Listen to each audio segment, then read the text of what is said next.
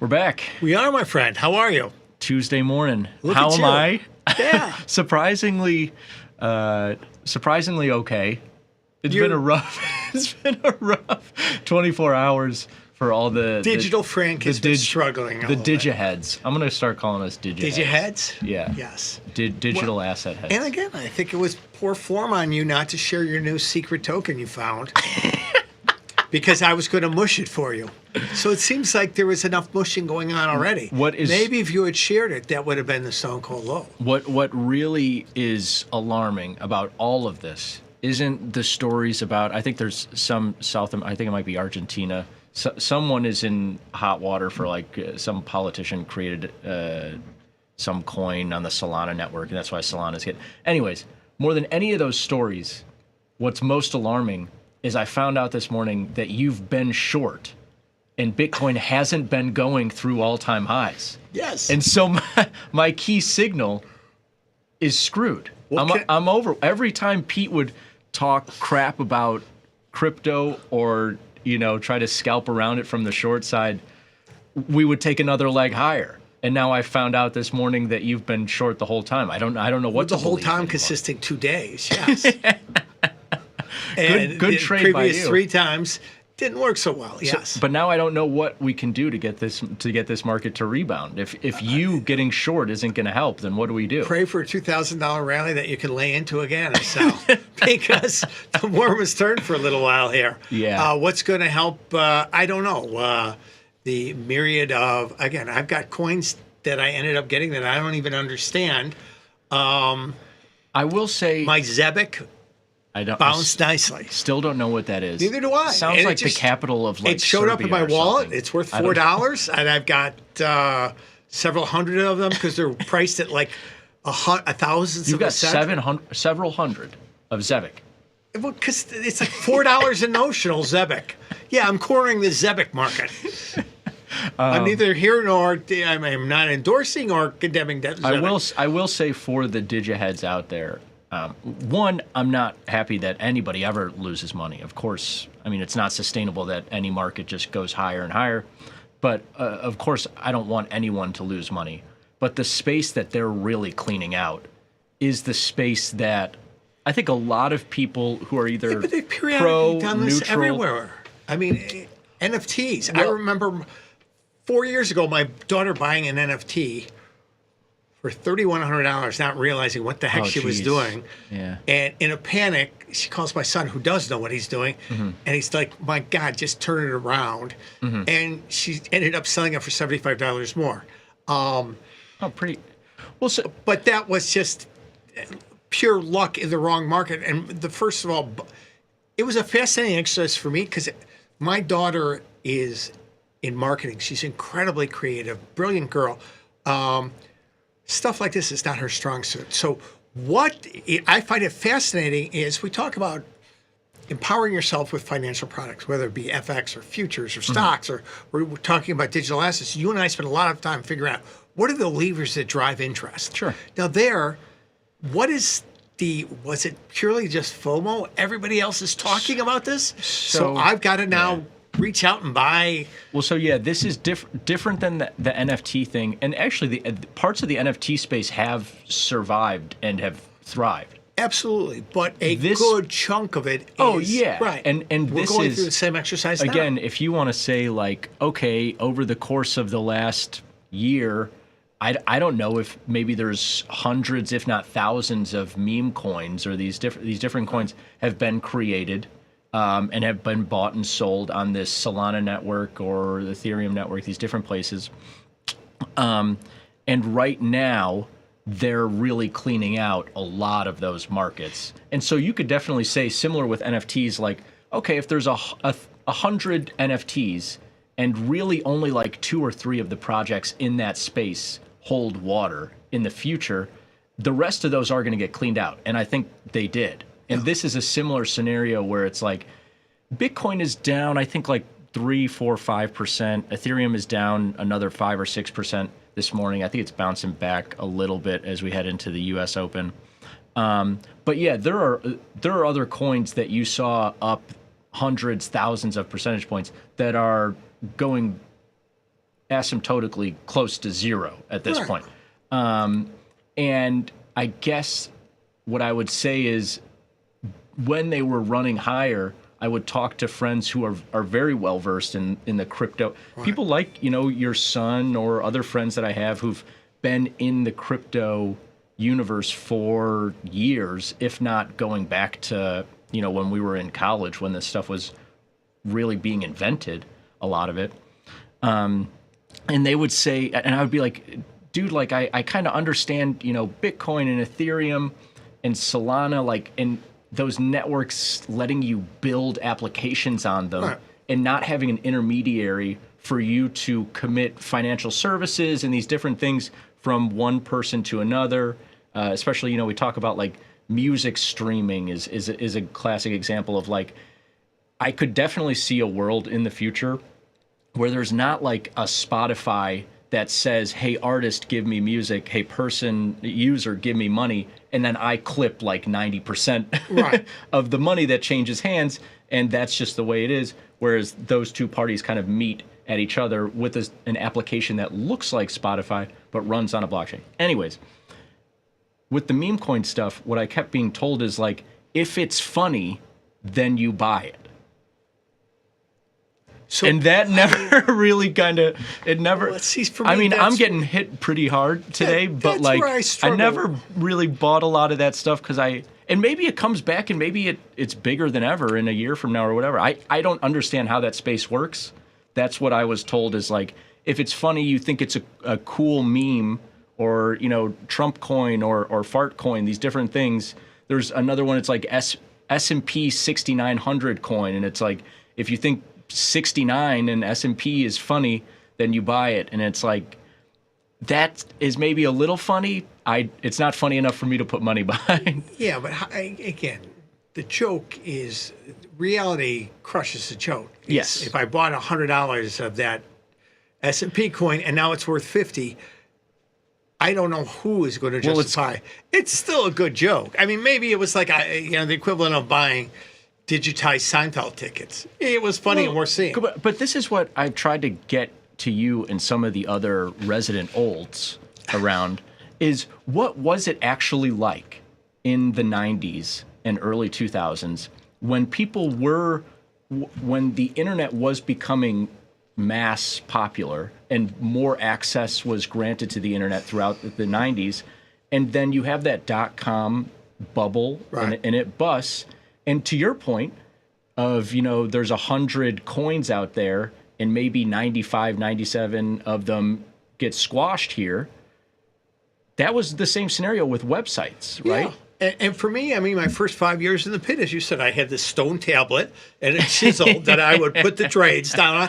And that was, it was great cardio because I had to hand that stone chisel No, but off. I seriously, like, what was the emotional roller coaster of, because there was obviously a huge run up in these .com public companies Right. throughout the late 90s and the early 2000s. And then most of them went out of business, right? Right. And Amazon, and the story is classic, Amazon lost 95% of its value twice Right. throughout that period. And now it's, a top 5 market cap company on the planet. Right. It's, again, the building of your point about building a new infrastructure that removes friction being cost, whether that be fees we charge. Again, what's the most dramatic thing that has changed for retail traders? The cost of trading, It's unbelievable. what we can call conventional products, all Unbelievable. these products. Yeah. Now, as a professional trader, my costs were always incredibly low, even back then. It was unbelievably. Mm-hmm. Well, but you paid for access. You paid for. You're absolutely right. You Yeah. paid for that preferential access, so it was not democratized and very bifurcated.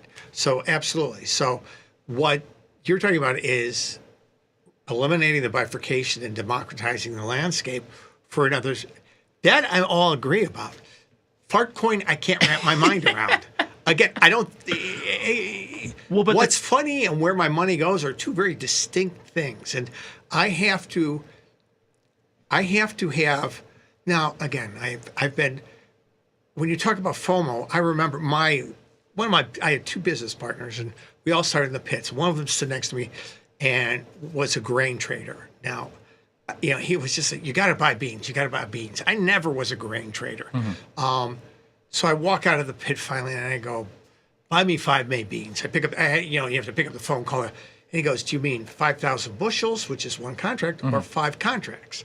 And it's like, I don't know the answer to that question, so cancel the order, which told me that was my FOMO moment. Yeah. He was excited. They were excited. Beans were on a tear. I had no idea what I was doing and no interest in doing it. Yeah. So that's where I become more totally relatable. I think we're both on the same page. Yeah. I guess I wonder about, because everybody talks about like pets.com. And I think that there's a good case to be made that like Fartcoin and these different things become the pets.com of this next technological step.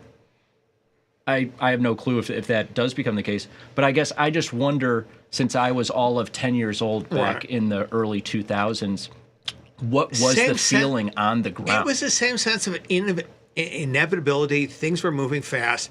I remember a guy came in and we had just launched our prop firm and we needed a website. But again, as a prop firm, you don't want it. It's not a sales website. You have a regulatory responsibility to post, and what you want to post is as little as possible while meeting the regulatory obligations. And this literally guy, information publicly on the internet. That was what you were looking for. Yeah. Just put information. And this guy comes in and he says, well, this is going to cost you $30,000, $40,000. It's like 5 pages. And he says, now, if I work on it, I bill out at $1,500 an hour. Remember, this is 25 years ago, so that's like saying $10,000 an hour. And to my business partner's credit, he looks at me, I look at him, and we go, okay, we'll get back to you. He goes to Kellogg, the Northwestern Business School. They were having this, one of their classes was these teams would go out and do projects. And he, for $2,000, got sponsored a team to build our 5-page website for us. So, which met all of our regulatory obligations. Sure. So, yes, there was this sense of FOMO. You got unreasonable fees, unrealistic but I guess expectations. The point that I would make is that skill meets the right endpoint, and that is what literally creates Amazon and certain, what I mean? Like, your business didn't require that kind of web development. Right. And we're finding out right now that, like, some of these endpoints, i.e. meme coins, don't actually meet with any kind of mass utility or whatever. Right now, I don't know if that changes in the future, but right now it seems like they're bringing this back to reality. It'll be fascinating. That again, I'm not a big social media guy. Me neither. I don't really understand it. Right, but is this part of this whole, everybody's talking about it, I got to be involved in it, this sounds cool. I guess. Because we look at our tastyfx offering and we work every day incredibly hard to not only continue to improve it, to make it the best offering out there. And it's a constant, you and me, back and forth. Let's prioritize this. No, let's do this. Let's, where are we differentiating? How are we making the best FX experience possible for our traders and all the traders we want to be involved in product? So I don't know. It's an interesting exercise where you end up with some of these coins. Well, I think history has shown there'll be a lot of collateral wreckage, but they'll move on.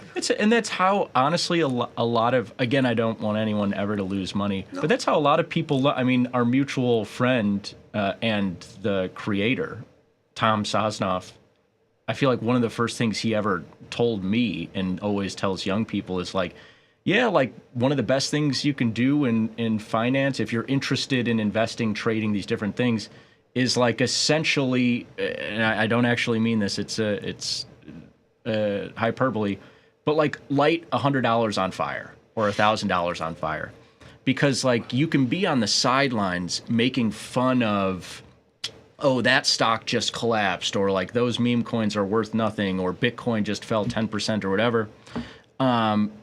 But if you don't have any skin in the game, you never actually learn how these things work. Absolutely. Same goes for, options, Forex, all these different things. And now if it's not for you, that's totally fine.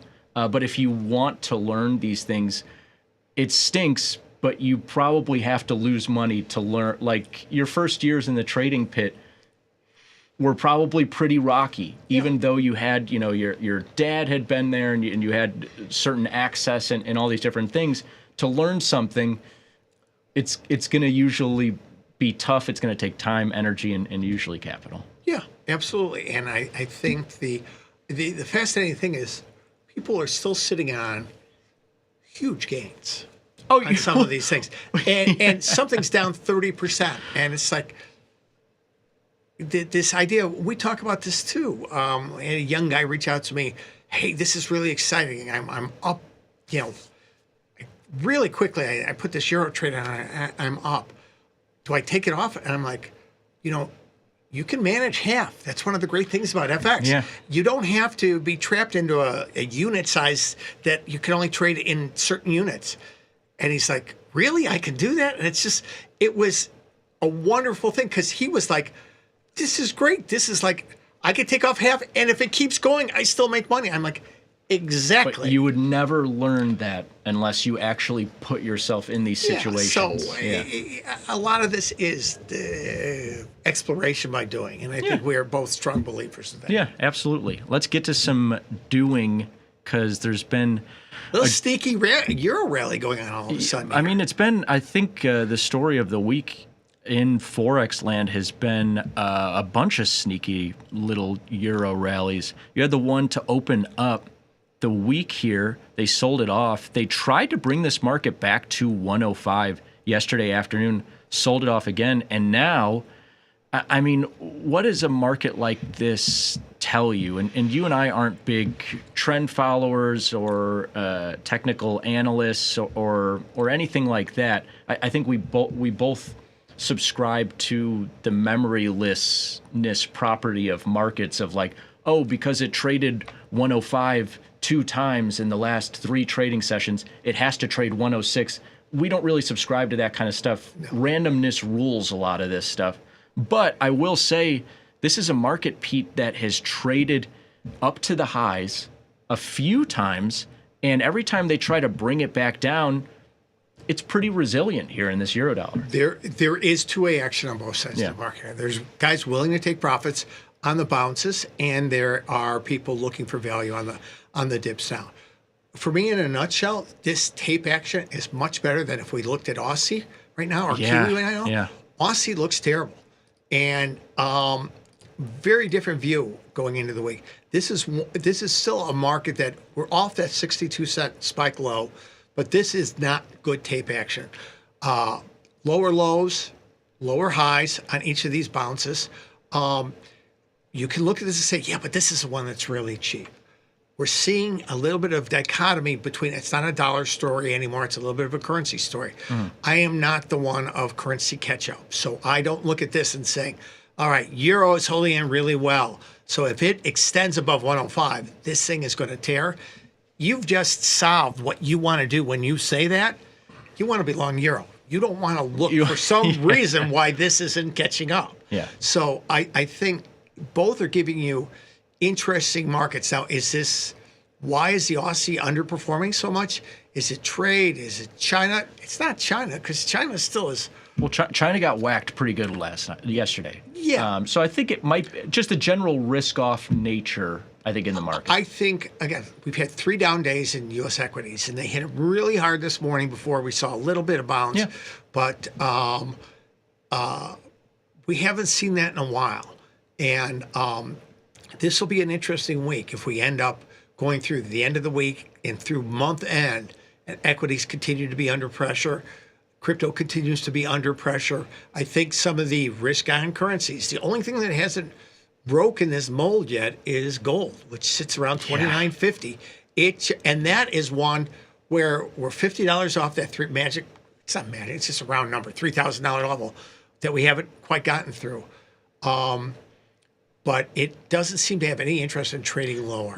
Is that helping Aussie now? No. Not at all. No, first of all, not at all. And as someone who doesn't subscribe to a lot of media sites or the news cycle in general, but heavily to data. We are not, right. We're not going to talk about Oh, Fort well, Knox well, Highway. yeah, I have no clue what's going, and this is what I'm saying. And you might say, oh, well, this guy's really dumb or uninformed.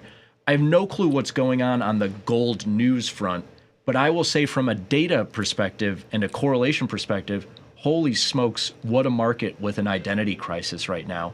Because you see equities sell off, Right. and gold starts to sell off, but it bounces back and starts to trade a little bit like flight to quality. But I think you and I would agree that market hasn't been flight to quality in years. The gold market hasn't. I mean, how could you make a case from a correlation standpoint that gold is a safe haven asset with the fact that it's trading all-time highs in SPOOs and NASDAQ, even with the sell-off, are a shade off of all-time highs? And so you can't make that case. It's not a safe haven. It's not negative correlated to the dollar. It's not positive correlated to Aussie or any of the. It has really no identity right now, but it's so freaking weird that it wants to trade with some of these moves, Pete, but it's just holding on to all these gains and trading right there with $3,000. Yeah, and I think from the short side, whether you're short premium or you're short the underlying, you've got to get a little uncomfortable because it won't release. And again, equities release, they got to take some zeal out of this. They try. It trades down $15 really quickly, and then buyers emerge, and it closes at the end of the day right back at $29.50. But at least a little two-sided. Gold, no two-sidedness whatsoever. No, considering the amount of rally we've put into it. So, and again, sometimes those are, you would think with gold where it is, that would be helpful for commodity currencies. It's not. Well, yeah, let's take a look at the daily chart. And yeah, this isn't looking like the same highs as gold. And again, you look at the last couple of years here, and I don't know how you make a case for a correlation between gold and Aussie or the classic. You and I have always run the correlations, negative correlation that we've seen historically between US dollar and gold. And it's just not really there. But this actually, if we drill back into Forex here, this is actually, I would contend, a net good thing for active traders in any asset class, whether it's Forex or whatever. The fact that none of these particular parts of the asset class, these markets in particular, are correlated at all, it seems like right now. Absolutely. Like you have euro dollar strength here, Pete, even though it's not trading through these highs onto 106 and beyond, relatively strong. If we go back to the daily chart and show you this, for the last couple of weeks here, from the start of the year, they're still up, able to fend off any sell-offs in this market. And yeah, to your point, the Aussie market, very different here relative to that euro dollar in recent trade. And then, of course, you have the dollar CAD market, which has its own dynamics. And finally, maybe where we can end up here is this yen market, which continues to stay strong. Right. So, the takeaways here, there's lots of interesting pieces within all these currency pairs, but you take what's moving right now. This is, again, at 150, we've had quite a lot of movement all the way back up to almost the highs. Now we've released back down. Flight to quality I don't think anybody knows what flight to quality is right now, because dollar yen and dollar Swiss used to have a very strong correlation. Two countries halfway around the world from one another with not a lot of direct trade, but their nature of a safe haven status of some sort, you're seeing Swiss have a completely different behavior than yen. So that whole flight to quality thing doesn't hold here. I think the yen piece is what we talked about a little bit yesterday. Are we seeing a material change in the trend of rates? Is the trend of rates in Japan steady or higher? And now with U.S. equities softening up a little bit, again, yes, we've had 3 really good down days in equities. It's been short. It's been a nice run, but we're nowhere near. We're still net up on all these equity indexes for the year still. Is there some opportunity for equities to continue to soften? The rate cutting will start to get moved forward. And there you're going to see the dollar, the 150 yen, which is still high, not 160, but then 150 becomes Does it become 145, 140, 135? There's some elasticity on both sides of this trade that's really interesting right now. No, that's a great last point, I think, is we're seeing this yen really wake up. And actually, the Swiss franc is starting to wake up a little bit. You're at least seeing two sides of that trade where for a while it was just dollar strength, dollar strength, dollar strength. It hasn't felt like or looked like, I think you make a great point. What is the safe haven asset right now? I don't know. Honestly, treasuries might be your best bet. But either way, without investigating that, yen and Swiss franc, it might not be that they're waking up here because they're the traditional safe haven asset of back in 2015, that kind of trade that we saw.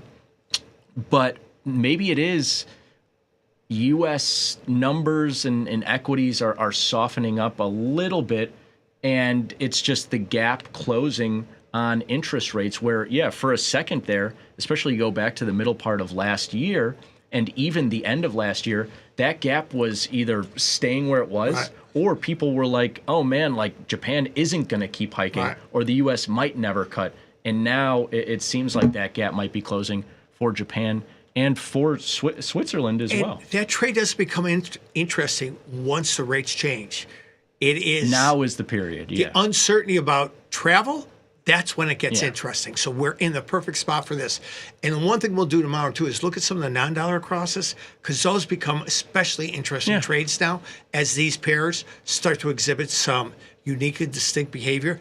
And there's no place easier. Those are non-replicatable trades in the world of futures, ETFs, or anything. This is really the place where you can put those together very easily. So we'll take a look at some of those. Super cool. We'll take a look at, some major non-USD. But that'll do it for today's episode of Forex Focus. We'll throw it to Tom, Tony, and Benetta coming up next. Peace.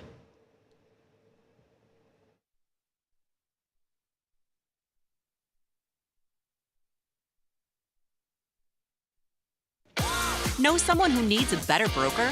For 1 month only, earn $500 for each qualified person you refer to Tasty Trade. See how it pays to have friends? Terms and conditions apply. Tasty Trade.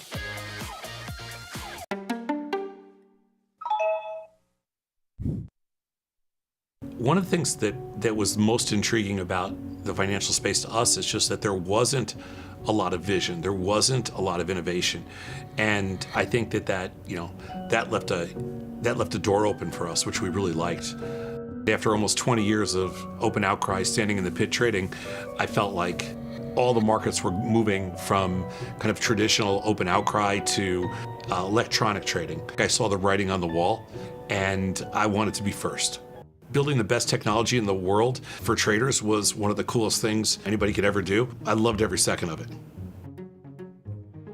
Thinkorswim will always be my baby, but this one, it's different. We built ours literally from scratch. It's a much thinner, it's a faster, it's a slicker application. Everything's on one page. So you're always looking at the core page and then bouncing around from there to get to whatever you want to get to.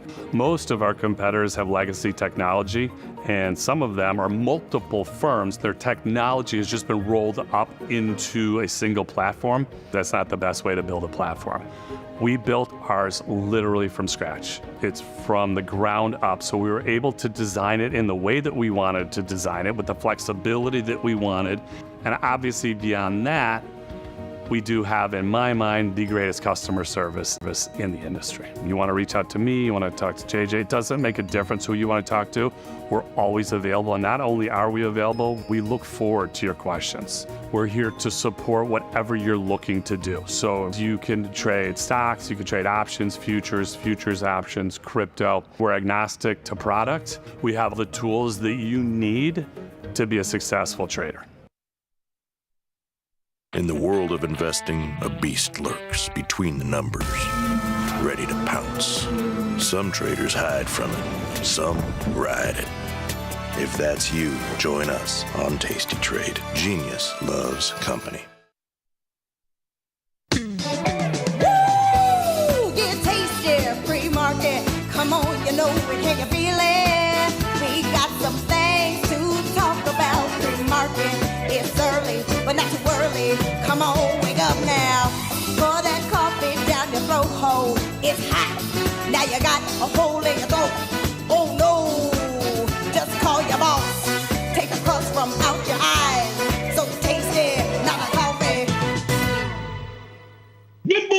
knuckleheads. Look at the family. We're all back together. Welcome home, Vanetta. Hi, I'm back. Hi, how are you? Did you miss me? I mean, no. Vanetta, he talked about you every day. When he saw your video of you jumping off the canyon there, he was like, what's wrong with my girl? I need her back here. We cannot be a man down. This is egregious. She has other people to think about.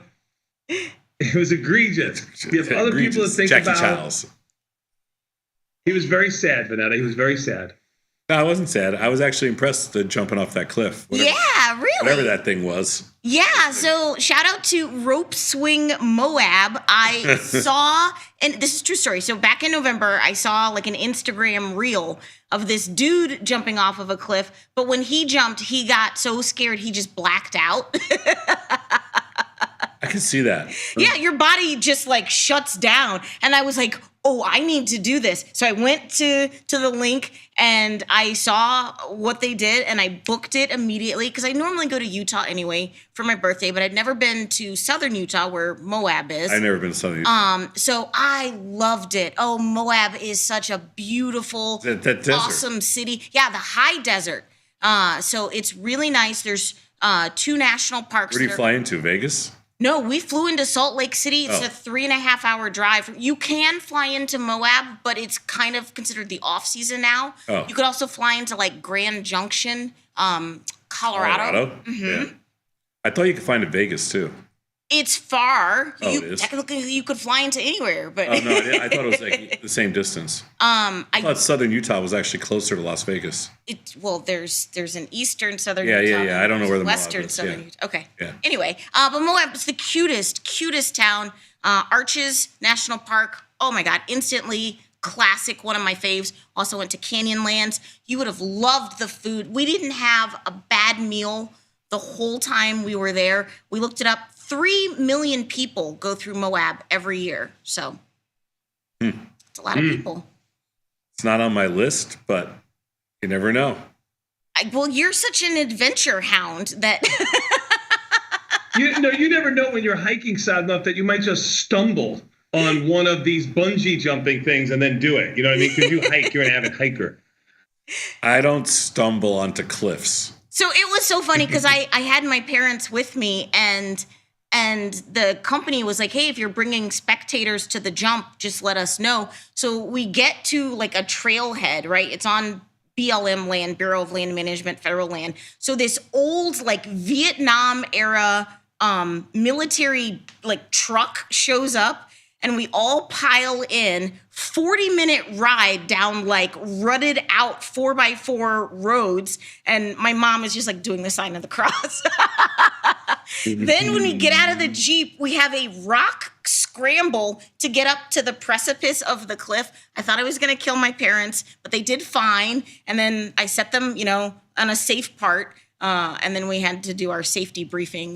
But it was fun. We met people from all over the country. How many people jumped? I think there were like 14 people, and I think 10 of us jumped. So, because some people had spectators, like my parents didn't, like jump or whatever. 10 of you jumped. Yeah, but there was this badass chick from Canada who's just like living in a van with her dirt bike on the back, and I had like a jacket on because it was a little chilly, going down the trail. But she just had on like overalls and a tank top. She's like, "What's up, eh?"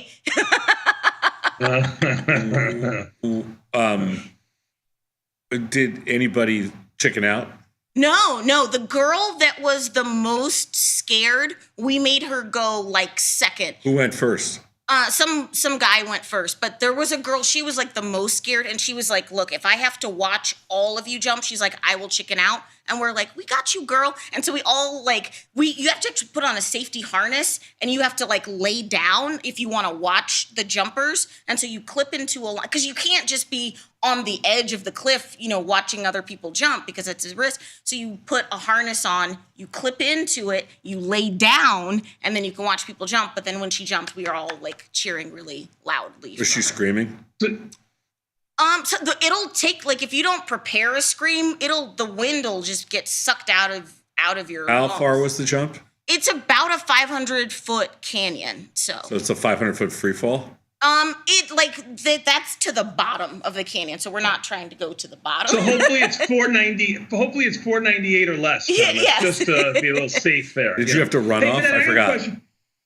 I got a question for you, Vanetta. Yes, go ahead. You have done this show with us for many years, and you do these clips where you have why women live longer, and it's always about a man doing something stupid yes. and getting himself hurt. Yes. But yet you followed a man off of this clip. Actually, there were more women who were jumping. There were a lot of ladies, so I don't know what's going on, but women are going through some stuff, and jumping off a cliff is the only solution. So then you jump off. How long does it take to get? How long is it like? Oh, did you show the clip yesterday? Yeah. Like 10 seconds.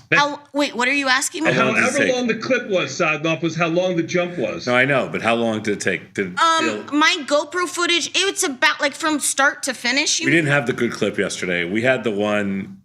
We didn't have the good clip that you sent the other. Oh, there it is. Here's the good clip. It's a drone. There we go. Yeah, this is the good clip. We didn't have this yesterday. Oh, yeah. Yeah, I'm just having the time of my life there. I'm just like, woohoo! No, not this clip. The other one that you sent.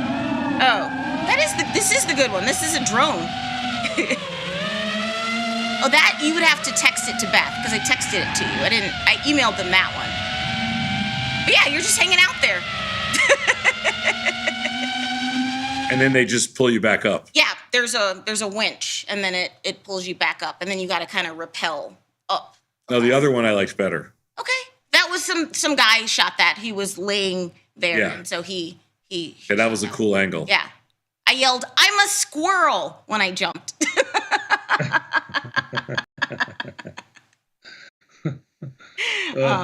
But it was fun. It was super fun. There's a ton to do in Moab, and it's the off season. Can I tell you, the park's pretty much empty.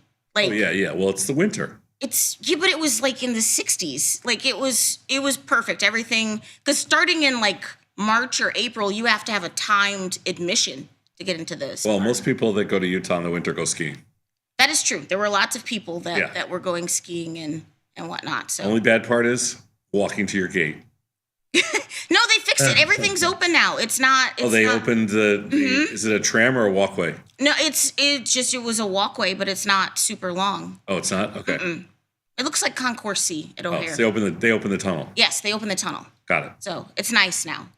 Got it. So, but I'm happy to be back. So, it's good to have you guys back. Not really. I don't mean that at all. Because this morning, as soon as I got back, Tom wants me to help him get his license. It was literally not my job. Yeah, can we go to that, Sosnoff? What happened yesterday with your first endeavor to try to get your license renewed?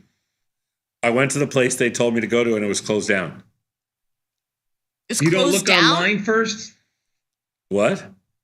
You don't look online first to see? Why if would it's I look open? online? They sent me a letter in the mail. They said, go to the one on Diversity. It's closest to your house.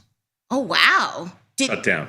Did Doge shut it down? No, you went to 4700. For You sale went to sign. 40. Time out 1 second. You went to 4700 someplace. You didn't go to Diversity. Yeah, 4700 Diversity, West Diversity, the Express. Oh, West Diversity. Gotcha. Yeah. No, I've been there before. I've got my license there before. It makes the most sense. And what happened? I got Why there, was it closed? It's closed on Mondays? No, there's a for rent sign in the window. Oh, you should buy the building. I don't want the building. So wait, do you have to take a driving test? No, I'm a perfect driver. Okay. I have to take an eye test. You have to take a vision test. Yeah, eye tests. I will pass. Don't worry. Well, maybe we can test it out. Is there any way that we can test this out, Vanetta? I think that there is. Oh, well, maybe we can test this out for you right here live, Sadnov. See if you can pass this. Let's see if we can put this up. Okay, Thomas. Can you why don't read you read line 6? Why don't you start with number 8? Oh, okay. Oh, I can read line number 1, E. okay. What about 6? No, line number 8. Number 8. Line number 6, E. No, don't be looking down. Line number 8. E, D, F, C, Z, P. Oh, Easy. nice. Okay, what about 8? 8, Uh-huh. easy. D, E, F, And you're getting a bus pass. Your ass has to take the train. How do you feel about public transportation? It's DEF. I got it. DEFPOTEC. Yeah. Oh, instead of G. You got it almost right. Yes. But isn't that the right? I'm passing this test. I don't think they make you I go. would like to bet $20. What live number on do you air have to go to pass the test? I have no idea. It doesn't matter to me. I say they make you restricted. Do you want to bet $20? LETODPOT. I can do 9. No, that none of that is right. Just the first one was right. Read 9 again, please. 9? Yeah. I can read 9. Go ahead. I just have to get I have to get psyched. Okay. Go ahead. Psych yourself up, homie. LSFODPGT. So close. Oh my God, this is like elder That abuse passes. people are writing in. That passes. I don't think 10 would. I can't get 10 or 11. Well, 9 is 2015 vision. That's exactly what I have. 2020, 2015. You don't have 2015. You don't have to. I would like to bet $20 that you don't pass. Do we have a bet? Oh my God, I can't shut you up. Yeah, you have a bet. So can I ask? Can I ask why you were trolling the trade desk this morning for readers? Because if I didn't pass, then I don't want to have to go out, find a store, and go back. I just want to pull them out of my pocket. Okay, so whose readers do you have over there? Put them on for the people. Let's do it. Let's do a fashion show. These are Bob Groves. Oh, Grover. Oh, these are. Okay. With all due respect, ma'am. Excuse me, ma'am. Ladies first. Hold on. I have to tell you something. I can't read any line with these. Because they're prescriptions aren't universal. These are worse. I'm better without these. Yeah. I can't use these. These are worse. Because they might be for near, they're not for distant. Like Okay, whatever. I can't use these. Oh my God. I want to jump off of a cliff for real now. Thomas, I just checked. You have to read up to line 8, so you should be fine. Oh, line 8? Perfect. I got line 8. Yeah. Yeah, no, that's good. Yeah. That's good. Yeah. Yeah. This See? is super piece of cake. Super easy. Mm-hmm. Scoop of chocolate, scoop of vanilla. You should just memorize. Why don't you just memorize line 8? I didn't know you could. No, that's not how that works. They all use different. Okay. Don't tell him. Come on, I got $20 on this. Yeah. Oh yeah, that's right. I could do that for sure. I could memorize it. And then yeah. Easy breezy. Yeah. Oh no. Listen, I got LASIX. I'm like, you got LASIX. You got LASIK in one eye and it was free. That was like 10 years ago. I'm good right now. Sure you are. Yeah. All right. Well, I wish you well in your endeavor. Me too. Yes. Well, you're not done. You're not out of the woods on this. You have to get me an appointment. How is that my job? No, you're just being kind. You're giving back. Well, I am trying to give back, but I was the one who told you. I was like, you need an appointment. You're giving back to society. You can't just giving back to society would be anonymously reporting a tip to be like, do not give this man a license.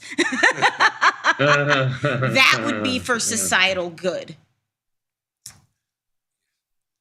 We got to take your keys. Oh my God. We got to have the talk. I'm a great driver. I drove a truck in New York City 40 years ago, 50 years ago. I could do the same thing today. Okay. Understood. Mm-hmm. So what else did you guys get up to while I was gone? What other sort of shenanigans? Sadaf, my Taiwanese sources say that they need your driver's license to make the appointment. Oh, Josh says he needs your license number, the number at the top of your license. So yeah, in order to make the appointment. Yeah. So why don't you just give it out over the air? I'll give it to him. All right, we'll take care of that. We'll take care of that. All right, good. All right, good times. Bat, how are you, sweetie? How have you been? I'm great. Thank you so much for asking. Usual stuff here. A nice hockey game till 11 o'clock at night. Got home at 11 o'clock at night last night for a 1-1 tie. That's ridiculous. Yeah, the kids got school today. They had a game all weekend, Sunday, Saturday, Friday. So Yeah, they're going to be tie. Aw. Oh, just real fast, can I give a shout out? Where's my camera? Can I give a shout out to United Airlines? Because they are the most elite airline. Can I tell you, both of our flights, there and coming back, half an hour early. Wow. Amazing. Landed half an hour early. Didn't lose our bags. Wow. That's pretty impressive. Who checks bags? That's I check bags. My mom checks bags. Because they're free. I get free check bags. So. I know, but nobody checks bags. And you have to wait for them. Not that long. Because I was priority, so they had priority. Oh, okay. Priority luggage. But they gotta wait for Dad anyway too. I mean, Dad takes his time. He talks to some people. He has some fun. Gets a little drink.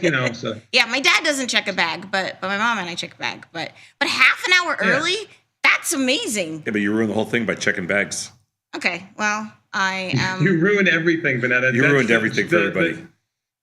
That's right. The takeaway here is you ruined everything. But you know what? UAL has an 81 IV rank and earnings not until April 15th. You may have done something for option trades today, every Tuesday and Thursday, and not even know it. Hey. What do you say? There we go.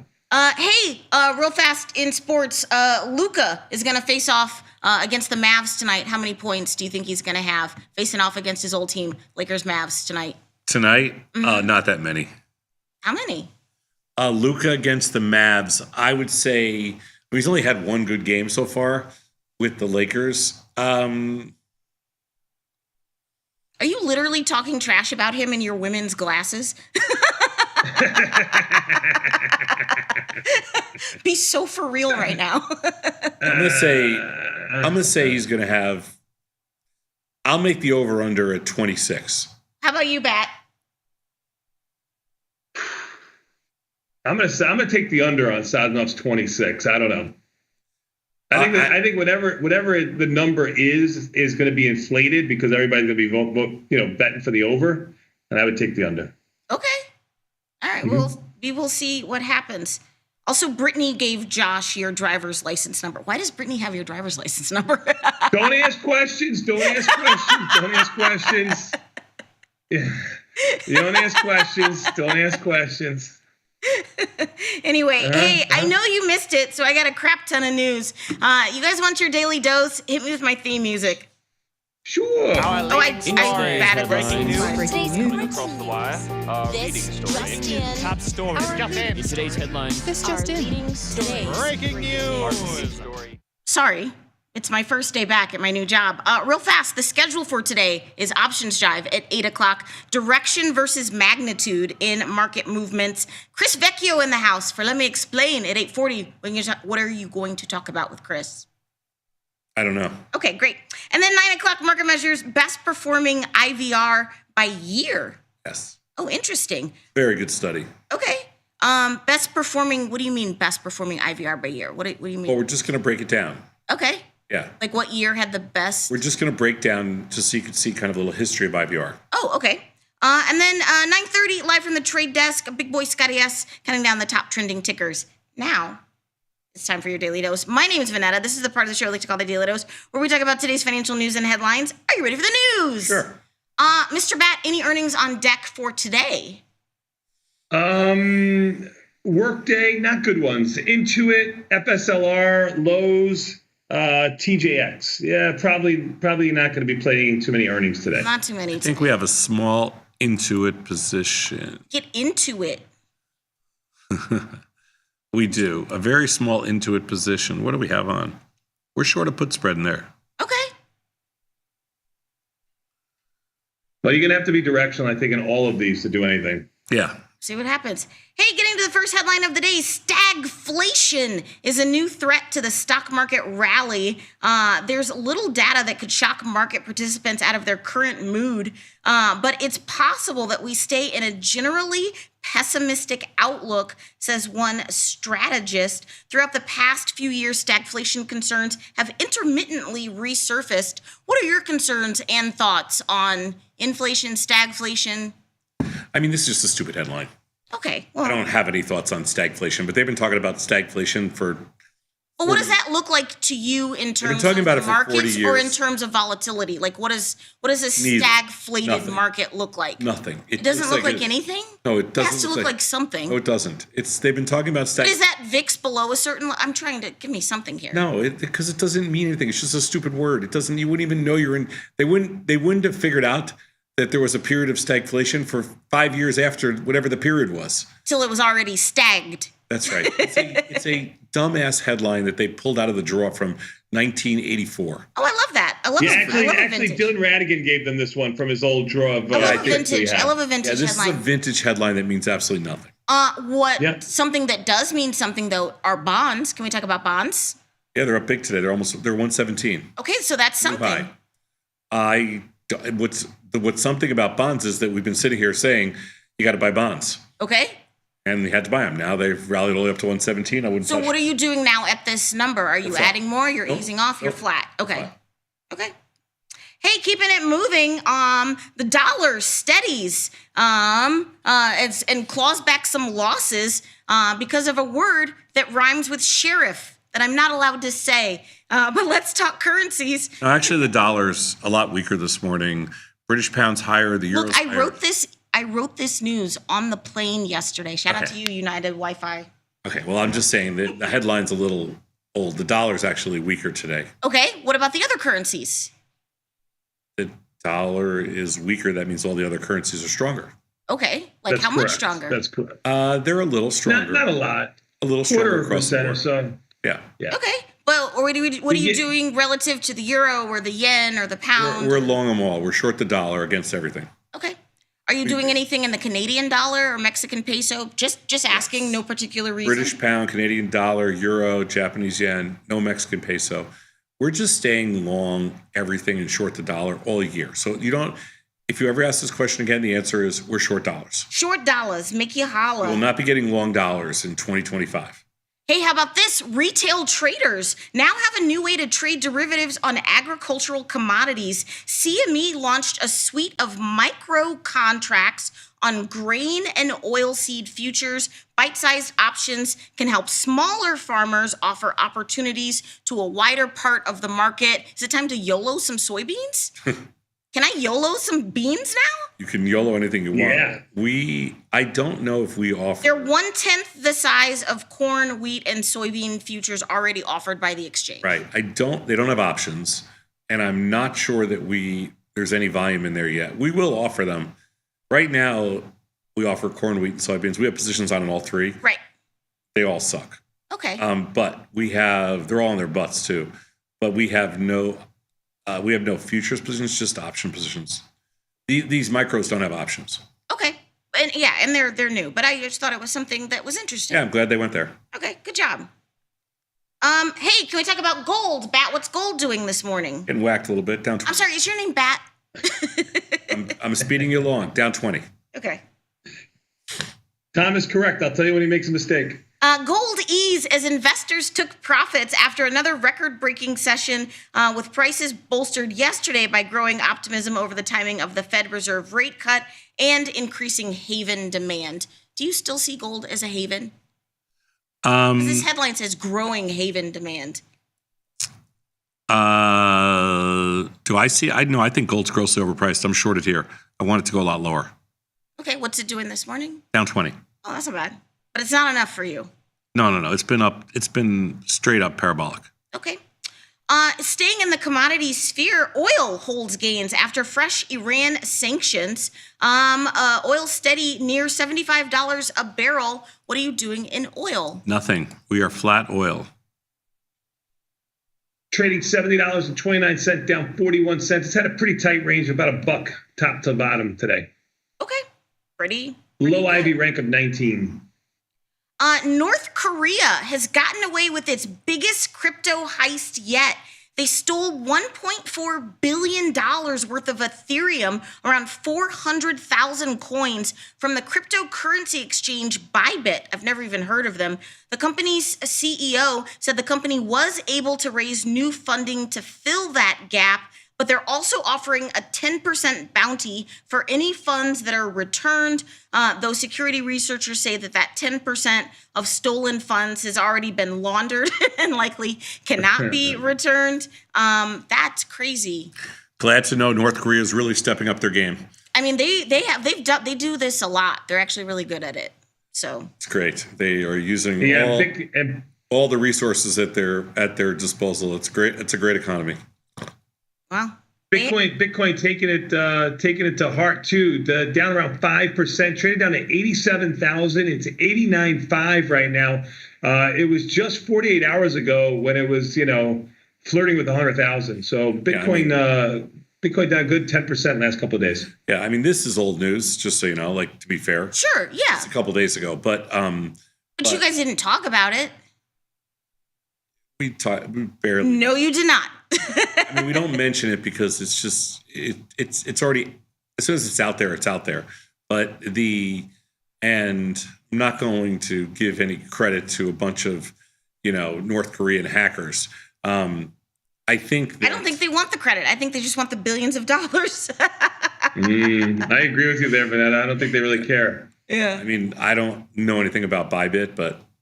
Well, something else that's been percolating for a while, but still has repercussions, is that the SEC has dropped its lawsuit against Coinbase and other companies like Hood, delivering a victory to crypto giants. Coinbase spent heavily on the 2024 election because they'd been mired in this regulatory sort of haze for a while, but the SEC delivered significant victory by agreeing to drop the major lawsuit against Coinbase. The decision was announced Friday. But again, I know that the news was out there, but what are the repercussions that you've seen? Well, on the bad side, let's just hope that you can't buy your way out of legal problems. On the good side, but you wanted this, though. Of course, yeah. I'll explain. On the good side, the SEC was out of control with respect to they were fining firms and creating lawsuits against Coinbase and a bunch of other crypto exchanges and firms, even like Tasty. Were threatening us on ridiculous regulations that they wouldn't even define. Right. So Coinbase was like, lay out the roadmap. Tell us where the guardrails are. Let us know. I could not agree with And then they're like, we will only tell you once you've crossed a line, and then we'll, and then it's just like, it's not a fair game. This is more about Coinbase being right in the sense that the SEC had no case to start with. This is not about Coinbase buying their way out of it. Sure. Let's just hope that's not the case. What is Coin doing this morning, Bat? Well, Coin's going to be down pretty big. Down about $10, maybe a little bit more. Down $10 anyway. Just remember, again, about a week ago it was $280 plus dollars. 300, Tony. It traded on their earnings a week ago. It traded over 300. Wow. And then it opened at 294.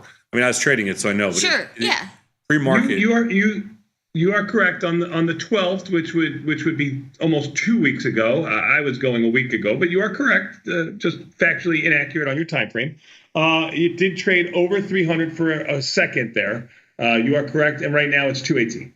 Is this just an extreme example of buy the rumor, sell the news? No, this is Bitcoin went down.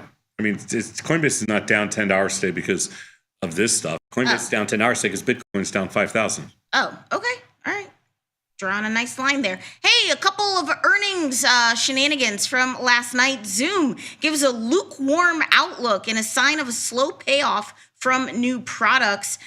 Zoom Communications projected slower than expected revenue growth for the year. The revenue will be around $4.79 billion, Zoom said in a statement. They have a suite of new products, but they are best known for video conferencing. What did you do in Zoom? We didn't make a trade. I didn't think there was much there, so we stayed away. Okay. Yeah, Zoom looks like it's inside the expected move, maybe down around $3 or so. Oh, nice. Okay, that's not that bad then. Yeah, no, it's nothing. It's way inside the Zoom, Home Depot, and Riot are all inside the expected move. Okay. Did you try? Sosnoff, I just thought about something. I have your picture from your license as one of my screensavers on my computer because it's an epic picture. You know the picture I'm talking about, correct? Yeah, so what do you want from me? A medal? Wait, I want to can't see your believe license photo. Okay, that's it. Now I'm going to tweet it out when we go to break, so you have that to look forward to. There you go. Yikes! I can't believe you're going to get an updated photo now. I don't know what to do. What in the John Wayne Gacy is going on in that photo? Oh my God, dude. You're like, hey kid, do you like clowns?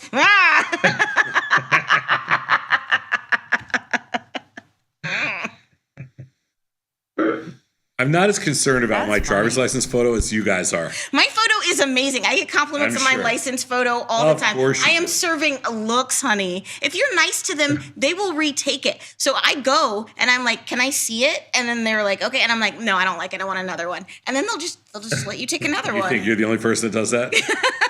I don't do that. But look, it's hard. It's just, I told you my passport story, right?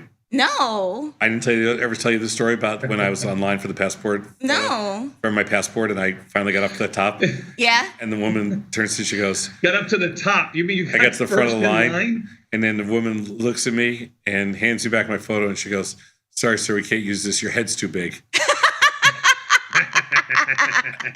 She's like, maybe you should take your photo from space. She said, you can go across the street and get another photo taken. And the woman behind me goes, you handled that really well. I would have crashed. I have heard this story. Yeah. I would have collapsed. I would have cried. I would have cried. Yeah, she said I would have cried. Yeah. I mean, oh man, you do have a giant head. Thinking good. It is so good. Hims reported fourth quarter results on Monday that beat analysts' expectations, but the stock sank in extended trading. Hims reported revenue increased 95%, but they said they may stop selling some of their weight loss drugs. The telehealth company has been a hot topic, a hot commodity after their controversial Super Bowl ad. I don't know if you traded them for earnings. I did not. I don't remember their Super Bowl ad either. No, because they took shots at nothing stays up forever, right, Tom? Pharma. Yeah, but the stock had a kind of parabolic run post Super Bowl. I traded Hims. I know Mike and Nikki, I think, had been looking at it. I don't know. I traded it one time. I couldn't make an adjustment. I couldn't get out. I said, I'll never trade it again. Okay. Yeah. Sad enough. I have a picture of your license here. And it has your height and weight. I think I'm going to just post out the picture and then have a contest of guess Tom's height and weight on his license. Ooh, that's fun. Beautiful. Oh, that's fun. Oh, I love this. I'm going to do that. Yeah, do that. I'll retweet it. I'll retweet it. Okay. Oh God, okay. Guys, I'm glad I can provide so much entertainment pleasure for you. This is going to be epic. Because the picture doesn't look anything like your height and weight. This is great. I can't wait. Go ahead. Talk to them. I don't even know what it says, to tell you the truth. Oh, it says a lie, is what it says. It says a lie. No, it wasn't a lie at the time. You sound like a woman. When you look at the picture, it was a lie at the time. You may have used your old height and weight, but the picture is not your height and weight. No way. Mm-mm. But talk amongst yourselves. Go ahead. In other news, Starbucks is announcing they are going to lay off 1,100 corporate workers as sales sag. The cuts will not affect staff at cafes. The company is aiming to streamline the company's operations as they try to turn the business around after 4 straight quarters of same-store sales declines. Well, their stock's almost at new highs, so... Mm-hmm. Street loves a layoff. Street loves a layoff. You know what? You're not kidding, but they actually do. It is perceived as bullish for the stock. And like Tom said, the stock is at or around near highs. It looks like it's down around 20 cents this morning, but it's right there. You are correct, Vanetta. Can I also say I love going out west because then I can go to Coffee Bean and Tea Leaf because we don't have them out here. But I love a Coffee Bean and Tea Leaf. And there's one now in the revamped Salt Lake City airport. So cute. We used to have one of those in O'Hare, I think. Not a Coffee Bean and Tea Leaf. Coffee Bean and Tea Leaf. Yeah. Sounds familiar. Because there's a whole bunch of it. They're in California. Yeah, they're in the West. They're in the West. Yeah. In the American West, yeah. So yeah. It's happy to see. My wife took me there to get a black coffee. It took like 20 minutes. I couldn't stand the place. I had a hibiscus berry iced tea. You should start offering that at Bad Coffee. It was delicious. We have lots of iced tea. Do you have hibiscus berry? No, but we have black tea. My favorite is peach black tea. Yeah, but I wasn't trying. I didn't need the caffeine because I would be like this. I needed something that. We only have what I like. Okay. Cool. There's a lot of truth in that, but there is. No, I know there is. 100%.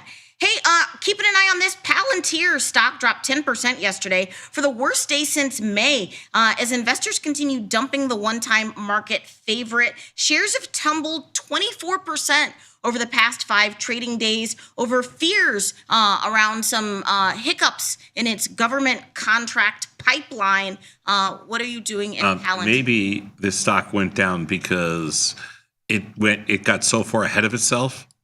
I mean, it did go down 10% yesterday. It is down 24% the last couple of days, but it also rallied 50% before that. Sure. Like, they always forget to mention that kind of stuff. Okay. So would you trade it? It's how's the IV in there, Bat? The IB is 75. It's good. It's up about $1.50 this morning, but like Sadnoff and you just said, it's gone from 120 to 92 or so. No earnings are looming. Markets on the options are good, not great. They're a little bit wide, 15 to 20 cents wide. I'm doing the best that I can. Do you have an existing Palantir position, Tom? I do, but it's small and it's just short a little bit of premium. I'm not getting long it here. Okay. It's not low enough for me. I thought if it got into the 70s, I might sell some puts, but not here.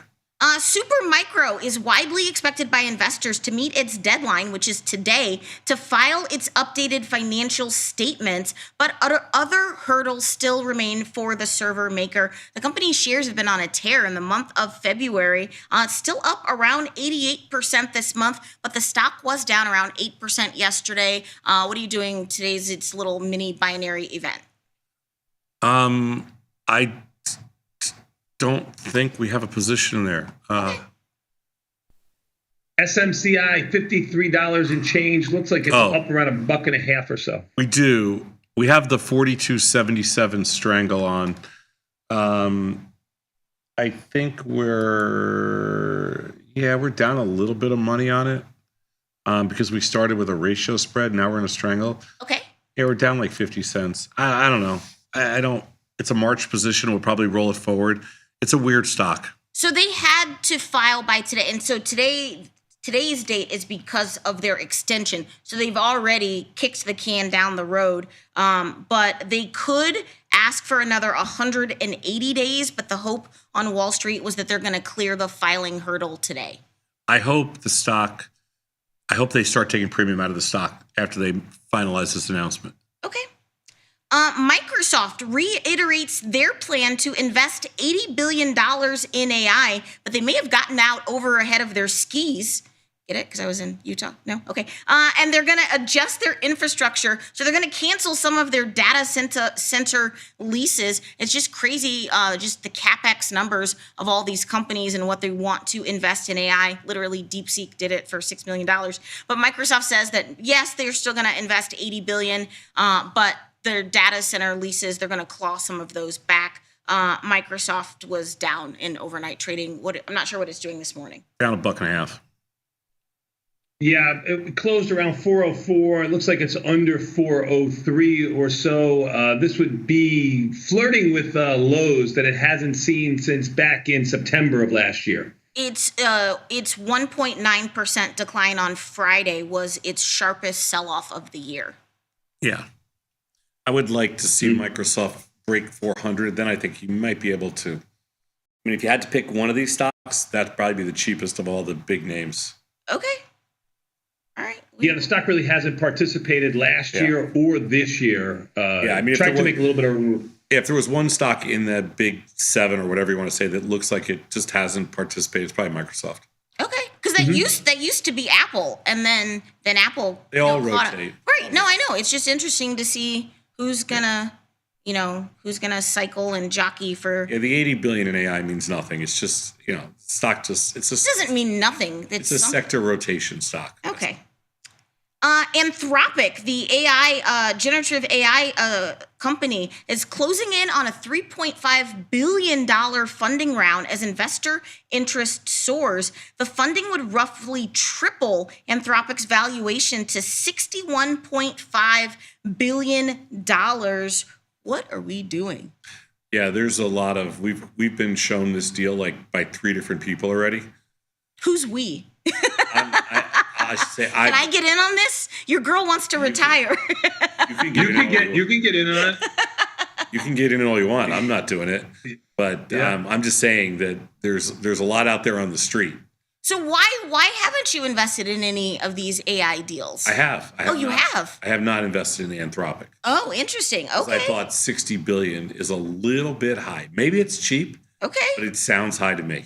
Interesting. So, and way too many people are showing me this. I invested in what's the other one that's going? I forgot the name right now. There's so many. I forgot the name. I can't help you. Normally, I can kind of read your mind, but I can't believe I can't think of the name. But we'll think of it later. When I see the thing come up, I'll let you know. But well, Alibaba is announcing they are going to invest $52 billion in AI over the next 3 years. The Chinese e-commerce giant said it plans to invest in the sector while they announced their results on Friday, but they did not provide an exact figure at the time. Where are these companies getting $52 billion from? Or 80 billion or 65 billion or Crazy yeah, numbers. sure. I only need While also simultaneously laying off workers, but that's a question for another day. But I don't understand. Like Microsoft and Meta had. I know, but I don't understand why you need $52 billion for AI. I don't either. When you could do it for $6 million. But there's no programmers. I mean, it's not like it's. I don't really get it. What are you doing in Baba as a stock, though? Baba up $5, 134. Ooh, Street likes it. We have a few. We have. I think we're fine. We have a tiny bit of long delta this morning, but it's probably going to be short by the time we open. Staying in the AI space, everyone talking about money. Apple is going to open an AI server factory in Texas as part of a $500 billion U.S. investment. The new factory, which is slated to open in 2026, will form part of the $500 billion investment Apple has pledged the U.S. over the next 4 years. It's a 250,000 square foot AI server manufacturing facility in Houston. This ain't Texas. There you go. Ain't no hold up. No? Okay. Where did Apple get $500 billion? Actually, I do know Apple has like $3 trillion. So they got that in its couches. Yeah, I know. That's not 500 billion. I think you said grand. 500 billion would have been the largest, I think. Right. So Apple was sort of behind in the whole AI race, and then when some of the other AI stocks got slaughtered, they're like, well, Apple's not really in it, but now they are in it. Oof. What are you doing in Apple? Nothing. Okay. Apple Ivy rank of 37 is pretty good. Stock looks unchanged. It was one of the few stocks higher yesterday. Good Ivy rank of 37. Maybe there's something to do in there. We'll find out. For option trades today, every Tuesday and Thursday. Lucky for you, it's Tuesday. Hey, interesting. TikTok, including its Chinese counterpart Douyin, in 2024 became the first non-game-based app to reach 6 billion with a B in in-app purchase revenue in a year. That is through its TikTok shop. I never bought anything through there.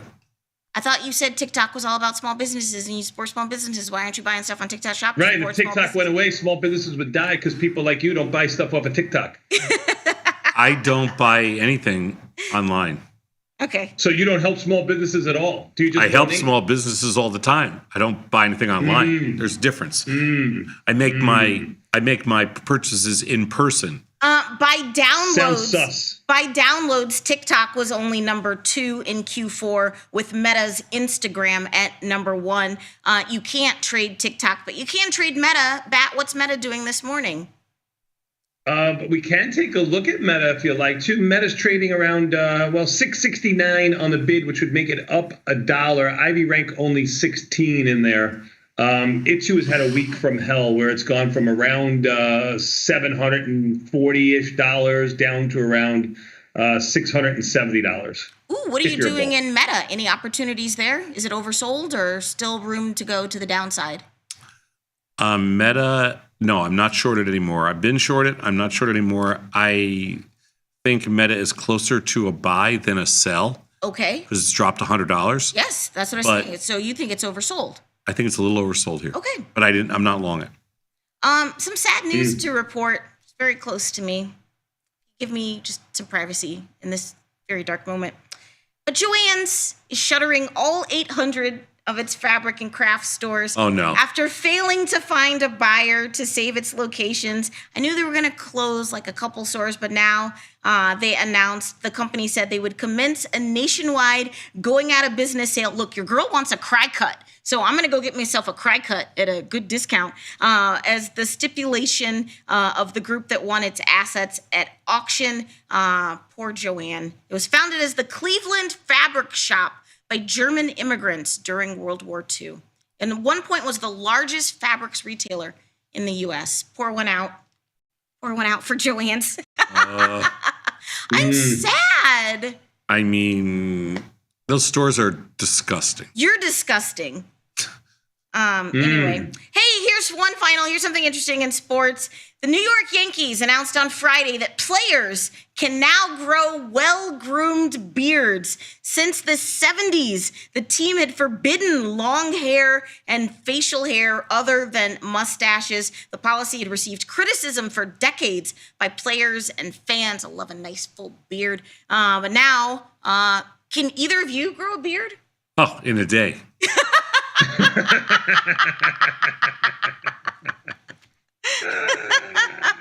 Well, no more baby face I call Yankees. BS. No more baby face Yankees. The news comes days after pitcher Devin Williams, who the Yankees acquired from the Brewers during the offseason, sported some forbidden facial hair in an official team photo. Good for him. Good for him. Stupid rule the Yankees had forever. Okay, well, but some would say it's tradition. It's like, Yeah, it's like Some would say it's a stupid rule. wow. Okay, I'm so happy to be back. Thank God, like football and basketball don't have those dumbass rules. Anyway, for my viral video of the day, I do not know the intricacies or the legalities of this. I just think this is a funny video. But I'm simply calling this work smarter, not harder. Watch this. C'est passé. C'est une attaque de Tadej Pogacar à 500 mètres. Et voilà, on l'a dit tout à l'heure, c'est n'importe quoi, merde. Ah bah d'ailleurs sur les ondes de Radio Tour, poursuit son effort. C'est passé. Again, I don't know if that's legal in cycling, Ouais, voilà. but it makes On l'a sense. dit tout à l'heure, c'est n'importe quoi, merde. Sur les ondes de Radio Tour. What is that? Thank Just you a very really much. steep hill? Yeah. And Is that legal? I mean, it's not like it's just his like it's still his legs. It's not like he's using a motor. Like I don't know. The commentary so. was in French. I do not. Je ne pas français. I mean, when I was Too bad it wasn't in German. Then you could have read it. when I was riding competitively, Uh-huh. I don't know if you could do that. Competitively? Yeah. Anyway, that is my time for today. Bat, what's coming up next? Yes, it's legal, my Taiwanese sources tell me. Good job out of you, Vanessa. We're going to take a quick 90-second break. Market's basically unchanged. Dow a little bit stronger. We'll be back in 90 seconds with Confirm and Send. Welcome home. Basically unchanged.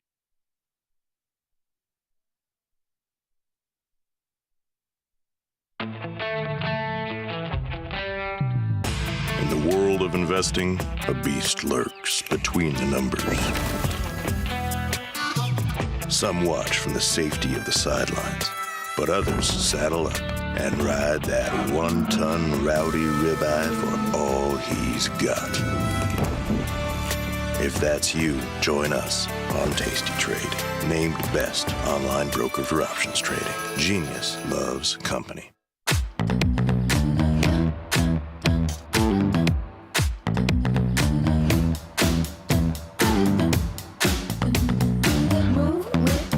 Shake it up, stop when the clock hits 13. Sing 1, 2, 3, 4. Cut.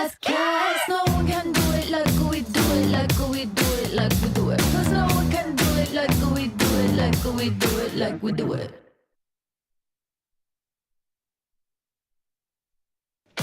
Know someone who needs a better broker? For 1 month only, earn $500 for each qualified person you refer to Tasty Trade. See how it pays to have friends? Terms and conditions apply. Tasty Trade. Look who's back testing. Tasty Trade now has options back testing for free. Test your trades with over 10 years of data for the most popular symbols. See how your trades would have performed in the past. Look back at profit and loss and take the guess out of guesswork. Oh, did we mention that it's free? Get back testing at Tasty Trade. You can get up to $4,000 when you open and fund a new account with Tasty Trade. That's 4,000 buckaroos, 4,000 bills, 4 large, 4K, 4 grand. Get on the platform for traders who just want to trade. Tasty Trade. Make your move.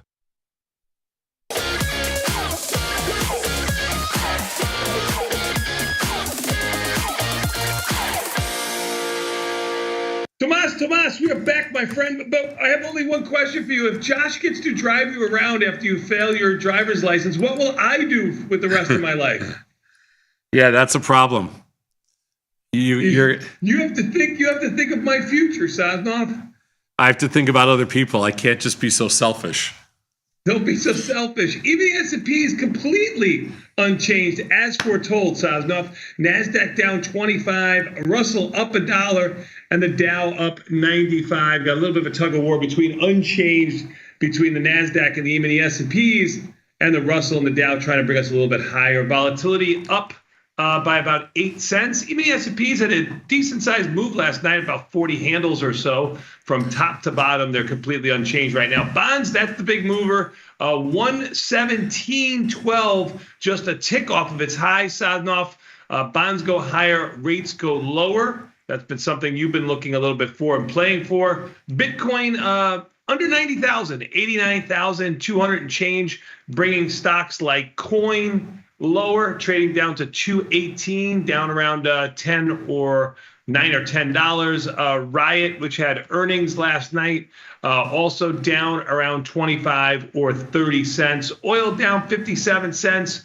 Gold down 12. Plunge protection team will certainly come there. Maybe it started already.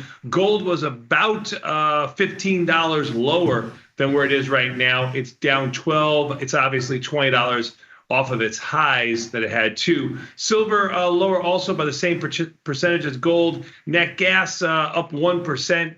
That's almost a 0.05% move in net gas. Corn, wheat, and soybeans a little bit lower, with wheat being the lowest of the group.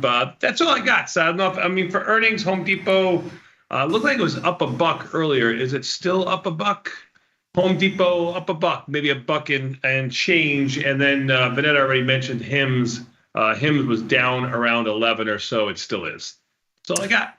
All right. Confirm and send. Let's take a look at confirm and send. Emails that came into us overnight. By the way, earnings we only did really small.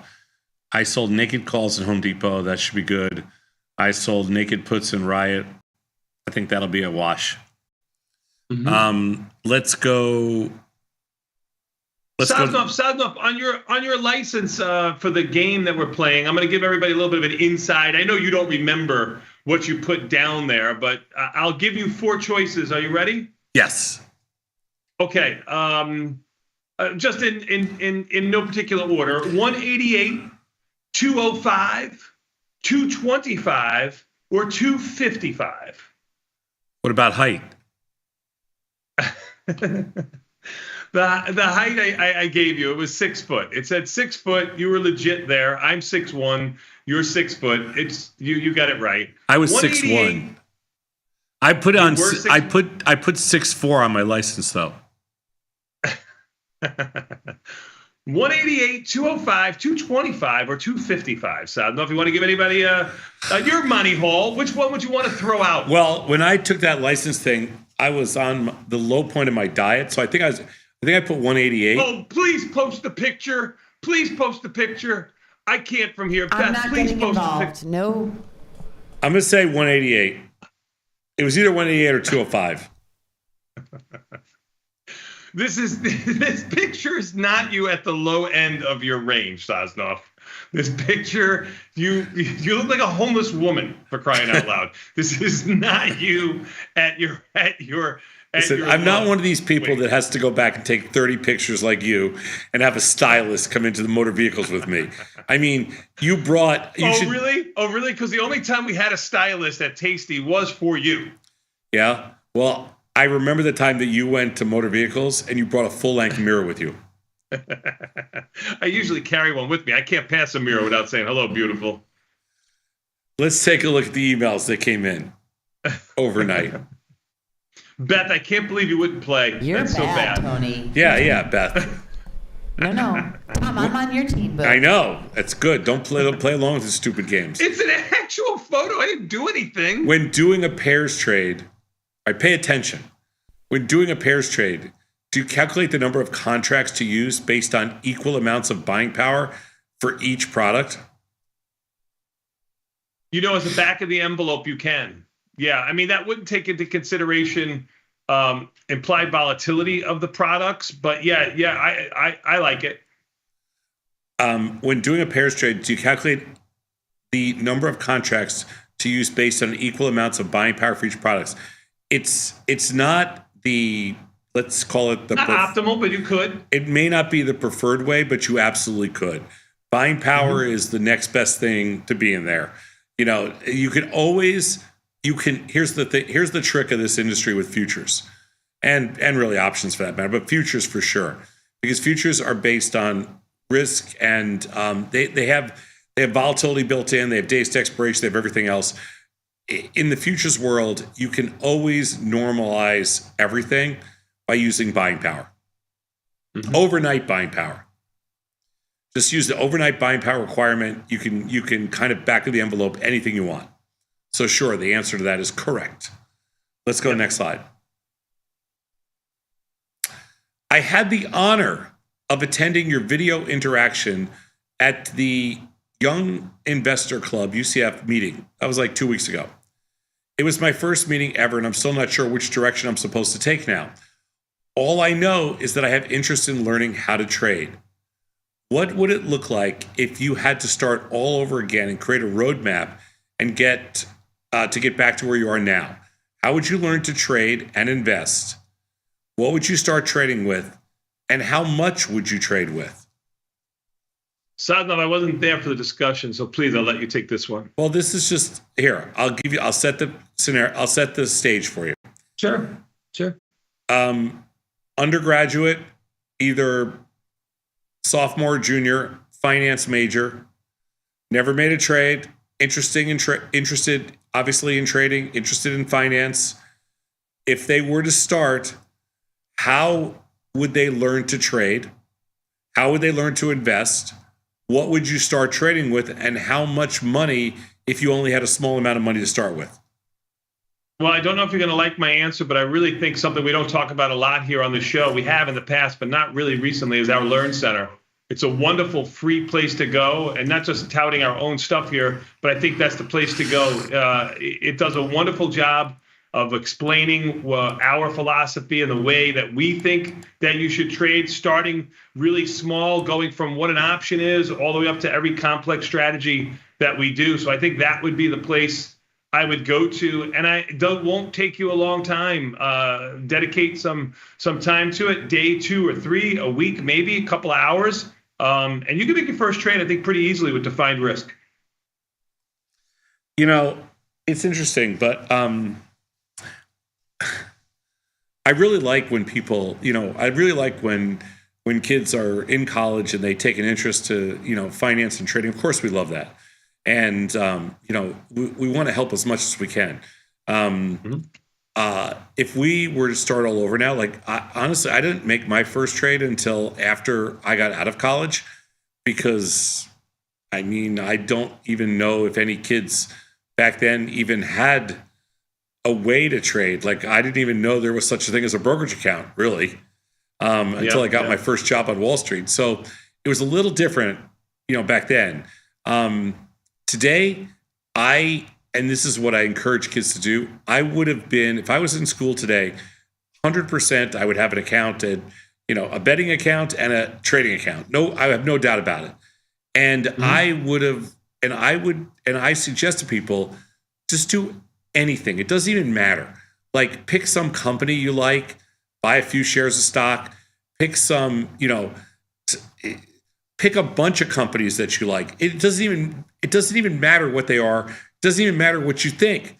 Just for the experience of getting a little bit long, a little bit short, trying out some form of a derivative spread, an option spread, if you want to. That's how you start. You just have to dive in. It doesn't really matter what it is. It matters that you learn kind of how the structure of the processes, the mechanics, and how all that stuff works. What you actually pick doesn't matter at all. I mean, almost the worst thing that can happen to you is you buy 5 shares of a stock and it goes up $10 right away. Then you're thinking to yourself, wow, I'm a freaking genius. But I'm not sure. I know exactly what to do. I got to bet more.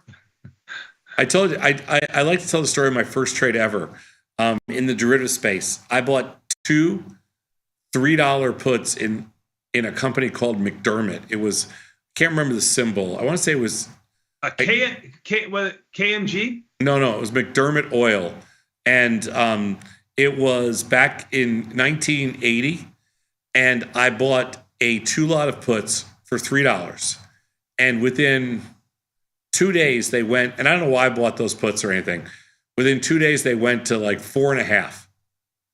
So after my $25 in commissions, I sold them, and I took like a $275 net profit on a let's call it a $600 trade, $625 trade. And I thought I was unstoppable. I figured I was the only person that even knew what an option was, and this was free money. MDR is what I'm getting, Sadnoff. I don't know if that's new or old for McDermott. MDR. I want to say it was MDC back then, but I don't remember. Yep. But anyway, the funniest part about that trade was that was my last winning trade for quite some time. And so I'm not so sure that making a winning trade on your first trade is really is that important a thing. I would start trading with anything you want. I would just learn how to take risk. I would just learn how to use today's technology. I would learn how markets work. And I wish they taught this stuff in school. I wish universities would make listed markets actionable so that people can actually learn. It doesn't even matter if it's the university's money. Just put it up on the screen. Like we support a couple of programs around the country and around the world. I wish we supported a lot more, but they're all trading based. And I think it really helps. So what do you start with? Anything that's liquid. How much should you trade with? As much as you can. Like, I know that sounds like that's a little, that's a little flippant. That's a little just, hey, you're just saying it. But the answer, I really mean it. It doesn't matter at this point. Like, $1,000 or $2,000 that you have right now is not what you're going to build your wealth with. It's not going to change your life. Okay. And you need to learn. This is what finance is all about. And you don't have to risk it either. A few shares of stock is literally a few dollars. Mm-hmm. Mm-hmm. A $25 or a $50 call spread or put spread is literally $25 or $50. Yep. Yeah. And it's a cup of coffee per day in risk if you look at it over a 45-day time frame. When I first started on Wall Street, I worked for a big brokerage firm. I had to pay $25 a trade. That was my discounted rate. $25. And I made 600 trades in the first year. I wasn't even there a year, a little less than a year, like 9 months. I made 600 trades. And they were like, God, what'd you do? Rob a bank? No, I only had a couple thousand. Oh, I forgot you own the reservoir. I forgot. Well, I only had a couple $1,000s, but for some reason I kept churning myself and people were like, how are you doing that with just a couple $1,000? Because you paid, you pay so much in commissions. Yeah. Yeah. You paid so much in commissions. Yeah. And I'm like, I'm not really sure, but I saved it. I made 600 trades the first year. I didn't lose any money. And that's what got me hooked. Hey, as a market maker, my commission rate was no better than what we have at Tasty Trade anyway. Dollar contract. No, that's when you would use a broker. Your market rates were less than that, I think. Yeah, when you use the broker is what I was talking about. Yeah. Yep. Frankie, As a member. I'll tell you a funny story. Frankie, who's in the chat room, who's the monitoring the chat room right now, he was one of the first brokers I used in the OX pit back in the early 80s. Frankie used to charge me, I think, $1 contract. He's going to dispute this. Say he gave me a discount. Actually, he still has 4 bills that you haven't paid. He used to charge me. Because you were notorious. You were notorious for that. He used to charge me. I stood right next to Frankie. He used to charge me $1 Frankie contract. A stack of bills. He used to charge me $1 contract. And if I tried to negotiate, because today's rates are about 50 cents, if I tried to negotiate down to 50 cents, this is as a professional, okay? He wouldn't do my business. So, not. That's right. Anyway, just to show you. We don't negotiate with terrorists. No, I know. I'm not complaining. But that's how, how much things change and how much they don't change. Anyway, my point is just trade whatever you can. Let's go to the next slide. Trade whatever you can with as much as you can. Take as much risk as you can. You're a sophomore or a junior in college. It doesn't mean anything, except it's all about the learning. I'm committed to investing in myself this year and to refining my approach so I can take financial journey to the next level. Do you have any recommendations for books or resources that you believe to offer the best education for traders looking to grow? Same answer, our Learn Center. I'm sorry, it's really a very easy answer, and I think it's underutilized. It's right there on the top of the page at tastylive.com. Check it out. For starters, our Learn Center, absolutely, the network, all of our archives, but also the best book ever written for mechanics on trading in the current era is Julia Spina's book. Julia works with us. You've seen her on the show many times. You've seen her on Trades in the Research Team. You've seen her on the Friday market measure that we do with her and Tony. She's one of our rocket scientists. Julia came to us about 5 or 6 years ago as a physicist out of the University of Illinois, going for a PhD. She's crazy smart. She wrote an amazing book. You can get it through Amazon. You can get it through basically anybody that sells books. It's probably after Larry McMillan and after Shelley Natenberg's books, which are kind of the old school reference guide / Bibles in this business. Julia's the best book ever. And I strongly recommend just Google her, pick up the book, and you will not, you won't regret it. We'll bring in a copy of it. It's advanced too, but yes. Yes, it's advanced. It's very mathematical. It's not an easy read at all. But just check it out. You do yourself a favor. Yep. There you go. The Ultimate Trader Self-Help Book. Yep. And that's Julia. That's the book. And it's called The Unlucky Investor's Guide to Option Trading. We just had some fun with the name. As you can see on the cover, it's Ace 9. And for those of you that are blackjack players, you will know immediately that is the hand that will absolutely rip your heart out. Ace 9. That's why it's called The Unlucky Investor. Dealer turns over 2 aces, and you're like, she can't split it. I'm golden. The dealer can't split that. I'm freaking golden. Ace 9. You look at it and go, what is that? It's 21. Happy blackjack. Yeah. Yep. Yeah. Ace 9. So little fun we had with the cover. But my only contribution to that book is the forward and financing it. But Julia did the whole thing. She's amazing. Check it out.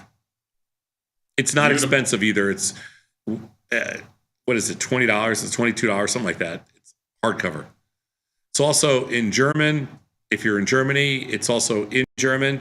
And if you're in the UK, it's also published in the UK. So it's in paperback. And if you come to any of our events anywhere, we'll give you one. I love it. Let's go to the next slide. It seems like a lot of my strangles end up turning into straddles by the time we reach 21 DTE. Is this something that happens often, or could it be my positions are too correlated?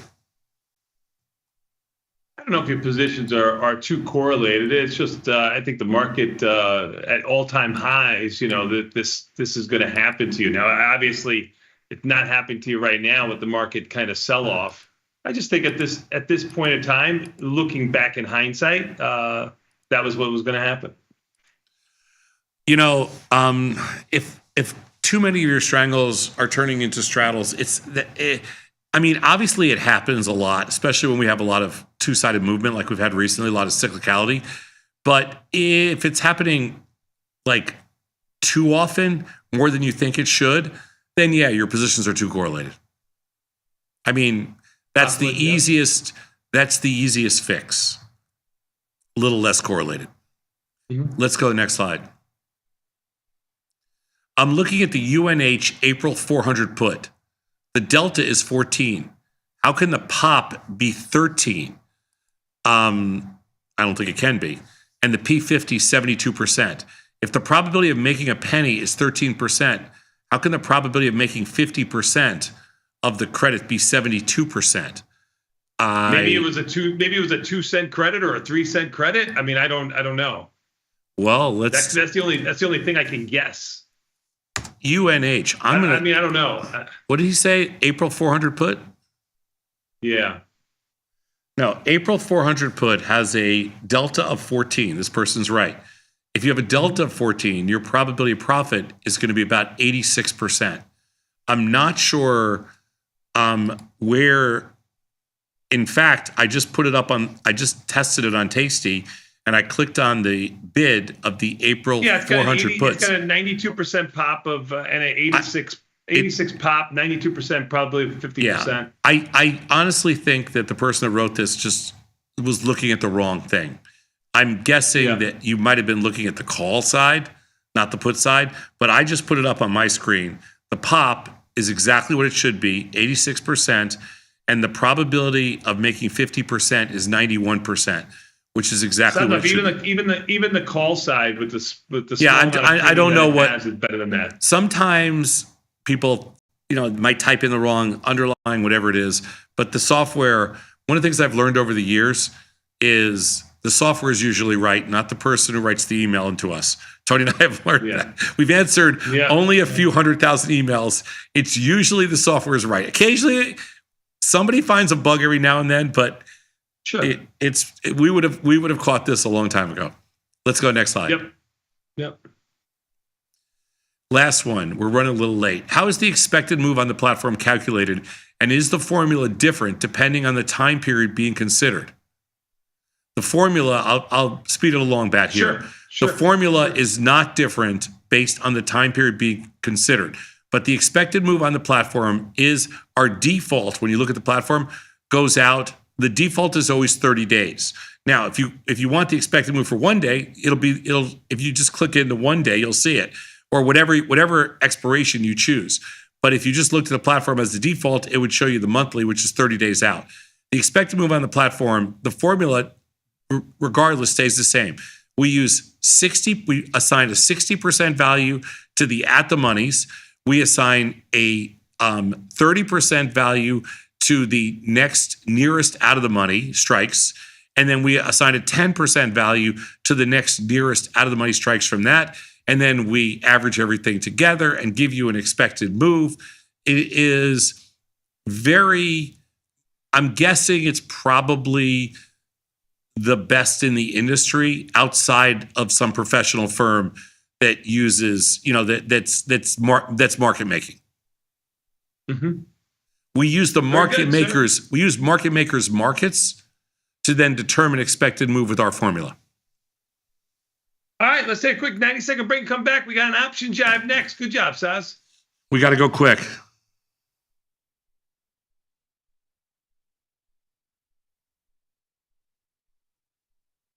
Dear Kaylee, hats off to you for being such a culinary genius. I don't think it has ever dawned on our kitchen staff to serve gazpacho hot. Sincerely, Bob. Sometimes it feels good to get smart. Get even smarter with live trading insights and some live taunting. I don't want to fact check you with my vagina, but I will. From the smart mouths at tastylive. If you missed the live show, here's our cherry on top weekly recap. First of all, I'm sitting in the captain's seat. I've never been invited to come sit in the new captain's seat. But what I'm concerned with is the size of these screens. And then he's still doing this. Snow, let's take a look. They did not hold that rally at all. Phil, you got a partial. 973.75. I'm looking at this like I have to move my head to get through the top, the top symbols. I thought he had like a little computer and he was getting down. He hasn't learned that he could like swivel his head. He has to see the screen. He has to go like this. To me. And then, you know what? Money goes to money. You did it. Good job out of you. Yeah. I just drove with him twice. Now I'm really concerned that I was just in the car with him for 2.5 hours. Forbes called us best online for options trading. With stockbrokers.com, we're number one for options and futures trading. So what else can we say other than boom? Trade like a trader. Tasty Trade. Make your move.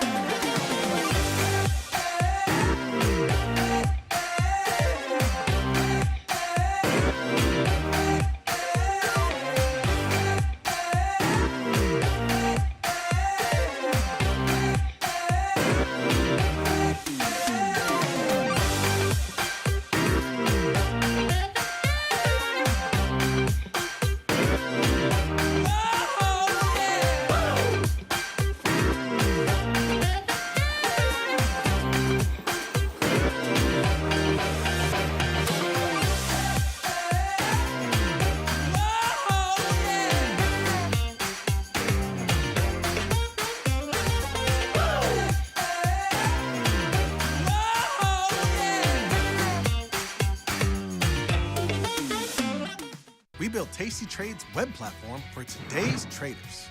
See it, click it, trade it. Research with fundamentals, endless forecasts, and more. Drill into data, find opportunity, and track the action with hundreds of indicators. Track your options profit and loss history over time per symbol. Note your progress and plan your tactics with a trading journal. See probabilities, max profit, and Greeks in one click. Fund your account and start trading right in the app. The tools, the data, the knowledge. See it, click it, trade it. Join the club. Tasty Trade.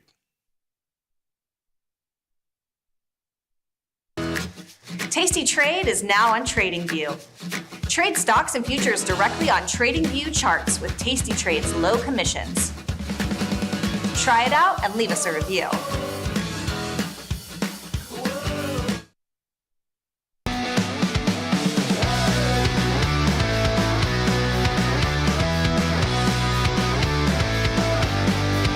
It's option. Jive. It's option. Tomas, we're back, my friend. You know what that means. Time for a little bit more Tasty Live. Sadloff, your Taiwanese source has been on hold for 20 minutes with the DMV. Should he continue holding to make an appointment for you? 100%. Okay, you got the message. Let's go. We got to move quick. Jive. You have to call into the DMV. You can't do it on electronically. Do you know Brandon Johnson? I'm friends with Brandon Johnson. Yes. Yes, sure. I'm a huge Brandon Johnson fan, just so you know. You and the other 7% of Chicago. That's okay. I'll take him. He's an honest man. I like that. Yeah. Oh, sure. Direction. You don't live in the city, okay? So get a job with your little suburban alderman or whatever the hell they are. Your suburban district queen. Direction. Oh, that's okay. Direction versus magnitude in market movements. Direction versus magnitude in market movements. Mm-hmm. Mm-hmm. Volatility can be defined in many ways, but the most common way is a measure of fear or uncertainty. But what does fear or uncertainty mean? Fear of what? What are you scared of? What are you scared? I ain't scared of no ghost. In this segment, we're going to dive deeper into why volatility expands and distinguish between directions versus magnitude in market movement. Let's go next slide, please. The VIX is a measure of fear and uncertainty of the S&P 500. Generally, the VIX increases when the S&P drops and decreases when the S&P rises. We call that an inverse relationship. Next slide.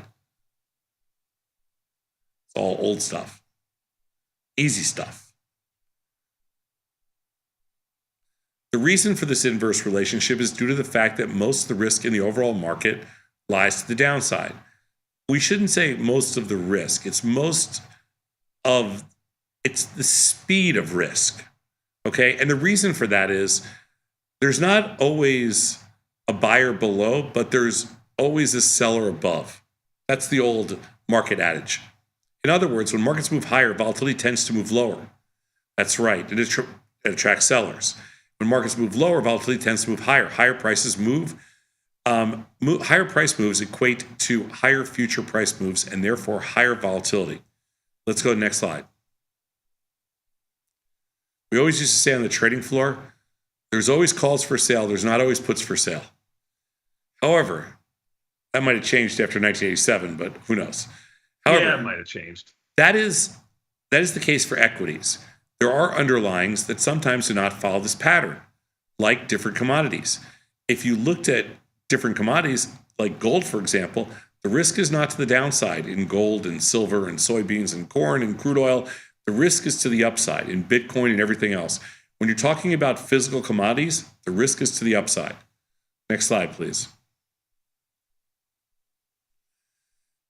AMD, which is a chip stock, serves as another great example of an underlying asset that sometimes does not follow the typical pattern of an inverse relationship between implied volatility and price. You will get certain stocks in certain sectors, like SMCI, like AMD, like AVGO. I'm just thinking of different tech stocks or different chip stocks, like TSM, where they do have upside skew. So this is not a universal rule. It's universal among indexes. It's not universal. The inverse relationship is not universal against all equities. Next slide, please.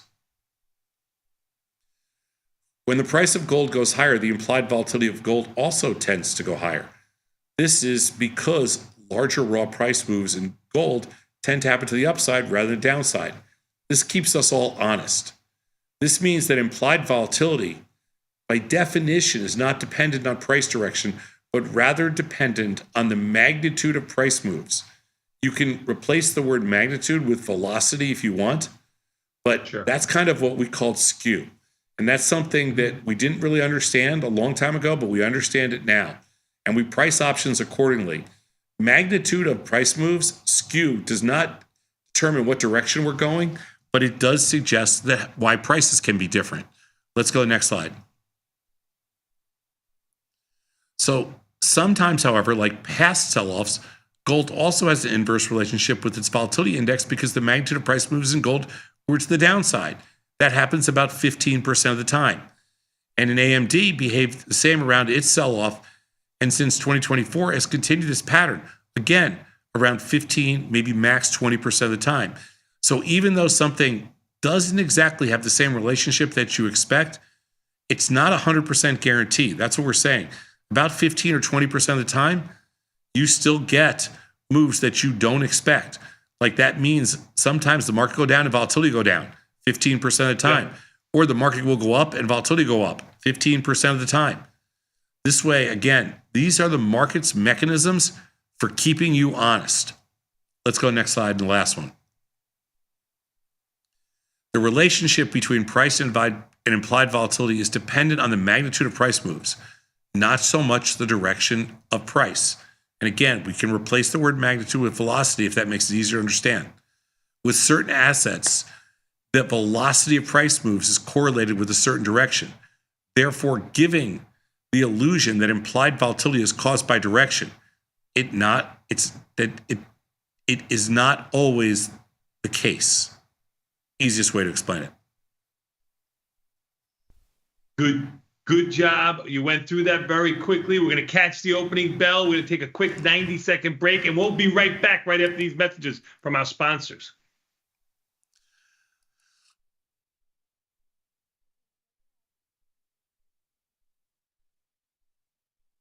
You can get up to $4,000 when you open and fund a new account with Tasty Trade. That's 4,000 buckaroos, 4,000 bills, or clams, 4,000 in dough or cheddar, not the cheesy kind. 4 large, 4K, 4 grand, which is no small thing.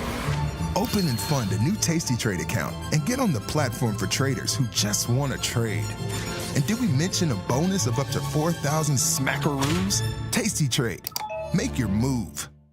Decision to build Thinkorswim was a byproduct or derivative of 20 years. In our minds, the future of finance meant that we were going to move away from something that was very manual and move to something that was tech-driven.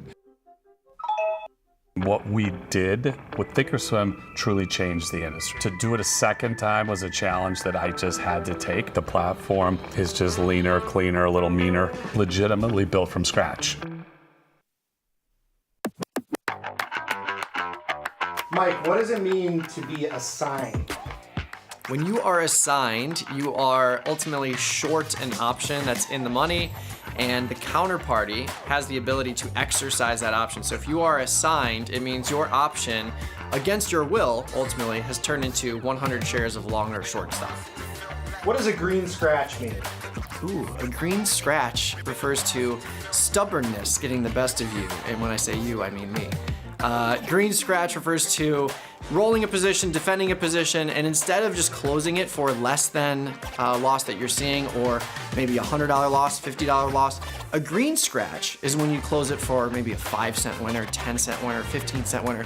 Just the ability to see that green number on your screen and get out in a profitable way as opposed to a loss.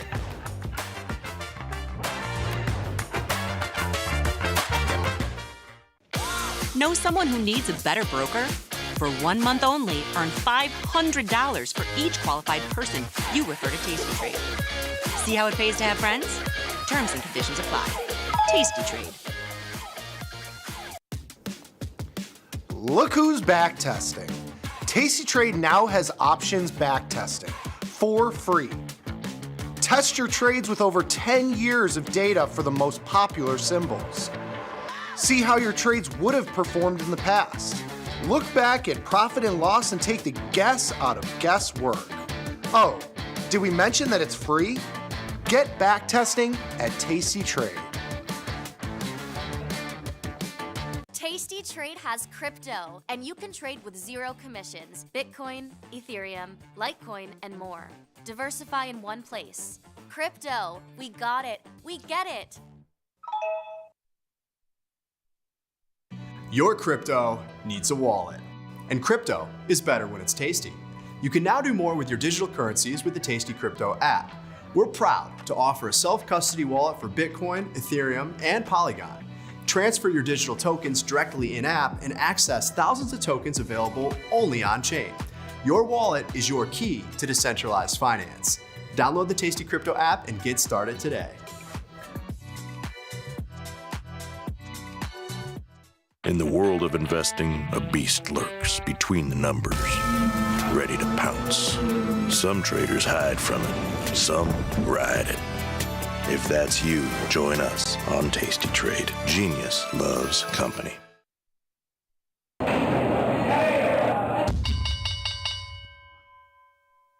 Tomas, we are back, my friend. There's about 2 minutes before the market opens, and Elon Musk just tweeted out that the bond market is not reflecting the savings that he is achieving in the market, Sadnov, with his Doge. He didn't really tweet. That is why bonds have rallied. Are you now a fan of Elon since you were long bonds? No, I'm not long bonds, but he didn't really tweet that out, did he? Yes, he did. Oh, yes, my he God. did. Yeah. He certainly did. I sure hope he didn't buy a bunch of treasuries before he tweeted that out. Most of the attention should be shifted to the 10-year treasury, he said. That's correct. The 10-year, the funny thing about 10 years, we were buying it the other day. I don't know if you remember this. We were buying it the other day, at just over 108. Like it felt like 5 days ago. I bought a bunch of them around 108, 108 and a half, and I sold a lot of puts at the 108 level. It's 110 and a half right now. Crazy. Yeah, you are correct, and you're really only looking at a full point move in a little over 2 week time frame, and you had that in. It's really funny though, because I don't know who he's tweeting to, because most of the magatards, they don't even know what a 10-year bond is. Unbelievable. Have fun on hold trying to get your license renewed. Easy, Thomas. Let's see what's bringing us to the downside. Coin down 5 and change. Only 5 and change. We're down more. You set me up 6 for that. now. Tesla down 5. SMCI down 3. Marvel down 2. Microsoft down 2.5. Let's see what's bringing us to the upside. Snapple up 11. Netflix up 4. Can't keep a good Netflix and chill down. Baba up almost 4. Goldman Sachs up almost 4. That's all I got. Snapple's taking you to the upside today. Apple is up $2.39. You are 100% correct. So I'm up. Good IB rank at 36. That might be my option trades today. We'll see. Some interesting. Let's see. Did they open these? Home Depot up 330. Yes, for earnings. Home Depot up 341 at the moment. Zoom Gali down $5. Hims, I know you don't have a position in there, but Hims down 11. Let's see. Did they open Riot? Guess. Just looking to see if they open up these. Did they open Home Depot? Yeah. Okay. You can easily see that by seeing if the options are red and green. Got it. Okay, let's take a look here and see what we got. What's moving our P&L? MSTR down 15. MSTR, yes, you are correct. Bitcoin down $5,400. That's the big move to the downside, Sadnoff. 5, almost 6% move. When I look across the board on the rest of the futures, nothing else. Everything else pales in comparison, unless you look at Ethereum, which is down almost 10%. Where's Ethereum trading right now? 24.18, Sadnoff. It was over 3,000, almost $1,000 higher. The end of January, the beginning of this month, February. It's had a horrible 3 weeks. Man, I'm looking at some of these. What are you looking at? Tesla down 6. I told you Tesla's the one stock that I probably wouldn't buy. Oh, we couldn't wait for you to say that. Thank you. I'm just trying to figure out. I'm trying to collect a bigger credit for some stuff. I'm rolling some stuff in MSTR. Gold down $5. GLD down 70 cents. Anything jumping off the screen at you? Not really, no. Oh, there's your MSTR roll.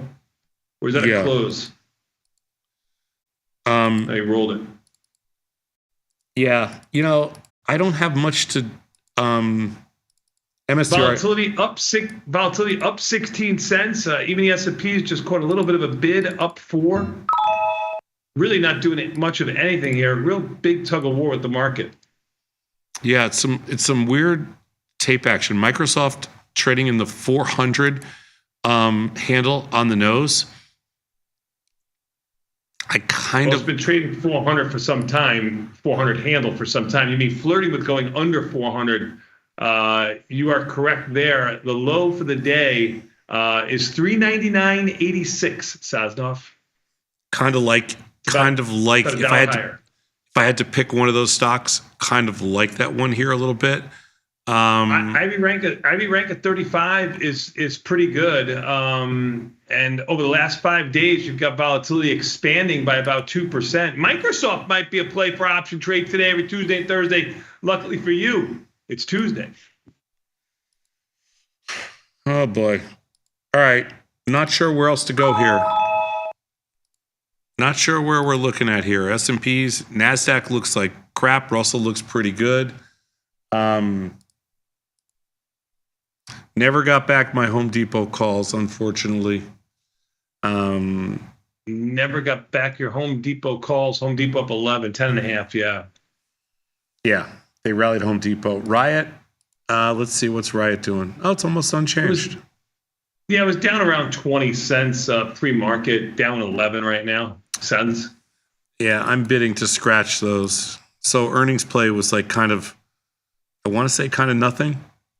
All right, let's see.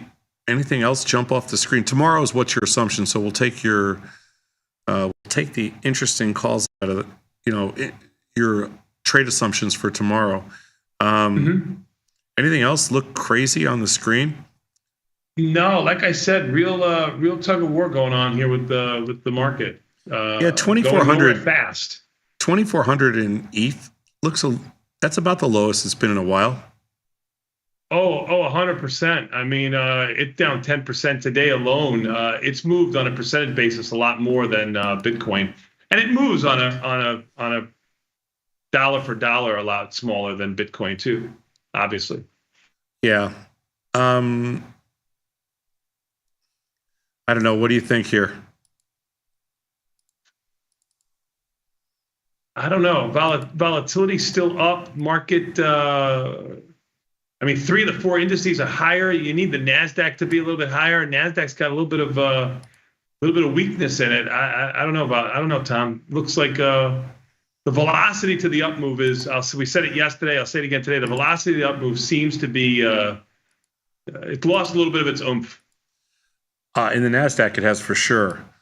I haven't opened and that's any. what's led us to the promised land, right? Yeah, I haven't opened any trades yet. So I'm like, I don't know. I'm looking for stuff to do here. Do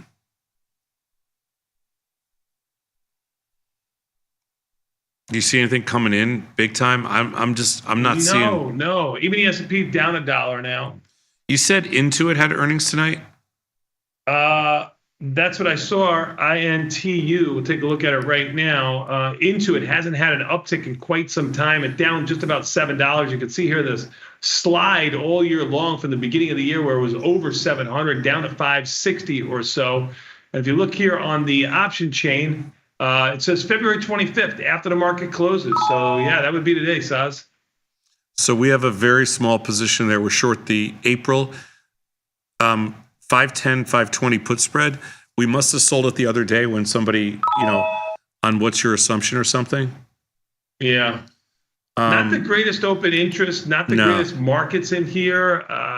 Only thing I would do would be a spread in here. I wouldn't be naked in here. I don't think you can get it back at a good price. Got it. Yeah, I don't think you trade it. I think we had a position on here, but I don't think you trade it. And let's see what else, if there's anything else that jumps off my screen. SMCI, you guys were talking about it this morning. Yeah. It's a little ugly. Back to 48. It traded almost 68 the other day.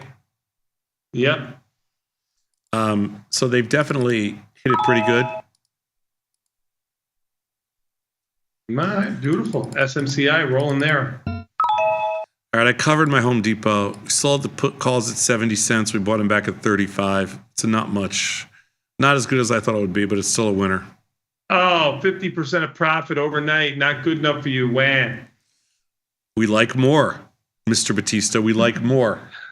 I understand. All right, well, let's take. I was looking for something to yak about. Trouble with? Not even get in trouble with, just to talk about something that would be jumping off the screen that would, but I don't really. I don't see something. I mean, if I had to get long something here, if I had to get long something because you wanted just a couple of long deltas in something that seems a little oversold, You like Microsoft? there's 3 stocks I like. I'm not long any of them, but there's 3 stocks where I think the upside is interesting. Coinbase, Microsoft, and Meta. And Meta probably has the most upside, but I probably like it the least. Microsoft probably has the least amount of risk. And I think risk reward wise, Coinbase might be the best play. So I'm going to do a little Coinbase, a small Coinbase trade. I was looking at April in Microsoft. The implied volatility is 24. In March, if you're going to trade in there, it's 25 and change. You almost have to do, I think, April, May. If you're looking for something calendarized or diagonal, if you're looking to take a little bit of risk or less risk, even more in Microsoft. With no vol differential, it makes it interesting to do a diagonal or calendar type spread, calendarized type spread. In Microsoft? Yeah, I mean, if you're looking for a little taste as opposed to being, all out directional in April with 51 days to go, it's a long time. Oh, I just sold some naked puts in Coinbase. I sold the 170. You did that in April. I did it in April. I sold the 170 puts for 4. I think that's the riskiest. Don't you think that's the riskiest of all the ones you mentioned? I know. Well, the most velocity of movement. Let me put it that way. I like risk. Sold some April 170 puts for 435. It's my first opening trade day. And Coinbase looks like crap, but you got to sell it into weakness. In Microsoft, I mean, Microsoft and Meta's monthly implied volatility is under 30. Meta's 32 or something like that. When you look at Coin, it's double that. It's in the 60s. So obviously there's more risk in Coin. You get paid more too. Yeah. Anyway, yeah, I'm not going to do, I think in Microsoft, how many days we got to expert? Yeah. I don't know. All right, go ahead. What do you want to do? Let's take a quick 90-second break and come back. We've got Let Me Explain with my friend Chris next. We'll be back in 90 seconds. This is Tasty Live.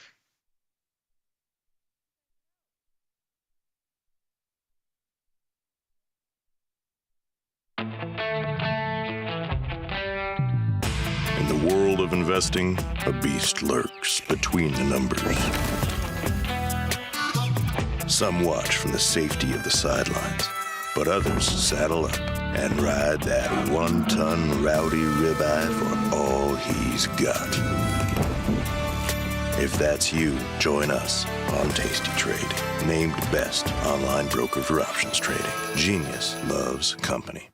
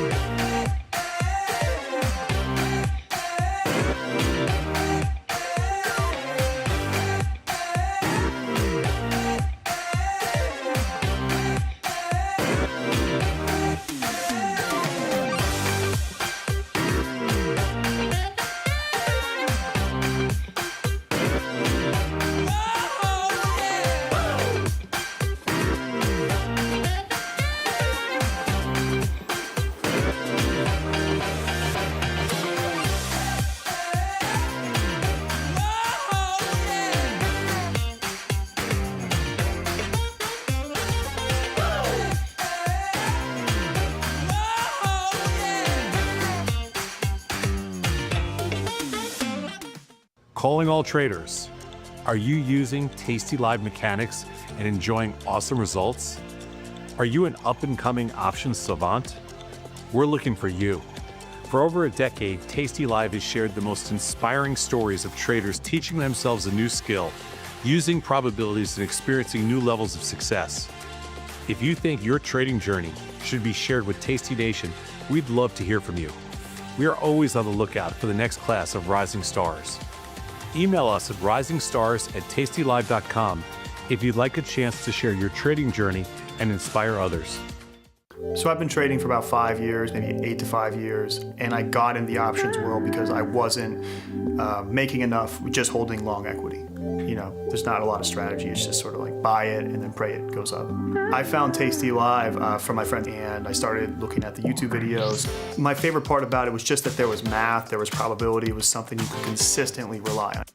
Once someone gets the right information, which they provide on tastylive, they can really change their financial situation for the better. Consistently, not, oh, I bought a stock and it went way up one time, but how can you do it consistently, over and over? And with tastylive, I was able to do that.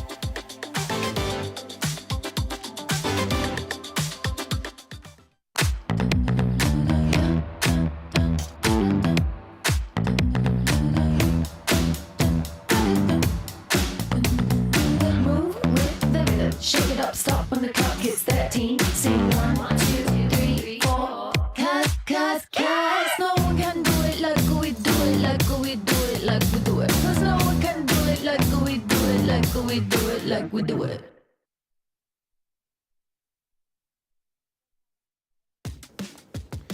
Look who's back testing.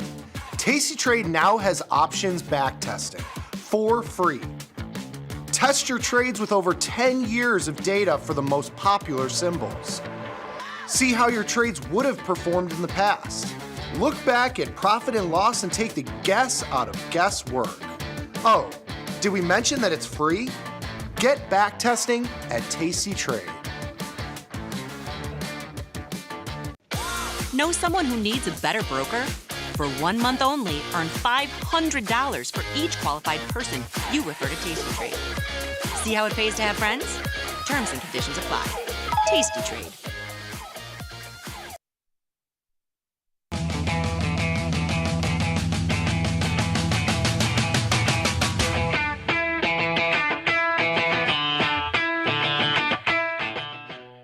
Tomas, we are back, my friend. You know what that means. Time for a little bit more Tasty Live with this man, Chris. And let me explain. What's up, Chris? Not too much, Tony. How are you guys today? Doing well. Thank you for asking. It's good to see my overtime partner there last week. Glad to have you on the show here today. Hey. You did one show, okay? Yeah, but he gets the honorary plaque that we send out to all co-hosts, Tom. You haven't co-hosted yet, so you haven't received your plaque. No. That's right. Have you ever done it? Just so you know, I don't co-host. Nobody puts baby in the corner. That's right. I suppose that means you're ineligible for the plaque, but I'm sure we can make an exception. That's right. He's ineligible for a lot of things today. Congrats, by the way, on your new driver's license. Here in New York, we can do that online, which is fantastic. Well, you might not have heard his helper monkey lied on the application, and now Tom was able to do it online also. The only regret I have is that he will be able to keep that driver's license picture and his 188 LBs on there. That was horrific, Sosnoff. Hey, I traded there. It traded there. Just because you didn't have your stopping. Not in that picture. Anyway, yes, I did. On my thing that they sent me, said I had to go and take an eye test. But online it said you can just do it without it. So boom, boom, boom, we're done. And the fans, fans are cheering. They're very happy here.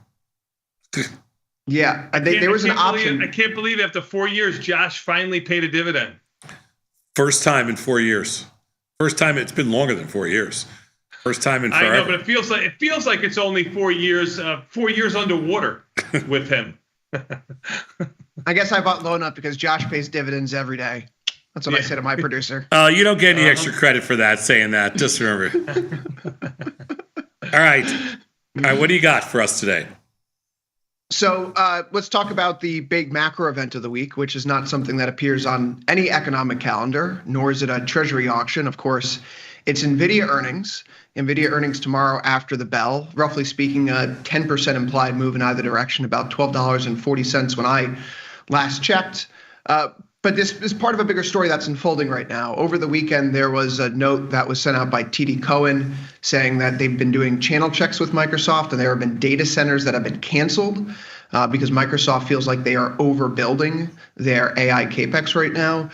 There was a conflicting note yesterday from Jefferies, who was meeting with Microsoft's investor relations team in Sydney, Australia, saying that no data centers have been canceled. Either way, though, the Nvidia earnings are now occurring in the context of the DeepSeek release back at the end of January, and whether or not companies were doing the railroad type of thing, the telecom type of thing, where they just overbuilt for a revolution that would ultimately come, but not be here or arrive on the timeline that we suggested. So Nvidia tomorrow is by far and away the most important event this week. I would argue that it's not so much the earnings themselves, but the guidance that they push forward. Will the AI capex continue?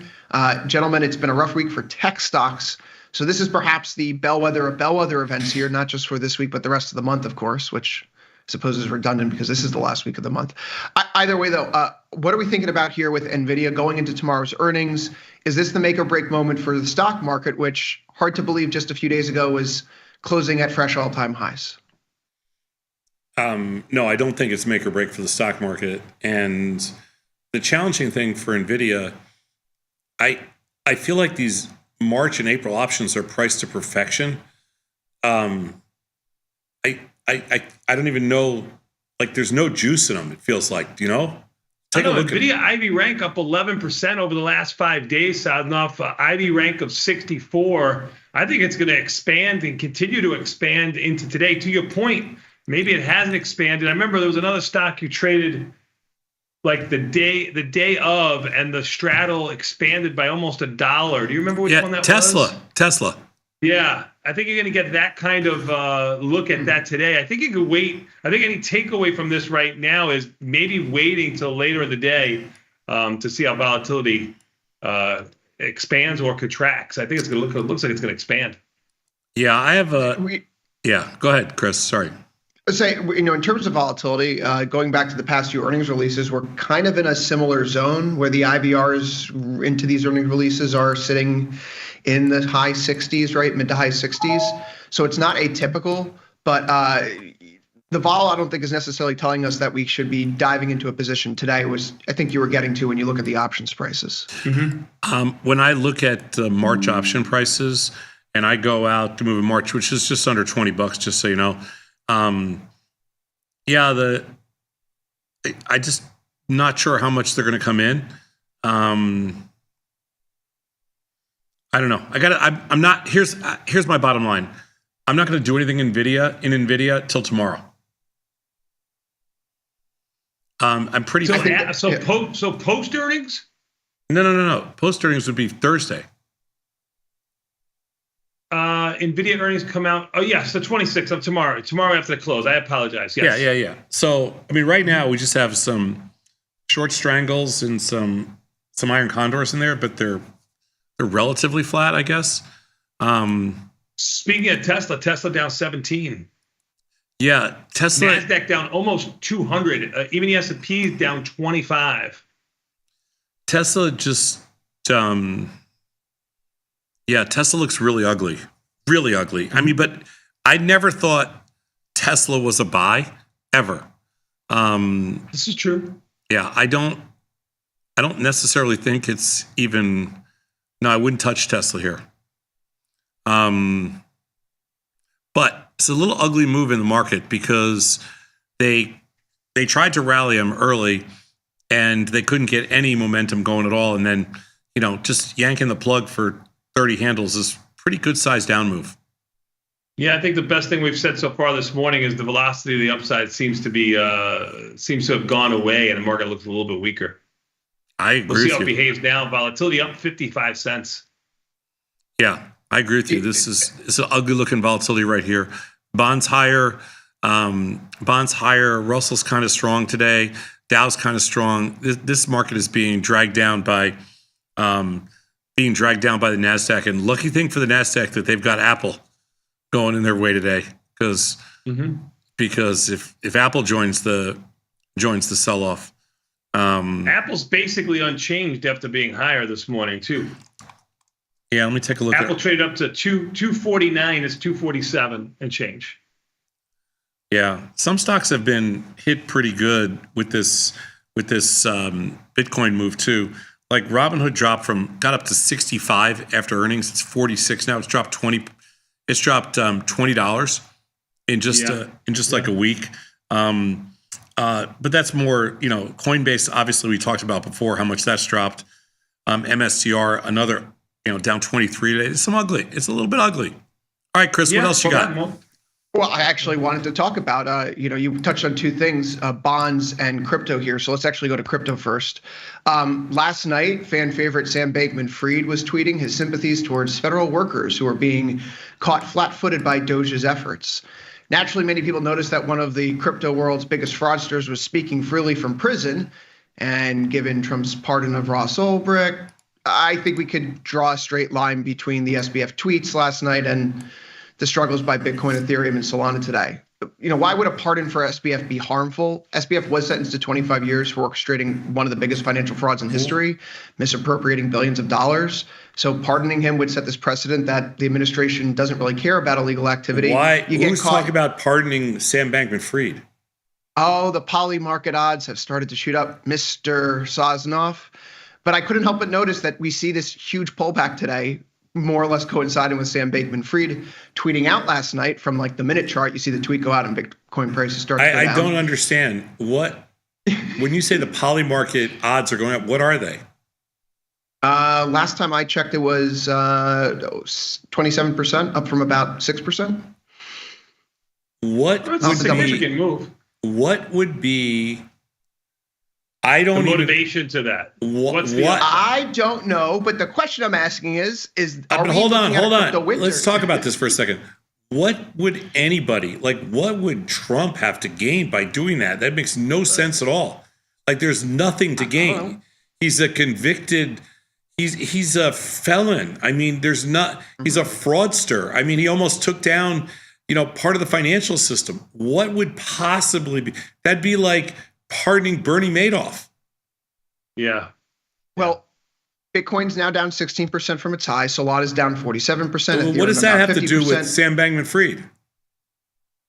I actually think if Sam Bankman-Fried is the kind of person who gets, pardoned, doesn't that say that it doesn't really matter what regulations or laws there in the crypto space? This place is welcoming for people who are going to commit crimes, can take your money. They're going to slap on the wrist, and you're kind of left out to the wind. I just think pardoning SBF. I mean, I don't know a lot about the new SEC because I don't think anybody does yet. But I know enough about. I know enough about regulatory. I know enough about regulators. Sam Bankman-Fried is going to be barred from the securities industry forever. He's never ever. He's a convicted felon. He's never ever going to be allowed to touch anything in the securities business ever again. No matter what, even if he's pardon escapes, whatever. But why would anybody listen to anything that man has to say from prison? That's a great question. FTT, the USD, the FTX coin last night spiked about 30% after he tweeted before coming back in. So there is money chasing around this. But I mean, I guess the point is it seems like there is a crypto winter beginning to set in when you look at the price of some of these altcoins. The FTT coin still trades? It still trades, and it was front run last night where it was 5x'd in about the 15 minutes before Sam Bankman-Fried started tweeting from prison. So I'm just looking at the space right now. I see the drawdowns in some of these names. I know it's appealing. I know that there's a lot of volatility there, particularly in Ethereum right now. But this is the proverbial catching a falling knife, and the market participants that I follow who were very bullish in November and December are now saying things like this is the putting your acorns away for the winter type of environment, as opposed to making the money and gathering the acorns type of environment. I can't think of anything more. I can't think of anything on the horizon that would damage the integrity of everything we work for more than Sam Bankman-Fried being relevant ever again. Literally, to me, that's just no different than Bernie Madoff being relevant again. Sam Bankman-Fried ever being relevant would be just a horrible thing. None of that makes any sense. Yeah. I can't even, how about this? I can't even process it. It's a good thing you're not on Twitter then. Oh, it's Twitter great. was having trouble processing last night too. Everyone's like, why is he tweeting? Isn't he in jail? Exactly. Why is FTT moving? Right? Exactly. It's a horrible, it makes you want to question everything that we work so hard for, to talk about the integrity, about the efficiency, about the, if you want to make an argument for he's basically making the argument for regulation for you. If he can tweet from prison, we got a problem. Yeah. Well, people smuggle things into prison, Tom. That's not unheard of. Cell phones, routers, modems. You can have cell phones in prison. I don't really know what the rules are, but I didn't know you're allowed to have cell phones. Well, you're not allowed to have cell phones, but people smuggle things in. Well, if you're tweeting from prison, wouldn't that kind of suggest that you've got a cell phone? I mean, I'm not his lawyer. I'm not an investigator. I'm not a private investigator, but something just sounds a little wrong. He might be using a friend. Let's give people the benefit of the doubt here, although that cavity does expand and contract, from what I'm told, to fit such products in there. But let's just say that he's given it to somebody else to tweet out. All right, whatever the case is, anybody that trades based on something that Sam Bankman-Fried said, tweeted, implied, okay, you should have your head freaking examined.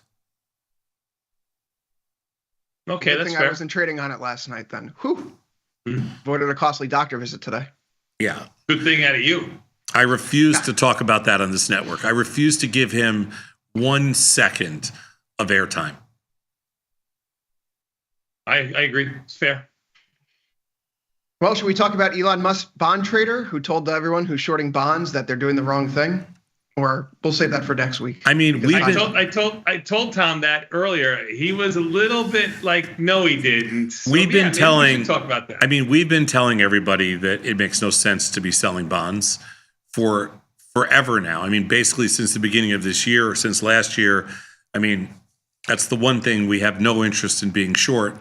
I think that the bond trade was one of the easiest trades out there because you didn't take that much heat. But I just don't like the fact when somebody like Elon, then they make it relevant. Like, you know what I'm saying? Like we're talking about it from a trader side. Like I don't really care what he says. Like it's not a topic of discussion. I don't think, we're already traumatized or dramatized by everything having to revolve around Trump. I don't want everything in the world to revolve around Elon either. Like, that's annoying to me. He's not elected. Dramatized. Sad enough. Did you get that off of TikTok? Or did you come up with that? I came up with it. But I mean, that's pretty good. If you came up with that, I'm going to give you we have to be star. careful. That's pretty good. We just have to be careful that we don't add. Like, one of the things that we've been really careful about, and I mean this from day one on Tasty, is we never fell into the trap of talking about the stuff that everybody else talks about, because it's stupid. Like, if CNBC wants to have a 2-hour discussion trying to understand or trying to decipher what Elon Musk said, good, go do it. If Bloomberg wants to do it for 2 hours, go do it. On Tasty, I have zero interest, like literally zero interest, because that's not the kind of thing that, to me, like, the bond trade right now, it's over. He missed it. Like, the bond trade started a couple of weeks ago.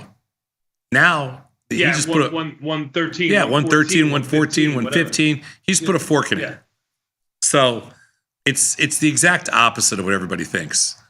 Anyway, what's more interesting here is that the market just looks like duty. Yeah, a little sick. Yeah. Yeah. Mm-hmm.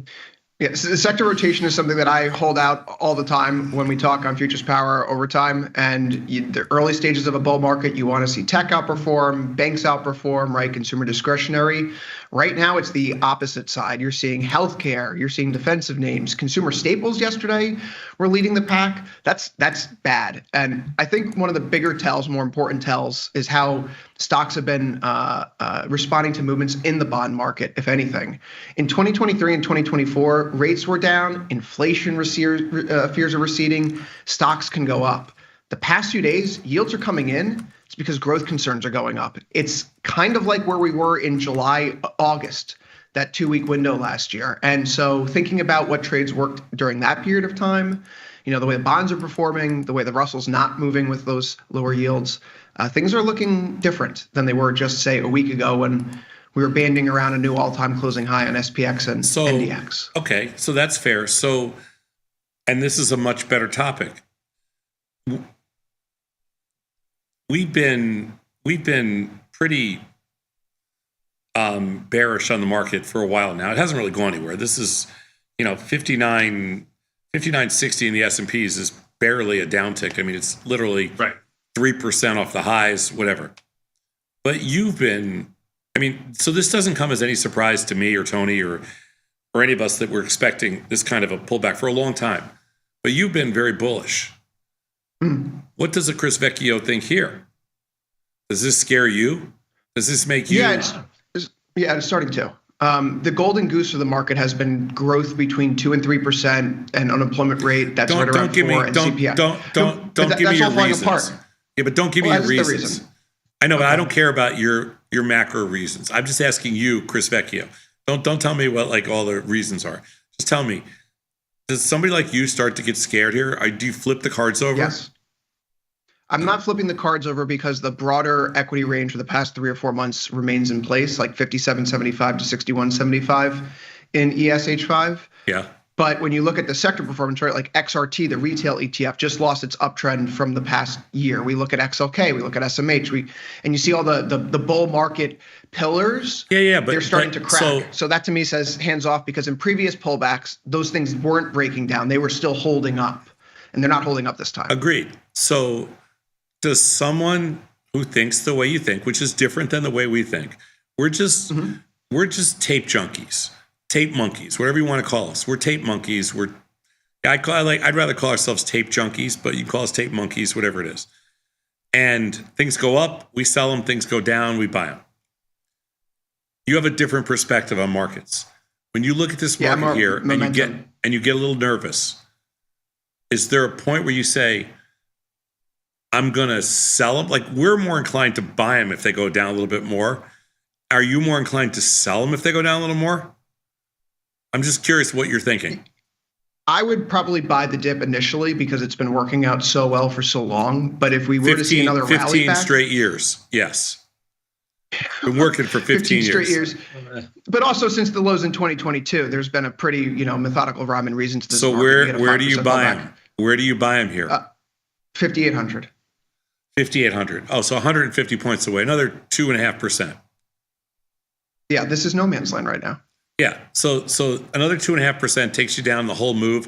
5,800 takes you down to like a little round of 5% move on the whole thing, right? That'd be 5% or so, yeah. And if 350 points, little 5.5%, that'll be right around, right? Top to bottom, yeah. Yep. That's where. It's a crummy setup right now, no matter how you cut it, though, right? Like for someone who is momentum based, there's always going to be that chain in the trade. I got it. I understand. So this is just ugly right now for people. It's been tough. Do you look at? Are there certain stocks that are interesting to you here? Because there's certain stocks that are getting interesting to me here. What would be one of those names to you? Because I look at Amazon, Meta, Walmart, and it looks like a falling knife right now. And those are the names I'd like to be interested in. Meta, of those stocks that you just named, Meta is not there yet, but getting closer. I mentioned earlier Coinbase and Microsoft. Those would be the ones. Microsoft's actually holding pretty steady at 400, won't break that damn 400 level. I kind of was hoping that they washed it out to the downside in Microsoft, and they haven't. Meta, on the other hand, is getting a little cheap. Where's Meta right now? Let me just get it. Meta, yeah, it actually 655 is a little cheap in there, and Coinbase also same thing, 208. I didn't think we were going to see under 210. So yeah, two of the three stocks I kind of like are getting cheap. I've only bought Coinbase so far. I haven't bought the other ones. I have such a hard time wrapping myself around any position like a Coinbase or a MicroStrategy or a Riot, only because it feels like if I want to play crypto, I'll play it directly. And every time there's a down move, in the crypto space, those names are getting knocked a peg lower, and they're not really rallying back up to where they used to be. So, yeah, no, I I'd agree rather with you. sell rallies in coin, right? I'd rather buy the dips in the crypto and sell the rallies in the companies in the crypto space. You can't do it. You can't do it. It doesn't work. That's the problem. You can't do that. The only thing you can do in the crypto space is trade the. If you want to trade the coins themselves, you just got to buy and hold. But if you want to trade, you have to trade the stocks. And MicroStrategies is a little bit tougher to trade than Coinbase, a little bit. Well, they have their newfangled financial metrics, Tom, the Bitcoin yield. So now that we're counting, castles in the sky, I remember reading Robert Shiller's book years ago. When you see these companies pulling out new metrics that have just been, out of whole cloth. What was that? What was that book? I can't remember. Robert Shiller's book. Because now this is killing me. I know it's bugging me too because I had to read part of that. Irrational exuberance. Yes. Right. Irrational exuberance. Yes, you're correct. Yep. Yeah. And MicroStrategy has the hallmarks of all those castles in the sky and clicks per eyeball type of metrics that they're rolling out right now. So crypto winter's coming. I mean, MicroStrategy is going to be the most interesting thing to watch on the way down. MicroStrategy is the most dangerous stock because it trades at I think Coinbase trades at a discount, and I think MicroStrategy trades at a huge premium. So, I mean, if there was a trade if you want to get long, if you really wanted to get long Bitcoin, I like Coinbase because I think it trades cheap relative, and I think MicroStrategy trades really expensive relative. And I also think MicroStrategy has something that Coinbase doesn't have, which is a true single point of failure. Coinbase is an exchange. They make money when people trade. MicroStrategies is a passive long. They make money when they scam people out of money to buy more Bitcoin. And I don't like their model at all. And I think they have a true single point of failure risk, and they could take down the whole crypto market. They are capable of, what stock was it? Well, United Airlines caused the 87 crash, right? Well, allegedly. Let's not. I mean, that's always been. It coincided with it. I mean, I can't give that to United Airlines. Okay. Well, we'll find there are certain stocks that have had huge impacts on the overall market, and I can see MicroStrategies having that kind of an impact, even though it's a relatively tiny stock compared to these trillion-dollar companies. I can see MicroStrategies shaking up the markets, just like United Airlines did in 1987 when it shook up the markets. MicroStrategies scares me.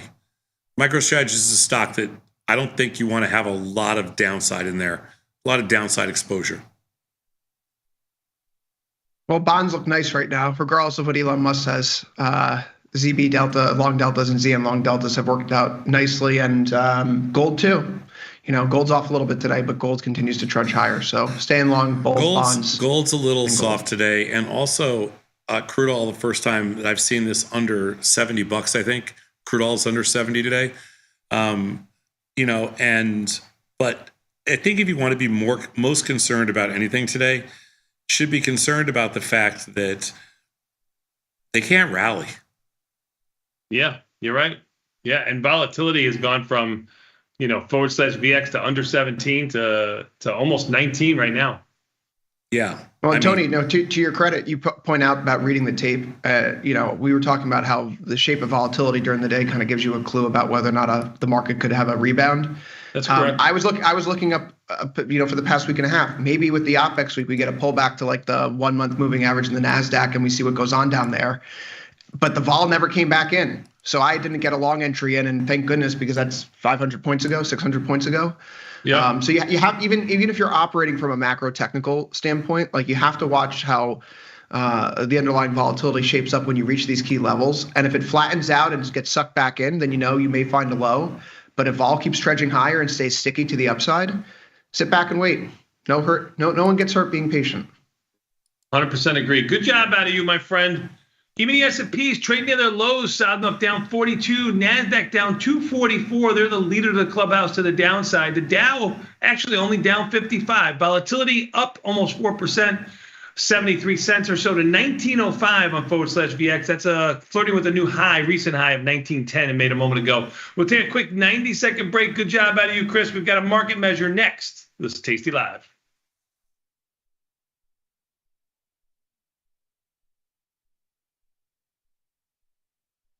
can get up to $4,000 when you open and fund a new account with Tasty Trade. That's 4,000 buckaroos, 4,000 bills, or clams, 4,000 in dough or cheddar, not the cheesy kind. 4 large, 4K, 4 grand, which is no small thing.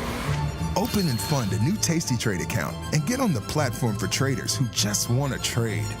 And did we mention a bonus of up to 4,000 smackaroos? Tasty Trade. Make your move. Forbes called us best online for options trading. Investopedia, best for options trading, period. With stockbrokers.com, we're number 1 for options and futures trading. The Motley Fool really likes us. And so does Business Insider. So what else can we say other than boom? Trade like a trader. Tasty Trade. Make your move. We built Tasty Trade's web platform for today's traders. See it, click it, trade it. Research with fundamentals, endless forecasts, and more. Drill into data, find opportunity, and track the action with hundreds of indicators. Track your options profit and loss history over time per symbol. Note your progress and plan your tactics with a trading journal. See probabilities, max profit, and Greeks in one click. Fund your account and start trading right in the app. The tools, the data, the knowledge. See it, click it, trade it. Join the club. Tasty Trade. Looking for a better broker and a bonus? Sweet. We got you. Right now, you can get a bonus of up to $4,000 when you open and fund a Tasty Trade account. Plus, low rates, smart tech with the analysis tools you need, and award-winning support. So, get a broker who's actually got your back. And up to $4,000 at Tasty Trade. Make your move, genius. Tasty Trade. Tasty Trade has crypto, and you can trade with 0 commissions. Bitcoin, Ethereum, Litecoin, and more. Diversify in one place. Crypto, we got it. We get it. People are always asking, where can they find my podcast? There it is, son. Look at that. Option Trades Today. You can listen here. And everybody's waiting for my podcast tomorrow. Option Trades Today, every Tuesday and Thursday around noon. If you want to learn, sir, every Tuesdays and Thursday, Option Trades Today. You can find me on YouTube or wherever you find your podcast. Option Trades Today. You listening to me? Option Trades Today comes out every day around noon, every Tuesday and Thursday. You too can stick with the bat. Got trader's block? We've got the cure. Get data-driven trade ideas with Cherry Picks, our weekly newsletter that gives you insights into the market. Sign up at tastylive.com/newsletters.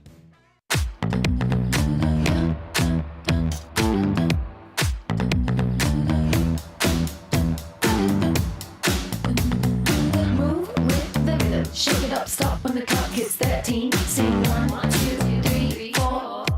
Cause no one can do it like we do it, like we do it, like we do it. Cause no one can do it like we do it, like we do it, like we do it. Gonna go to Florida. I got Rob. Rob in Florida. What's up? Hello, Tony and Nick. I am a big fan. My wife and I watch you guys for hours and hours every day. You can be very, very proud of your son. He is doing a great job. I really didn't know anything about stock prices or options or anything until I started watching probably 500 hours of Mike and his whiteboard from years and years and years ago and learned all about it. And we've been trading actively since February and just couldn't be more pleased. Awesome, man. Thank you so much for the kind words. Thank really you, do Rob. appreciate it.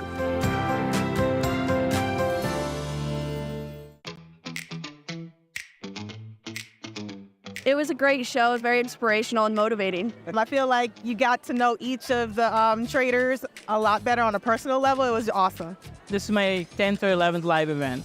I thought the math would be really complicated and it wasn't, and then it just made sense. They've opened my eyes to many different strategies. And I realized there's a reasoning and strategic planning that you could do to be successful. I love all you guys.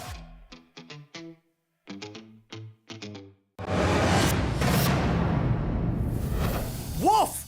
The first half of this year's market has been giving the good guys the business. It's certainly been back and forth for sure, Pete, and I'm getting whiplash over here. With good mechanics, we can see Team Tasty stay strong in the second half. Absolutely. Let's check out our starting lineup. Dr. Jim Schultz, Central Michigan University. Number 51, because trading the Tasty Trade way, that is our minimum probability profit. Kai Zan, University of North Carolina, Chapel Hill. Number 16, because 16 is one standard deviation on one side. Brittany Sherrick, Bradley University. Number 15, because I like to carry a positive theta of 15 to make $15 a day. Whoop, whoop. I like the looks of that lineup. Well, be mechanical is always better than just trying to run plays to see what sticks, Pete. When you got skin in the game, you stay in the game. That's right. Now get off the couch and get into the game. Watch Tasty Trade. Are you tired of one-size-fits-all financial services? Tasty Trade is a bespoke brokerage that tailors to the unique needs of your trading style and account size.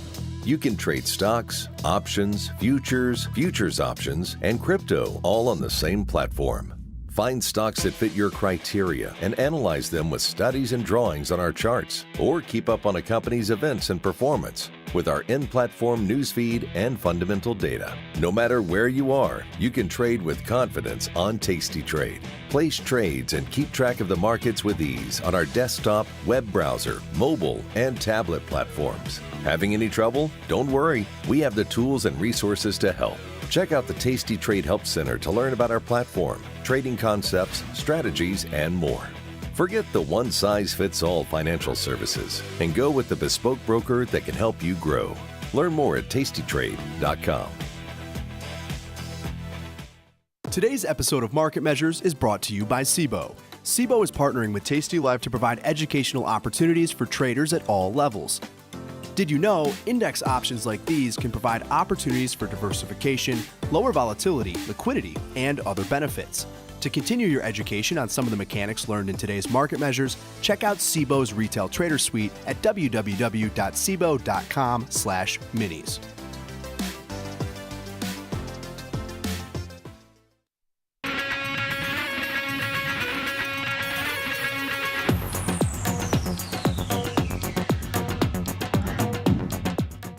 Tomas, we are back, my friend. You know what that means. Time for a little bit more Tasty Live with a market measure. But before we do, let's take a look at the market side enough, because you don't get this every day before 9:30. Even the S&P is down 56, just about a 1% move. NASDAQ down over 1.5%, $350 to the downside.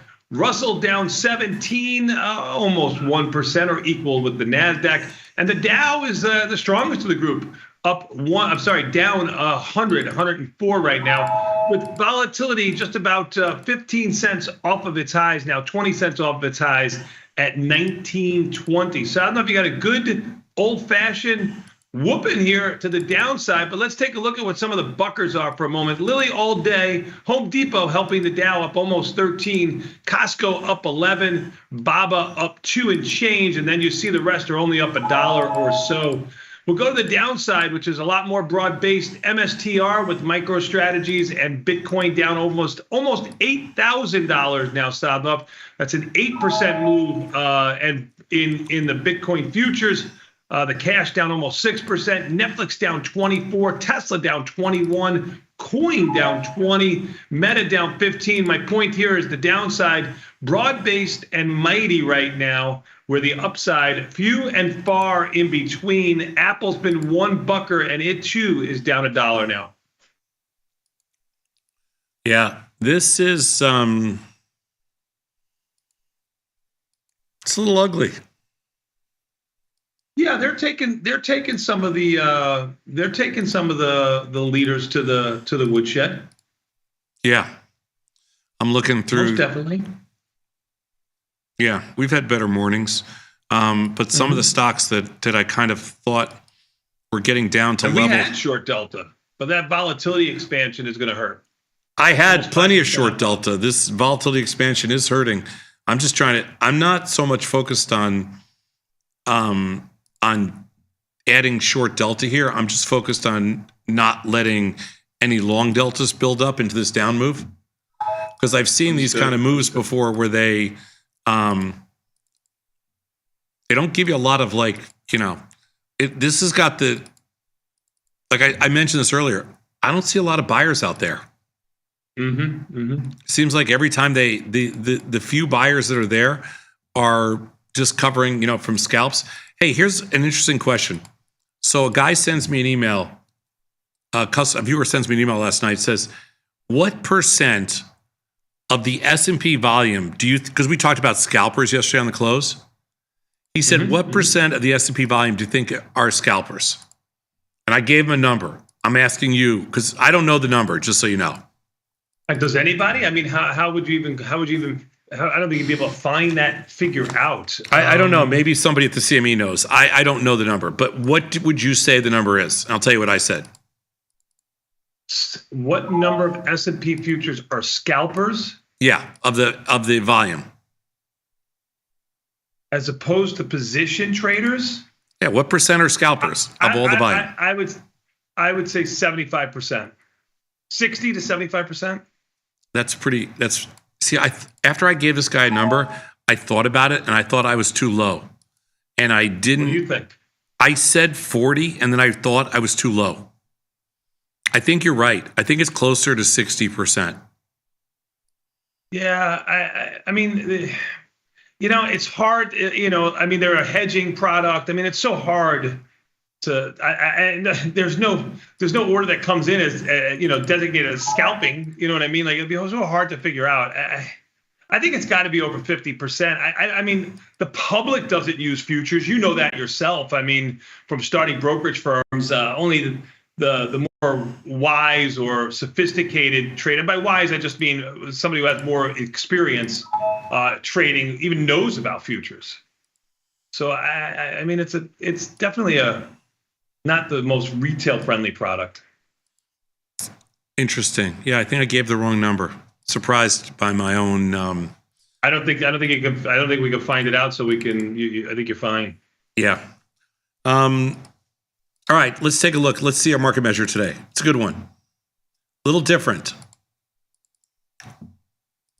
We're going to talk about IVR. So the best performing IVRs by year. I think you're going to like this. Okay. Over a long span of research, we've repeatedly seen that short premium positions generally perform better in high IVR. Because of this, many traders choose only to sell premium in underlyings when IVR is above a predetermined threshold. We do that here at Tasty, like 30, okay? Too high of an IVR threshold, however, and you'll wind up hardly placing any trades. So where's the sweet spot for IVR thresholds? Where has it fallen and how has it varied from year to year? We've never really looked at this. Next slide, please. We did a study. We looked at 5 years of daily option data in the SPY. We computed the IVR levels using the VIX. We considered 20 delta strangles at each 45-day opportunity with all trades closed at 21 days, contingent on the IVR being above thresholds of 0, which just means we put the trades on no matter what. Okay? And each year we found the best performing IVR threshold. We examined how each of these thresholds performed if they were used during other years. Now, one of the things here that you're going to see, this is the lowest common denominator to give us the most amount of trades. Like we like over 30 because it may be fewer trades, but we have the opportunity to pick and choose. This is only using SPY, right? So you're going to be limited to the number of trades. The reason that we do what we do that Tony and I do what we do on Tasty is because we have so many different underlyings we can trade. We're not limited to just SPY. This study is limited to just SPY. So it's a little bit confusing in that regard. This is only if you traded SPY. Let's go to the next slide. All right. So in their own year, so in 2020, the best IVR threshold, now this is only SPY, was the IVR had to be at least 13. Now, if you're thinking about that, well, why do you guys say 30? Because this is only SPY. We say 30 because we have the opportunity to trade everything. But what we wanted to show you was that if you only traded SPY, the best threshold was at a minimum of 13. In 2021, it didn't matter. Just trade whatever you want. Every single 45-day cycle worked. 2022 had to be over 30 to make money. 2023, over 8, and 2024, over 15. Now, these are just for that one specific year, and you can see the number of trades were placed in the SPY. The worst loss, bottom of the page. Not too bad. This is 20 Delta Strangles. What's so interesting about this to me is that it shows, other than 2021, it shows that although the SPY threshold was kind of low, you can imagine how the individual stock threshold is going to be significantly higher. Sure. If you go to the next slide. So now this is applied throughout the entire 5-year period. So the numbers are going to be a little bit different. But if you took the same threshold and applied it through 5 years, this just shows you what kind of consistency it delivers. And all the numbers, obviously this is the best you can do in SPY. But 13, 0, 30, 8, and 15, but all the P&L numbers remained high. And you did place about 4 or 5 times as many trades. And the worst loss numbers were actually lower. Now you're saying, well, I'm not sure what to take out of this. Yeah, right. Well, I'm trying to look. I mean, I see 2021 as because all that's saying is that it didn't matter. You just had to do it every 45 days, no matter what. In 2020, if it was ever below 13, it didn't work. And in 2022, if it was below 30, it didn't work. In 2023, if it was below 8, it didn't work. And in 2024, it was below 15, it didn't work. Now, there might have only been 1 or 2 or 3 instances. The point being here is that what we want people to do is to recognize that this is just SPY. And there are years when it requires that you have to have over 30 just in the SPY to make money. There are other years, like the year before that, where it didn't matter. You just put it on all the time. So our threshold of 30 across the board for all underlyings really makes a lot more sense now. Yep. Let's go to the next slide, Beth, please. So using IVR thresholds to determine good opportunities for selling premium has generally been a successful approach. But the best thresholds to use have varied substantially over time. In general, a higher IVR threshold resulted in a safer year-to-year performance. In the best years, such as 2021, traders did best if they're willing to place trades regardless of IV.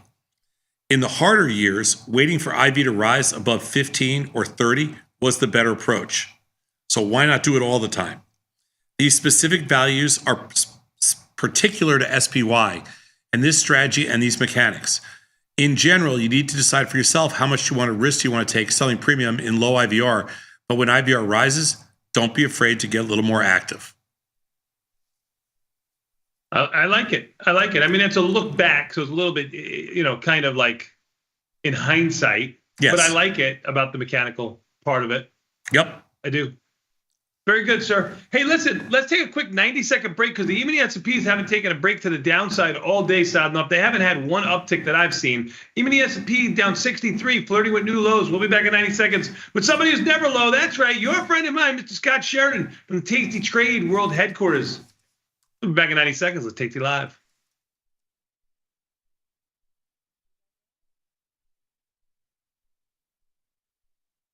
If you missed the live show, here's our cherry on top weekly recap. Sadnov, can you show him your Valentine's Day present? Please, this is the moment when Sadnov was happiest. There you go. That's Sadnov when he was eating his Barnaby's pizza. I made him a pillow. Oh, nice. I spoke to your wife last night. You got to stop just thinking about yourself, Sadnov. That's soon to be in the store. Your wife wants you to bring it home for the grandson. No, Hand to God, that's what she. I have it here. I'll send. You want me to send you a screenshot? And I said, would you like me to take this home for you? And I said, no, not me, the pillow. And she's like, oh, I thought you liked me, but sure, I'll take the pillow for my grandson. I think he'll enjoy it. I go, I don't know if Case is going to enjoy it, but the baby will enjoy it. I had no less than a half a dozen people from our firm say, I love that pillow. Where did you get it from? Oh my God, you're so full of crap. People love it. I'm going to do a buddy pillow. You want a what? There you go, John. How cool would that be? You should do a buddy pillow. Can you see this? Yeah.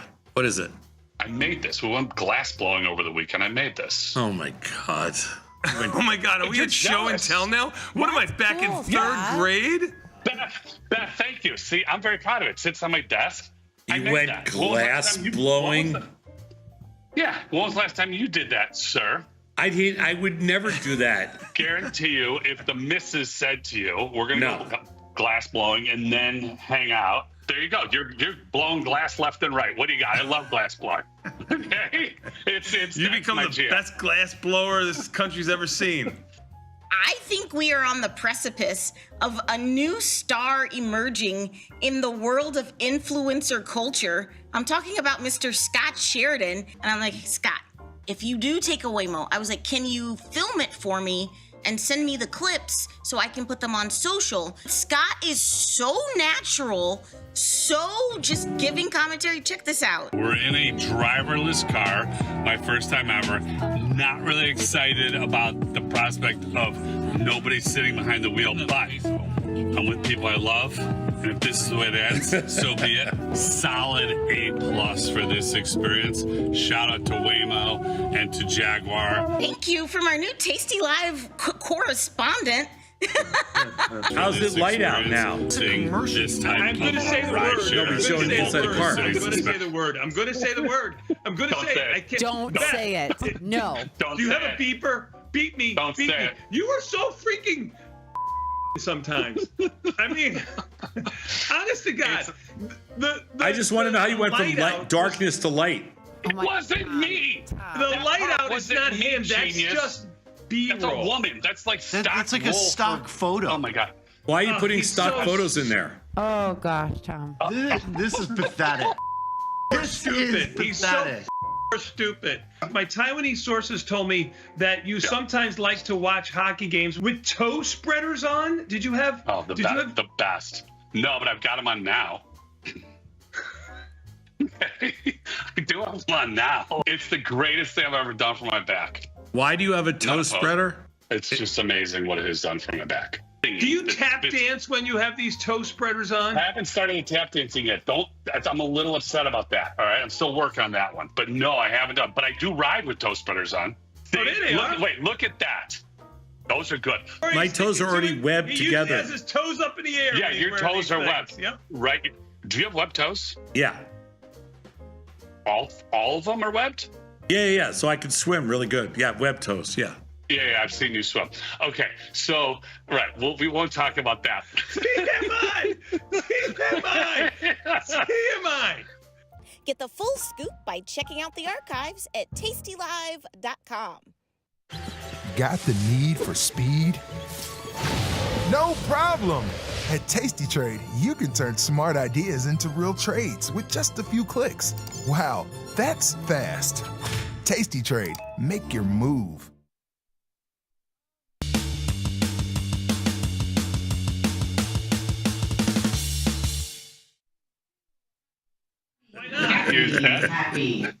Tomas, we are back, my friend, and you know what that means. Time for a little bit more Tasty Live with this man.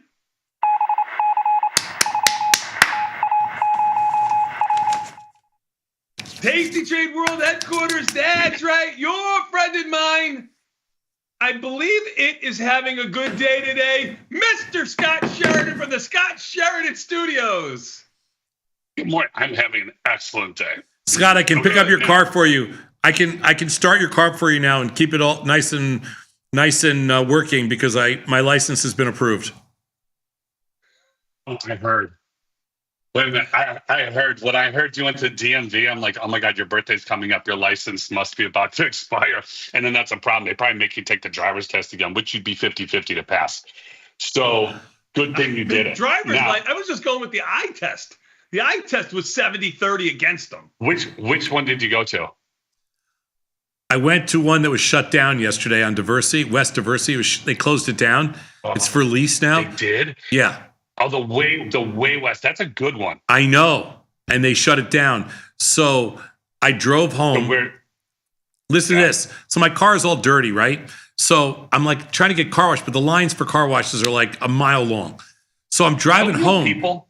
What? I thought you had people. I got my own guy. I'm practically an owner. Come to the house. What you don't? At the point in your life, you don't drive places to have your car cleaned. They come to you. I know. I'm practically buddies with the guy, even though he lives next to Tony. Anyway, I can't get in. The line is halfway around the block every day. It's like an hour wait. So anyway, I'm driving home. There's this little tiny car wash on Pulaski, like so far west. It's like a little dump. Anyway, so I drive in through an alley, whatever. I'm trapped now like a rat. And because you were over there. I know. There's a big sign. Yeah. There's a big sign in the back. It says, "We don't move fast, but we do a great job." Now I'm trapped in the line. Okay. I'm there for an hour and 15 minutes. There's only one car ahead of me. Hour and 15 minutes. Did they do a good job? How was the best car wash I've ever had in my life? It was like they. So there you go. It was like they detailed it. Your brain has turned into TikTok mush. Oh my God! Everything for you needs to be like seconds, like 15 seconds, 30 seconds. See, you waited an hour. Well, wait a minute. Did you wait an hour and 15 minutes to then have your car take an hour and 15 minutes? No. Or an hour and 15 minutes you were in and out? In and out. Okay. How much TikTok did you watch? An hour and 14 minutes worth? No, I was trading. Trading. Even better. So what are you complaining about? So where'd you go for your license? So I came in this morning, asked Josh he said you got to make an appointment. He said you got to make an appointment now. So I'm like, okay. So he goes, I'll make you an appointment because you're going on air. You can make an appointment. You don't have to. He got onto my thing. He logged in as me. It said there I didn't need to get. That's fraudulent. That's fraudulent right there. That's a criminal act. Go right ahead. Go ahead. When he logged in, it said you didn't need what? It said you could do it online, but I got the paper here. It said you have to do it in person because you did an eye test. So in paper, they wrote me you have to do it in person, but online it said no problem. So I got it online. Did you get it? Yeah. And approved?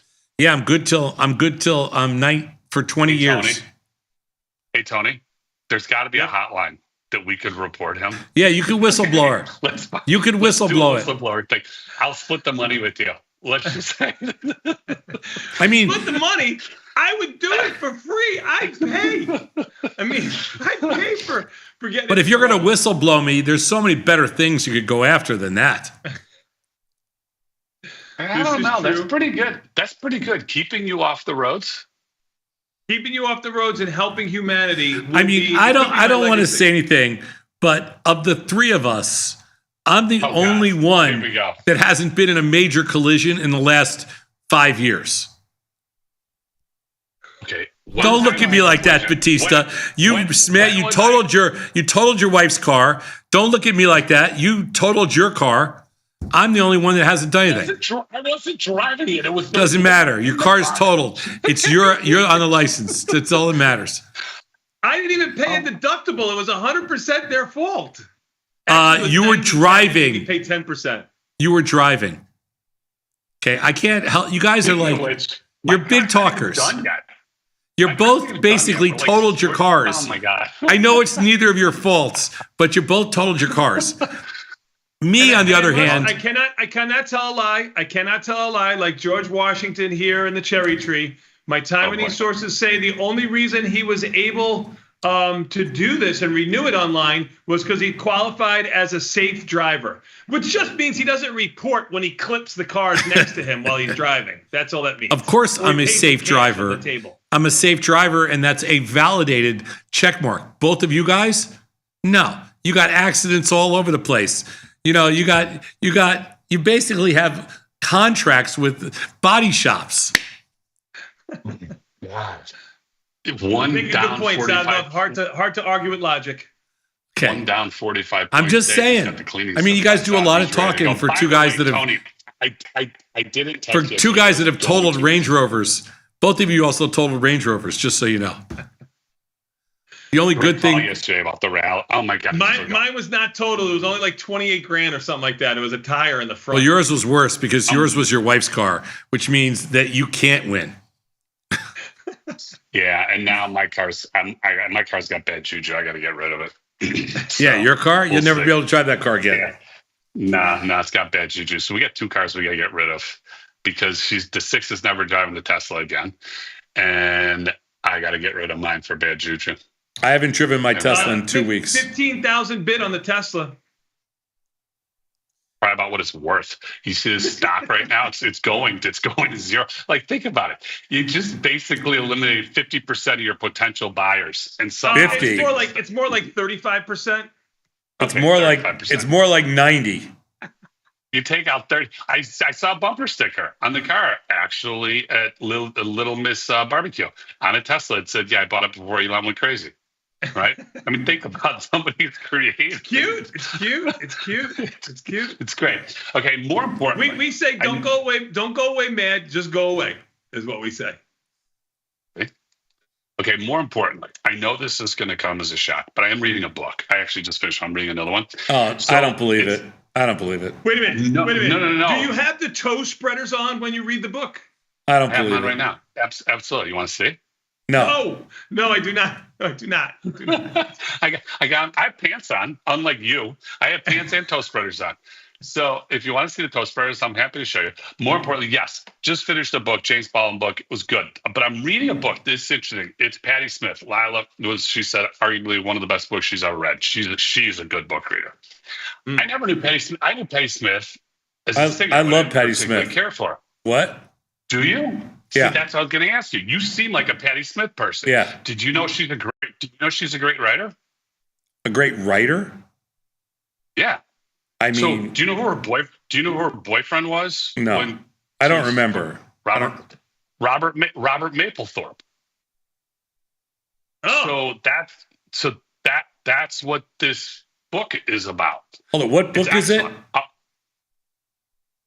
think it's called Just Kids. So it's from the late.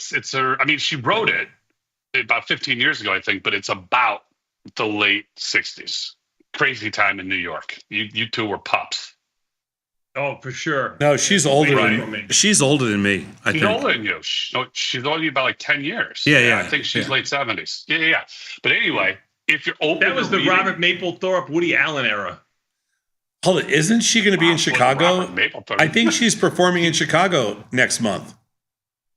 Is she? I'm pretty sure I heard an ad. Where would she be? Like Park West? Where is she playing? No. Nick? I got to look it up. I think she's here with somebody. I thought I just heard an ad for it. Let's go look at this. Maybe not. I think it's in November. Oh, it's November? Yeah. Where's she playing? Chicago Theater. Chicago Theater. Yeah. Right. Wow. Yeah. Anyway, great book so far. I'm only about a third of the way through, but it's great. If you're a Patti Smith fan, I'll buy you a copy. Sounds interesting. Yeah. There you go. I'm debating. I'm on the fence. Let me ask you a question. Would you see Elvis Costello? Here's the thing. That's a good question. Listen.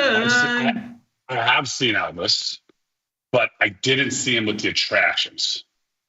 So I'm a big Attractions fan.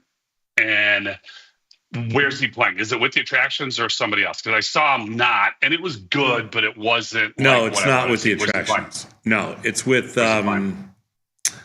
one guy, Neil something. I forgot the guy. I forgot it. He's playing with the guy he used to play with. I can't remember. It's at the Park West. Where did I see him? It's a great venue. It's a great venue. Again, I have this hard time, and I can't believe I'm going to say this because the heat that I'm going to take, I should just say it after it happens, which is tomorrow night. So I have a problem. I told you, I have a problem with these old bands. Yeah, me too. They just... Right. So here's the thing. Hold on. Did you go to the Eagles? I forgot to ask you. No. Oh, it's the sensitive subject. Let me finish. So we didn't go see the Eagles, and I would have gone, but it really came down. And now you're going to say this is ridiculous to our dogs. We couldn't get a good place to leave our dogs overnight. If we went to the place we normally do, we couldn't get back on Saturday. We couldn't get them till Monday. I'm like, I'm not doing that. So got out of the Eagles. Problem being, we got invited to, and we got tickets. 750 seat theater tomorrow night. We're seeing Sticks. Oh my God! Can't you? They're still alive? They're still alive? Oh my God, Scott! Please, no. See, I knew I was going to take Dennis DeYoung. Now they're pretty good. Sticks has a couple good songs. Yeah, 750 people in the room. I don't know any of them. I mean, I'll know them when I'm there. Yeah, you'll know them. They got a couple of hits. They got some hits. Come sail away. You'll know them when they're there. You go, oh, I know this song, and then you'll wish you're not there. Okay, that's what's going to happen. Hold on. What year that's another song I know. I wish I wasn't here. Hold on. What year did Styx come out? I can't remember. What year did they die? I thought they were dead. Okay, so is Dennis? I don't know.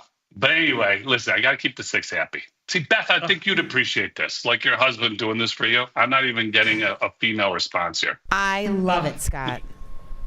Thank you, Beth. I appreciate it. I didn't know this. They're from Chicago. Yeah, they are from Chicago. I knew that. That is awesome. 1972. Oh, my God. 53. Oh, my God. This is going to be, as Tony would say, horrible. Okay. Here's the good news. We're last row. So if it's bad, we could sneak out. Did you see John Oliver, by the way, on 60 Minutes when he said he was doing his stand-up at the place like where he starts, like 50-seat theater? There were 4 people. 3 got up and left. When the woman left, and she's reaching for her purse. And he looks at me and says, are you leaving too? And she says, yes. Could you imagine? So they said, did you continue on with the show? He's like, no, I didn't need to do my own show for myself. It was great. 4 people, 3 left, and he sees the woman trying to grab her bag. Oh my God. Like, what do you even say at that point? You just go, okay, this might not be a career for me. Oh my God, that's great. Anyway. Elvis Costello and Steve Nev. Yeah, that's Steve right. Yeah, that's not how you say it. Yeah. I don't know. He's some. I don't know, Sadnov. At 147 for general admission, you can't stand in general admission. At $700 to sit, I ain't going. Speaking of which, $700 to sit. Did Vanetta do this today talking about Fry? You know, the Fire, the festival, the one that the guy went to prison for because there was no festival. Did you hear about this? Yeah, sure. So they're redoing it. He spent 4 years in prison. He's now going to do it for real this time. Tickets are he's talking about this. He's like, yeah, I got hotels, I got concierge, I got whatever. You got to be a complete idiot if you go to this. The tickets are somewhere between, I think, $750 and $1.1 million.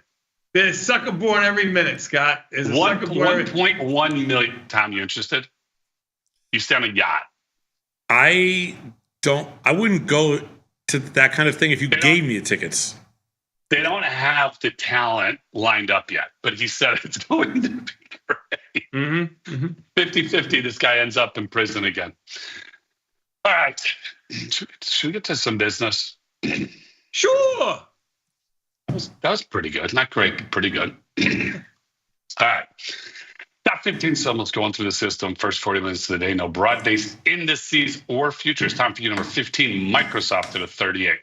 For everybody else, Tesla at a 50, Nvidia at a 63, PLTR at an 82, Ibit at a 34, MSTR at a 34, Meta at a 19, Coin at a 30, Apple at a 40, Amazon at a 35, HIMS at a 59, AMD at a 25, Google with an L at a 32, SMCI at a 70, TLT at a 37, and number 15 for Tom, Microsoft at a 38. Rounding out the next 10, TQQQ at a 51, AVGO at a 73, Intel at a 69, Netflix at a 34, GLD at a 43, Hood at a 43, and TSLL at a 54.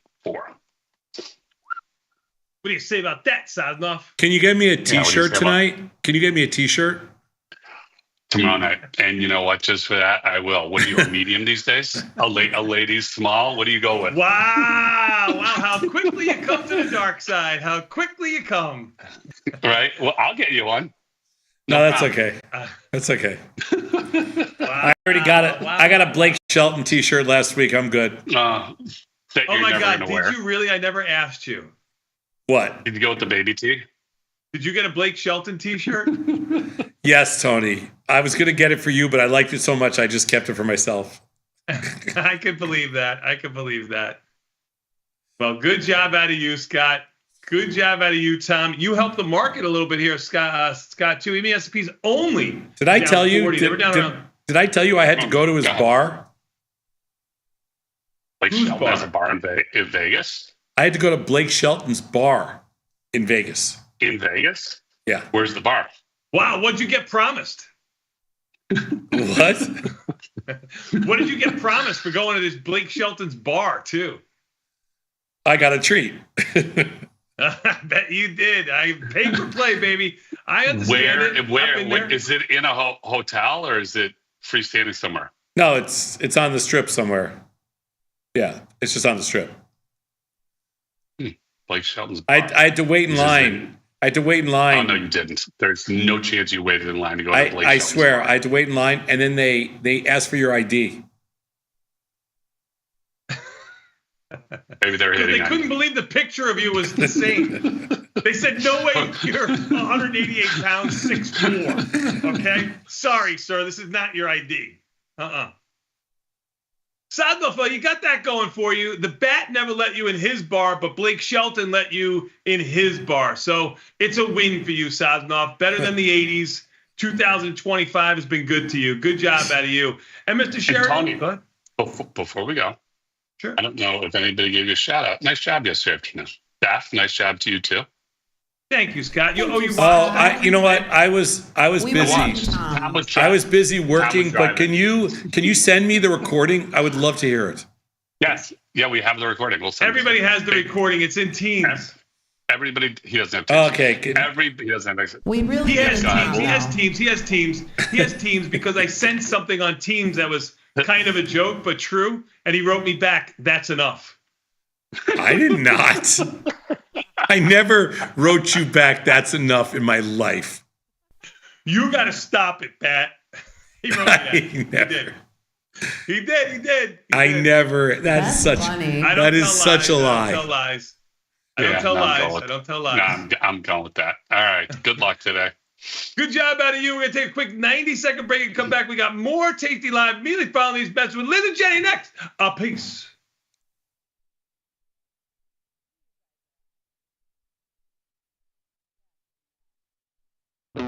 Looking for a better broker and a bonus? Sweet. We got you. Right now, you can get a bonus of up to $4,000 when you open and fund a Tasty Trade account. Plus, low rates, smart tech with the analysis tools you need, and award-winning support. So, get a broker who's actually got your back. And up to $4,000 at Tasty Trade. Make your move, genius. Tasty Trade. Decision to build Thinkorswim was a byproduct or derivative of 20 years. In our minds, the future of finance meant that we were going to move away from something that was very manual and move to something that was tech-driven. What we did with Thinkorswim truly changed the industry. To do it a second time was a challenge that I just had to take. The platform is just leaner, cleaner, a little meaner, legitimately built from scratch. The amount of time I spend interacting with our customers via email or anything else is pretty much my entire life. To be so powerful and so valuable, and then to be that approachable, just amazing. Where else are you going to be able to email a CEO, get response back? But you know what? Before he even knew who I was just some idiot trying to learn how to trade. And he still would email and help me learn and everything like that. Some people say it's nuts, some people say it's insane. You know, that's what I do.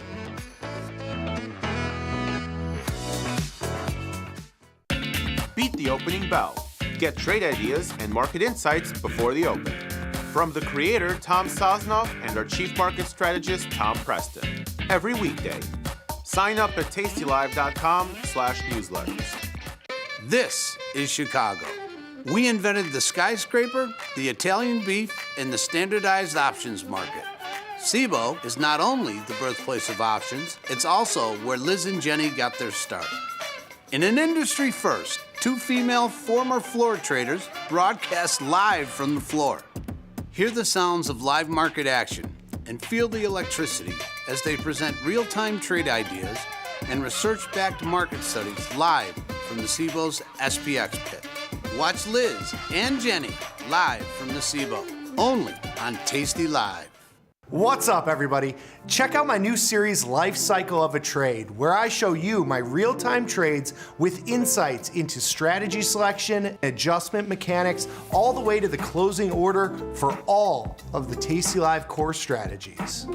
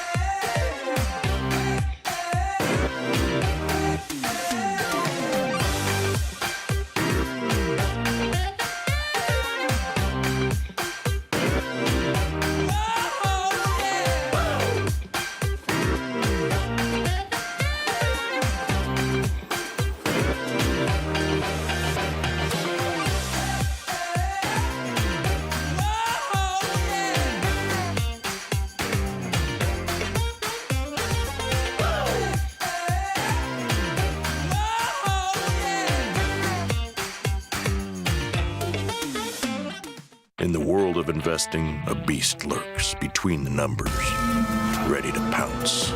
Some traders hide from it, some ride it. If that's you, join us on Tasty Trade. Genius loves company.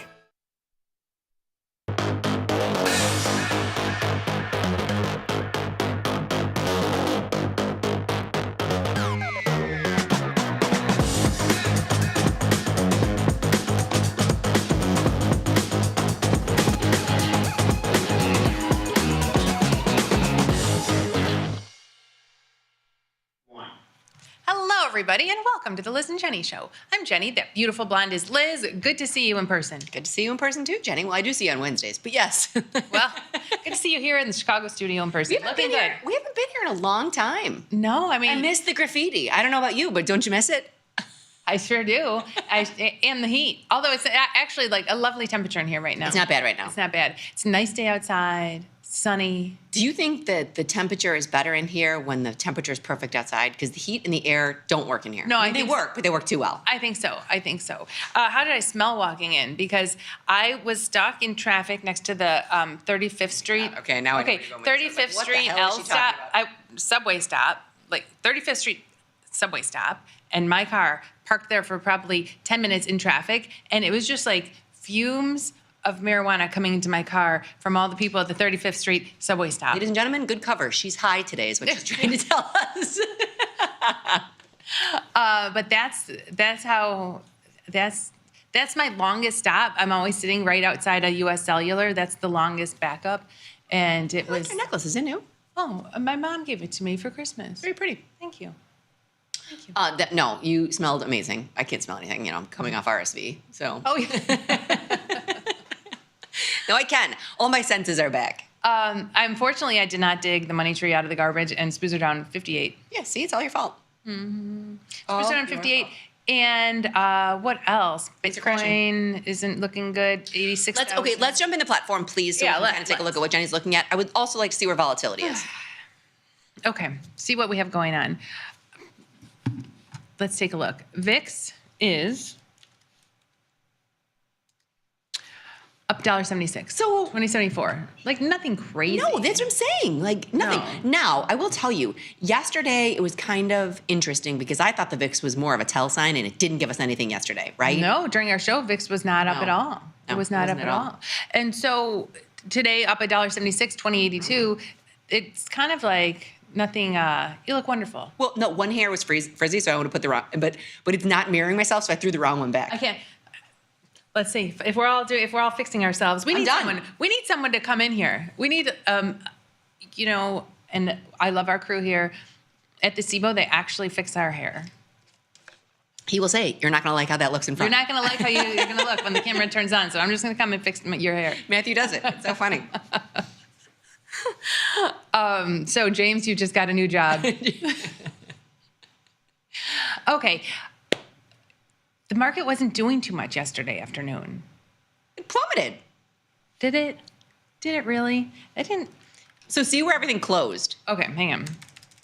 Look at ES, just because that's usually, or SPX, fine, doesn't I matter. don't think it plummeted. Hey, do we want a Jajun today? We should. Earlier the better. We can. Okay, so yesterday. Yeah, look at the close. I can't read that. That's too small for me. 59.83. Yeah, give me open high close. So 60.26 was the open, but it was trading around 59.90 during our show. 59.90 during our show. So 59.83, not too much further, not too much lower than it was during our show. So here, I can show you exactly where it was. Yeah, I can do the minute by minute, but I didn't feel like it wasn't like spooze down 100. It wasn't anything too crazy going on. So here, I'll give you our Jajun trade. SPX, 7 days. Our Jajun trade yesterday was the 6,059.95. Yeah. Right, 59.95. Where did it close? 6,000. And it closed at 59.80. Yeah, I mean, it was down. It wasn't, but I know the VIX wasn't doing too much yesterday, but it wasn't like too crazy of a day. No, it's still not good. It was down 60 today. I'm surprised. I thought we'd get a bounce. You know what may bring in the bounce this week? Well, maybe Nvidia. Hey, it's either going to take it down or bop it up. And that's what everybody's saying. So every other network in America keeps saying that Nvidia is going to be the precursor to what happens. Bitcoin is also a little bit of a thorn in the side right now because they were saying, and I don't know if this is true or not, but that is your risk off. What they're looking at it is if Bitcoin is going up, that's a risk on situation for everything. And if Bitcoin is going down, it's a risk off. Everybody's selling things to get out. Now, is Bitcoin going down though because of what happened in South Korea? It wasn't down that much this morning. I mean, it was down a little bit. So I don't know. Yeah, I don't know. But that's what they're saying. Risk off asset, risk on asset. What is gold doing? Let's take a look at gold. Gold's down too. I'm getting into gold. A lot of it. I'm going to load the flotola. You're drinking like a little kid. You're holding your cup with two hands in your straw. Well, I've never had a straw in here before. Where'd you get a straw? And why do you have a lid? Right next to it. Did someone say, Liz, you better put a lid on it? I was mixing the SIBO in here because I always have a lid and a straw at the SIBO. And so I just grabbed one. They're right next to it. You're right. We come here willy-nilly. Like you could just all over all the equipment. Keyboard right here. We go into the SIBO with lids and straws. Lids and straws. I guess maybe that's a smarter idea. Jajun it. We're down almost 60. Okay. Almost 1% in SPX. All right. Back to the trade page. I'm going to Jajun. I'm going to do the Jajun. I watched a couple of the Rising Star videos last night, just catching up. They were awesome. I've got a couple ideas from the Rising Star videos. But Trade Small, Trade Off, and John from the Villages referenced the Jajun trade. Did he call it Jajun? No, but he talked about the study. He referenced the study, and he talked about wrapping around a debit spread at around 10 o'clock. So it's 10:07, and we're going to do it. Did you scream Jajun at the screen? It's called the Jajun trade. No. Every time you win, you go, Jajun! That's the most fun part about it. It's tricky. We're bouncing around so much. The in the money, out of the money keeps bouncing around. Spoo's down 54, 255. I'm putting this on. Filled, 255. 59.30, 59.35. So you talked about yesterday. We had 59.95, 6,000. Yeah. So down quite a bit from yesterday. You know what we should have done? I traded quite a bit yesterday and today. I thought of bringing just like a list of everything and maybe a day early because I was selling puts. Now we're down today. They're not looking too good. Your list would have been fantastic. My list would have been the nice thing. All right, so 255. I'm going to try to sell for 305. 305 and send. Review and send. Yeah, on the show, remember I said, I'm going to go sell some puts. Yeah. Did it. Didn't work today. It's better. You usually were early. Hey, let's talk about the one. Let's just get this over with. Let's rip the Band-Aid off. Zoom and HIMS. And maybe it's a sea change. We talked about, we did all bullish at the beginning, and the market was bullish beginning of the year, and everything was working out nicely. Now we've had hit after hit after hit. Well, Home Depot's up. The expensive ones that we didn't want to do. I think Home Depot's up. And today we have lows. Yeah, Home Depot's up $13. Yeah, that's what I'm saying. So like, but it was $1,000. I know. But you can't pick and choose. So, but that would have knocked off because this was more expensive. If you would have done all three, you still would have made enough to wash the other ones. Yeah, which is it's a bitter pill to swallow. But let's rip the Band-Aid off. There's nothing to do with them. But they're both. But we have to talk about it because we traded it on air. So they're both worthless, right? So HIMS is worth 86 cents. Ooh, I mean, that's 86 cents. Well, you did the 17-day. So it's like you've got that 17-day 48. So 93 cents. It's $10. Just leave that, right? And then what is Zoom?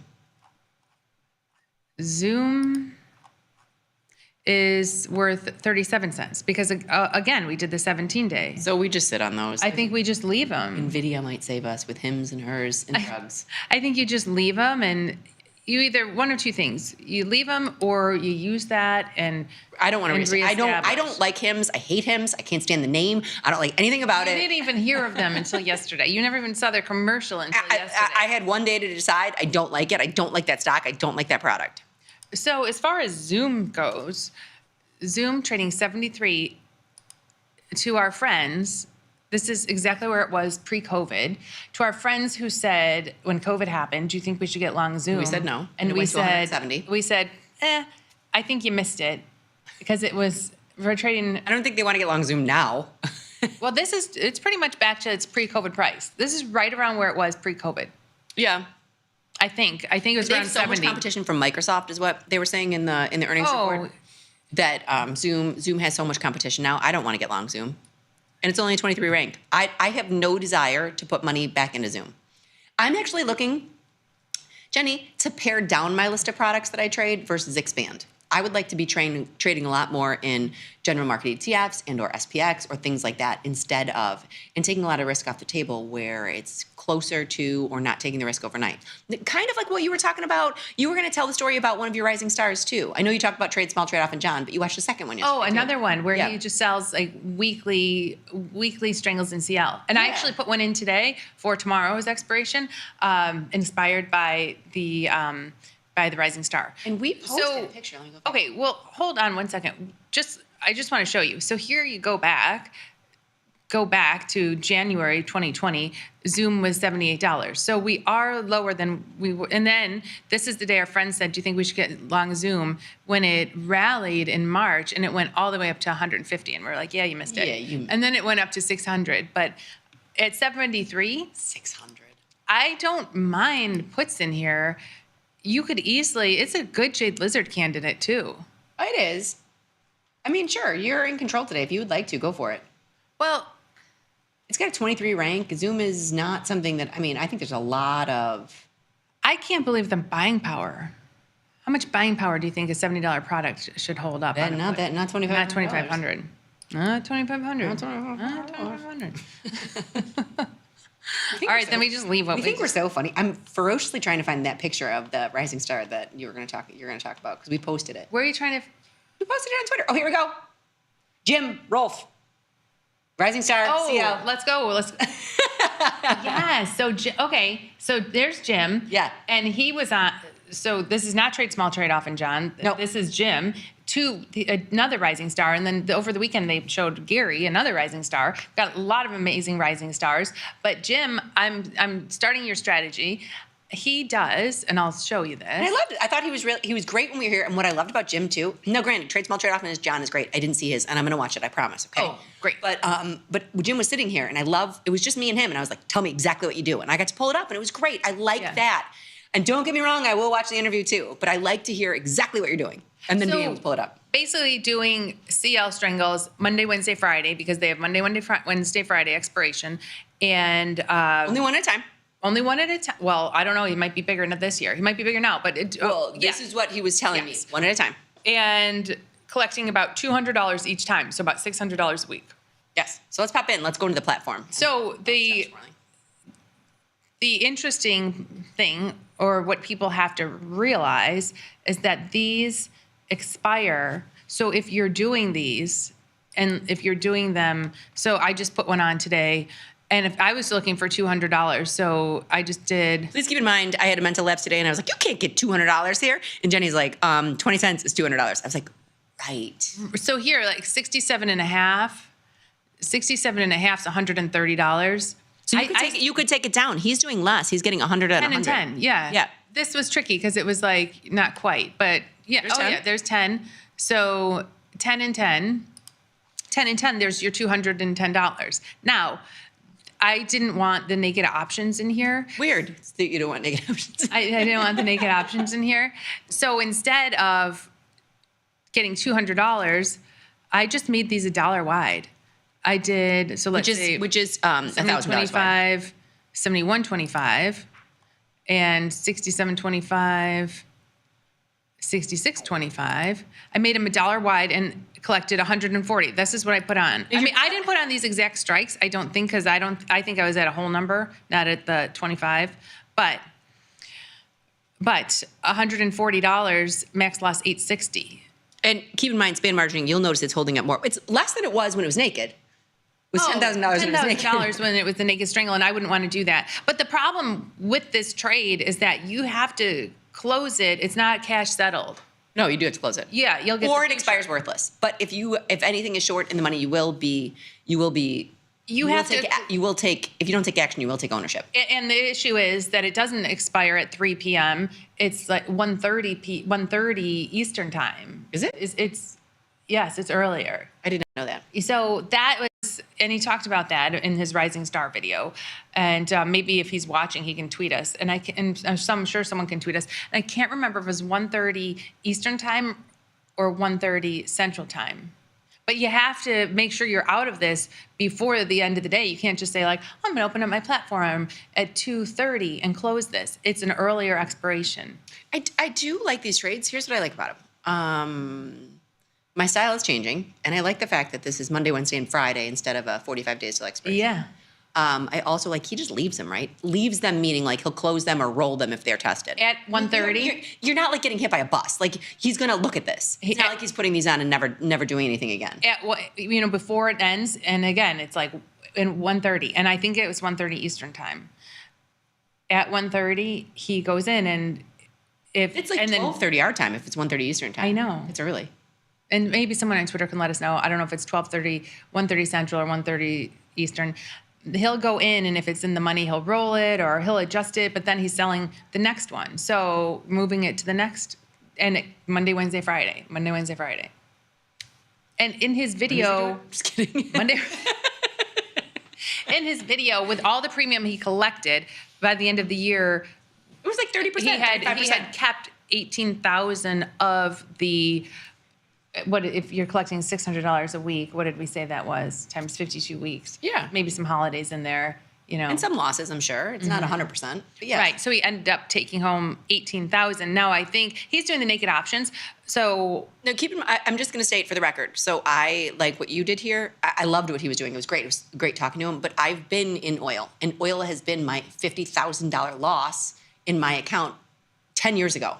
So when he said at the end of the year his total credit that he kept was 18,000, the first thing I thought is you can lose that in a day. You could lose that in a minute. In oil. Yes, you can in oil, which is why I don't mind when you're looking at this defining your risk. That's why I wanted to define my risk. So what's odd here, and I know you brought it up, is that your buying power is higher than your max loss. I don't mind your max loss being more than that if you even move it. But when it's kind of like the common sense slide then kicks in. So what are you going to give up? $10 to go down a strike? Do you know what I mean? Right. I see. But it doesn't change too much. No, it doesn't. I still got 140. Like it's 3 cents. But that's what I'm saying. It doesn't. The common sense when you're looking at these nearer term, when you are so nearer term, and we've looked at this in SPX so many times with the 0 DTEs, defining your risk becomes so much easier when there's less time when there's less time. The ones down low, like look at the 65.50. They have to have something in there. So you got to pick the one that's like the closest to you that is the least value, right? But again, 4 cents is $40. 5 cents is $50. So you are giving up quite a bit. No, but I mean, you're going by $10 increments by going up. Yeah. And down. Yeah. So I put this on today, but I have to know, do I need to close this by 12:30 tomorrow or 1:30 tomorrow? Well, why don't you close by 12:30 just to be sure? Where will we be at 12:30? On the train. Yeah, we'll close it on the train. We'll close it on the train. Or you're coming in long or short of future. I don't want to come in long or short oil, so I'm... What is natural gas doing? And I know this is just shameless. And so look, but I'll look. But one other question: if I'm going to do a spread here, do the micros? No, they don't have the Monday, Wednesday, Friday. No, they have weekly. This is just Friday. And if I wanted $150, $140 between now and Friday, I'd have to get really close. That's what happened to me when I opened up the CL. I was like, Jenny, you've lost your mind. Mental lapse, recovering from RSV. Okay, so you wanted to look at natural gas. I do. I just want to see where it is. And I could actually probably look on the side if you want. What? I haven't looked at natural gas in so long. I haven't either. $4. Whoa. Close it. I like it when it's low. Yeah. Okay. So we did briefly talk about Nvidia moving the market, and I don't want John just waiting for us to call for the slide. He's waiting patiently. It's 19 minutes. He's been waiting for us to call for the slide. Look at this. He's already got it up. This is fantastic. And there is weren't we supposed to share a link?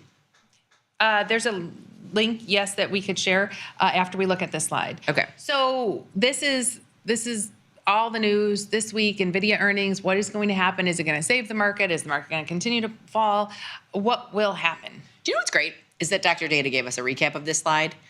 And he said basically it doesn't move. He's like, plus or minus 5%. Plus or minus 5%. But ultimately, at the end of the day, it's a zero move, right? Remember, he said that. He goes, it goes up sometimes, it goes down sometimes. If there's a slight positive drift, the biggest is plus or minus 5%. But at the end of the day, it doesn't really move. And that's what he said.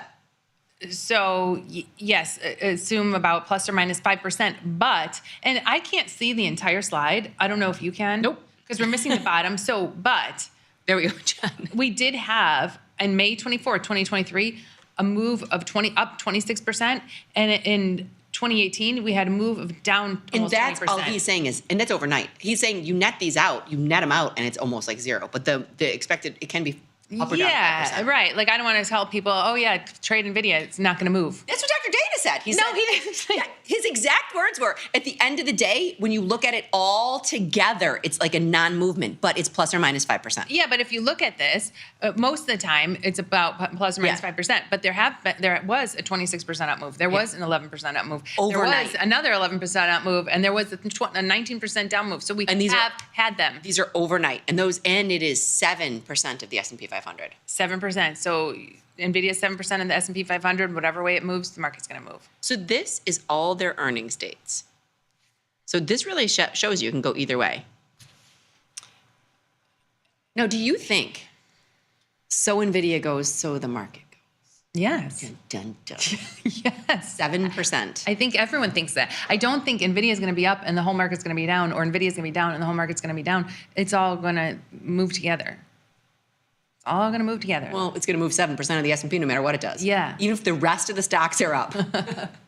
And Nvidia's down. So 7%. Are you kind of sitting tight and not putting in too many things on, waiting for Nvidia earnings? I haven't been. I've been selling puts, trying to take advantage of the market. Oh, John, there is a link in that, and I don't know if you can share that link with everybody so they can see where to get more information. And I appreciate Dr. Data putting this together. And it might not be the last time you see it. The boys may pull up the slide too. And I think this will be coming in your inbox if you sign up for the cherry picks. Yeah, I think they will. And hopefully he can put the link on there. But that's what Dr. Data was talking to us about.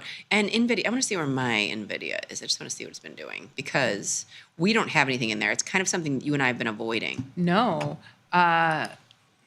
NVDA, it's only $123. It's not like it's too expensive for us. Well, it's now it's only $123. How much has it fallen? Let's take a look at the charts, please. Yeah, we'll go to the platform.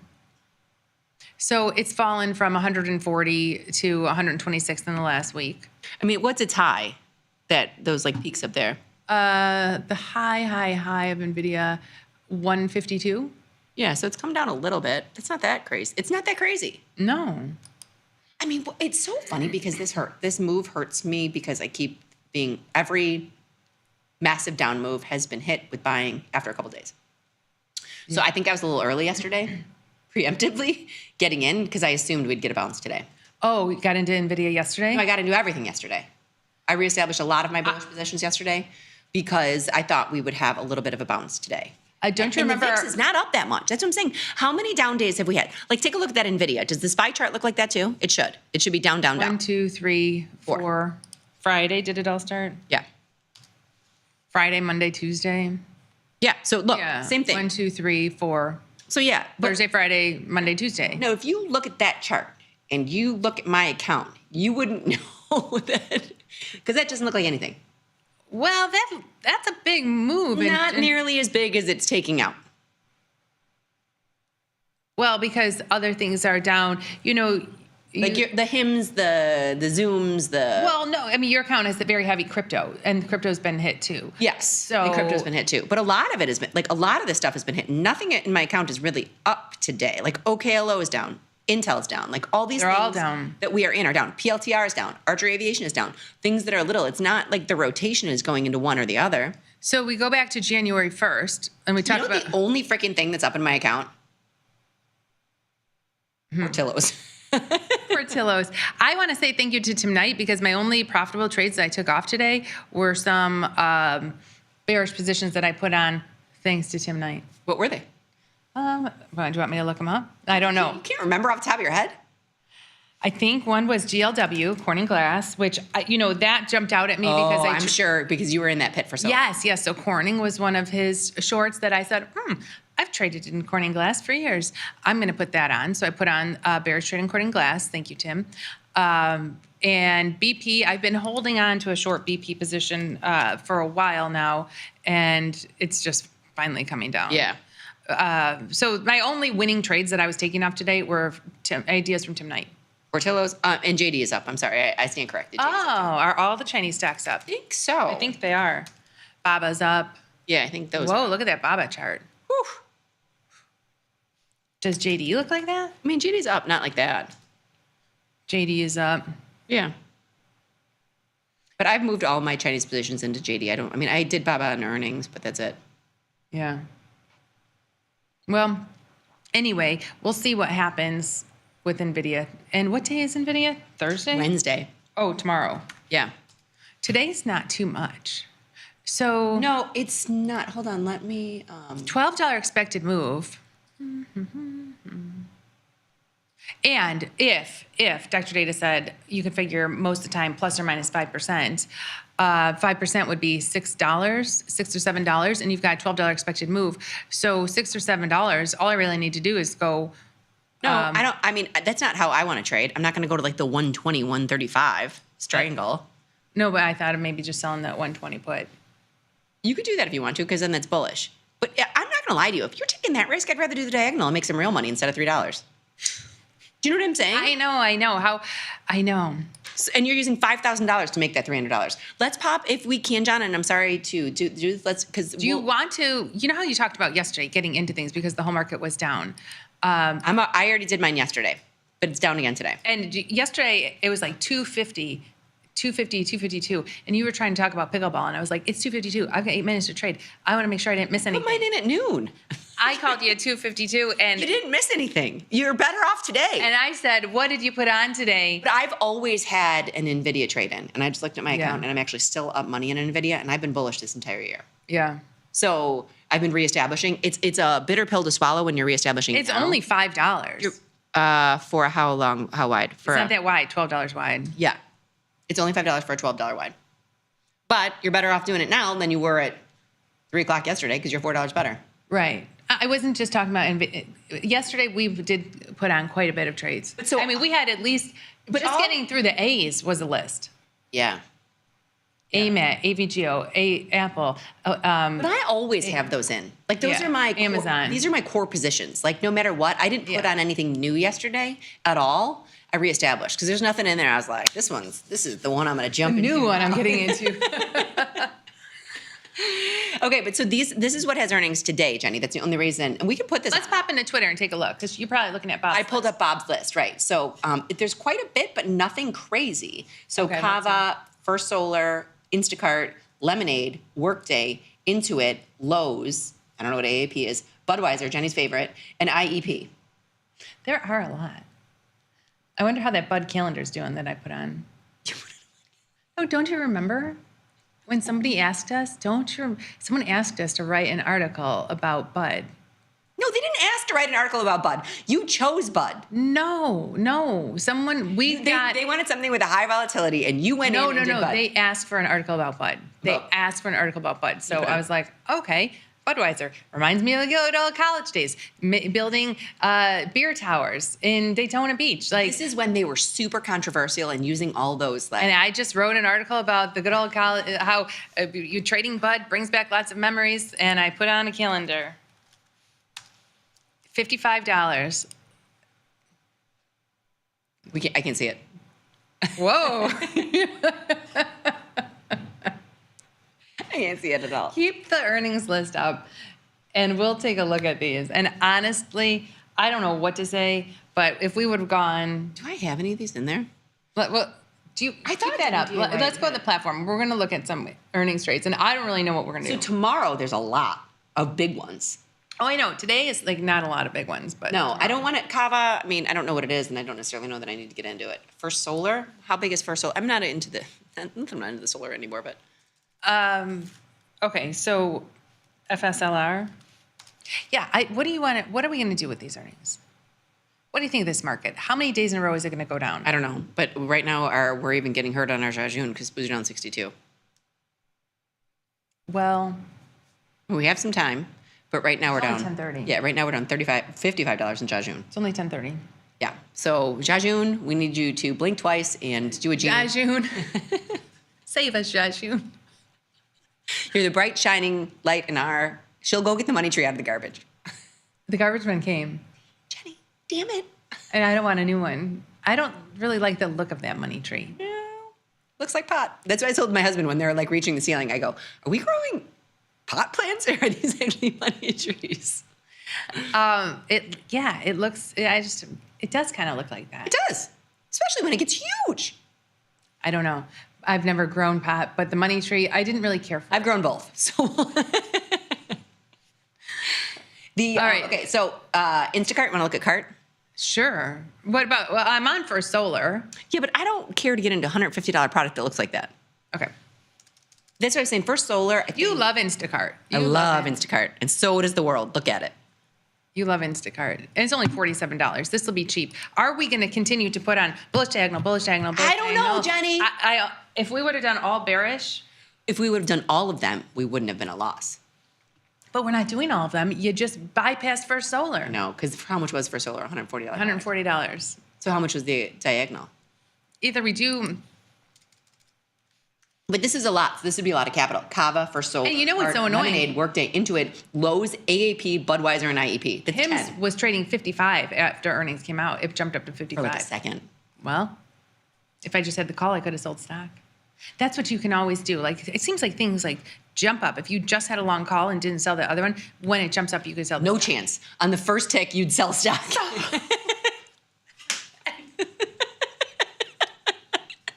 No chance.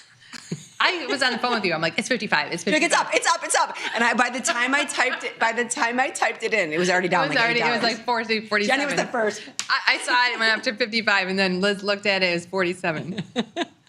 All right, First Solar. I'm only pricing out the bullish. Like, how much money are we going to throw away? That's what I'm saying. We can't keep throwing this away. It's only. Okay, so I don't know what to think. These diagonal... I'm not a fan of... The solar companies are not doing very well these days. I don't even know what First Solar does. It's got solar in the name. First Solar was around longer. Maybe they make lampshades. What do you think?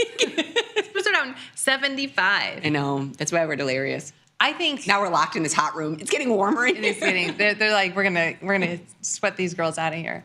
I don't know. You know where else sweats us out? The SIBO. The SIBO, it is so hot there. Yeah, I'm not even going to talk about what goes on at the SIBO. It's really hot there. It's really hot there. It's really hot there. Yeah. Shorts tomorrow? Just kidding. I got to not wear my fleece-lined pants. Okay, it's boosted on 75. So those diagonals, let's talk about this. A trade works until it doesn't, right? A trade works until it doesn't. Like, they were killing it beginning of earnings season when we were in a bull market. They're not killing it now. Maybe we do them all the downside. Or I don't even care if we don't Like, or maybe we don't do them. That's what I'm saying. You're either going to do them all in one. I think you do them all in one direction, or you don't do them. And there's nothing wrong with taking a beat because Nvidia is tomorrow, right? It's not. And the market doesn't look good. Where's VIX now? I bet it's another $1 higher. Yeah, it is 21.50. Now it's up 250. Maybe 50 cents higher. So what?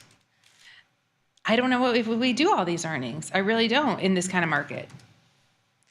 It could turn around like this and we could be up 70 tomorrow, but you don't know. Maybe it's not worth the risk. No, but I kind of like to ride the wave in which direction it's going. So let's not. Is that wrong to say we want to pump the brakes a little bit on this?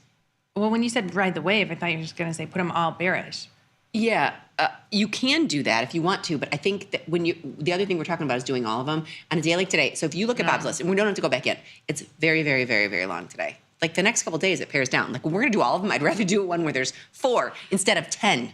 Well, yeah, maybe we take a break. Maybe we take a break because the last couple of days have not been good. Mm-mm, they haven't been. Or you do something like a Jade Lizard, or you don't want a Jade Lizard in this market. I have been selling puts in this market. I feel like every time we get to these down moves, the premium becomes a gift. Let me tell you, I don't want puts in individual products. I love them in IWM or in something like that. Like, take a look at IWM. Okay, That's something we could do today. You loved the 100 put in Marvel. We're down $1,000 in Marvel. That is our one short naked put. Yeah, we are. That's pretty bad. No, I don't like puts in Marvel. This was your idea. I don't know, Jenny. You said I want to get in with you. What are we down at? Hold on. So we're Marvel down. is my biggest long. Yeah, we're down $910. We better do something with this. What are we going to do? Well, you can roll it out in time. I mean, or you take the loss. Those are your two choices. You now have a covered call at the 100 level. Yeah. But all the tech stocks have been taking a hit. Look at Intel. Look at Microsoft. They're all down. Like Microsoft is down $7 today. We have to. What is Meta down? We have to do something with this. We've got a put that's pretty deep in the money. They have earnings. We have Meta's to down do something. $24 today. Like these are all. They're all. It's not as if it's not. moves. It's not that Marvel's the one that's doing it. Everybody is. No, they all are. I'm just saying, like, we don't have short puts. Thank God we don't have a lot of them. No, we don't. We don't have a lot of them. But Marvel is one of them that we do have, and we probably should address it. Well, I mean, you can roll it out in time, or close it, or change it to a zebra. Those are your choices. The zebra will move it so it's risk, so it's defined risk. Mm-hmm. Then it can't fall. You participate to the upside. You're not getting any premium, and it's got a 94 rank because earnings are on the horizon. So the buying power for this is not bad. It never was bad. No, it's not. Never and was so right bad. now you have a covered call through earnings. You have the 100 covered call that still has tons of premium. There's still a lot of premium. We had this. We were $8 away from it. When Marvel was trading 108, this still was a loser. This still was a loser. Oh, it's always been. So do we leave? It's because we're through earnings, and that's what's dumb. It never gapped up too much, and then the premium kept. Like, we have a 94 rank. I guarantee you it wasn't a 94 rank when we put it on. No. So we have to decide. Do we want to move it to a shorter term? March 5th are earnings. They moved them. I thought they were sooner. I thought they were this week. They're not till next week. No, they're next week. We knew that. Okay, so because we have this 3-day that maybe we could get something for, do you want to just like chip away a little bit? Do we want to in the 3-day sell the 98 call and get $1.20 and just this week $1.20 to chip away at our loss? If the earnings aren't this week, go for it. Right? The hard part is when you do this, if you do get the bounce, like say you get the bounce and it's up $5 tomorrow. This Marvel is, I've had it forever. I'm long the stock. Guess what call I have against it? The 90. The 90, but I had it when it was 130. I kept rolling my 90 call. Yeah. Just because it's one of those that I didn't want to sell the stock. So I just don't know that we can leave this. The problem is there's so much premium here. There's so much premium in there. There's so much premium. I mean, the other thing you can do is buy a put to define your risk. We say this all the time. If we were going to buy a put, you have to do it before. You can't buy it when. No, I agree with you. But taking a look at if you go shorter term, like you were just going to sell that call to get some premium, you can. I'm just curious to see how much this You know what? This is not expensive. You could switch it to a diagonal. Maybe we just switch it to a diagonal. But you're both out of earnings. 13. No. Is one in the earnings cycle? One is in the earnings cycle. Okay, as long as one is, because that's very small for me today, and I can't really rate it if one's in the earnings cycle. Okay, so 93.106, $13 wide for 489. Then Okay. we can't lose more than 489. So define it. The one way you can do it, and I usually do it, we'll go with the zebra because they'll give you unlimited, but I'm totally fine with that. I mean, $13 wide and we're paying $5. If Marvel shoots up, we could make most of our money back. Right. If we wanted to, you could do, like if you buy in the 17-day, that at the money, we could try to sell a 3-day just to get a little extra premium. Then like the $93.99, sell a 3-day just to get something. And then if it, within the cycle, and then if it after goes, the you end of the week, reestablish. then sell next week. Yep. Sell next week. Maybe we do that. Maybe we buy back our short put. You're doing something. You're changing the trade. The hard part is there's so much premium in that call still. You have $4. Yeah. It's okay, I though. know. I don't mind as long as you have something. I know, in. but I This feel is like defined risk. This thing. So we lost we're down $900 now. Mm-hmm. If it goes to 75, which it could, we would lose another like 13, 14. I mean, if Nvidia, because this is a high tech company. Yeah. If Nvidia goes down, this will go down. This will go down too. That's why I feel like we just need to put, we talked about not having a lot of naked options in here, naked puts. If we want to take this naked put off, we have our couple choices are, we turn it into a diagonal, turn it into a zebra. Yes. No, I agree with you. Even though it has $4 extrinsic value. Well, especially through earnings, you're going to make some money back, and then it's defined risk. So taking this off, just because I don't want to lose another $1,000 if this is down $10 in the next, on earnings or something. And it could be, because it's going to follow Nvidia. So then we'll go out to the 17-day, buy the at the money, and in the 3-day, let's try to get, here, that'll give us. You got to go with the expected move. Yeah, so this will give us another dollar, like $1.17, and then we'll sell another one at the end of the week. Yeah, sounds good. If it shoots up, You above reestablish. this, So what yeah. we're doing is if it gaps up through our short, then we reestablish. This is the following up. Okay. So we're not playing for the width of this diagonal. It's going to be the width of the earnings diagonal. Yes, correct. And what we do, we hope that it shoots up to about 98 and that one expires worthless. And I think that's our only short put. Hold on, I'm just Now we don't have too much. That was our big, because this account. So Hood and CMG are holding up the most. Hood. What do we have have a in Hood? Jade Lizard. In Okay, Hood. that's holding up That's holding up the most capital. $1,500. Mm-hmm. And our put's the 41. You can we have a Jade Lizard if we wanted to. If we wanted to, you can. No, honestly, Johnny, Hood's down $5 today, but it's still nowhere near our. Yes, isn't that crazy? Mm-hmm. I mean, that is crazy. Some of these are having big moves. Massive moves. It's on there. That's 10.74%. Where was it in August when I got out? 20. Now it's 44. Yeah, it's crazy. I'll wait till it gets back to 20. Okay, so these are all the Marvel's pushed out. Our Jajun, he's coming back. He's making a comeback. He's making a comeback. He's doing his thing. So Hood, we'll leave that. I can't believe that. And Coin, that's another one. Oh man, Down $20. Yeah, that's not like small. No. And yesterday, I almost sold naked puts in Coin. I know you did. I think I stopped you. I might have. Honestly, I might have. From the look of my account, I might have. I was, we were driving in. So I look at my account on the elevator. Get in the elevator. The guy next to me worked at Dyson, and I was like, that's not good. Are you hiring? That keeps seem a lot less risky right now. Oh my gosh. Okay, let's pop into Twitter, just because I know we went through Bob's list, but there's other trades that are coming. All right, so we're going to pass on earnings because we don't know what. Uncle B2, love this. And look, Jenny is behind the wheel of the Listen Jenny Natural Gas and Oil Company. I love it. I'm pretty sure that's Jenny's house. Did they take a picture of your house with that in front of it? It looks like my house. It looks just like your house. This. Okay, and then Liz and Jenny forever. Good morning, ladies. So this is the March 607 put in SPY is now deep. Yeah, it did what you wanted it to. It protected your position. Yeah. Yeah. It's worth $1,400. Yeah. Congratulations on your put. I mean, it did what you wanted it to do. It saved you from being out. I mean, he got long SPY at 600 and SPY is now 590. So you'd be out $1,000 on your long SPY that saved you. Yeah, correct. But again, if you're buying it as a hedge, it's hard to sell it. It's a hedge. Hard to sell it. Right. Yeah, there's nothing to do. And then check out Hibachi. Liz looking at Jenny. So we're going to do Jajun today? Now, as far as that position that he has, the covered call, the covered strangle, or the collar, he's made money to the upside, and then he moved his put up. So if you made money to the downside and you're net positive, I might take that whole thing off. Right?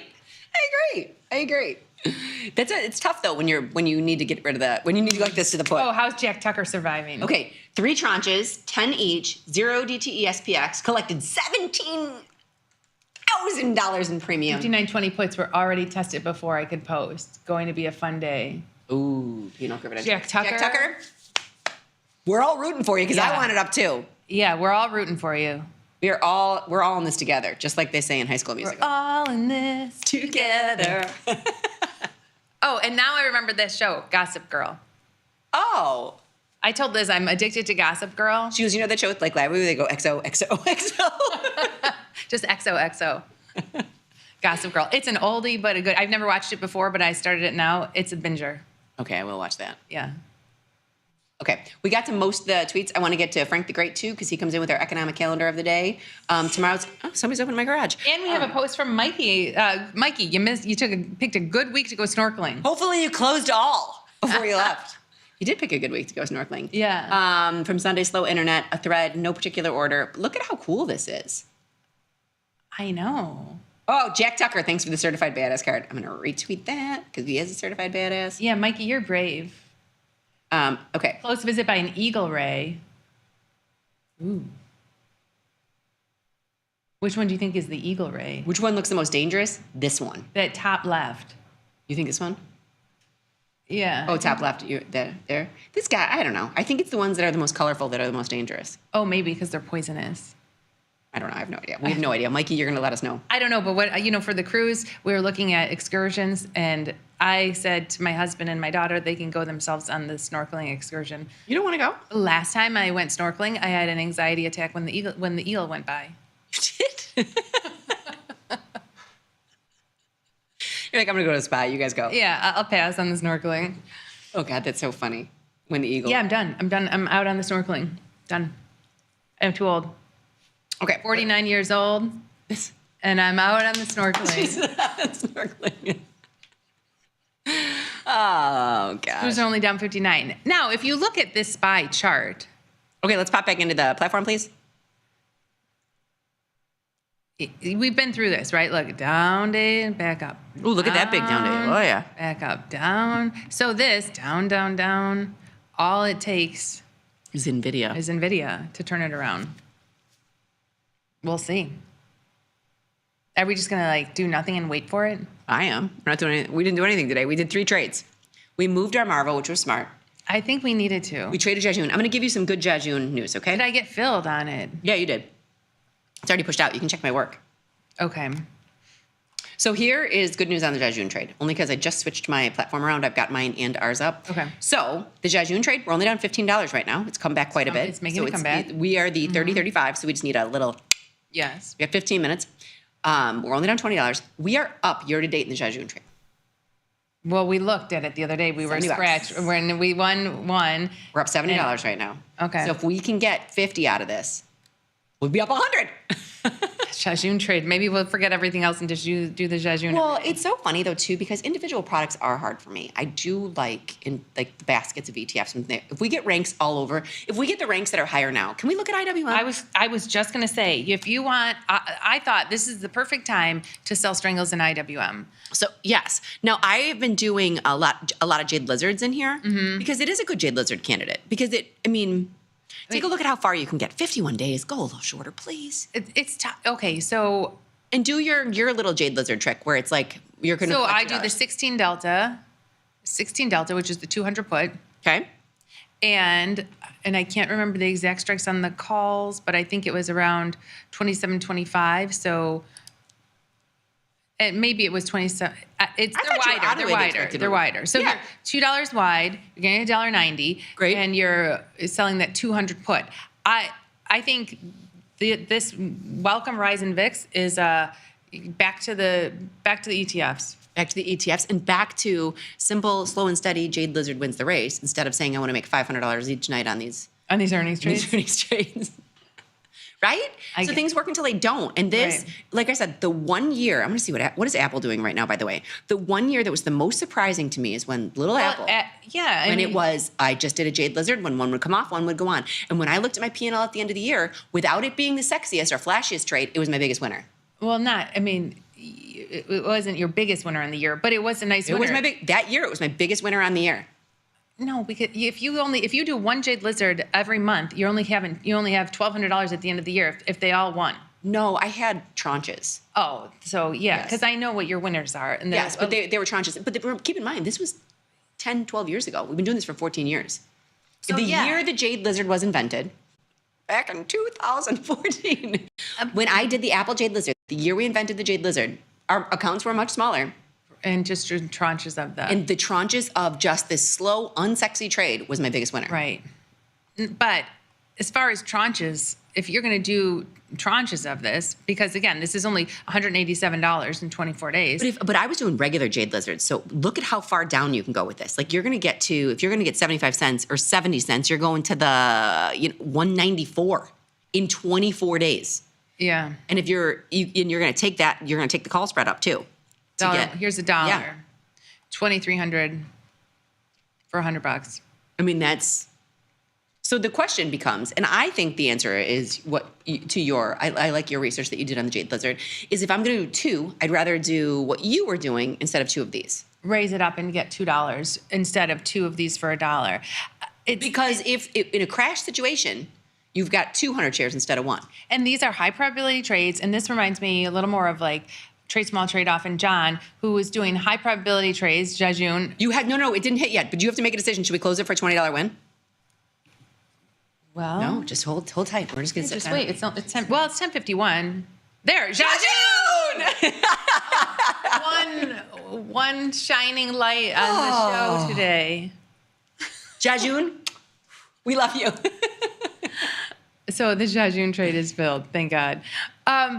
Why does that make me so here's happy? What's happened to people. We used to be fine, like throwing in Jade Lizards. Oh, $1 using $2,000, and we didn't mind. And again, this is very much high probability trade. We've got a P50 of 74. You've got $6 in theta a day. Checks all the boxes. Yep. But what these dailies have done have almost made people more greedy. Yes. Where I'm like, oh, $100 in 24 days. I don't want that. I'll just do the CL Strangles every Monday, Wednesday, every Monday, Wednesday, Friday. Uh-huh. It has. Yes, the 0DTs have made people more greedy. They have made people more greedy. Well, I get 100 in 24 days when I could get 600 in a week. And so does Jajun. $50 in how long? About 40 minutes today, probably. Correct, but still, $50 in 40 minutes? It makes these look not as appealing. Because all you're going to take is $50 out of this at best, because that's full 50%. In weeks. You could take your Jade Lizard. It's changed the game. These short-term options have changed the game. They do make people greedy. They make me greedy. I don't know. And just like every earnings trade, it's instant gratification. But if I were to do IWM, with the higher rank, you bring it in, I might do here's 30 delta, 30 delta. Look at this. I'm at the money puts in IWM, and I keep moving them. Yeah, 30 delta, 30 delta. There, I'm getting 650. That's something I can live with. Yeah, but even then, it's when I look at the days. You're right. It's in 51. Hey, do you want $600 in 54 days? No, I want $600 this week, and you're using less capital this week. I know. It's hard. But it's just something, it's another trade. Like maybe I'll go sell an IWM strangle, but I'm also going to do the CL weeklies. I'm going to try it. And then we've been doing the earnings trades, but I might take a breather today because they haven't been working. They haven't been working. And those aren't any I'm dying to get into. Wednesday, I might do all of them. Wednesday, there's some high flyers. Yeah. Now, gold, we have this, it kind of has come back into the realm of our, this is like a butterfly. It's up $45. I know. You wanted to get long gold. We need gold down here. Should we take this off and change our gold trade? Yes. Because it's big. It's going to give us back $500 too. Okay, so we'll take, $40 out of this gold trade and we'll put on something else. I know you, look at the little down move. Yeah, it's a massive down move. Let's get long gold. No, but I want to get long gold in a less offensive than just going and buying gold way. Like maybe we. I thought I was going to pull up your IM gold. I do like IM gold. I'm not in anything but IMG right now. Only in IM gold. And Newmont mining. IM gold is, you know what? It's honestly like IM gold has had a bigger fall than GLD. Doesn't it look like it? It looks like it, but it's only a $5 product. Right. But it went from, $6.50 to $5.50. I guess it's only down $1. It's down 4%. So this is one of those that I've been with just in the money calls. It looks bigger than when you look at GLD. Well, that's because GLD is so much more. It's so much more expensive. Because here we're only back to where we were in February in GLD. Yeah, get bullish, get long. And IM gold, and we are in February. IM gold doesn't move. Like and you have to put like 17 tranches of IM gold if you want to see anything. Yeah, like IM gold was at this price all the way back in September. Yeah. But you have to do it's a $5 product, Jenny. Yeah. So keep in mind, then it becomes the options. So let's go to GLD or GC. And if we want to get long gold, do you want to do an upside ratio? No, because then we could lose. No, we had that upside broken wing. Let's do a downside broken wing butterfly. Okay, in March, 24 days. A downside broken wing butterfly. How about 265, 263, and we're getting $1.80. So if I pay $1, just buy the 258. Okay. Sure, we're only risking 240. Yeah, I mean it's small, but we can make $60 if it goes up. Or if it goes down, we just leave it. Yeah, this is one of them. We just leave. That's working. So we moved our gold. We're out of time for the day. It's already 2:55. I know. Any other tweets? Any tweets that we missed? I am going in. Sometimes it doesn't update that much in here. No, we got it. The Liz and Jenny Natural Gas Company is my favorite. That is not my favorite. I love it. I love all of our tweeters, but that's the last thing on our list. And natural gas has just been too high to get back into. I know it has been. I haven't looked at it in a while, and that's probably why. And we have put in? No, we're not here at 12:30 to close the crude oil for today. Weekly. It's Monday, Wednesday, Friday for tomorrow. We have it in for tomorrow, but there isn't anything today. No. If you go to CL, there isn't anything today. No, but for tomorrow, we didn't put it in. You have three backslashes.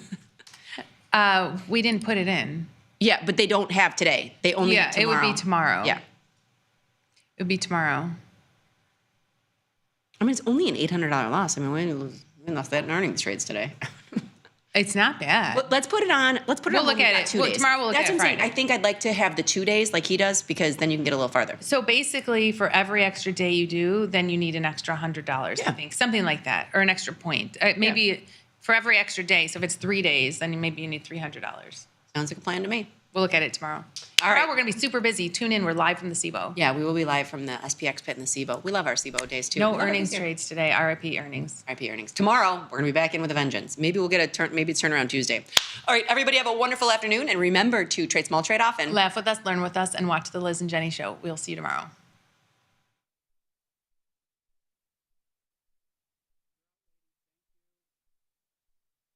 You can get up to $4,000 when you open and fund a new account with Tasty Trade. That's 4,000 buckaroos, 4,000 bills, or clams, 4,000 in dough or cheddar, not the cheesy kind. 4 large, 4K, 4 grand, which is no small thing.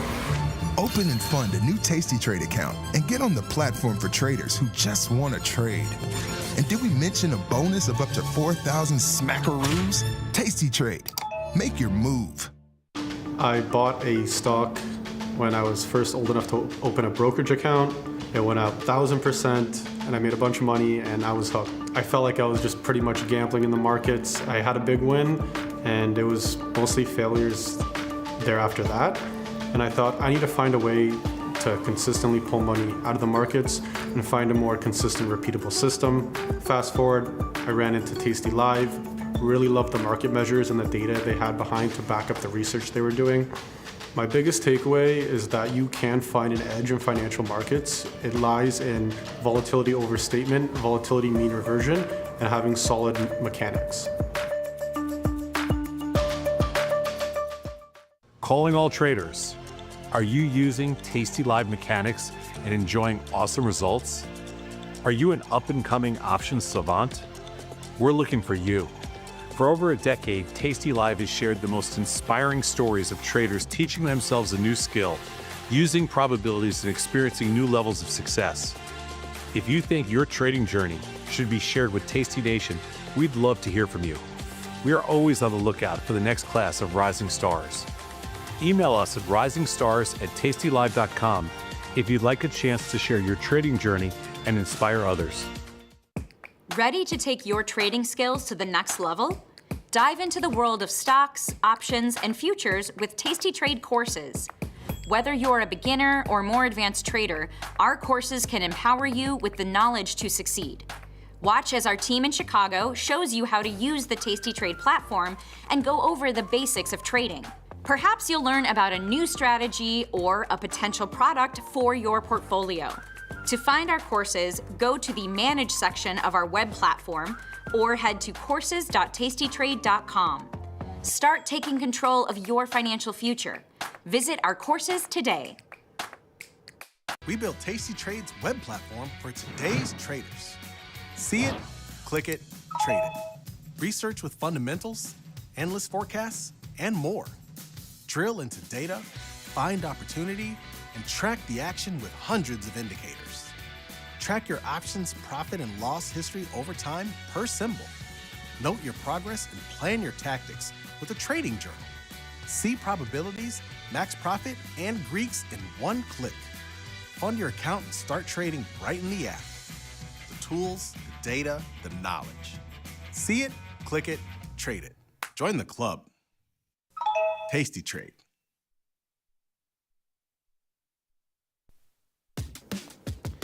Look who's back testing.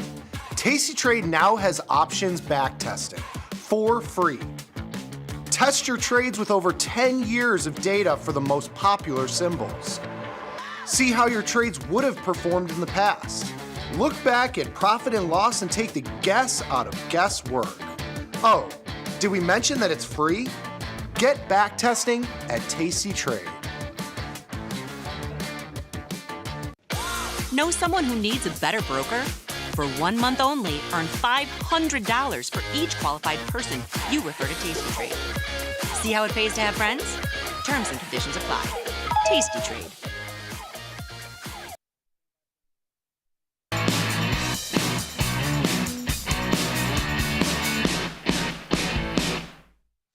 Good morning, everyone, and welcome back to the show. This is Option Trading Concepts Live. My name is Nick Batiste. I got my man, Mikey Butler, and of course, Thomas Westwater for our Thomas Tuesdays. And if you want to come join us, hop over to YouTube, type in Tasty Live, come to our channel, give us a like, and subscribe to our videos because that helps us immensely. But more importantly, just come chat with us live because we'll be taking questions throughout the show. Whatever you got questions on, from strategies, concepts, trade ideas, trade management, whatever. Just come hang with us for the next hour of the day. My favorite hour of the day, I get to spend it with my guys, Mike and Thomas. Thomas, how are you, sir? Doing good. You know, it's 50, 55 degrees here, so. Summer, basically. Good stuff. It's good stuff. We're in that period of time where you just can't know what to wear until you actually like look at your phone, look at the rest of the day's forecast, physically walk outside, and then figure out what to do. Yeah. Like today I was like, do I even wear a jacket? You got to do layers. Yeah. Layers. Like, Yeah. Take one off, it gets freezing again, you can put back on. Yeah. That is true. It is that But this is also like the office is like burning hot now. Yes. It's like it's hot outside, but they haven't switched it. It's a whole thing. So you got to just account for everything. They got to fix that. Yeah. There has to be some better method to fix the AC and stuff. I think the AC guys in the building were like on their like naughty list because we've had them in here because of the circulating issues in here. So I feel like we have them here very frequently. I don't know if they would be so receptive to us being like, hey, like, you know, it's a little warm today. I think they'd be like, okay, you guys can, you know. It's all about the airflow. Yes. But I welcome it with open arms. I'm ready for the summer months in Chicago, which are quite clearly the best. How's the farm set? How are the chickens? Good. The egg production is going up now. So Lovely. the daylight hours are getting longer. We're getting like 5-6 eggs now versus 1 egg a couple weeks ago. So we're going back into full production mode. I'll have eggs for you guys very soon. But for now, it's omelets every morning again. So there you go. Awesome. Good stuff. Good stuff. Love to see it. Yeah, it's wild times in the outdoor space, but it's also wild times in these markets. Bitcoin was down almost 8K, I think, at the lows. Still down 6K and change. Yes. Seeing a lot of red, seeing volatility kick up a little bit, and most importantly, seeing the volatility curve increase a little bit too. Still in contango, but getting flatter as the market continues to sell off. Yes, we have E-minis down 44 right now. They are about 30 points off the lows, which came in the last 30 minutes or so. 10:30 was kind of like the bottom. The Jajun trade basically marked the bottom, so he hits again. Got the NASDAQ down 265, the Dow down 40. It's basically unchanged, strongest of the group. And then the Russell down 18. The Russell and the NASDAQ, the weakest of the group, but it's definitely broad-based selling here today. Oil catching a little bit oil's down $1.84, 68.86. Volatility catching a little bit of a bid here, up to 1865. Mike was mentioning volatility curve. You have the VIX at 20 right now. It did get as high as 21.48. So definitely seeing a pop in volatility today. Bonds are moving. Elon says that we should be buying them. They're up $1.05. You got gold down $55. I think this is the biggest move we've seen in gold to the downside in quite some time. Silver down 83 cents. So big move in both gold and silver. And then as Mike said, Bitcoin definitely taking it on the chin today. Futures are down 6,800. You got spot down 4,800. This is the first time we've been below that 90,000 handle, which we've been bouncing off of for the better part of 4 or 5 months here. So hopefully we'll have Ryan on to explain what's happening here sometime next week. Some big moves in the market. Tesla down 26 and change, 304 here. To the upside, you have Apple up $2 and change, near the high of the session. Nvidia is a big name reporting earnings tomorrow after the close. That is down $2 and change, 127. Meta is down like $80, $90 from the highs just about a week ago after having a 20-day streak to the upside. Google and Amazon have both been just left to dead. Google's down to 176.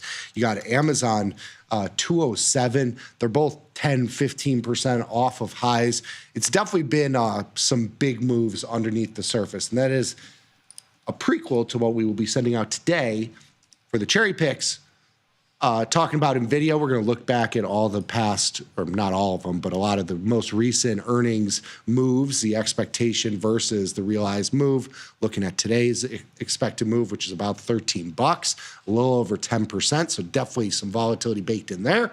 So you get all your info on Nvidia earnings for tomorrow. We're also going to give you a little bit of info on Bitcoin and just how big this move is and how volatile that has been. So coming soon. Hitting your inboxes in the next hour or two. Love it. Yep, I've got the link to sign up for the cherry picks for free pinned to the top of the YouTube chat. If you want to join us there, we're streaming live on Tasty Live's YouTube channel. You'll see this video front and center. But yeah, Bitcoin certainly having some crazy ranges, but like a lot of these big tech stocks are doing the same thing. Like Meta you brought up, that's a huge sell-off from the highs. Basically just reversed the entire rally. You name it. Amazon, Microsoft, Google. Can't hide. These are all these are getting.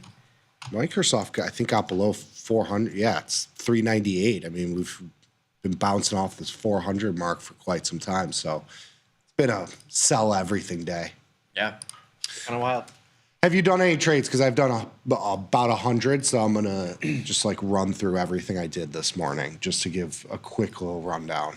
I did one trade. I closed the FedEx call diagonal spread for $100 profit. Did you do that yesterday? That was a couple days ago. Last week? 21st. Okay. It's the middle of last week. All right. So it's a quick one. So I just took $100 out of there. I mean, this market is crazy. So I was just like, I got to take some risk off here. And that was my only position that was in the net profitable range that was worthy of taking off. So I'm holding a lot of bags right now. That's okay. As you might imagine.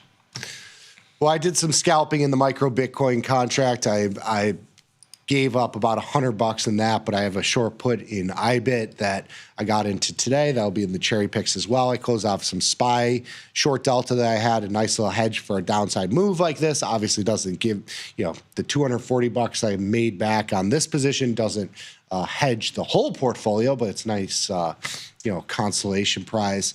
I rolled my DraftKings position in my Johnny Trader account. I put on a new position in SPX. Maybe you'll look at something like that. A wide iron condor. We only have so many times where the VIX gets above 20. So I figure, take advantage of that. I went out to April, delta neutral, sold like a 19-20-ish delta short option, 20 points wide. Consider it like my core-ish position. So maybe you take a look at that. MRK, I had a leftover call. I closed out of that one, a net loss, but got back some money today. It bounced after earnings. Rolled down a call spread in UAL, rolled down my call in Delta Airlines. So those are both like Delta adjustments getting tested on the put side, obviously with these big moves to the downside. TEM, a Nancy stock, is actually going down after earnings. So I had to make some adjustments there. I had a put ratio spread. I first sold a call against it to have like kind of a straddle-ish position. Stock sold off $4 or $5 more. So I then went and closed out of the long spread, rolled the straddle out to the March expiration. So I have the March 60 strike straddle with a net credit of $8 and change. So I need some sideways chop around the 60 handle. Got long Tesla as well into this move lower.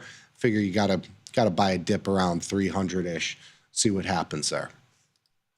I like it. Yeah, you went to the April AM settled? Yes. No, PM settled. I don't do the AM settled. Yeah. AM settlements for the SPX monthly options, third Friday of the month, they expire to the AM settlement price, which is like an amalgamation of all the components of the S&P 500. So it's a little bit funky. The last time to trade it is on Thursday. You have like the binary type risk overnight into what happens in the morning. So I tend to just go into the weeklies because they're PM settled. You know exactly where it settles. There's nothing too funky about it. So that's what I know we have Natty Gas, but I will say, because we've missed you for a couple weeks. I had Gus on. A couple other little things. The corn man, we missed your corn move. Oh, yeah. The corn move happened. It happened, and we had Stock Messiah calling for it. Corn, soybeans as well have had a nice little move higher. What's happening in the ag space? A lot of stuff around tariffs, just the weekly crop progress. We had the WASD earlier this month. I believe global stocks declined a little bit, so we got a pop on there. Now we're getting some, looks like profit-taking move after this really good rally from the January lows. So, I'm actually looking at getting long some wheat here pretty soon. Okay. There's some pretty good volatility in there. Probably 560, put that short put at. Probably a trade I'm going to put on this afternoon, actually. Is that a catch-up trade? Just thinking that, the rest of the ags have kind of had their move. Maybe it's pretty like much a little bit of a rotation. Yeah, see if the volatility could work in our favor. I kind of like that. There's a really good tail on the candle today for wheat. Okay. I think it's in corn too. So yeah, there's some dip buying going on today around support levels from January. So I think technically it's a pretty good move right here. I think that was profit taking the last 3-4 days. So everyone getting reshuffled, repositioned, and has there been an explicit tariff stuff centered around the ags? I feel like that's like I don't think so, but the concern is the retaliation, because our tariffs aren't going to target agriculture products too much, but the retaliation, especially maybe even from Canada, but especially China, could come into play. So. Oh yeah, because I remember you talking about them being one of the biggest. Yeah, soybeans were what China went after back in 2018, I think it was. Okay. So, yeah. Right. I think I remember that. Yeah, they put like a 33% tariff on it, and then China started getting all of its soybeans from Brazil. Brazil had a really good harvest year. They're looking pretty good this year too. So I mean, there's other places in the market for China to go, but it depends. Brazil could have some crazy weather that could impact crops. So you still have to be watching the weekly weather reports, crop progress, everything like that. Well, it's good we have our own corn man to give us the inside info. Yeah, definitely. I was actually going to do today's slides. Couldn't get the data together for corn and wheat, but yeah, I think it's a decent long stab right here. Okay. I like that. I can do that. Little ZC action. Well, I was going to do wheat instead. Do like a little short put spread. Yeah, wheat. I wish there was a little more volume in wheat like there is corn, but it's tradable still, but you don't have the volume like you do in corn. I like it. Very nice. Beautiful. Well, corn, wheat, we've got it all. We got time for that too afterwards. We'll go into all of it. Natty gas is the focal point today. Yes. Natty gas, huge move. Absolutely spiked to almost 5. Yeah, it's crazy. We are sitting at 4.022 right now. Where was this like 2 years ago when I was just perpetually long QG and I was just getting hammered every single month? Isn't this contrary to the whole like war ending? You know, shouldn't natty gas be going the other way? Yeah, I mean, you could say that there was a supply disruption. Ukraine hit like a transit line coming from Kazakhstan where the Russian gas entered. That helped with all the cold weather. It helped with the arbitrage going to Europe. Europe's actually looking like it's in a bad place for going into the summer. Their stocks have declined a lot this year or this winter. So prices, my whole thesis here is volatility will stay elevated this summer. Prices are probably going to come down a little bit. You know, we got really high, 4.4, 4.5 almost. It's been wild since the start of February. So I've had 2 good long trades. I tried to short it, I think, back on February 18th. Didn't go well. Kept going up.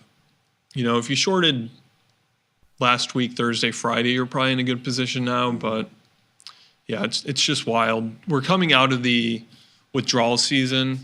April 1st typically marks the withdrawal season ending, which is where stocks typically come out of inventory, and then we start stockpiling again in anticipation of the winter. So Europe has a lot of work to do. They've mishandled their energy situation for pretty much the last decade, 20 years even.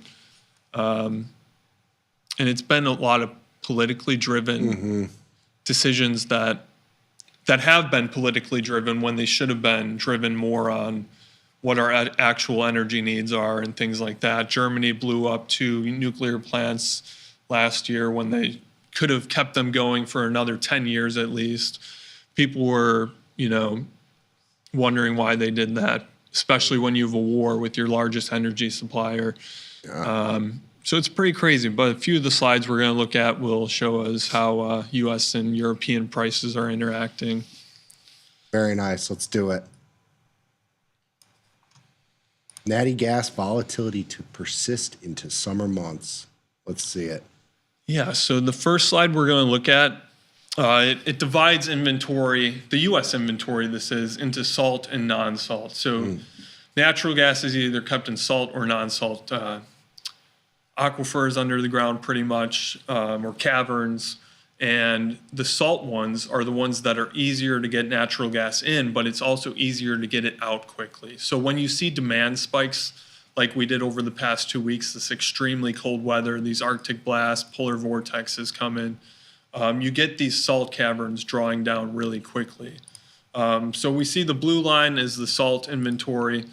The orange line is non-salt. They've both had really big declines relative to where they are. Of course, non-salt makes up a bigger bulk, so you see the bigger draw coming out of there, but salt has the same velocity going down. We're at the lowest we've been since 2022.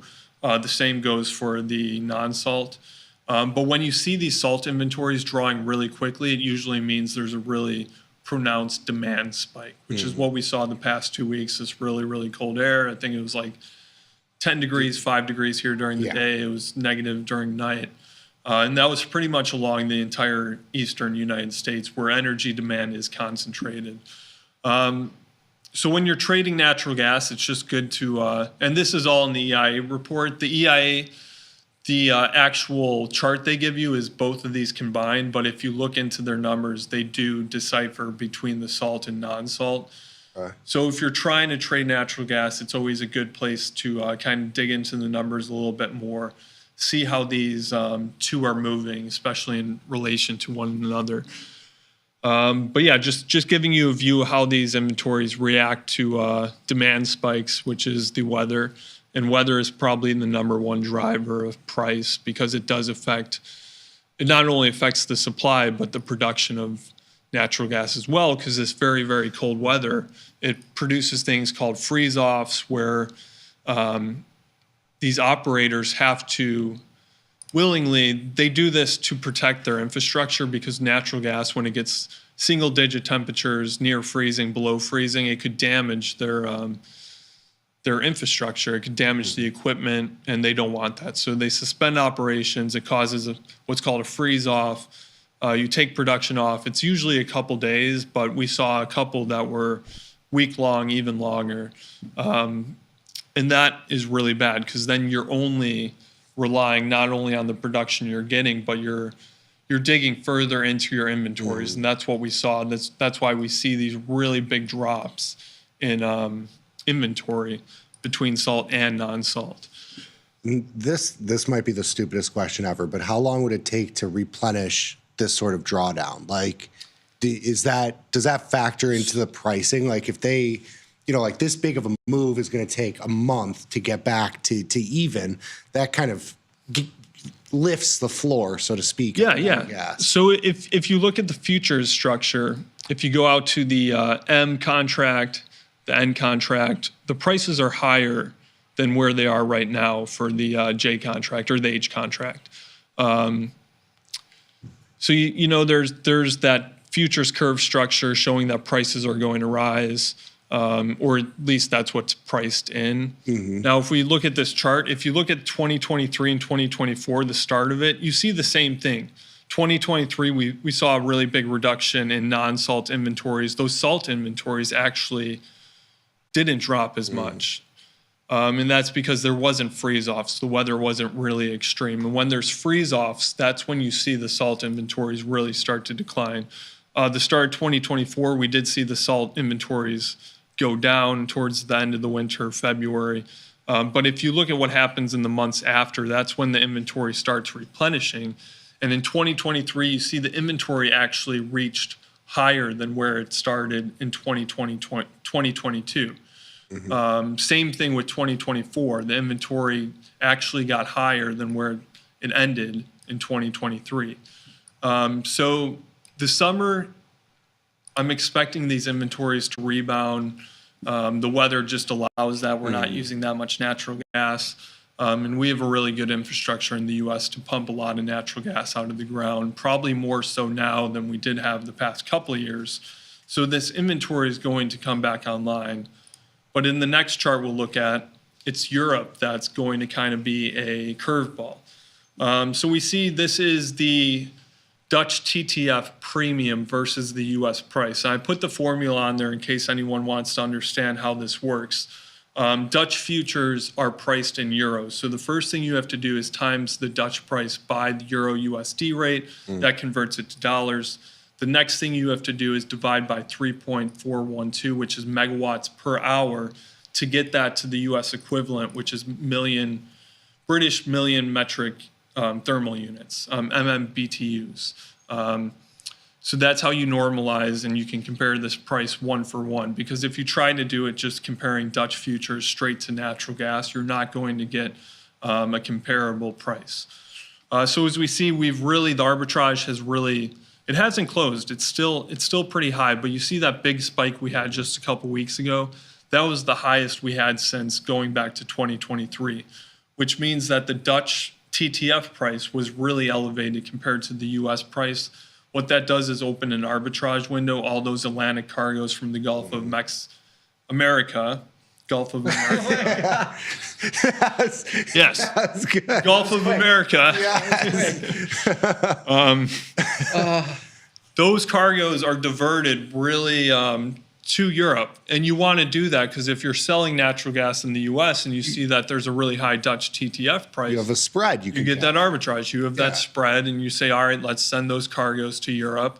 And that's also what's played into declining these inventories in the US. Europe has had a really cold winter as well. Their total inventory last time I checked it, which was a week ago, was at 50%. That's below where they wanted. And they had their inventory buffered all the way to 100% in the EU. And you could look at that data through, I think it's the GSEI it's called. But it's really easy. If you Google it, you could find that info. That arbitrage window has closed somewhat, but if you see there's still a trend line you could pretty much draw. It's still elevated compared to where it's been in 2024 throughout that year. So we're holding that level. Europe is going to be in a not the best inventory picture they're looking at through this year, especially since they're still pulling some natural gas from Russia, but the ability is reduced. Now, if there's a peace deal between Ukraine and the US, if you've seen the headlines, Europe isn't happy about kind of being excluded from this. So even if there is a peace deal between the US and Ukraine, or Ukraine and Russia, is Europe going to take all of its sanctions off Russian natural gas? That's still a big question mark. Wouldn't they have to, just because of... They'd want to. Yeah. So it would be a big capitulation by them. They'd have to step in line, toe the line, so to say, and they'd have to say, we're going to take Russian natural gas. It kind of puts them in a weird spot, right?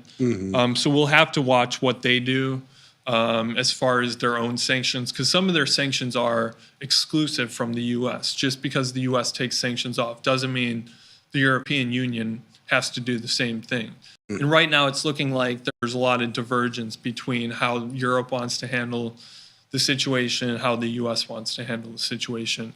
Altogether, it would be good for this war to end and some of these sanctions to come off for the energy complex. And that's probably why we're seeing crude oil prices fall below 70.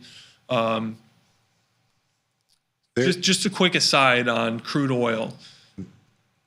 Crude oil from Russia, we could bring some 300, 400,000 barrels more per day on the market from what I've seen, but they're still OPEC, right? And they still have to abide by those OPEC limits. So there's really not too much for them to put back on the market, but it'll help the situation nonetheless. And they still have the price cap too. Right, exactly. That's at like 60, is it 60 or 65? I believe it's somewhere around 65, I think. Okay.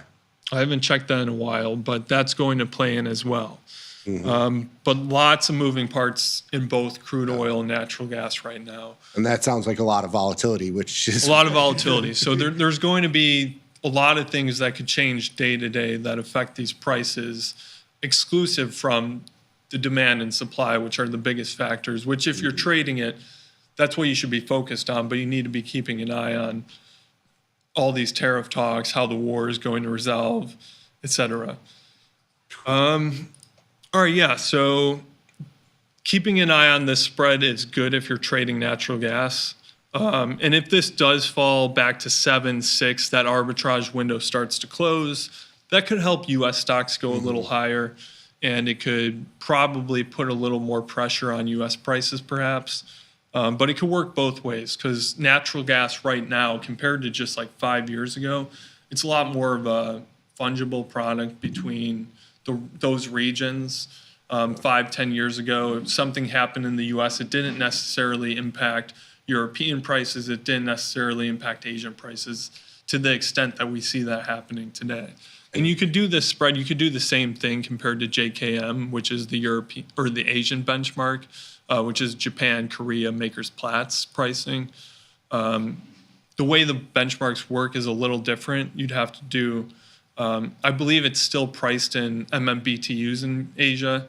Don't take my word on that. Check that before you run that calculation. But the JKM US spread has also gone up as well. So a lot of product pulling from the US. The dollar component to this has got to be also a big part of the of the ARB spread, because you have dollar, the euro has bounced off the lows, but the dollar has generally been super strong. So that's another piece of that ARB puzzle, not only just the prices of the natty gas between Europe and here, but it's also the strength of the dollar versus the euro. I imagine that's like a big risk too, and in terms of the volatility of the ARB there. Yeah, exactly. So you got to be keeping an eye on those euro futures or the euro USD exchange rate, at least in reference to understanding how this spread works and how those arbitrages work. All right, let's go to the next slide. All right, so kind of this is the salt and non-salt inventories combined is that blue line, the lower 48 natural gas storage. But I just want to show this to show you how these inventories have went below this 5-year average. And we see last year that didn't necessarily happen.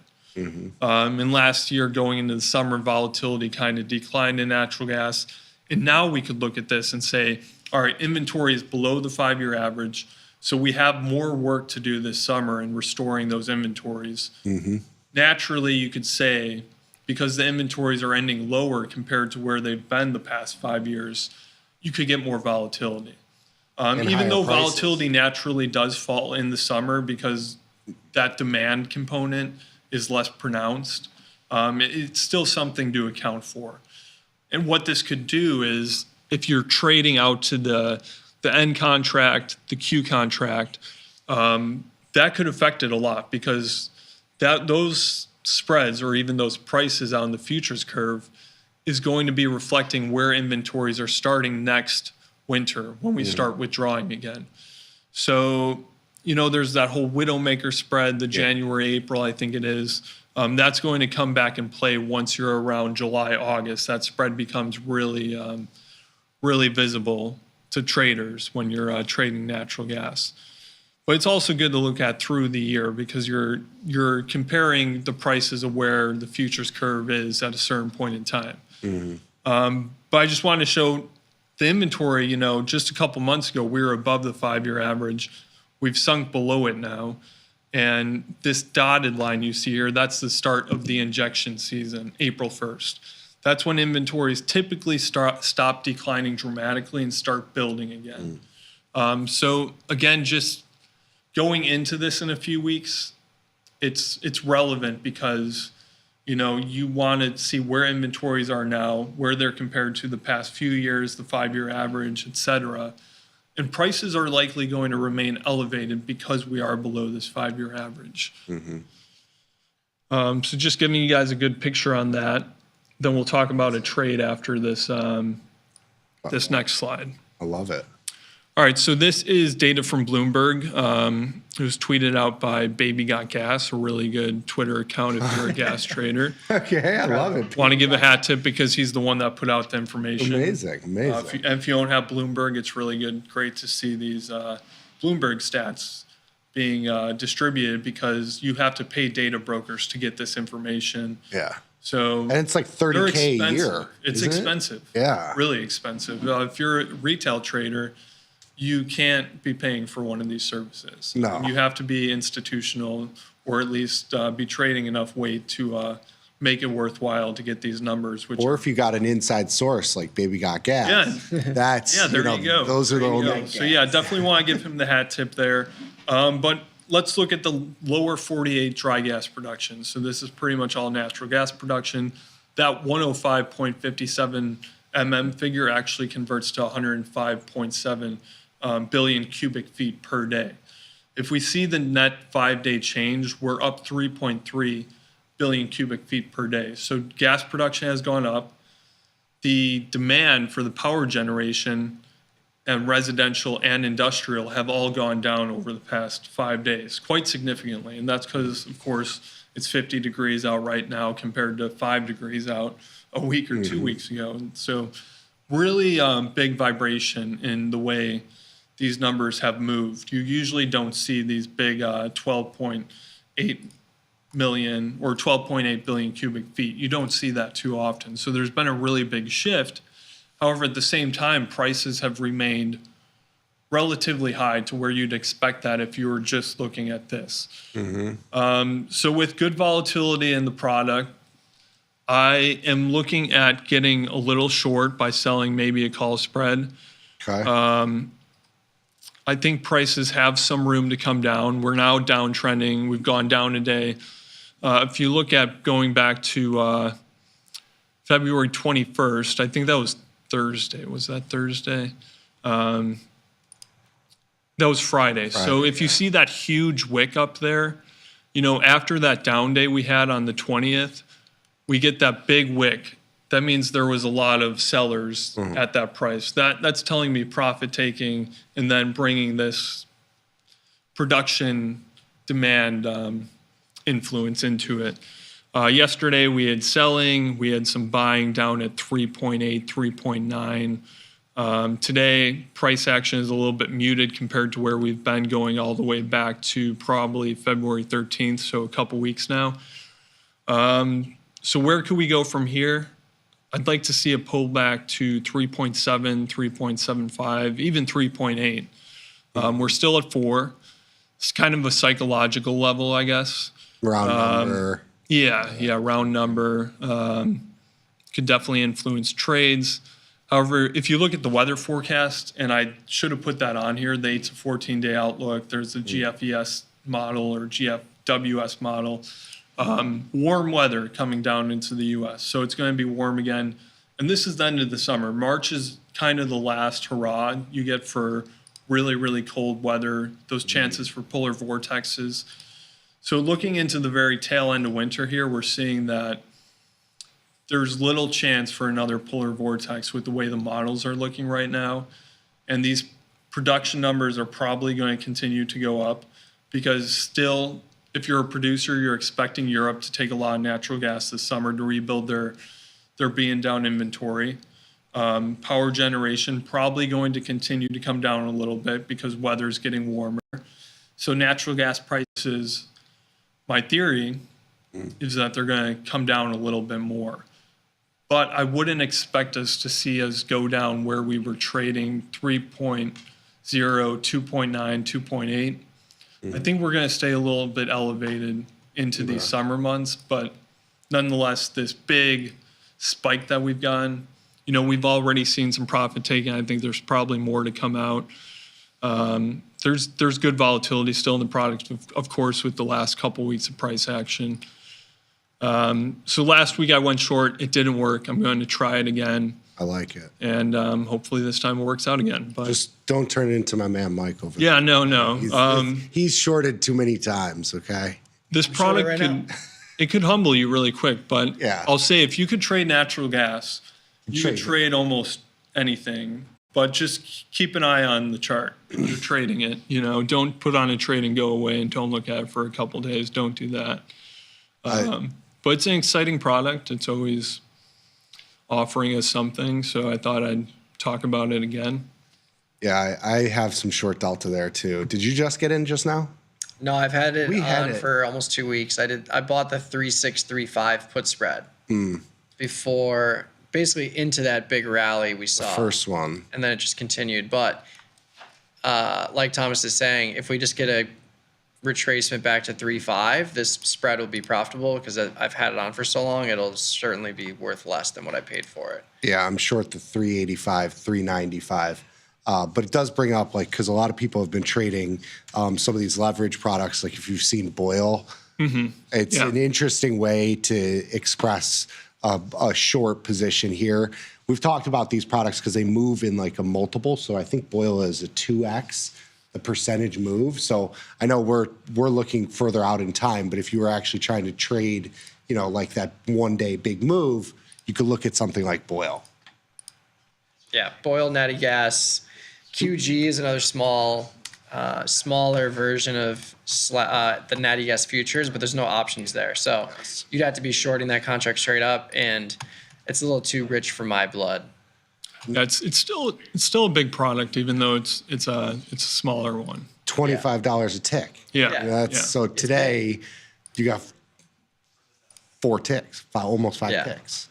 Yeah, shorting it is hard for me. I'd rather get long at the lows in natty gas, but yeah, I'm already in. Hopefully we see a little continuation of the sell-off here. The 3.5 is actually right at the expected move, so it's certainly possible given the velocity of the move we've seen to the upside. But yeah, beautiful stuff. Yeah, it was great. Very in-depth. Thank you, Thomas. So in-depth. Yeah. It's pretty hot in here, right? Yeah. I was thinking you were talking about it yesterday. My furnace didn't turn on once. Yeah. Yesterday. Yeah. But I also woke up like covered in sweat. So yeah, the night core bill is going to be a little down. But Yeah. But yeah, shorting natty gas, but not looking for a huge sell-off, maybe just middling this range that we've seen to the upside recently. I like it. So this market, do you guys think it's like a stagflation trade? And kind of what it looks like if you're looking at bonds, you're looking at the dollar, you're looking at equities. That's what I hear. But there's 2 things I know. Santa Claus always comes. And don't do this. Don't do this. Santa Claus always comes and volatility always collapses. So, you know, I'm actually, all kidding aside, I'm getting hammered today because I already bought into the dips, but these are longer term trades or 60-day trades. We'll see if we get a reversal here, but we're seeing it as we speak. I mean, the E-minis have come up from the lows, basically cut the sell-off we've seen in half. Bitcoin, not so much. Bitcoin's staying pretty depressed here, but yeah, if we continue to see two-sided action, it'll be good for everyone, and that's really all we're looking for here. So bigger, wider ranges with two-sided action. I guess your stagflation, you need. I was going to say that, you know, oil would be higher, right? You would expect oil to be higher, but you are getting it higher with like the ags, and you have metals basically at highs. So I guess that being the one thing out of the stagflation mix, but yeah, I don't know if I could go that far. That's like a look back thing, right? Right. I guess we'll see. Yeah. But yeah, lots of stuff hitting the headlines, lots of velocity to these moves. We've rallied 30 points. Yeah. Where we started our session. One thing that is interesting, so some things coming out this week. You had jobless claims, or you have jobless claims on Thursday. You had consumer confidence this morning. You've got PCE on Friday. So could be some potential movers, but I pulled up the interest rate FedWatch tool. Last week, the May cycle for staying where we are, 425, 450, was about an 80% probability. Now it's down to 68%. And in June, where it was a 50-50, bless you. Thank you. For June 18th, that decision, it was 50-50. Now it's 52%. We get a 25 basis point cut. 28% that we stay here, and a 20% 50 basis point cut. So that was kind of off the table before. It was more of a 50-50 whether we stay or we cut 25 basis points. But it's looking like the probability of arriving at a 50 basis point cut by June by way of either a 25 basis point cut in May and then a 25 basis point cut in June, the probability of that is growing as we speak. Yeah, and I think the consumer confidence number probably plays into it a lot with pushing the bonds up today. And if bonds go higher and yields go lower, the Fed has to adjust if that move is big enough. So the consumer confidence this morning for February, that's the biggest decline since 2021. So pretty much 4 years going back. And that was pandemic too. That was like That was mask wearing times. Yeah, that was like when we were just robots because you couldn't see people smiling. It was just. But if that's what it's being compared to, that's not a good period of time. So Yeah, it was weird not seeing people's faces for a while. Yeah. I imagine that had to probably impact kids more and like probably. Yeah. Yeah. Well, that gave me time to grow out that mustache that I There had you for go. that period of time. Yeah. Yeah, that was nice. I reeled in the beard this weekend. Warmer weather, you know. Looks nice. Well groomed. Well groomed. Yeah. So we'll keep an eye on that, but interesting to see the probabilities flying around as the markets move here. E-mini's only down 30. Gold and silver. What are your thoughts there? Silver's hurting me today because I'm long, but the move's bigger than I expected, especially when I looked at bonds this morning. I saw bonds up. I'm like, oh, yields are lower. Dollar. I'm like, silver, gold is going to be up, but you got big round numbers there. You got 3,000 on deck. Like this was the gold is looking like a little better of a dip buy for me than silver right now. Silver's pretty structurally weak right now. Broke that uptrend. Gold's still holding those support levels recently, so probably going to get long gold when I can today or tomorrow. But silver's scaring me a little bit. Yeah, we got bailed out a little bit with this move in gold. We had you had a broken wing butterfly there or something? Yeah, the broken wing butterfly with the shorts at 29.30. So we're right there. Right there. 29 days to go. We've had it open for almost a month. This was a Katie follow trade, but it's out of the money right now. So as long as we stay around this area or don't go above 29.40, we'll be good. But we'll see what happens. Yeah, not much else moving in my favor today. That is for sure.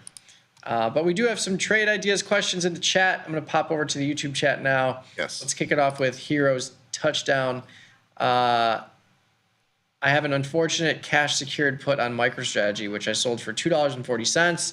The March 28th, 235 put. It's now at $1,800 and getting close to assignment. Panic mode. Any words of wisdom? First of all, there is zero assignment risk in this short It's put. out of the money. Yeah.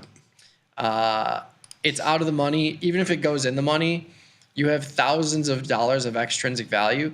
If you get assigned on that, you should be celebrating. Take your friends out for a steak dinner because you'll get all that extrinsic value immediately. In other words, you could, if you got assigned, which is not going to happen, but if you did, you could close the shares, resell the put, and you would double your credit received because there's no reason for the counterparty to exercise the put when they would be literally lighting $2,000 on fire. But again, if they do, free steak dinner for you and friends. But yeah, if you're selling a put, you should already be comfortable with assuming the risk of 100 shares of stock. So if you're not, I would go to a defined risk trade like a short put spread if that's what you want to do, especially in a product like this that can fly around. It's hard to do that after the fact. Right, but you also can't close a short put that's out of the money just because you're seeing marked losses. Yeah, no, agreed. I think the way that you can look at it is when you look at this, obviously it's a marked loss. You're out $1,500, but the value of this option, what it means is that at expiration, if the stock is above 215, you're no worse off than you are right now. Because this would be 15 points in the money, you'd still be buying it back for $15. So your risk on the current position, the way it is right now, is at 215. Now, it stinks to have this marked loss, but all else equal, if we stay right here over the next couple weeks, you make that money back. So, I think next time, and first of all, I don't think anybody should be trading anything cash secured. There's always a more efficient way to trade. So, you know, even now, if you were going to roll this out and you wanted to roll this out to the 200 strike, I would just buy a, 100 strike put, and you'll cut your buying power in half. There's no reason to be cash secured on anything option related. And that'll, help free up some of the risk, so to speak, in that you remove entirely the tail risk of it going to zero, which, I don't think we're playing for that, but. Yeah. But yeah, there's people in the chat also saying if you do get assigned and it's below 235, you can take those 100 shares and sell a call against it above 235. And if it goes above 235 at any point in time, you're going to be profitable on that trade. So plenty of flexibility. Yeah. Yes. And also, if you're really worried about this move to the downside, you could buy back March, roll it to April, and you could move it down to the 220 or the 215 and do that for a scratch. So that's another beautiful thing about undefined risk. If you're willing to take it, is that you can completely manipulate the strike because you're pushing it out in time. You can give up some of that credit to move your strike lower. So, and that just shifts your intrinsic value risk down to 215 out to the April cycle. You maintain the premium you've received thus far, and the same story applies.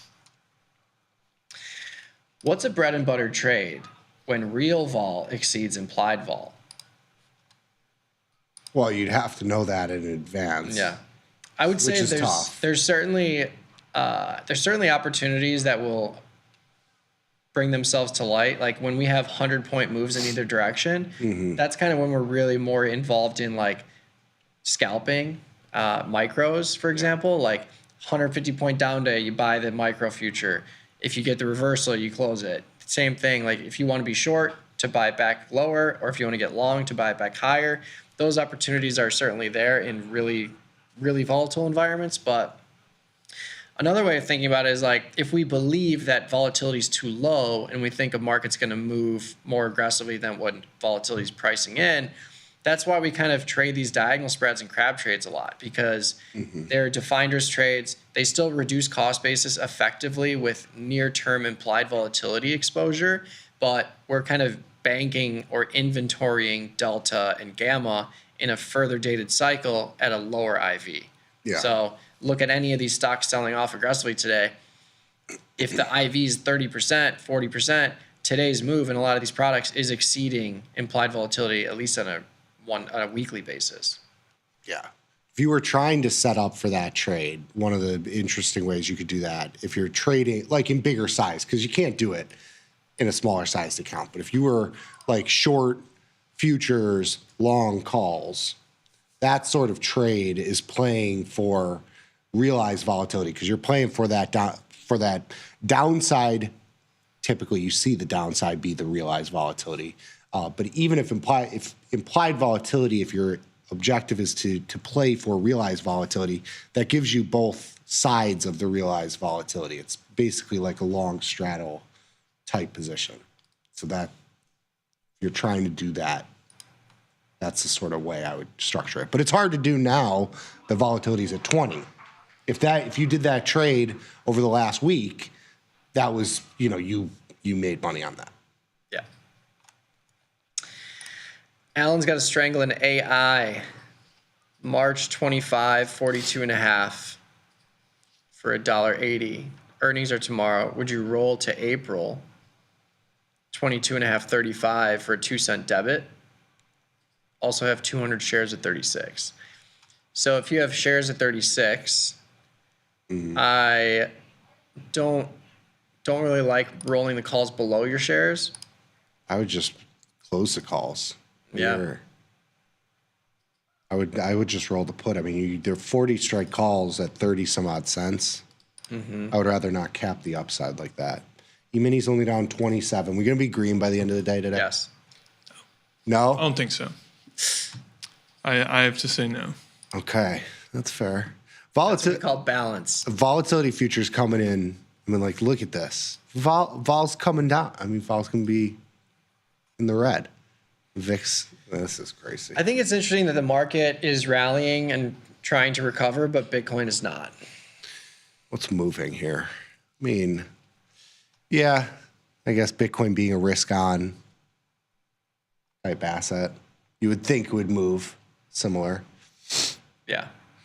But yeah, Alan, I mean, if you roll to April, you're rolling out to a cycle that doesn't have nearly as much implied volatility associated with it, just by the raw value of these options relative to time.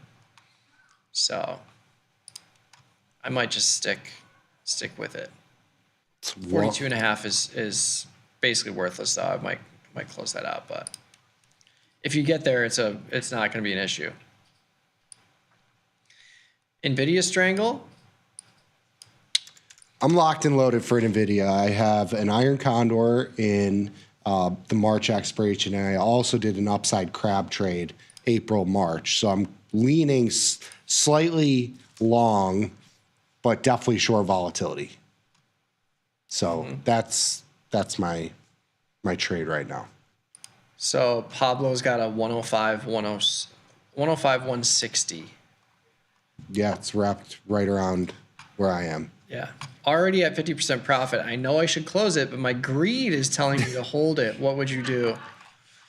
Close it and roll to an iron condor or something like that. You could take some risk off the table. That's what I would do. If you really want to stay in it. Yeah, go to April. Yeah, go to April and do an iron condor, or you can just buy wings for this current one if you really wanted to. But I think cut your buying power. If you get a pop in volatility, stock goes down, you're going to want to have that capital ready to sell puts or do something else, Mm-hmm. Mark says natural gas has never not been volatile ever since it stopped being pegged to oil decades ago. It's the reason they call it the Widowmaker trade. Yeah. Yeah. Let's see. How would you differ average true range versus standard deviation, or decipher between?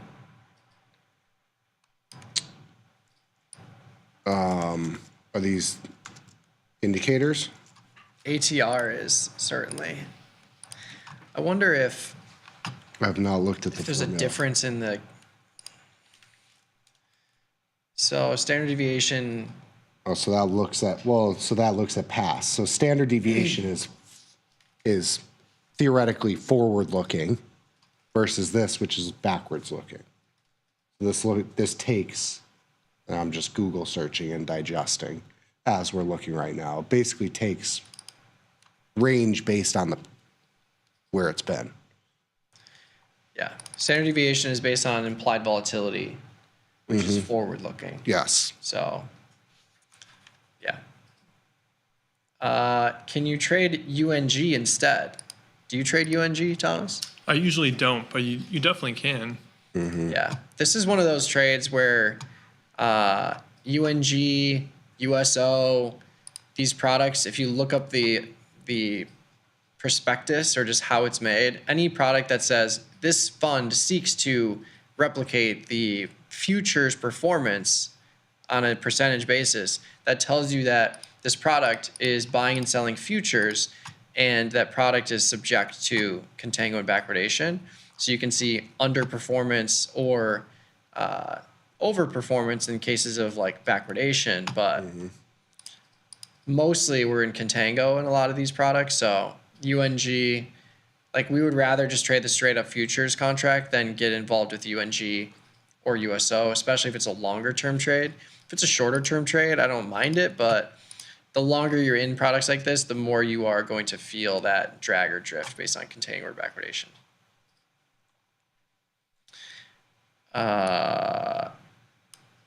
One more? Two more? One question for Thomas specifically, then we can get out of here. When can we trade Opus Mont Bellevue butane on Tasty so we can spread it against RBOB? It's a good question. We'll have to throw that to the depth. Yeah, we'll have to get back to you on that. Yeah.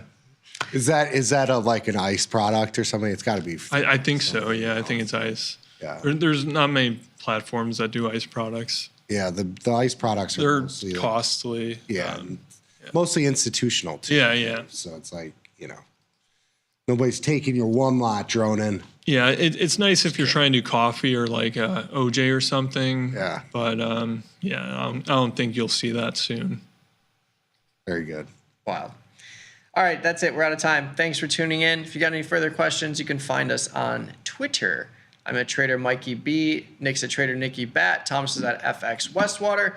Stay tuned, though. We got plenty more content on the YouTube channel as well as tastylive.com. So stay tuned. We'll be back same time, same place, 11 a.m. Central tomorrow. We'll see you then.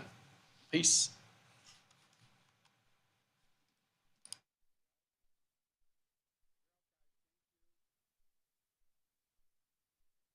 In the world of investing, a beast lurks between the numbers. Some watch from the safety of the sidelines, but others saddle up and ride that 1-ton rowdy ribeye for all he's got. If that's you, join us on Tasty Trade, named best online broker for options trading. Genius loves company. Regulation time may have expired, but the conversation is just getting started. This is Overtime, the post-market scrimmage for market junkies. Join Chris Vecchio, Ilya Spivak, and me, Dylan Radigan, as we analyze the X's and O's for everything from earnings to politics to macro events and more. Nothing's out of bounds on Overtime. We break down the news to provide you a playbook for your trades.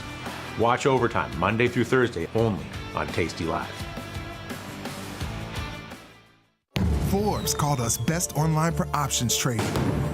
Investopedia, best for options trading, period. With stockbrokers.com, we're number one for options and futures trading. The Motley Fool really likes us. And so does Business Insider. So what else can we say other than boom? Trade like a trader. Tasty Trade. Make your move. Oh, yeah. Tasty Nation, good morning.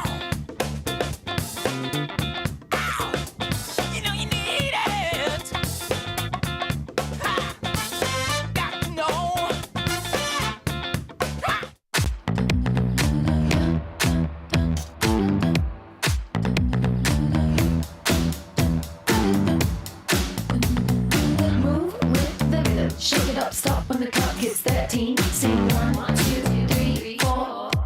Cause no one can do it like we do.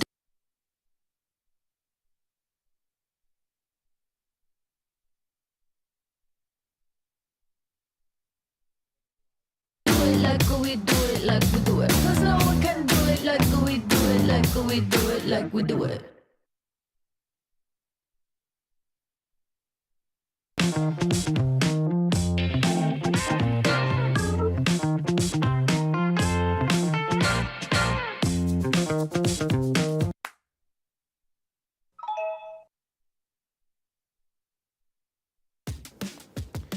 Look who's back testing. Tasty Trade now has options back testing for free. Test your trades with over 10 years of data for the most popular symbols. See how your trades would have performed in the past. Look back at profit and loss and take the guess out of guesswork. Oh, did we mention that it's free? Get back testing at Tasty Trade.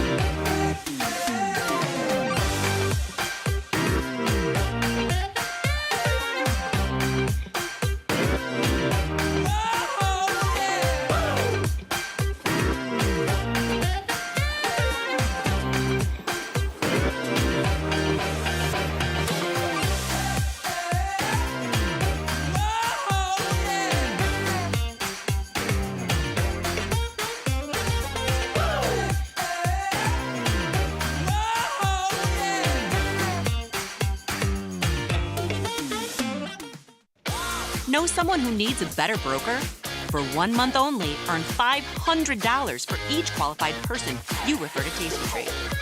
See how it pays to have friends? Terms and conditions apply. Tasty Trade.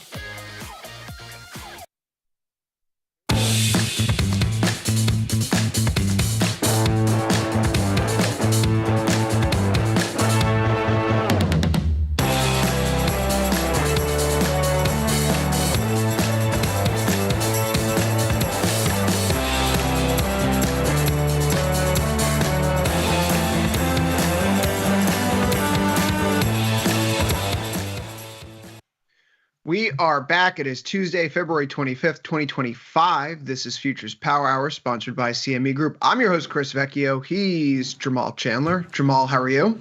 Doing well, my friend. How you doing? It's an interesting day. We're off the lows. What do you make of it?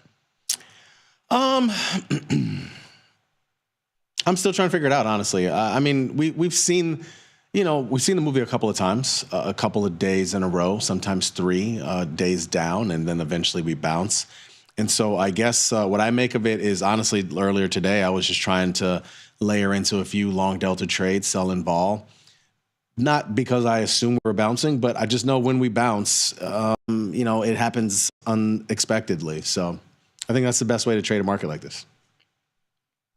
Well, it's certainly been an interesting few days, Jamal. Unfortunately or fortunately for the guests, listeners of Futures Power Hour, I'm working my way through a total compendium of American history right now. So as we go to the slides, people will now have to deal with my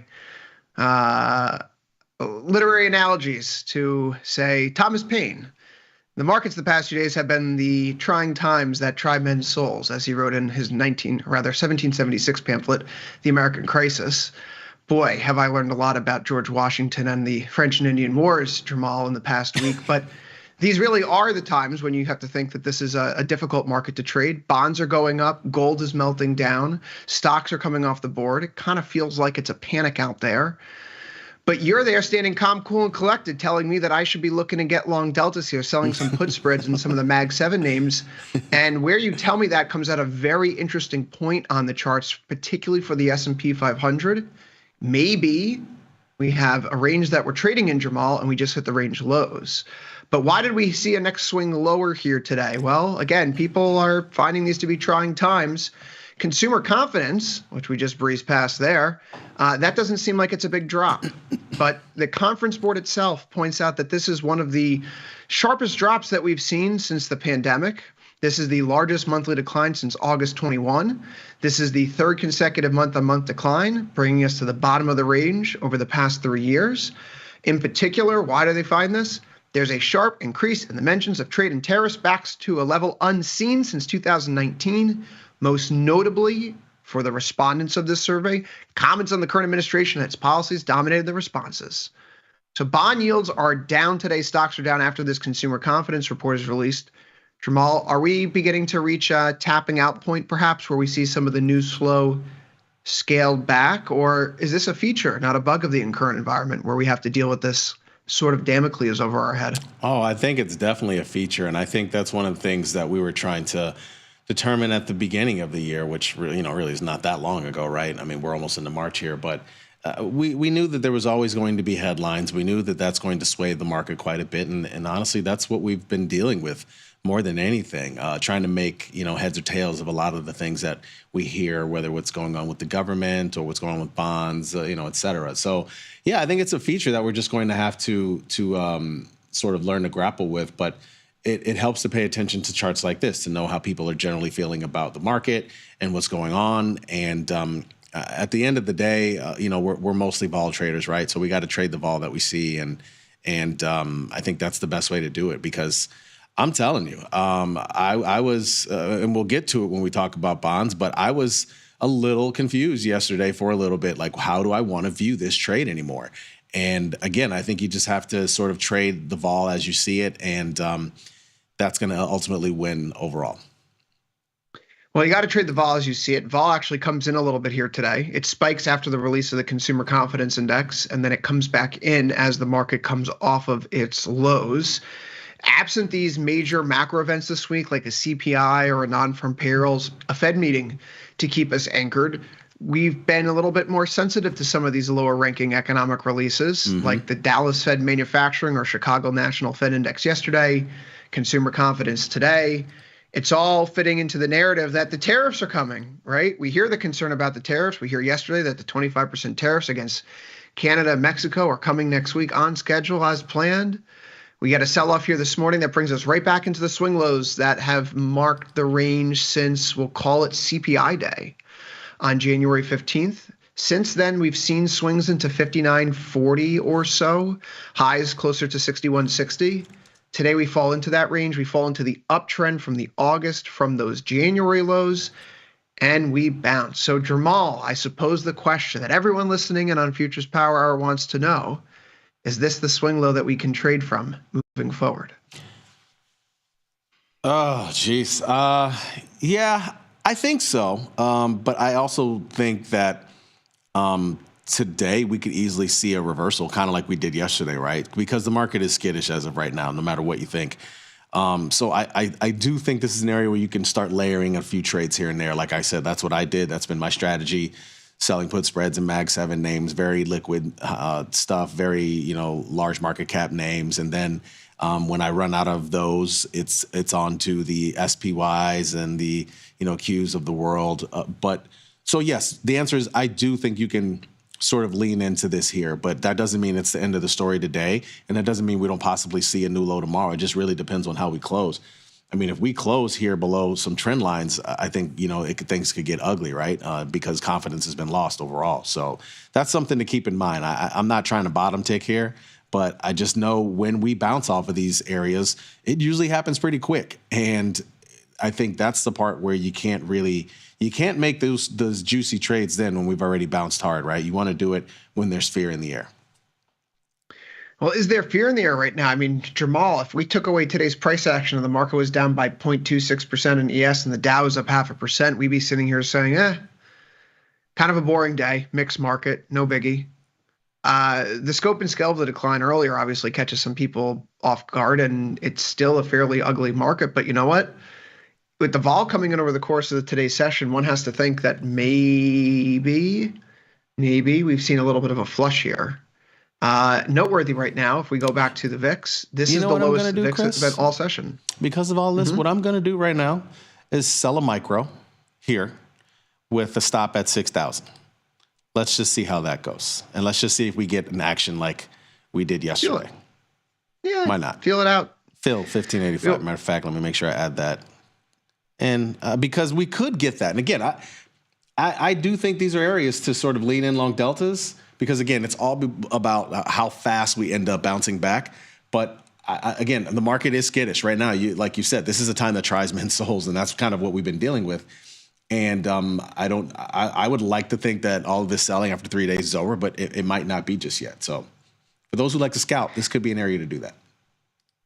Yeah, and I can't help but feel like I'm doing deja vu. Maybe we'll learn from yesterday's mistake. Not that I'm a scalper, so nothing was acted upon. But yesterday during Futures Power Hour, we were noting how, the VIX down near 17.4. We end up the day closer to what? We're trading into the 18s. Mm-hmm. Today we were up near 21.4. But just like yesterday, in the middle of the lunch break, we swing below the morning lows in volatility after spiking up higher. We've come back in, erased the entire day's spike. Are we out of the woods just yet? I mean, I suppose if we settle below a 19 handle here, Jamal, that would be considered a good thing, given that we trekked up to 21.5. But 21.5 VIX, I know why you were looking at getting short some of those put spreads today, because vol spikes into an area where VIX doesn't stick above 21 for that long, historically speaking. Maybe you get a few days here, but maybe closer to the end of something than the beginning, at least on a short-term basis. So vol now coming back in, I see that you're looking to get short a little bit against 6K. I'm interested in the NASDAQ because I've been waiting and watching, and while this is overextended to the downside a little bit more than I would have liked to during a bit of a flush, I thought we'd stop around 21,800 near that 1 month moving average, and we kept going like it through a knife through butter. This area all year round, since really late November, right around 21K, absent 2 days in the middle of January, dips into this area have been purchased feverishly. So, I guess throughout all this, how do you even take Nvidia into account as we look to tomorrow, because that's clearly the most important event of the week, at least from my macro eyes. There's no economic data that even rivals something like that type of earnings release. What do you think that does for this price action here? Can it be a savior for bulls who are looking for something to hang their hat on? Yeah, Nvidia can definitely play savior. It could also break us too, and so it's because of that I haven't, jumped in is with both feet, right? Because again, it's a really big event. Regardless, there's so many different things that will move off of Nvidia. Obviously, the Nasdaq, the S&P 500 as well. There's a lot of other semi names that will move, and a few other areas. So it is. I think something that we have to sort of be careful of, because Nvidia's earnings are definitely going to move the market one way or the other, and it could play savior. We'll see.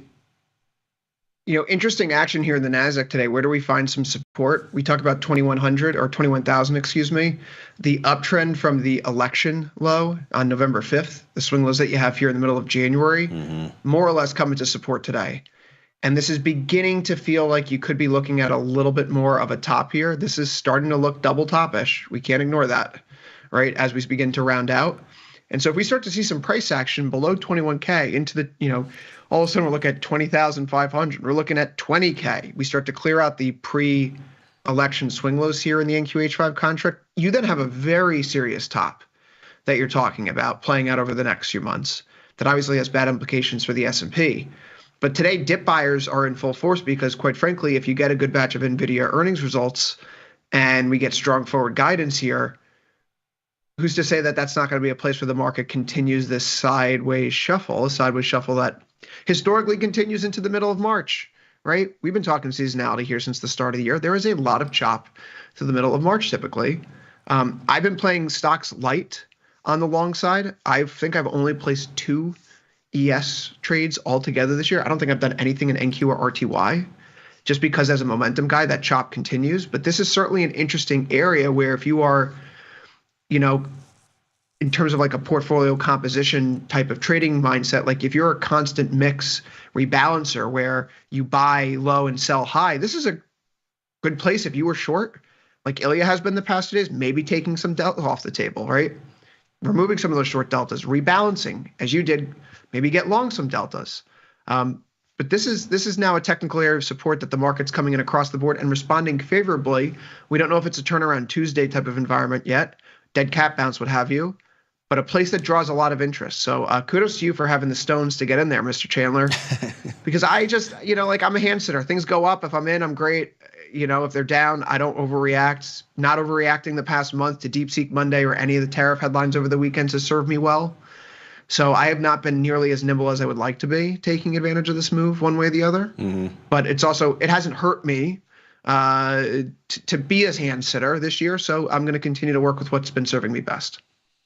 Yeah, I had to rearrange a few things here and there between Thursday last week and yesterday, a few things just to try and be nimble because I just felt like what I had on wasn't working for the current market environment. And so that's allowed me to be able to sort of look at it with some fresh eyes and be like, okay, I can lay into a few things here.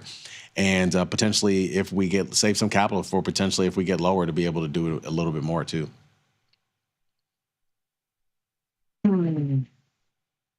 What do you think of the Russell here? You and I were going back and forth about it this morning.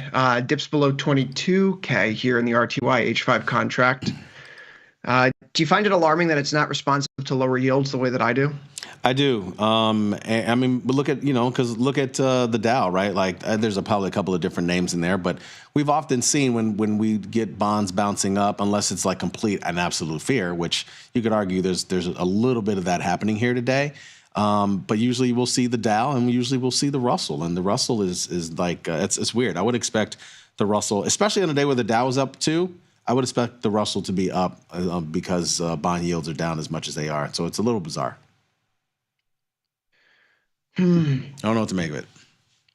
It feels more growth scare, right? Like last year and the year before, it was yields down. Okay, inflation concerns are receding. The Fed's going to be able to lower rates. We can finally get into small caps. And for the past few days, it's been, well, yields are down because growth is coming under pressure, right? Yeah. And the Russell is not moving up with those lower yields. That's definitely a different change in how the market was behaving very recent months, right? I think that's an alarming sign.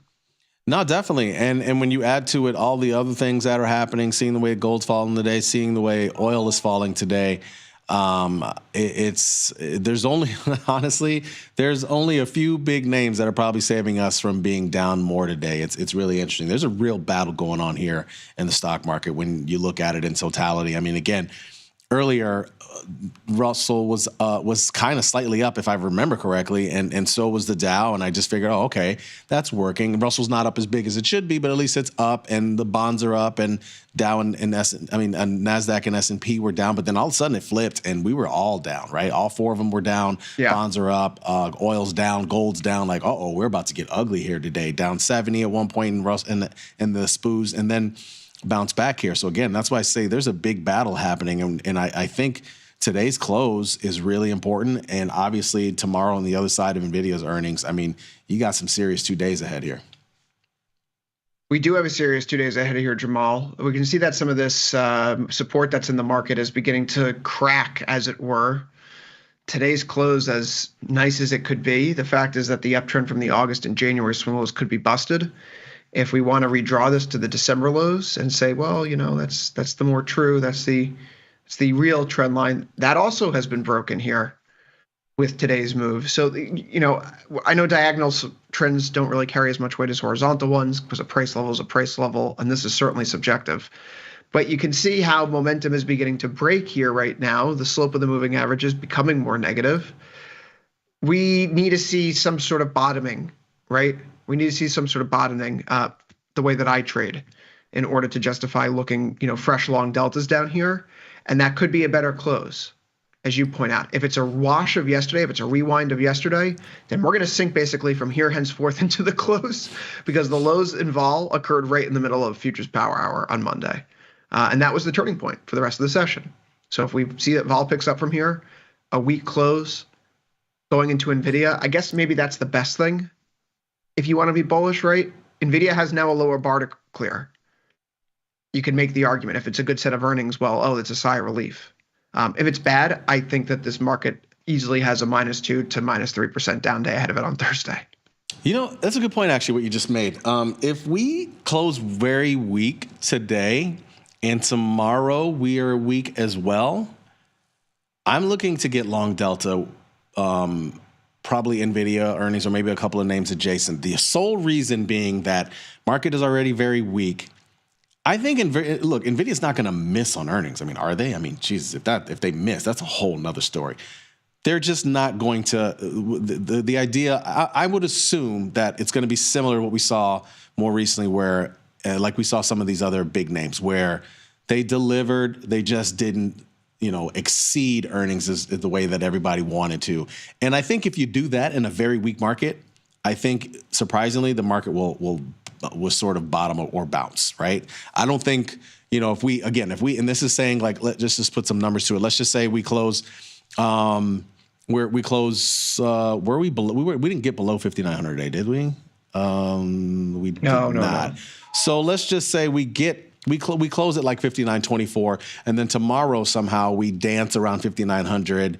Well, we don't necessarily break it. We break below, but we don't close below. I'd be willing to get long a little bit more and long Nvidia earnings because, again, I imagine they're going to beat. They just might not smash expectations like, some of these other names that we saw in earnings more recently, the Metas and I think I'm trying to remember if it was Amazon, but, some of those guys. Like I would get long for that reason alone. I think it's scarier if we bounce back above 6K, right? Bounce back towards 60-50, and for whatever reason, they don't smash earnings, then I think, they're going to take the market down just because like, they didn't completely smash it. You know what I mean? Like just that kind of narrative. The funniest thing that could happen in this market is if we get a bounce and we go right back to about 60.75 or 60.80 in ES, which is the area that we were tethered for the last week of January, most of February. Like all of this just doesn't matter. We'll have trade wars. We'll have new AI models. We'll have AI models fall by their wayside. We'll have Grok 3 rise. Right, we'll have Elon Musk's company take a 40% haircut, and yet the stock market will have gone absolutely nowhere despite all that noise. It is trying times, isn't it? A lot of noise. as a macro person right now, this is certainly the noisiest it's been in a while. Right? You should be loving this. There's so you many know, it kind of themes. makes There's so many narratives. Yeah, but it was, how easy it was last year. It's like, well, what's Sleepy Joe doing? Nothing. He's asleep. Okay, stay long stocks. I know. Much easier. I know. Much easier environment to trade in. But, speaking of sleeping, bonds are certainly awake now.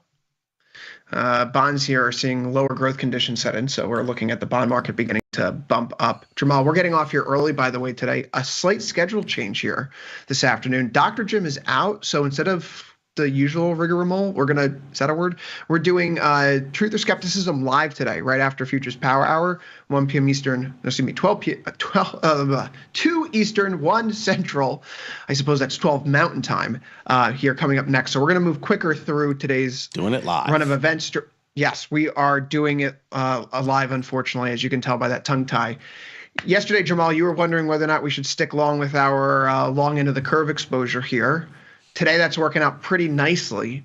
I don't know about you. I got out of my short ZB put spread. It wasn't close to expiration, but given the upward movement we were seeing today and the fact that it was the 108, 110, there wasn't much more juice for it to be squeezed. I noticed that when we went from like 116 and 26 ticks up to 117 and like 7 ticks, I only made like another $40 in the position. So it's like, okay, let's get out. I've squeezed all the juice there is out of this, and let's move on to something different and size up the next long bond exposure.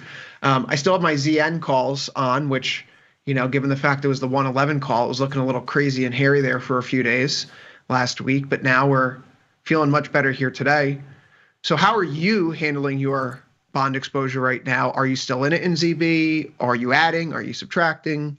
What's the game plan? Well, I got to thank you. Like I said, yesterday morning, I was a little unsure of what I wanted to do with my bonds. This is as a result of sort of taking inventory of the book and trying to figure out where I want to allocate capital and et cetera, right? I mean, again, given this, the downtrend that we've seen more recently in stocks, I started feeling like this would be a good opportunity to layer into some put spreads. Sure enough, was given more of the opportunity today.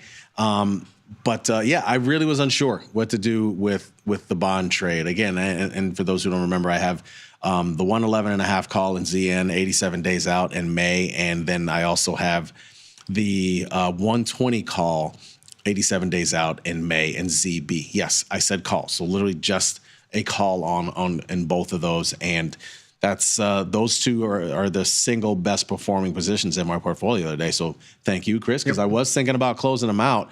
I mean, I guess, part of it was how many times have we seen the movie, right? 4 days in a row, bonds go up. The narrative is in their favor, but are we really cutting rates that much? Is that going to change? Where are we with that? And so I was starting to feel like maybe this is the time to get out. And typically when I make those decisions, it's based off of, P&L that I've made or this is a losing position, let's cut a loser. It wasn't even that. It was more of, like I said, I was probably caught up in the narratives and the crossing narratives, if you will, in bonds. And so I was thinking about closing it, but I'm glad, like you said, you sort of, like you reminded me, currently they're not as worried about inflation. It's more of a growth worry. And that sort of helped kind of steer me in the right path. And I was like, you know what, let's keep this position on. It works well. And working real well today, man. So I don't know. I mean, is this it? Is this the bounce for bonds that we've been waiting on for all this time? No, I hope not, because I'm still not at my long strike yet. So we got more wood to chop here. Well, no, that's what I mean. Is it going to keep going? I mean, I don't mean this is it. Like, is it over? Yeah. I mean, like, is it going to keep going? I mean, it's starting to feel like it, right? Like, we haven't seen this kind of meaningful bounce, I think, since, somewhat the beginning of this year, I suppose. I mean, but I don't know. We haven't seen these levels to the upside in a while.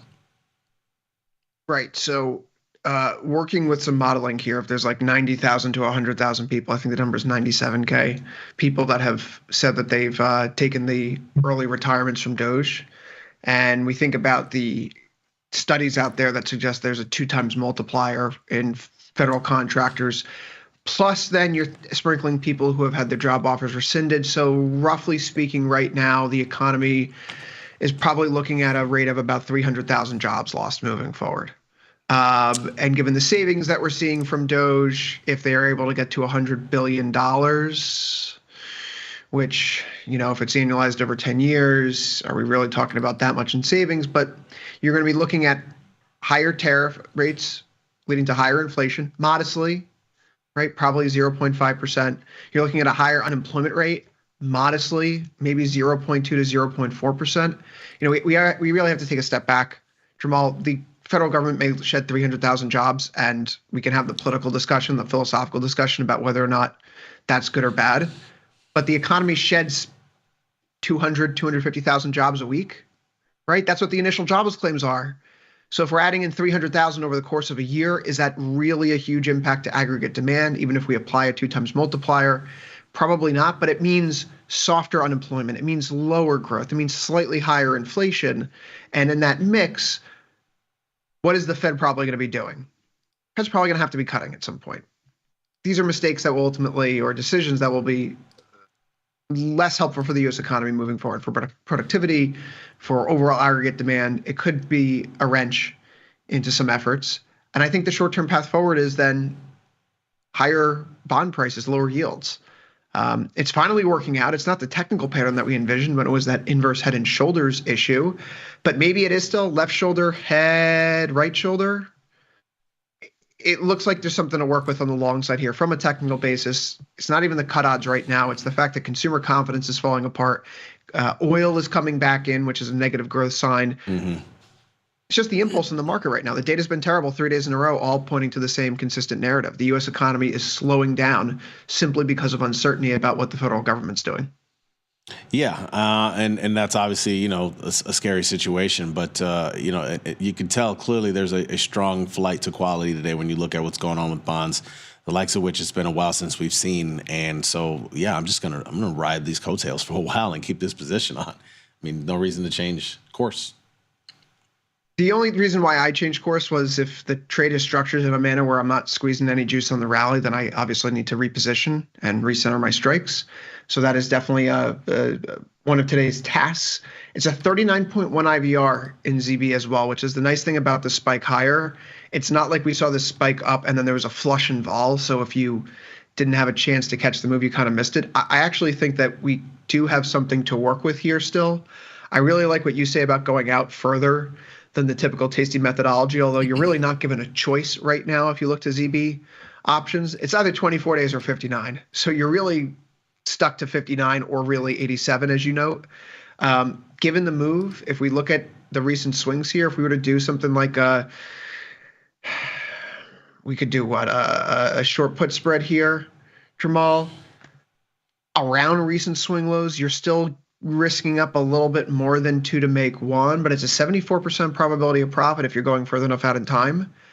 And given how this market's been trading, where bonds are moving in versus stocks, if you think that stocks are exposed for more downside weakness, a long bond position right now, amidst this growth scare environment, serves as somewhat of a hedge, right? You talked yesterday you mentioned how one of the reasons why you kept it on is because of the existing construct of the trades you had overall in your portfolio. Mm-hmm. Maybe this is something that reduces beta weighted delta of the portfolio, right? And it doesn't need to be through ZB or ZN. This is a future so, and I personally like future so. This is where I look, but people could go to TLT and accomplish the same exact thing. Yeah, exactly. You certainly can. I'm trying to find, I really hadn't looked at any way to offset just because IVRs are fairly low in here. I mean, not in ZB per se, but in ZN. I'm trying to find ways to offset kind of risk, but I don't really see it as of yet. However, we get lucky enough and this thing kind of flies a little bit more. I think that's going to create a lot of opportunities for us. I mean, to even you could even get to a point where you could sell upside call against our other call in a near-term expiration and possibly offset some risk. So we're not quite there yet, but I like where this trade is headed as of right now. You know what I don't like is what's happening with gold. I think this is a tip of the hat to Ilya. We were noting yesterday how gold's price action was shaping up where it could be like one of those one-day flushes where you wake up and all of a sudden you're back near $2,900 an ounce. And sure enough, we hit a low today of $28.97. So tip of the hat to him. Are you staying long? I'm staying long because this looks like a flag to me still. And we pull back to the 1 month moving average today and boing, bounce. So I just wanted one to day. wait to the show to tell you this. I took it off yesterday, but it was only because we were up 80% and it was $1,000, and I was like, that's a good call because it could turn down on a one day. And I'm going to be so annoyed when it does. And so I didn't expect it to happen today, but I knew if I told you weren't going to take it off anyway. So I figured, why bother? You know what I mean? Like, I knew you were going to keep it on. You're right. And this is what happens in gold, right? I think the uptrend is still intact. I think it's still fine. But I figured it was a good time to sort of take a profit, and especially since the way things were going with stocks, it seemed like a good opportunity to get some capital to be able to lean into some of those other trades more. So that's basically what I did with the proceeds. But I didn't bother. I knew you weren't going to take it off. Of course not, Jamal. This train keeps rolling forward. One of the key points here has been this 513 EMA envelope. And yesterday we closed at a fresh closing high. So I keep pressing forward as a momentum person, no reason to take it off. Today we find ourselves back in a similar zone. So the close is going to be really, really important to me down here. For sure. And it would suggest that if we were to kind of break this trend where we hold that envelope, if you will, between the 5 and the 13, if that cracks, that's a fundamental change in the behavior of how this market has evolved since early January. And then it looks like then you're rounding into a top. So getting off yesterday would have been the prudent move. So tip of the hat to you. That said, we bounce above the 1 month moving average. We set a higher low than we did back on February 18th. And when we had this similar type of action on Valentine's Day, did it mark the high? No, because just 2 days later, we set a new high relative to that candle. This is obviously a weird time with the way that equity market's behaving post-OPEX, but it's very difficult for me to read into anything going on in gold or silver, given their places in the broad scheme of things and all the themes that are going on right now, to think that this is something that will shake me out. So uncomfortable day, but staying long. Yeah, no, I totally agree with what you're saying. I mean, I don't think you can read into this too much today. It's just, a one-day dump for whatever different reason, honestly.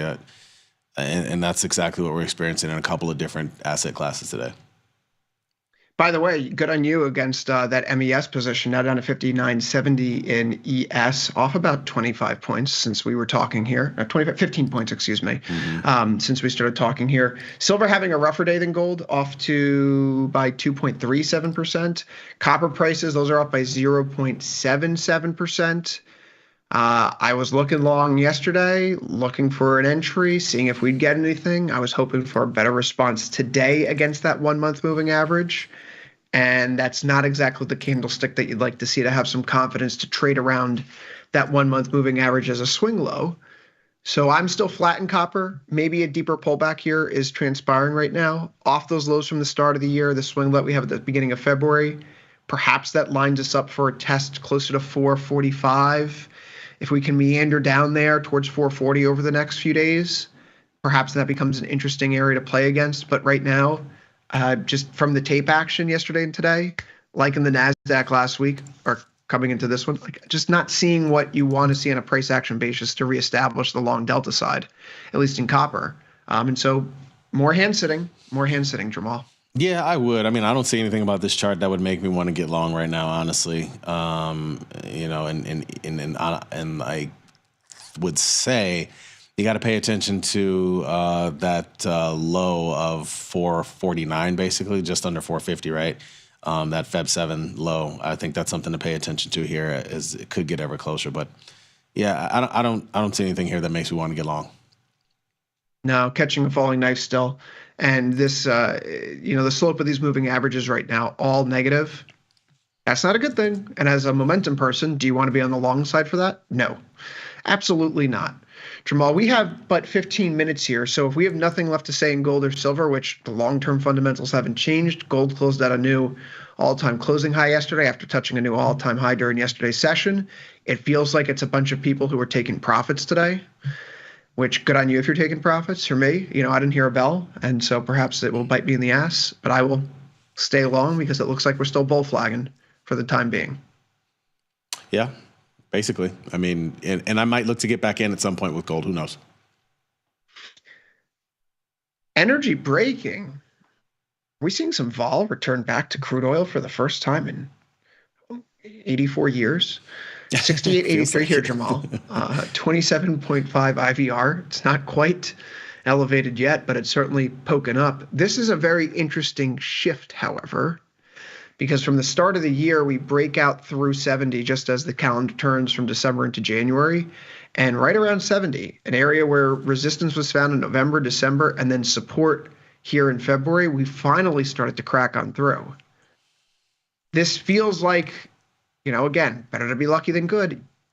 Sunday night open, I said, you know what? I'm going to put on this iron condor here. Finally, I'm tired of waiting. Couldn't get filled. Hi-ho, that would be unfortunate to add to the other malaise experience today.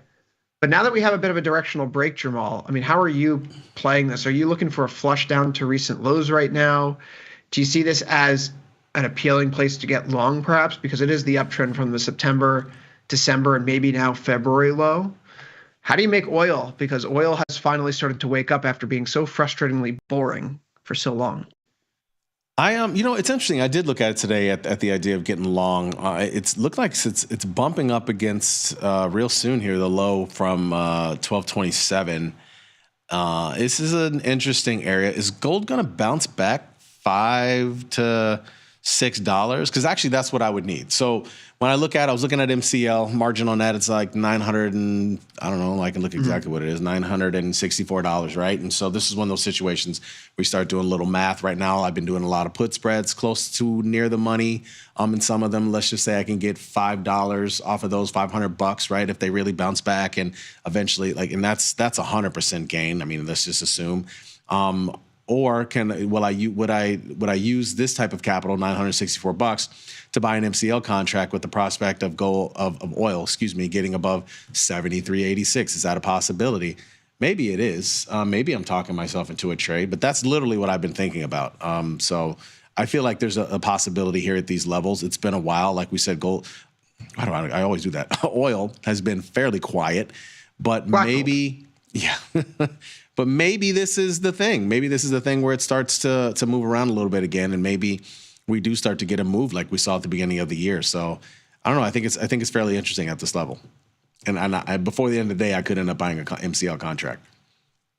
Yeah, you mentioned MCL. The tick value there is $1. Full tick value of crude oil. CL is 10. But also, nice thing about MCL, options. Don't see that on some of the other micro products, but CL is great. CL is very liquid. MGC, very liquid. MES, very liquid. 68.84 in CLJ5, though, Jamal. It's only at 27.3 IVR. How come we can't get something better to work with? I prefer to wait a little bit. My interest this year has been more of a natural gas type of thing, and right now we're seeing this hold up.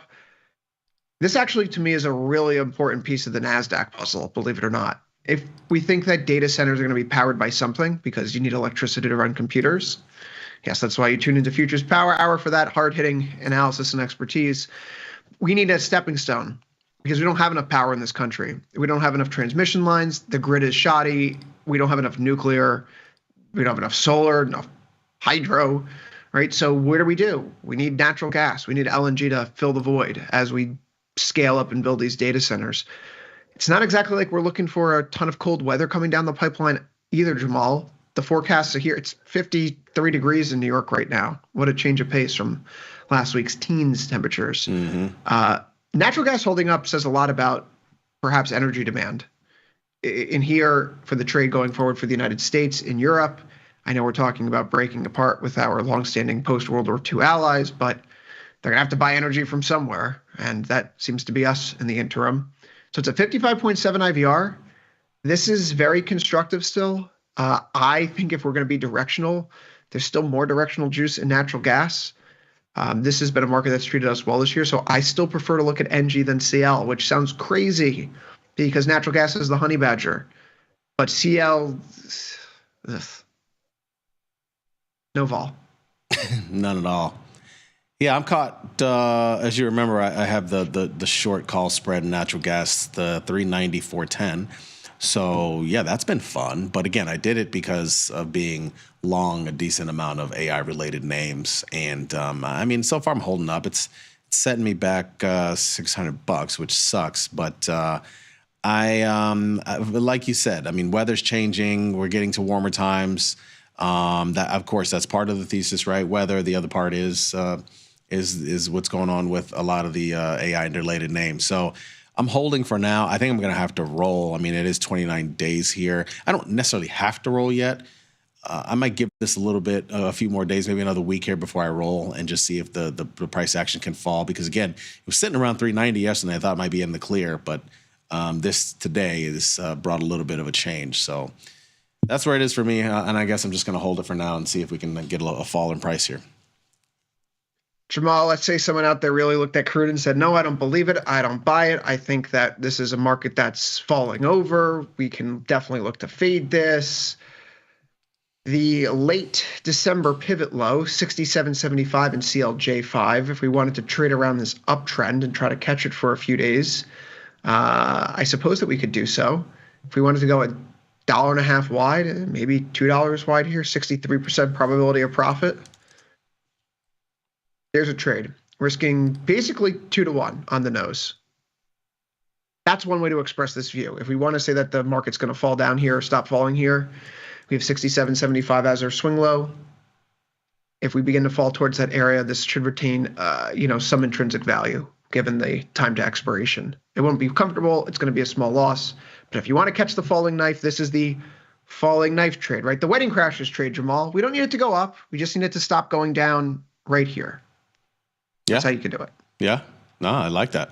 Again, it's not too far off of 30 IVR. It's at 27, so that's a good one. I have enough pro-growth stuff, right? Like I have metal exposure. That's pro-growth. Do I need more pro-growth exposure implicitly? But you want some. You want more pro-growth exposure. I do. I really do. But the problem is that the data aren't there right now anymore, right? Like you can make the case like, oh yeah, I'm going to buy every single dip because the economy is still growing and like the Fed is going to cut inevitably, right? And heck, I was putting those memes out there last January and February when we had the hot inflation reports. I think I replied to Dr. Jim with a few of them. Morgan Freeman and Dark Knight. It's like, wait, you're going to tell me that CPI missed by 0.1% and the Fed's still going to cut rates and you're bearish on financial assets? It's like you buy all those dips. They're right. Good luck, right? Basically. But this time isn't like that now because the economy isn't still growing, right? You don't have that tailwind to fall back on. You now have an economy that looks like it's in retreat because of this cloud of uncertainty, which you would never know if you looked at FX markets. FX markets don't care at all about what's happening today. The Australian dollar down by 0.19%. The British pound up by 0.3%. Who's to be bothered by these 8% swings in crypto? Certainly not the Japanese yen. You talk about this being a big kind of risk-off day. Only up by 0.29%. This has been the oddest part of the equation for me to square. Because as someone who's FX first in their professional training, this is the largest, most liquid market in the world. 6 trillion plus of transactions per day. Forget the entire year, every single day. And so when stuff really hits the fan, FX is always moving. There's the reach for the US dollar, the reach for the Swiss franc, the reach for the Japanese yen. And there's just none of that panic right now. So Jamal, I mean, I think if we're talking about this from a dip buying mindset, now S&P back to 59.85. If the house was really on fire right now, the yen wouldn't be up barely 0.25%. The VIX wouldn't have round tripped now back to 19.06 from a high of 21.48. So it's easy to get bared up. And it's easy to capitulate right now if you're operating from a risk-on point of view. And the growth stuff is certainly scary. XRT, XLY rolling over, all the sectors performing the way that they are. But yet there are some things that aren't breaking. And these would be the things that you would expect to break first. This is why I've only placed 2 trades in ES this year. Because it's very hard for me to get a read on it when not all of my macro pieces are lining up. So to that end, stay long gold, stay long silver. The dollar still looks like it's topping. I think that's it. I mean, a lot of the macro theses aren't lining up. You would expect, with the dollar, the way that it's been falling more recently, you would expect these currencies to be moving more. And obviously yen's made some bit of a move more recently, but the vols have calmed down in some of these overall too. I mean, that's the other thing. When we were looking at euro and Canadian dollar, 10 days ago, I mean, the IVRs were super high. Still a little elevated, but not nearly as high as they were, which means there's been some relaxation, which is, again, kind of a little bizarre given that there's a lot of different things hitting the fan. I think it's just there's a lot of things going on right now. And I think all of these different asset class traders are trying to make heads and tails of it because it's a little confusing. It's certainly a little confusing right now. You could see how the Canadian dollar, the Mexican peso here are the names in the red in the FX space. The Australian dollar linked to China, slightly red. What do China, Canada, and Mexico have in common, Jamal? They're all about to be tariffed, right? And so, like, what's going on with the British pound and the euro and the yen? There are no tariff talks revolving around those currencies right now. So this sets up an interesting dynamic, right? If we get into the weekend, and because the deadline is March 4th, not March 1st, there could be a day next week when the market is open where we're hearing about the tariffs still being implemented. Why do I bring this up? Because we hear about them being implemented on that Sunday. The market gaps open lower. We find out they're being delayed. The market gaps open higher. We have a day here where we have to kind of grin and bear it. But if there is a kickback, we can see this with 6C especially, right? If there is a return, less than 24 hours, we're going to invent a new reason whole cloth to delay them for another month, the Canadian dollar is going to rip right back. So today's softness, do you really take it seriously? I see a 64.5 IVR. It's certainly not as high as it was during the first round of tariff talks when the IVRs were pushing up to the 80s, 90s, 100s. Mm-hmm. But the Canadian dollar is going to be a place of opportunity over the next few sessions, particularly through next Tuesday, because it's right in the crosshairs. It's the laggard today. And if the tariffs are kicked down the road, we've already been given an instruction manual for how positively the market will rebound on the other end, because it's another chapter in the boy who cried wolf story of tariffs. Well, that's another part of the equation, right? Like the fact that there's these dates, out there. Well, this date, the tariffs might actually get enacted. And so I think that's why we've been seeing a lot of these oscillations in the markets as well. So that's another thing to keep in mind if you're trading these. We talk about this being a boring macro week, Jamal. There's really nothing on the calendar for any major economy coming up the next few sessions. Tomorrow, no. I don't think there's Thursday, major, right? Yeah, I mean, new GDP's home sales, on Thursday, gas. right? GDP, durable goods Second matter, estimate. but GDP, it's the second estimate, so carries less punch. There's home sales data. That's meaningful. And then again, if we think about where mortgage rates have gone and it's just the expectation that lumber prices are going to be higher in the future because of the tariffs. And we see lumber prices this year have already exploded to the upside. Where do we think home sales are going? Friday, you get personal spending income, PCE. Well, that's one of the few things that are up today is home builders and home construction stocks. The lower yields got to help at some point, right? For sure, right? We're ending early here today, though, because we have Truth or Skepticism coming up on the special Tuesday edition. No Dr. Jim after today's Futures Power Hour. So what's next on the calendar? For tomorrow, February 26th, if you like mortgage rates and... Well, no, there's nothing. Look, we've really been talking a lot about what's happening in Washington, D.C., and I know that a lot of people reflexively think that it's political commentary. And sincerely, I'm really trying not to make it be. The whole point here is trying to figure out whether the levers of fiscal and monetary policy are being pulled in an expansionary or contractionary direction. Mm-hmm. Just given how low the sensitivity that markets have displayed in recent weeks to Fed speakers, it's almost as if monetary policy is a non-factor in the market's mind right now. It doesn't matter who's talked, Jamal, unless it's Powell, Barkin, Bostic, who cares? Could be Bernanke himself. Nothing's moving on these Fed speakers. Yeah. I mean, not that I've noticed at all. I'm kind of glad about that, honestly, at this point. And it's because we don't expect a whole lot of changes in rates, right? I mean, that's not exactly what's moving the market anymore. What is moving the market is what's going on with the government fiscally and things like Doge. And so you're right. I think we're not making it a political conversation at all. It's literally about what's moving the market. And you have to assume a lot of the big move today in bonds is from the discussion around Doge. It's part of it. I mean, I recall 2 or 3 years ago where we got on camera and be like, Jimmy Bullard, that St. Louis Fed president, he can't shut his mouth, right? Like, stop talking, James Bullard. You're pushing up yields. And now it's like, Fed Bostic? Is that a wine? Oh, a Bostic. Oh, is that a type of pear? I think I've heard of the Bostic pear. Oh no, that's a Fed speaker. Okay, right. It's a totally different mindset right now, and so there's a reason why we focus on this tariff and the reaction function. It's what's moving things here.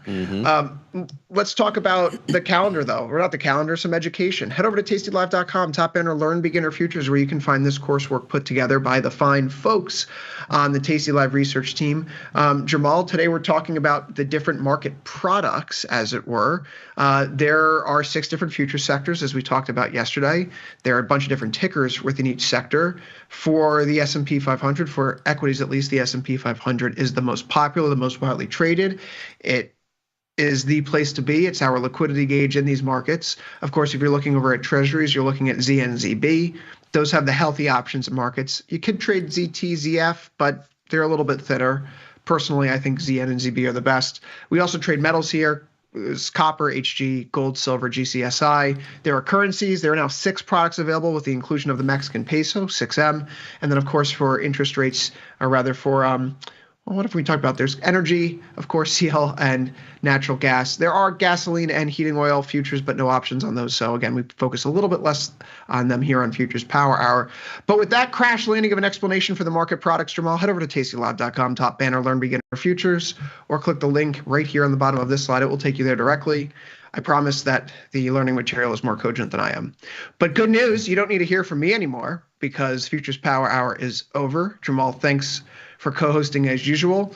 We're taking a quick break here on Tasty Live. After that, no Dr. Jim today. Special edition, Truth or Skepticism, Radigan and Sosnoff, coming up next here on Tasty Live.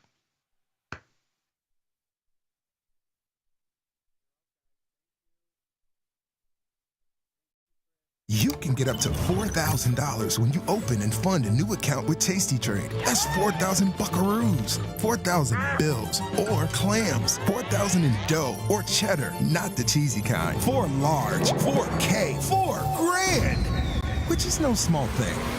Open and fund a new Tasty Trade account and get on the platform for traders who just want to trade. And did we mention a bonus of up to 4,000 smackaroos? Tasty Trade. Make your move. Know someone who needs a better broker? For 1 month only, earn $500 for each qualified person you refer to Tasty Trade. See how it pays to have friends? Terms and conditions apply. Tasty Trade. Calling all traders. Are you using Tasty Live mechanics and enjoying awesome results? Are you an up-and-coming options savant? We're looking for you. For over a decade, Tasty Live has shared the most inspiring stories of traders teaching themselves a new skill, using probabilities and experiencing new levels of success. If you think your trading journey should be shared with Tasty Nation, we'd love to hear from you. We are always on the lookout for the next class of rising stars. Email us at risingstars@tastylive.com if you'd like a chance to share your trading journey and inspire others. If you missed the live show, here's our cherry on top weekly recap. Sadnov, can you show him your Valentine's Day present? Please, this is the moment when Sadnov was happiest. There you go. That's Sadnov when he was eating his Barnaby's pizza. I made him a pillow. Oh, nice. I spoke to your wife last night. You know, you got to stop just thinking about yourself, Sadnov. That's soon to be in the store. Your wife wants you to bring it home for the grandson. Hand to God, that's what she. I have it here. I'll send. You want me to send you a screenshot? And I said, would you like me to take this home for you? And I said, no, not me, the pillow. And she's like, oh, I thought you liked me, but sure, I'll take the pillow for my grandson. I think he'll enjoy it. I go, I don't know if Case is going to enjoy it, but the baby will enjoy it. I had no less than a half a dozen people from our firm say, I love that pillow. Where did you get it from? Oh my God, you're so full of crap. People love it. I'm going to do a buddy pillow. You want a what? There you go, John. How cool would that be? You should do a buddy pillow. Can you see this? Yeah. What is it? I made this. We went glass blowing over the weekend. I made this. Oh my God. Oh my God, are we at show and tell now? What am I, back in third grade? Beth, thank you. See, I'm very proud of it. Sits on my desk. You went glass blowing. Yeah. When was the last time you did that, sir? I would never do that. Guarantee you, if the missus said to you, we're going to go glass blowing and then hang out, there you go. You're blowing glass left and right. What do you got? I love glass blowing. Okay? You become the best glass blower this country's ever seen. I think we are on the precipice of a new star emerging in the world of influencer culture. I'm talking about Mr. Scott Sheridan. And I'm like, Scott, if you do take a Waymo, I was like, can you film it for me and send me the clips so I can put them on social? Scott is so natural, so just giving commentary. Check this out. We're in a driverless car, my first time ever. Not really excited about the prospect of nobody sitting behind the wheel, but I'm with people I love. And if this is the way it ends, so be it. Solid A+ for this experience. Shout out to Waymo and to Jaguar. Thank you from our new Tasty Live correspondent. How's it light out now? This type I'm going to say the word. Nobody's showing the inside of car. I'm going to say the word. I'm going to say the word. I'm going to say it. I can't. Don't say it. No. Do you have a beeper? Beat me. Don't beat say me. it. You are so freaking sometimes. I mean, honest to God. I just want to know how you went from darkness to light. It wasn't me. The light out is not him. That's just B-roll. That's a woman. That's like stock. That's like a stock photo. Oh my God. Why are you putting stock photos in there? Oh gosh, Tom. This is pathetic. Stupid. He's so stupid. My Taiwanese sources told me that you sometimes like to watch hockey games with toe spreaders on. Did you have? Oh, the best. No, but I've got them on now.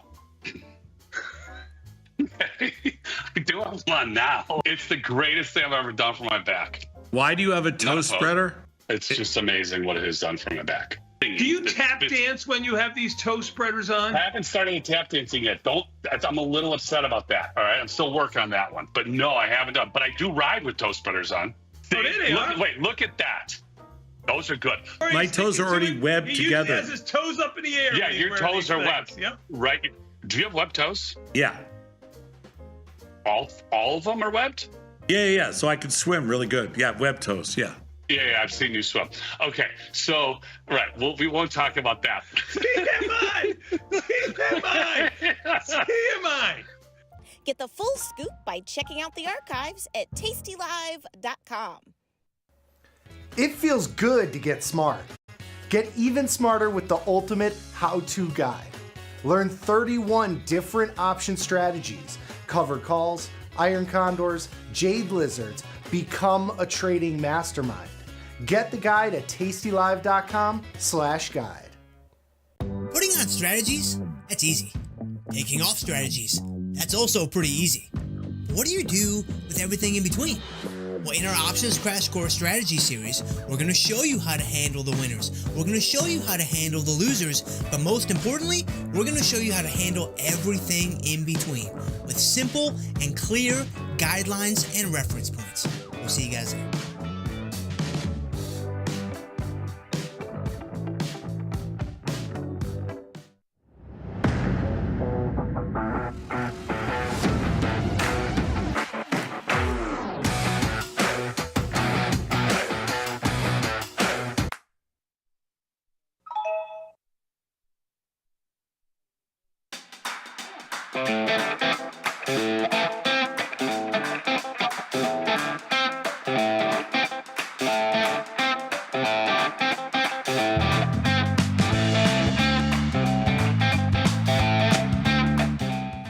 Hello, everybody. We are back. And you know what? This is the first time, Dylan. Actually, I don't know if it's the first time. We might have done this about 10 years ago or 12 years ago when we first started, that we've done.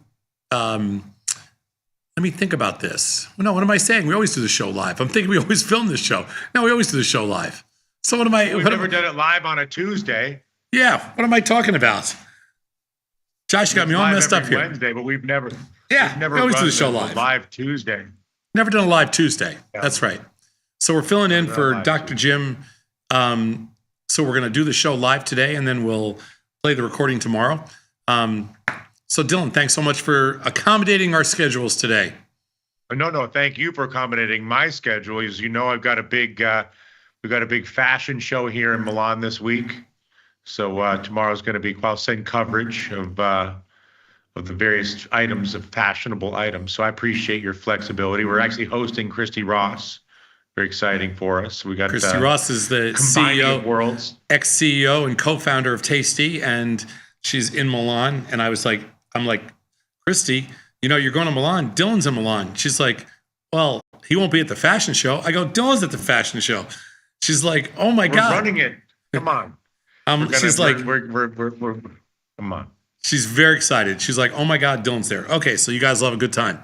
So we're combining worlds. Yes. So speaking of combining worlds, there's been a long-standing political hypothesis that is, if only a businessman if America was run like a business, there wouldn't be so many problems. There wouldn't be so many issues. There wouldn't be so much. That wouldn't be so unproductive. It wouldn't be so inefficient because private business, they don't put up with this shit.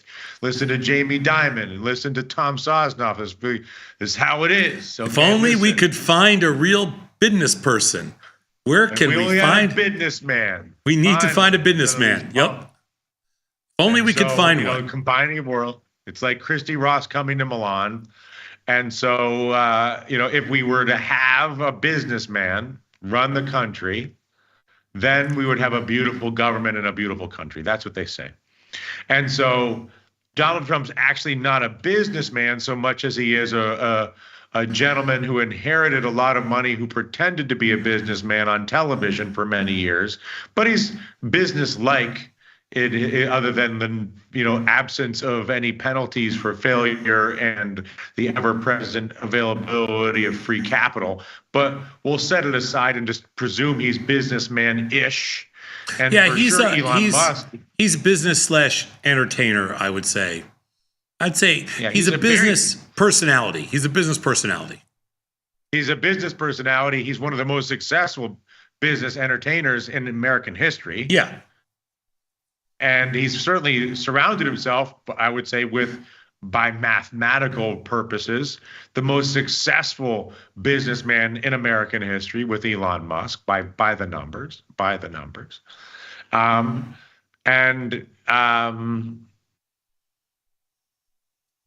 The jury's out. It's only been a month. And there's obviously lots of issues, lots of things, lots of positives and negatives that can be commentated on at this juncture. Sure. But before we get into analyzing this particular business entertainer and his businessman friends, did you have whether it was in the days of Bill Clinton or the days of Jimmy Carter or the days of John Kennedy or the days of George Bush, and Tony Batista would say to you in the pits of Chicago, he'd say, Tom, if we just had a businessman, we wouldn't have these problems, and you'd be like, all right, Tony, I guess so, Bat, And so were you a subscriber to the if only we had a businessman hypothesis over the course of your many, many years among us? Surprisingly, no. I was. Okay. The reason for that is, now, again, I don't put Trump exactly in the businessman category. I put him in the business/entertainer. We have had entertainers before. Ronald Reagan was an entertainer. You could argue, the Schwarzeneggers of the world, that kind of thing, entertainers. Even Clinton was somewhat of an entertainer at the end of the day. He was more of a lifer politician kind of thing, All right. He was more of a former governor, I suppose. Yeah. But Reagan was an honest entertainer. Yeah, Reagan was, for sure. Jesse Ventura, entertainer. Sure, absolutely. He was a fabulous politician as well. I loved when he was my favorite. When he was running, was it Minnesota? He was the governor. Yeah, he was great. Anyway, you're trying to make a point. Well, yeah. It's funny you mentioned Jesse Ventura because I just listened to him the other night. He lives off the grid somewhere in Mexico. Crazy. He should. He should. He's batshit crazy, but entertaining. Yeah, for sure. He's an entertainer. Yeah. So So there haven't been a lot of business people who have, or at least not that really come to mind, that have been. Michael Bloomberg was a businessman. Sorry to interrupt you. Mayor of New York. Yeah, he was. And he was a pretty successful mayor. Yes, he was. Unsuccessful candidate for president, but a very successful mayor. Catastrophic presidential candidate. Yeah. But fine mayor. Yeah. One of the reasons that most entertainers make good politicians is because entertainers, by definition, know how to entertain, and they can usually they can usually make you smile or make you happy or say what you. They can learn, win you over in some way. Yes. If Elon Musk was not the richest person in the world, he wouldn't win anybody over with his charm and charisma. That's for sure. With his ketamine chainsaw massacre. Yes. Yeah. Either with the Jamie Dimons of the world. There's a lot of people out there that. Michael Bloomberg was a perfect example of somebody that had a very difficult time talking. You know, he wasn't a great speaker. I mean, you know, I believe he was terrible. Yeah, terrible. I was trying to be nice, but he was terrible. And I would say I'm a friend and admirer and former employee. And he was actually anyway, this is not a Mike Bloomberg conversation. He was a terrible speaker in the prison. Exactly my point, though. And, one of the reasons that, one of the reasons Reagan became president is because he was an entertainer. One of the reasons that Trump won is because he understands the business of entertainment. I mean, that's always been one of his strengths. And there are other people, like him, the Jesse Venturas of the world, the Arnold Schwarzeneggers of the world. And I'm just thinking of people that just pop up to my head, but sure, I'm sure we can fight off the top of our. I'm sure there's a lot more. And Zelensky, and former entertainer, by the way. Yes, yeah, exactly. Not to go global on us, but yeah. So what's always scared me about business people is the fact that one of the skills of being a great leader is that it's not just all about being it's not just all business. And that's the difference with politics. And that's the difference inside of political systems. I've been hanging around politics since I was in college, interning, starting off interning in the New York State legislature and in Albany, working my way into Parliament and listening to all these great, speakers. Well, let's be honest. You were a chauffeur in Parliament, so let's not misrepresent your role. No, I was a tour guide primarily, but I did eat lunch every day in the members' dining room, so I was a special tour guide. But I listened almost every day. You were driving that guy's Rolls Royce, but anyway. But every day I sat in parliamentary chambers in the chamber, and I listened to everybody just talk. And they're all great. I mean, it didn't matter what side of the aisle you're on. Man, the bullshit was flowing all the time. And great speakers, the system selected for some of the best speakers on earth. Exactly. You couldn't get in the room without being a great communicator. That's one of the beauties of parliamentary systems. Anyway, I guess my point is you can be a great politician without being a great business person, because you articulate things, you repeat things, you're able to get different messages across, but there's not that much policy that you necessarily have to initiate yourself, or you don't have to be that innovative with respect to policy. You have to be reasonably smart, all that kind of stuff. It is very difficult for certain business people to deliver that same message or those same messages, and to deliver it in a way that makes people believable. That's why I said, Elon Musk could never do that. He doesn't have the ability to communicate, and nor does Jamie Dimon, nor did Howard Schultz from when he thought about running. I mean, these are disastrous. They could not communicate. They couldn't get their point across.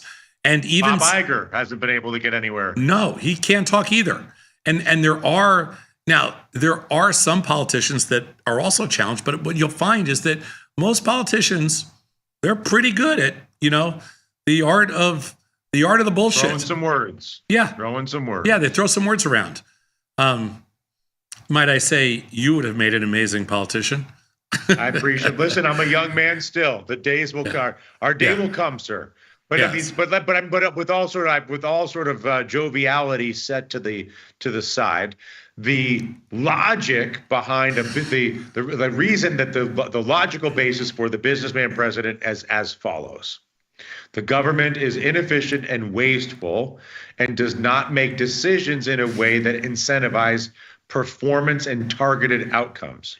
So the theory of private business is if you open more brokerage accounts, you sell more sneakers, you sell more toast, you open more bank accounts, you take care of the clients at the airport, whatever it is, like if you satisfy a customer with some product and or service, then the business benefits and you benefit.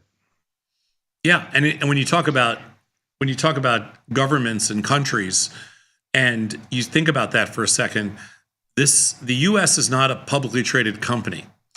We don't really care what the market cap of the U.S. is. We do care what the GDP is. We do care about the success of our economy, but we don't care about the market value of the U.S. What that means is that our objectives are different. Okay, we are not as concerned about what our bottom line is. We are concerned about our culture. We're concerned about building a place where it's a good place to live, where we can attract bodies, brains, innovation, and lots more. And to do that, it's not just about, companies come down to, it's a bottom line thing. Either you're in the middle of some kind of massive growth, or your bottom line is you're just kicking out free cash flow. It's one or the other. You either get rewarded by growth or you get rewarded by free cash flow. That's all there is. And that's how you're measured. Doesn't matter if you can talk. In the world of... And growth and free cash flow is theoretically derived from satisfied customers. Theoretically. Sure. Okay, that's fine. Whether it's a retail, institutional, whatever it is. Sure, you're satisfying customers. The difference is when you're running a government, there's a lot more things at stake. You have to make a lot of people happy. You have to make rich people happy, poor people happy, new businesses happy, old businesses happy. You have to balance lots of different things. You have to defend your territory. You have to take care of people. You have to build culture. You have to make places safe. You have to make places clean. You have to build infrastructure. And so the game is completely different. I don't know. What I'm getting at, I'm with you, but who are the government's customers? Does the government have customers? I don't know. Are the customers the taxpayer? Are the customers the citizens? Are the customers only the people that vote? Are the customers anybody who has a passport for that? If you were looking at it that way, metaphor. If you were looking at it that way, it would be taxpayers. You don't have to vote. You should vote, but you don't have to vote. I think it'd be taxpayers. So the government shouldn't serve children because they don't pay taxes. No, children are just... Obviously, you don't believe that. Of course not. But one thing I would say the customer passport holders. Okay, citizens. Whatever. I don't care. Define it however you want. I think the difference is that you can't ask people that run governments to run companies, and you can't ask people necessarily who run companies to run governments, because that's all I was getting to is there two different motivations. There's two different bottom lines. There's two different objectives. Company's objective is to create free cash flow or grow. The politician's objective is a lot more. It's very different. And you would never ask a politician, which is why most politicians, when they're done in politics, they rarely go into business unless it's some form of consulting business or unless it's some form of lobbying business or something that they're used to or that they can parlay off of their political experience. And that's why business people rarely go into politics, because it's a different mentality. It's a different objective. And now what you have in the US is you have an approach where they're trying to use a business logic in a political system, and it's not necessarily working. At least we don't know. It's too early to tell, but we don't think it's working. Some people will argue it is working. Some people say it's not. Whatever. It's not making people happy, that's for sure. Meaning, I mean, let's just cut to the bottom line. Sure. The implication of a business mentality is on an individual basis, failure to perform in your job can result in demotion or termination. Sure. Which may or may not actually be true, but that's the perception of sort of private sector life. And the perception of public sector life is that performance in your job is almost irrelevant to your professional security.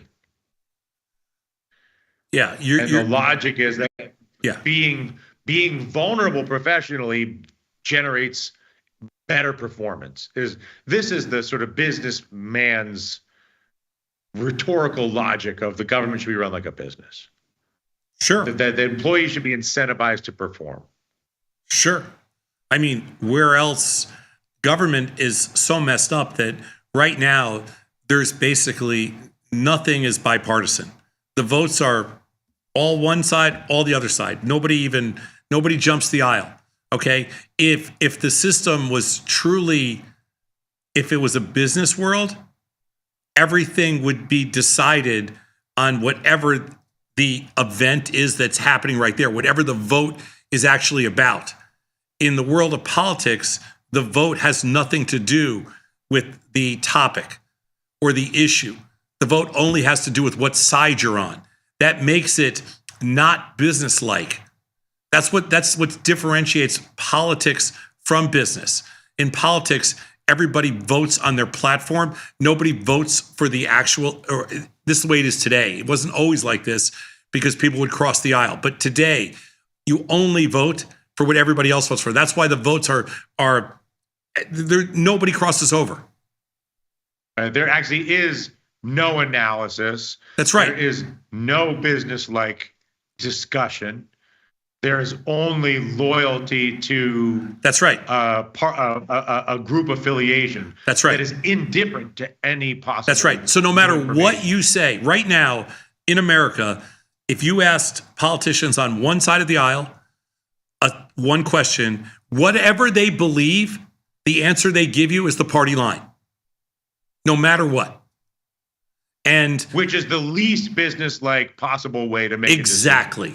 Which is why business and politics require different leadership. Because it doesn't work.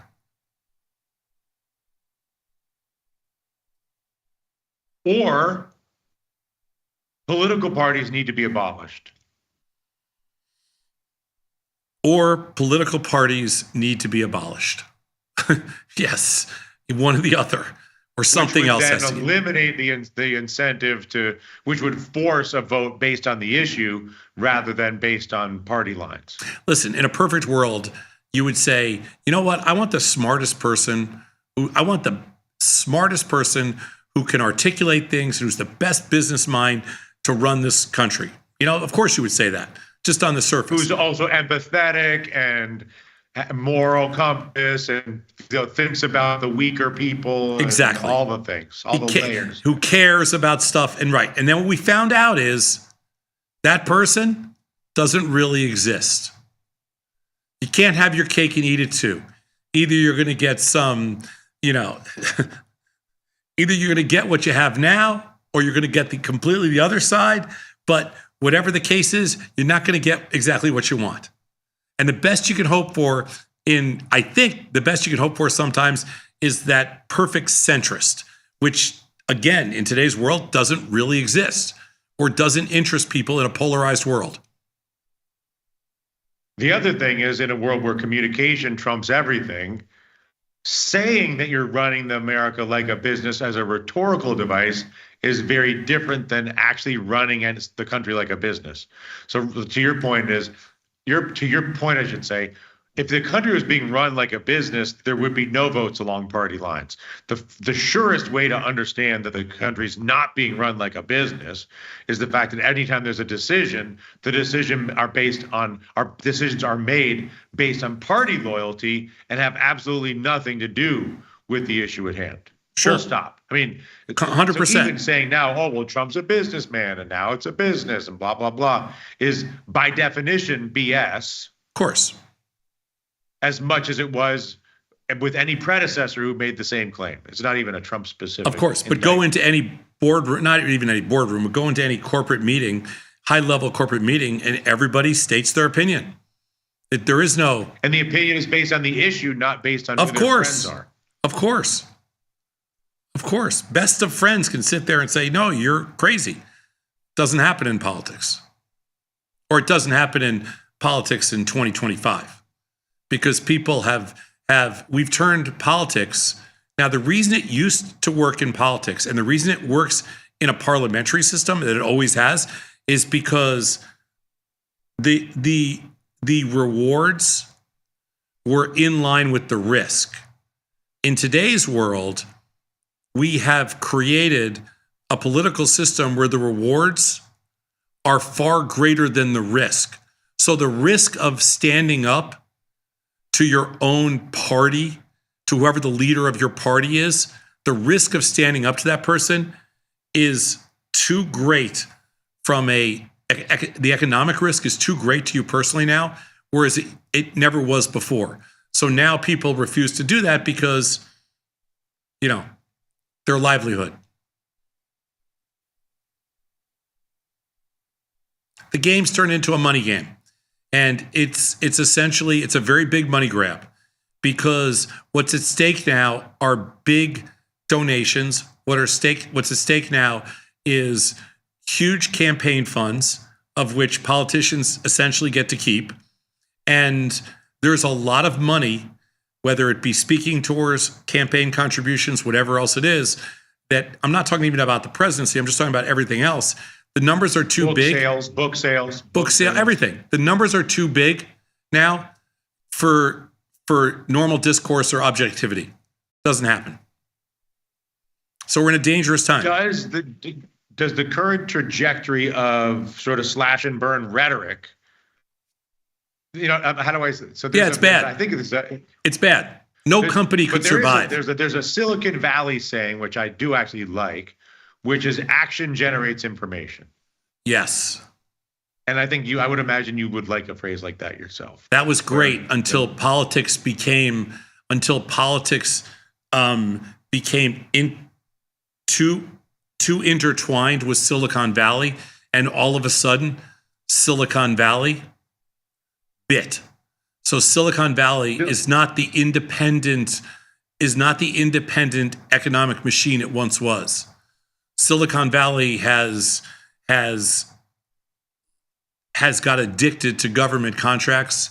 Silicon Valley has got addicted to a lot of bad stuff. Monopoly protections. That's right. The monopoly protections. But I still wonder, because maybe I'm on my optimistic part, but it's easy to be sort of concerned, obviously, by some of the business-like decision-making, the so-called business-like decision-making coming out of the government at this moment. But in my optimistic side, I say, okay, well, at least they're taking a lot of different actions, and all these actions will reveal more information. And that new information will either result in the dismissal of the current executive staff because they'll be soundly, rejected, or it will reveal a new operating system. Because I do agree that the existing operating system is calcified, inefficient, intransigent, self-serving, wasteful, et cetera, et cetera. And so is there any part of you that's like, okay, this is destructive and chaotic, but at least it is going to force some new information. Yeah, that is what happens, and that is the silver lining. I agree. If there's any new information, it'll be get rid of these crazy bastards. Yeah, this is crazy. But that we get there pretty quickly because because the level of action is so high. Yeah, we've swung too far, and it will swing back. That's what happens. We swung too far one way, we swung too far the other way. Business, like, would you go into a company? Because the other thing is, because Musk gets a lot of currency right now out of the fact that he is perceived to have gone into Twitter and quickly fired 3/4 of the employees, and that basically the Twitter methodology is what's being used on the U.S. government. Yeah, well, I mean, that's his MO. I mean, he thinks what works in Twitter will work in the U.S. government. The only problem is Twitter doesn't really have a social responsibility to welfare. Twitter doesn't have a social responsibility to culture. Twitter doesn't have a social responsibility to anything.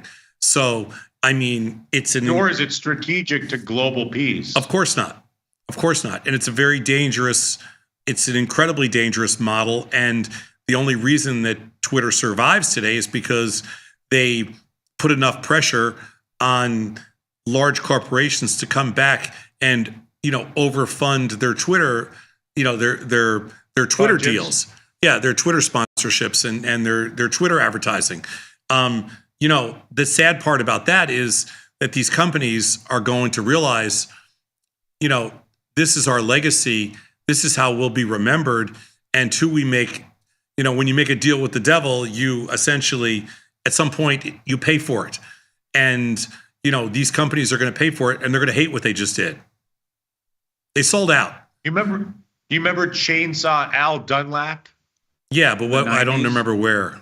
What was he? He was like a turnaround. He was like a CEO turnaround, Hacksaw Al or Chainsaw Al, they called him. Yeah. And they would bring him into old calcified companies, publicly traded companies, new CEO, with no loyalty to anybody in the building. Sure. Give me the spreadsheets, mark, everybody with an even numbered or a vowel in their name and fire them. Don't worry about performing nothing. And it was like a famous sort of management philosophy that ultimately was, celebrated, cover the Wall Street Journal. This guy's a maniac, all this, and then catastrophic ultimately. Always ends that way. The ending is always catastrophic.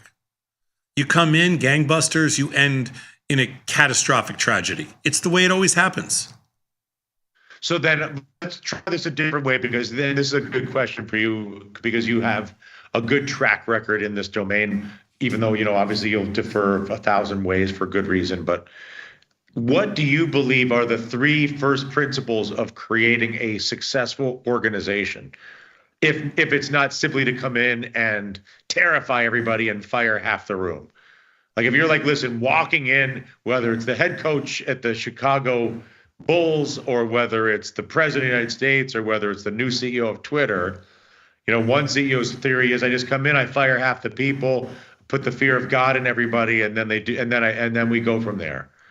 Or I cut half the team, I cut half the players, whatever it is. That's one organizational concept, which would be Musk's concept at this point, right? So where I differ, what is yours? So where I differ from Musk and where I differ from, I guess, others, I don't really know, is the first thing is I am absolutely okay with changing leadership. So let's say I don't have a problem switching out the brain or switching out the head because there's obviously a problem. There's a reason you were brought in. And the reason you were brought in was to make changes. What you never mess with is the body. You don't mess with all the pieces, all the people that don't have that control. Some may be good, some may be bad. Who knows? You'll figure that out. But you don't mess with all the people, all the bodies. The organism. You don't mess with the organism. Of course not, because that's too hard to replace. It's too hard to retrain. There's too much skill there. It's so expensive. You get rid of, the first thing you do is you just get rid of the head. And the reason you do that is you get rid of like kind of the executive committee or a few of the top people, because you have to control the vision, and you have to control the new vision. That's one thing.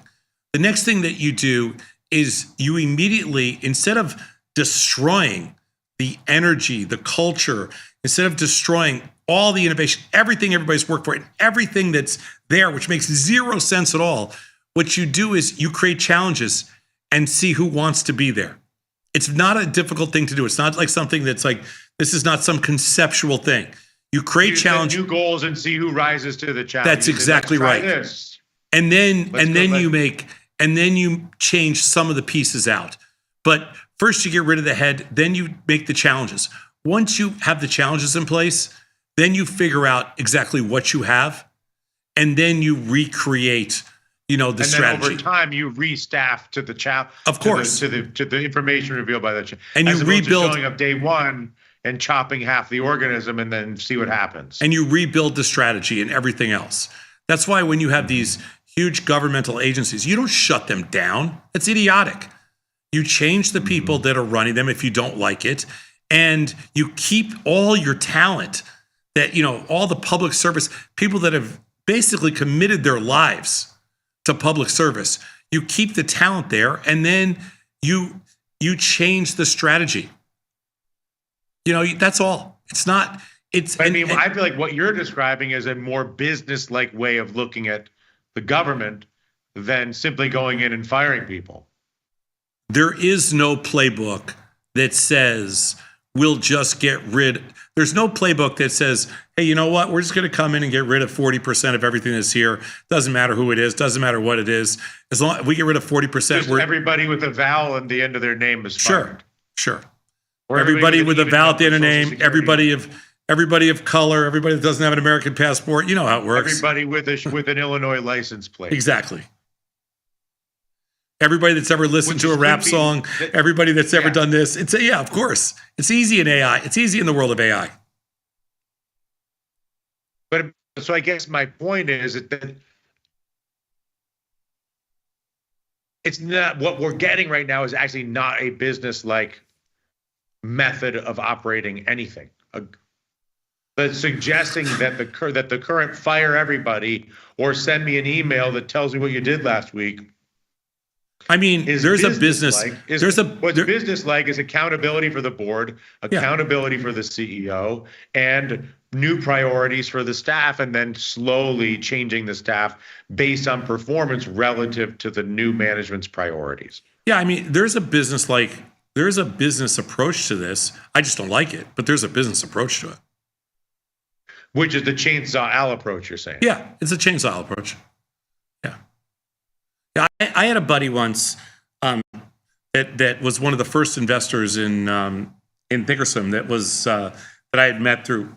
He was introduced to us. His name was Joe Whiteside, and Joe was he was a pay for hire CEO CFO that went into distressed companies and he turned them around.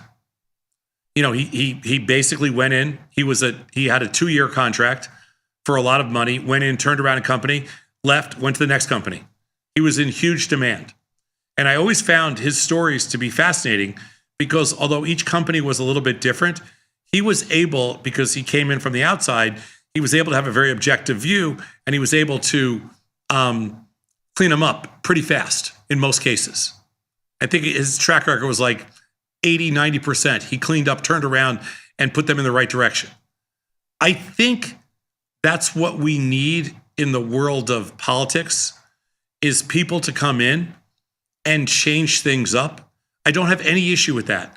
I think politics are no different.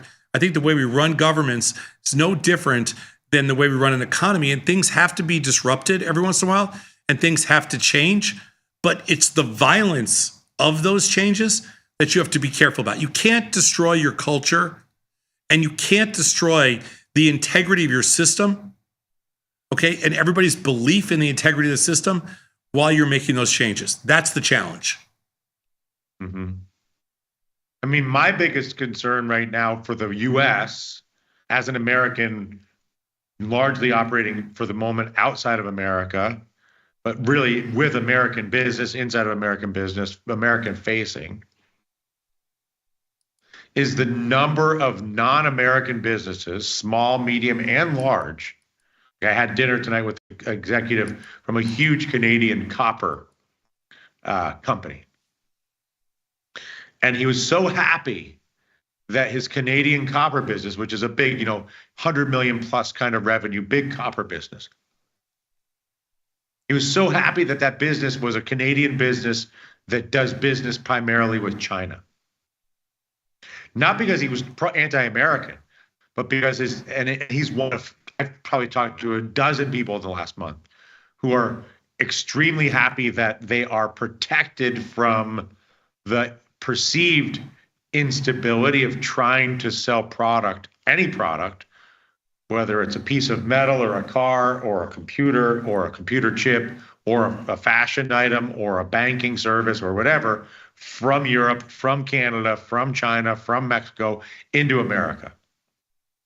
And that all of those boardrooms and all those executives are trying to figure out, okay, how do I make this business work and be less dependent on America for my revenue, knowing that America is obviously the biggest market, I want to be in America, but all of my contingency in the context of the new American government is America doesn't want to do business with anybody outside of America. So if I have a business, even if I'm a copper company in Canada, or for that matter, an American car company in Mexico, I need to have a plan to do business to sell Ford cars from Mexico back to China, or from Mexico to Brazil, or from Mexico to whatever. And I actually think that's the biggest concern I have right now for the financial markets, is that you're going to start to see a greater hesitation to engage in long-term planning, that large capital expenditures tied to development outside of America, into America, from Europe, South America, Canada. You hit on a really important topic. This is what the game that the Trump administration is playing is a game of chicken. And on the one hand, you introduce tariffs for the sole purpose of bringing the business back to the U.S. The manufacturing piece of the business back to the U.S. Because the logic is, if you create a tariff, but if you don't have that tariff, if whatever the product is created here, then even if it's a Chinese company, Mexican company, whatever it is, if it's done in the U.S., there is no tariff. So that's the incentive to bring the business into the U.S. You want to build an iPhone, build it in the U.S. You want to build a car, build it in the U.S. Okay, this is the big game of chicken that's going on. So that's the reason for the tariffs. I mean, that's the only thing it can be. The other side to that is you're messing with free trade and Mother Nature, and these companies, they can say, okay, fine, two can play at this game. We don't care about your damn business. I mean, obviously, everybody cares, but the focus is, I want to invest and have more customers in Brazil, more customers in Canada, more customers at any place but America. We don't want to incent the rest of the world. The dangerous piece of this game of chicken is we don't want to incent the rest of the world to disrupt us. We we want to incent everybody to do business with us, because that's what builds up our economy. That's what makes us strong. That's what brings all the capital here. That's what brings all the liquidity into our system. We want that economy to be super strong. So we don't want to scare the children. But at the same time, trying to create some kind of method for bringing the business back here, you walk down a very dangerous path, because it could easily slip to the other side. And so this is one of the things, this is why compromise is good. And this is why bullying is not good. Now, sometimes you get away with it, and sometimes you spin it and get away with it. But most of the time, this backfires. Does this make you, just to finish on the market, does this increase your incentive or your preference to be short-term more bearish on U.S. growth? I.e., long the bond, short the dollar, short oil, all that jazz. And if so, and then why? And why not? Because generally speaking, I am not somebody that cares about short-term economic fundamentals. And when I think about it doesn't make me, the only thing that makes me bearish on the stock market is when the stock market goes up too much and it's too strong, and I feel like it needs a little bit of a sell-off to get back into line. That's the only thing that makes me bearish. Nothing that happens economically is going to make me bearish, because I'm an efficient market person. I already feel like that's all built into the marketplace. So none of that's going to make me bearish. It's just going to make me. So your price extreme is vastly more interesting than any sort of. That's right. I only care about price extreme. By the time we have an opinion on the dollar because of Trump, the markets had that opinion long before we ever showed up. I'm short the dollar, not because I give a rat's ass about Trump. I don't care, couldn't care less. I'm short the dollar because the dollar's been going up for 15 straight years. I don't care about give me any argument you want about why the dollar's going up or down, sideways. I couldn't care less. I'm short the dollar because it's been up for 15 years. I'm going to buy the market if it drops more, because for the last 15 years, every time it drops, it goes higher until that doesn't work. But if the market rallies back up to record highs, we'll get shorted again. I mean, this has nothing to do with the economic side to this. Zero. Yeah, price is destiny more than any analysis. Most people do not understand that. Sorry, say that again. Most people do not understand that, and they get hung up with all the macro crap. This is just a game of price. Do you think that the government right now is actually being run like a business in the sort of cliched sense, or is it just a rhetorical device for the current administration? I mean, the current administration is taking a shot, but they're doing it using a surrogate. They're using Elon, a non-elected person, because I wrote about this 2 weeks ago. It takes all the risk off the table. If you want to talk about, I don't know whether Trump did this on purpose, whether he backed into it, or whether he just lucked out, whatever it is. But the deal with Elon is something where if it doesn't work out, he throws Elon under the bus. And if it works out... So you let him go hog wild, and if it doesn't work out, you toss him and say, wasn't me. He's an idiot, it wasn't me. If it works out, he's not elected. You get 100% of the credit. I wrote that it was a riskless trade for Trump. And whether he did it because he was smart enough to figure it out, or whether he did it because he backed into it just by luck or whatever it is, it's a riskless trade. Okay? Elon gets destroyed. Elon loses either way. He doesn't get credit for it, or he gets thrown under the bus. So is this a business thing? Sure. I'll give you that. I mean, I'll give you that. It's a business thing. I don't think the government runs any different, but I think that part is. I think we touched on many of the other changes to government this time around.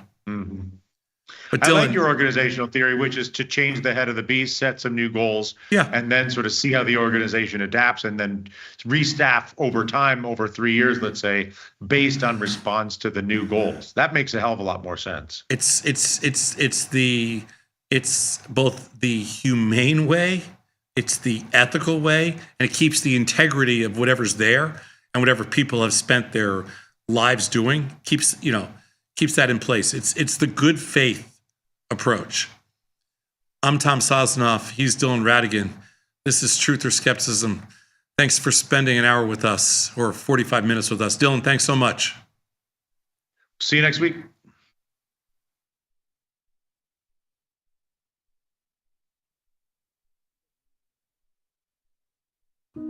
Dear Karen, thank you so much for the relationship advice. Of course, since you met your husband in high school, I should obviously just go back to high school. Can't wait to win the Nobel Prize for my development of a time machine. Signed, Regina. Sometimes it feels good to get smart. Get even smarter with live trading insights and some live taunting. You're mistaking me for someone who cares. From the smart mouths at tastylive.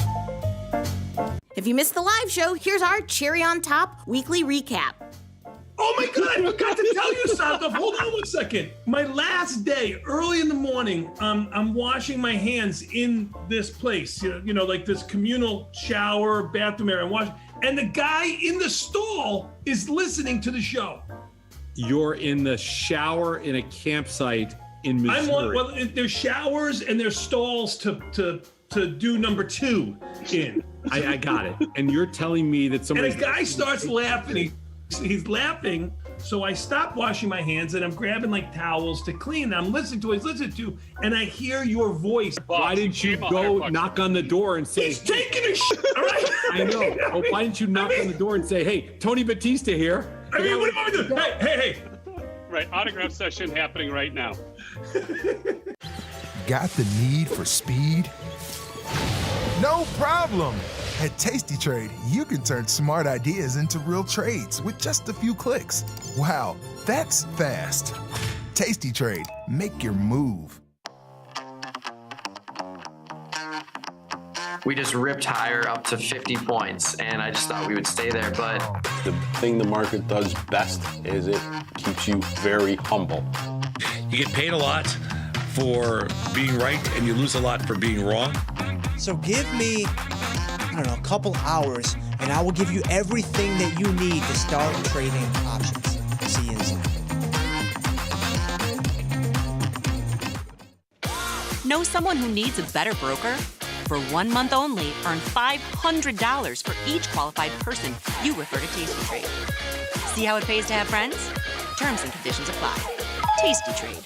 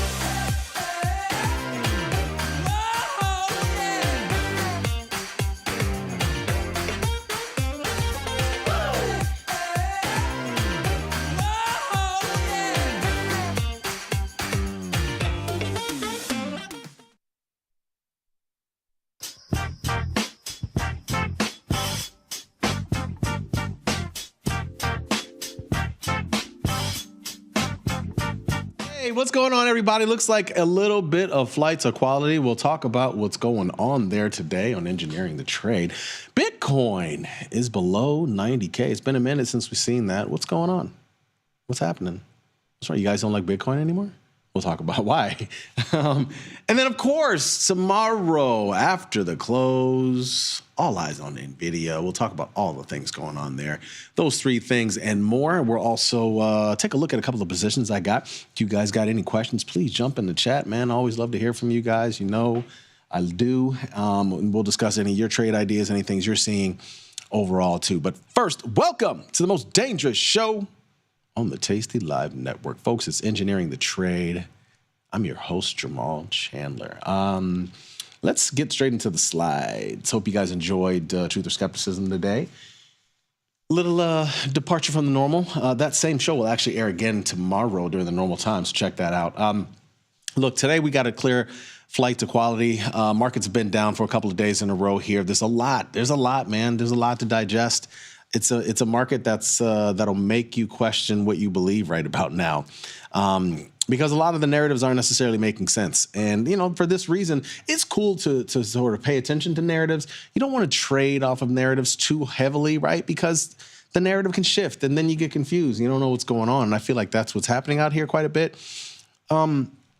It seems as though in the last several weeks here that inflation doesn't seem to be the concern anymore. It's starting to shift towards growth, right? And then when you got all the things that are happening fiscally in the government, look, government spending affects a lot of different things, right? And so that's when you start seeing big moves in bonds. And I know you've seen that today. I mean, when you come in a day and 2-year yields are down 2%, and 10-year yields they were down 2% at one point in time.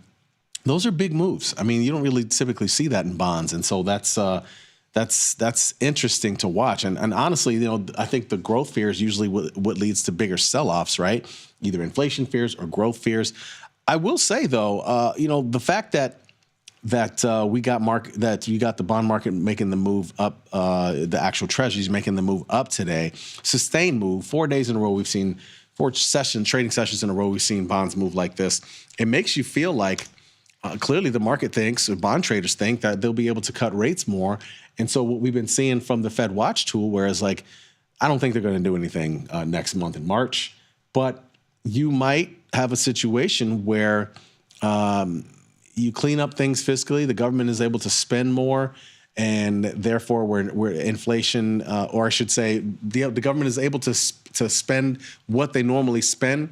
We don't have to worry about as much as all the different things that we've talked about with the economy, right? Like a lot of job losses, and so clearly this is saying America's going to be just fine when we're seeing bonds move the way that they move. We'll see what this is, if this move can sustain itself, but so far, I mean, hell, I'm loving it. I got long bonds. I'm a little surprised, honestly, and I was halfway thinking about cutting those positions as of yesterday, but throughout the trading session, I mean, it's held up. We've seen a lot of times where you have a big bond move to the upside and then it doesn't necessarily hold, or the very next trading session, it reverses itself. That's been a lot of the past couple of years, and so we might be seeing the beginning of the bond rally here. Hold tight. Speaking of rallies, what's not rallying is Bitcoin. That's right, Bitcoin's getting rocked here. Under 90K for the first time. Going back to November, what was it? The beginning of December, I think it was the last time we saw Bitcoin under 90K. And I think it's a couple of things. One, Bitcoin, if you've noticed, it actually has been tracking the market more recently. And as it becomes more of a sort of mature product, right? Eventually, you're going to start to see days like this where, there's certain news things that's going to make it move, just like the market. It's become similar to that. It's an ecosystem that, now at this point, I mean, right, you have all those Bitcoin ETFs, which are getting killed more recently, by the way, too. And, of course, that means a lot of other cryptos are down as well. So you could take it as a dip buying opportunity. Where does the dip end? I'm not exactly sure. I mean, there's a lot of different technical looks at it. I really don't trade Bitcoin enough to give you a number, but as usual, small and often, I think, is the best way to sort of end up trading that and trading some of those ETFs as well. But this is a moment here that Bitcoin is having. I mean, it's a dip situation, and I think a lot of it has to do with the market. I know there's some other news out there as well. Some exchange where there was like over $1 billion, I think, lost. So that may be part of it too. Those news stories pop up in Bitcoin every so often. The last one it had to deal with was SBF and what was going on with the firm that he had. So I think it's just a dip situation. I think you could probably feel safe to sort of start dipping your toe in a little bit, but be careful with those, of course, especially the futures. You know how that goes. Nobody wants a margin call. Finally, you got Nvidia earnings tomorrow. As of now, we got a couple of days here, but still, I should say a couple of hours, trading hours here, but still 8% move. This one could change everything. It really can. I mean, the way the funk the market is in right now, if Nvidia ends up really crushing it on earnings, I think you could see somewhat of a market turn. I'm interested to see what's going on today. If we end the day weak and we start tomorrow off week, I think I'm going to look to try and get a little bit of Nvidia on. Originally, I wasn't even looking at trading Nvidia earnings itself. If I even thought about trading any earnings, I would trade some of the other names, because then you don't have to worry about the vol crush as much, right? And again, I typically trade earnings for moves, so I usually try to buy, and when I buy, I use the calendar call spreads. I don't just buy outright calls, right? So I guess my point is if I'm going to establish position, I'd like to do it as it's falling into earnings. I would like that more than anything, because then you have a situation where right now, according to what I see, it's sitting around its 200-day moving average, basically around 127 and change. Well, it touched the 21-day moving average. I'm sorry, 200-day moving average today, which was 126. So if it gets back around there, I might get interested. I might get interested and start putting on a couple of calendar calls call spreads. We'll see how it goes. But again, you can always play other names. You can also play the NASDAQ itself, or if you already have Nvidia on, you can use, of course, NQ, however you want to hedge Qs itself or something like that. Just keep that in mind. Leftovers. What do artists earn for music streams on various platforms? Let's take a look at the next slide. I gotta next song. You know what? I'm curious, guys. I want to know I don't even know if I spelled this right with a Shazammed. How do you spell Shazammed? I don't know. I guess we're gonna see. I put this in the chat. What's the last song you Shazammed? Just Marty, can Nvidia alone drive market sentiment? You bet your ass it can. If they miss, I don't expect them to miss. If anything, I expect them to beat on earnings, beat on revs, but they don't just necessarily crush it enough, right? Like we saw something like if they don't crush their earnings, then in a good market it's going to be like a sell-off. But I think in a bad market, them beating would be just enough to be fine. So, we'll see, man. This leftovers is a look at what artists get paid on different platforms. Yeah, believe it or not, this is what they get paid for their streams. So on Amazon Music, I used to use that a lot, but I haven't used it in probably like 5 years. Eventually, I asked my two of my kids are in college. They were in high school at the time. And I was like, because I was trying to figure out, do I want to use, Amazon Music was basically free because we have, Amazon. And at the time I was paying for YouTube. I was paying for YouTube Premium, I think, because it was kind of easy to get a lot of different songs. I was working my way out of what you had at the time, like, iTunes and all these other things where you had to buy music. And it was like, well, let's just get free music. And YouTube had a ton of free. Let's use that. But eventually I realized that the YouTube Music, their algorithm wasn't as good. And I noticed that Spotify was pretty darn good. And that's eventually what led me to Spotify and just got the family membership. It is what it is. So these are what they get paid for streams. On the right, of course, is the number of paid subscribers. We all know Spotify is just absolutely rocking it as far as that goes. Amazon Music, $8.8, $8.80 per stream, apparently, which is great, right? You're like, cool, I'll get my music on there, but not as many subscribers. Although, that seems like a pretty decent deal for 80 million people. I don't know. Tidal, 6.8. I guess they don't list out their subscribers, or at least I didn't know the number, so I didn't get it. Apple Music, $6.20 with their 93 million subscribers. YouTube is $4.80 with their 100 million subscribers. And it's just, a little bubble there just to show you kind of who's the biggest, who's the smallest, right? Like kind of in that range. I've never even heard of Deezer. Let me know if you use that. 10 million paid subscribers. Wow. $4.80. So Deezer, YouTube, you pick and choose. But Deezer seems like a bad deal when you consider they only have 10 million subscribers and YouTube obviously has a bigger reach. Why would anybody go to Deezer? I don't know. You're getting robbed for real. Pandora, $3.20 for $6. You guys are robbing too, like Pandora. Seriously. And who's still using Pandora, by the way? I would love to know why. 6 million subscribers, $3.20. Spotify, $3. $3. Now, if you're doing anything, you would have to sort of do your math and figure out who is the best compared to what Spotify has. Because Spotify should be kind of a baseline, right? And from anything else, you should be able to figure out, like, okay, what am I getting versus what's my reach? You know what I mean? 265 million subscribers. Man, they're killing it. And then TikTok, 50 cents. That's it. That's all you're going to get. That's all you're going to get. They're not going to give you any more. What else? Let's move to the next slide. Curious, man. What's the last song you guys Shazammed? The last thing I did is going to surprise you. Because again, most of the time you use Shazam because it's like, I either like this song that I just heard or an old song that I know, but who sings it? You know what I mean? And for me, it was American Idiot by Green Day. I was like, oh yeah, I know the song. I was like, who? Because honestly, look, we were talking about this recently, me and a bunch of friends. Some of those groups kind of run together, whether it's like the Green Days. God, there's a couple of them that, like, if you say, like, they are green, like contemporaries. That's a good one. Green Day contemporaries. contemporaries. There's a lot. I mean, Fallout Boy, Good Charlotte, Blink-182, right? Like, they're all kind of contemporaries.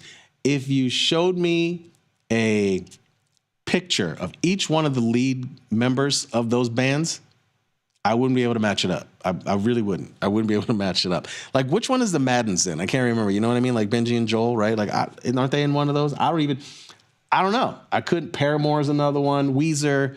We did just see Weezer this past summer. Me, Tom, Mike, and Nikki when we were in London. Some of you might be watching the show. If you are, dope. We all went to a show with Weezer and Smashing Pumpkins. And again, I said this before, I'll say it again. I was actually surprised that I knew more Weezer songs than Smashing Pumpkins. I didn't think that would have been the case, but it was. Anyway, we are here right now. Look at Vol. Vol curve is a little flat in the front, not exactly the strongest contango you've ever seen. And, if this sell-off had kept going today, we would have definitely been really flat and probably close to backwardation, which we haven't seen in quite some time. So, but we are definitely more elevated than the last 4 weeks, right? So, something to think about. If we do not hold here, and Nvidia sort of craps the bed, it could get ugly in this market, and we could be below 5,800, and we could have a backward dated vol market. So. We're close, but we're also close to being contango. Like if this all just blows over and we get back up to 6,100. Contango time. Let's move to the next slide. Just another look at vol once again. Look in the volatility risk premium right now. And I feel like this might be a little bit off, but this is saying we're about VIX is about 8 points above historical vol. When I looked at it this morning, VIX was actually 20. I don't know if historical vol is 12. I feel like it's in the 14, 15 range. So my beloved metric might be off a little bit. I'll have to look into that. But there's some volatility to sell. That's the moral of the story here, right? When you see the Mag 7 names, IVR is above 30. When you see SPY, IVR is above 30. It's at 29 right now. That's when you're getting to an area where it's interesting to sell vol. So I think you got to lean in and sell a few things here and there and just make sure you hold some cash available for the next leg down if that comes. Let's move to the next slide. Speaking of Mag 7s, yeah, they've been struggling. This is just since the beginning of the year, down over 4.5% as compared to the S&P 500, which is down a little over 2%. So, yeah, there's some struggling going on here. And as a result, that's why I started to lean into this strategy where I'm selling put spreads in some of those names. Microsoft is one of them, that Amazon, Google. I did not do Meta yet because I was waiting for it to get over 30. Tesla, I'm underwater on a put spread that I sold a while ago. So those are some of the things that I'm looking at. And again, these are all names that have already had earnings, but their IVRs are elevated. We like that. That's what we're looking for. Let's move to the next slide. So as a result of what's been going on recently, of course, the bond market has really been hampering what's going on with rates because, we all know that your mortgage rate is often derived off of what's going on with the 10-year note. And so the 10-year notes obviously have been high, and that doesn't bode well for home construction and all these other things that are related to home building. Need lower rates. Even the president said, we need lower rates. Well, lower rates are coming all of a sudden, but it's just coming in the form of fears of growth. We're seeing the turnaround. Look a little bit at you see where the red is. A little turnaround today, obviously, with home builders going up because bonds are going up. And yields are coming in. And so as a result, we got a little bit of a turnaround today, but it's got some catching up to do. This has been sort of a tough area for a lot of these names. You probably, there's like this ITB, for example, is one where you could sell some puts in there. I actually haven't looked at this really. It's a little bit wide, I suppose, but just keep in mind, if you're long bonds and you're short puts in here, ITB, that's the same trade. Just be aware of that. Just the same trade. So you could be long bonds and short some upside in something like ITB. That's an offset trade. See how it works? Let's move to the next slide.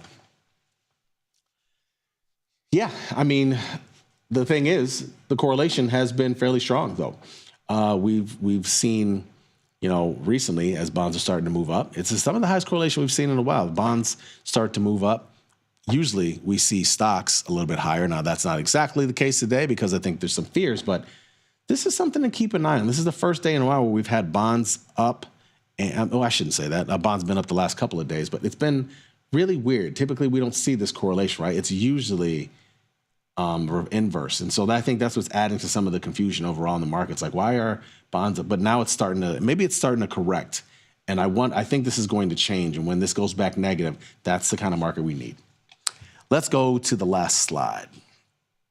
So for earnings, we got Lowe's, you got Bud, you got NRG. I just changed them to my provider recently. Yeah, it's funny. Lady stopped me in the airport and asked me if I wanted 20,000 miles. I said, hell yeah, I'll take 20,000 miles. I got to change my provider. I was like, She was like, no, it's really easy. She actually seemed pretty earnest and sincere. Ruth. You can't be born after 1980 if your name is Ruth, right? Like, it's like physically impossible. You know what I mean? AAP has earnings. We're starting to get into some of the retail names. TJX, Kava is another one. AMC has earnings. First Solar, Lucid, Workday, Cart. Between today and tomorrow, these names have earnings. These are the most interesting ones. Of course, Nvidia earnings are on Wednesday after the close, so Thursday could get volatile. Friday could end the week off volatile. Honestly, though, I'm still hoping for lower. And I earlier, if you guys were watching Futures Power Hour, I actually sold a future around this level right here as it just goes negative because I wanted to see if we're going to sort of fade to end the day, and we still might. I'm going to hold it. Again, I'm going to close it if it gets to 6,000. We'll see. But I do want markets to be lower. If they do, I'm actually going to buy a SPX calendar. I'm sorry, buy SPX called Butterfly. Excuse me. Might do that. We'll see. GDP is on Thursday, but it's the second estimate. Don't imagine it's going to change too much. Core PCE price index is on Friday. Of course, that's the other thing of the week. I would expect it not to move, but then again, theoretically, we've been moving on consumer sentiments, which I don't believe we have. It's whatever. Number of S&P 500 stocks above the 50-day moving average, only 51%, 258. Let's move to the platform. So this is the mess of the book that I have as of right now. I got a couple of Palantir calendar calls and a put spread in Palantir, which is why I'm underwater on that. Oh, God, this nat gas trade, it just keeps going higher. Weather's not even cold. Like, what's up with that? I don't know what to do on this one, but I guess I'm just going to hold on to it for the time being. Today, if you saw probably some of the trades that I put in more recently, I was trying to get off another Tesla put spread. That didn't work. Stock just bounced on me. But did I roll? No. I did a Google put spread today. All of these are in April, 51 days. Again, like I said, some of the Mag 7 names were starting to lean into some of those. Netflix was one that I did as well. And I didn't do Meta because it doesn't fit my criteria. You got to be above 30 IVR and not have earnings, not above 30 IVR. So I will wait. Because again, if we get another flush, that's where I will be more interested in doing it. Man, a couple of names though. The high flyers have definitely been taken to the woodshed. Like more recently, those are the names that they chose to lay into. Robinhood was one of those high flyers. They laid into this name. Absolutely. This is one where you, can I just, what does the put spread in there look like? Put is 1,700 bones, huh? 45, 35, 287.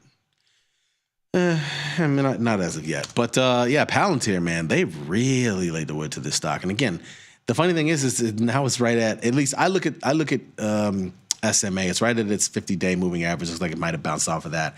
We might just see some reprieve in there. I also got some long-term plays in there too in my IRA account. I decided to, with this type of correction, why not? Oklo. Yeah, I know everybody's been talking about Oklo a lot too. That name's gotten rocked. That's another one of them. That one is through the 50-day moving average.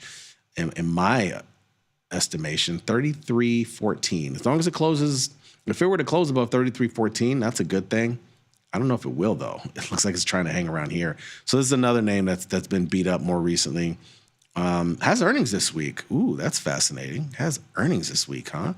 What are they going to say? Wow.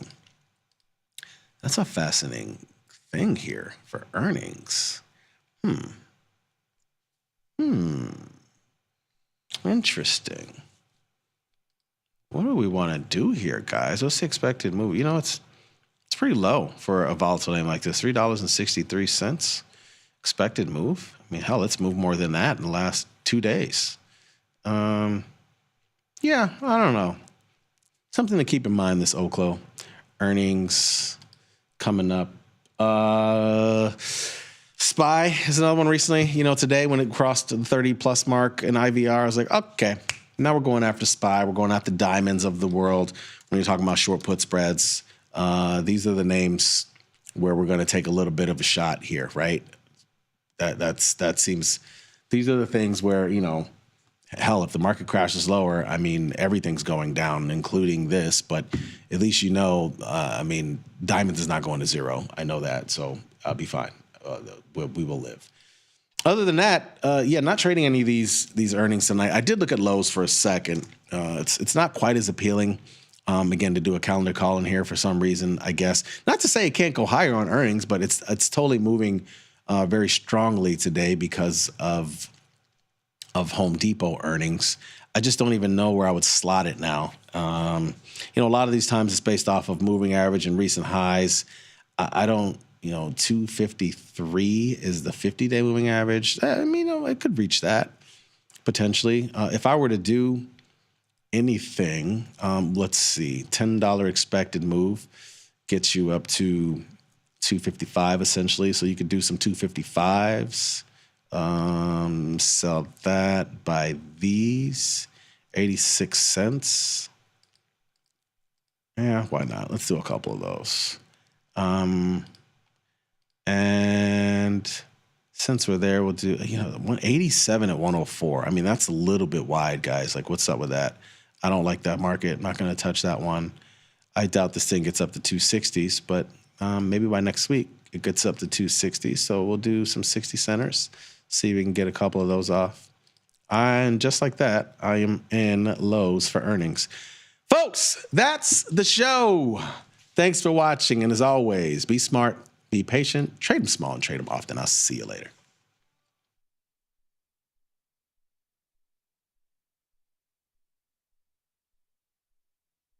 You can get up to $4,000 when you open and fund a new account with tastytrade. That's 4,000 buckaroos, 4,000 bills, or clams, 4,000 in dough or cheddar, not the cheesy kind. 4 large, 4K, 4 grand, which is no small thing. Open and fund a new tastytrade account and get on the platform for traders who just want to trade. And did we mention a bonus of up to 4,000 smackaroos? Tastytrade. Make your move.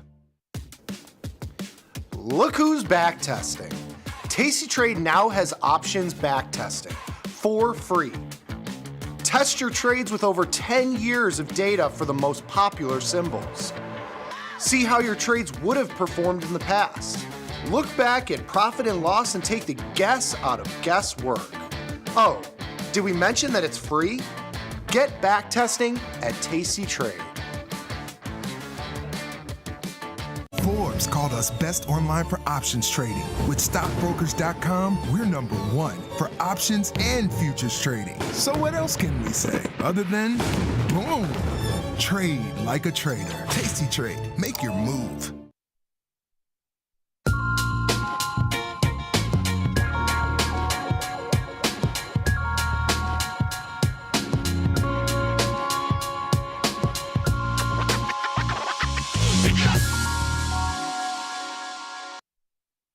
Hey everybody, Tim Knight here, and it is a cool day to trade. I'm having a ball with this market. This is great fun. I actually looked at 1,000 different charts today to try to find any other good candidates for shorting. Nah, I've already got the best ones. I'm really happy with my bear pen and with my positions, but I like to be thorough. That's kind of what I do for you partly, is go through all this stuff and save you the time of trawling through all this. So I've got a lot of symbols today. I better just jump right in because we're going to get through them all. Okay, the spider. On the one hand, the bulls have tagged this midline, strong support here, and is completely plausible that it's just going to go kapoing higher from here. Could happen. On the other hand, we're really looking weak in certain places, and it's all up to Nvidia. It really is. If Nvidia cracks tomorrow afternoon, we could see a new phase of weakness and get below this midline. As it is now, particularly with Friday's drop, we've traversed down to major support, medium-term support. And so it's no surprise that we're seeing a little bit of, I guess I'd call it strength. We're off the lows at least. Now, yesterday I made a big point about 90,000 on Bitcoin. And we have been trading in a range for months on Bitcoin between about 90,000 and 108,000. And of course, the lifetime peak of Bitcoin was the day after, well, actually it was on Inauguration Day, because the new president has been very clear, as David Sachs, about we're going to rock and roll with crypto, have a massive Bitcoin reserve for the United States of America with all the excess cash we've got. And yeah, it's going to be rocking, and the crypto crowd just ate it up. Ain't nothing happened. The peak was on Inauguration Day, and we're about $21,000 lower than we were then, I think. So what I was hoping for yesterday happened last night. So here's BTC, and there was, past tense, the support for it, and we are in plunge-a-rooney mode. Now, thousands of dollars in there. As I said, the peak, the ultimate peak, was way up there on Inauguration Day. I saw Eric Trump tweeting out, "Buy the dip." No thanks, Eric. I think that support will be had somewhere in the low 70,000s, and we'll bounce, maybe get as high as, the upper 80s again, maybe 90. But this is a new phase. What was support is now resistance. And we may well have seen the high forever in Bitcoin. Now, the crypto creeps, flip out on Twitter when I say anything that isn't gushing about Bitcoin. But I'm a chartist. It's failed. Bitcoin has failed. And even Michael Saylor, with his billions and billions and billions of dollars of purchases, even that's not propping it up. Just overnight on his new purchase, not the whole thing, on his new purchase, he lost about $250 million. So yeah, that's great. Bitcoin failing. Ethereum, major break. Big news here. Failed this trend line. So it's not just Bitcoin, just across the board. You're seeing 15 and 20% drops overnight. And of course, the more obscure stuff like the Trump coin, lifetime low last night. We've gone from about 78 to 13, about an 85% drop, I believe. And I'm confident this will be in the single digits in the weeks ahead. So that's been just a wipeout. And MicroStrategy itself, it doesn't look like that big a deal from here. It looks like, it's fallen a little bit. No, it hasn't fallen a little bit. It's lost half its value. Half. There was the peak right there. And there were, it was a huge volume day. Like, so you can see this was the massive volume, biggest ever when it peaked. And it's dropped by about 50% since then. And I would note that the market cap of this is still way over the value of Bitcoin holdings, which is about, their only value. But yeah, 50% drop in MicroStrategy.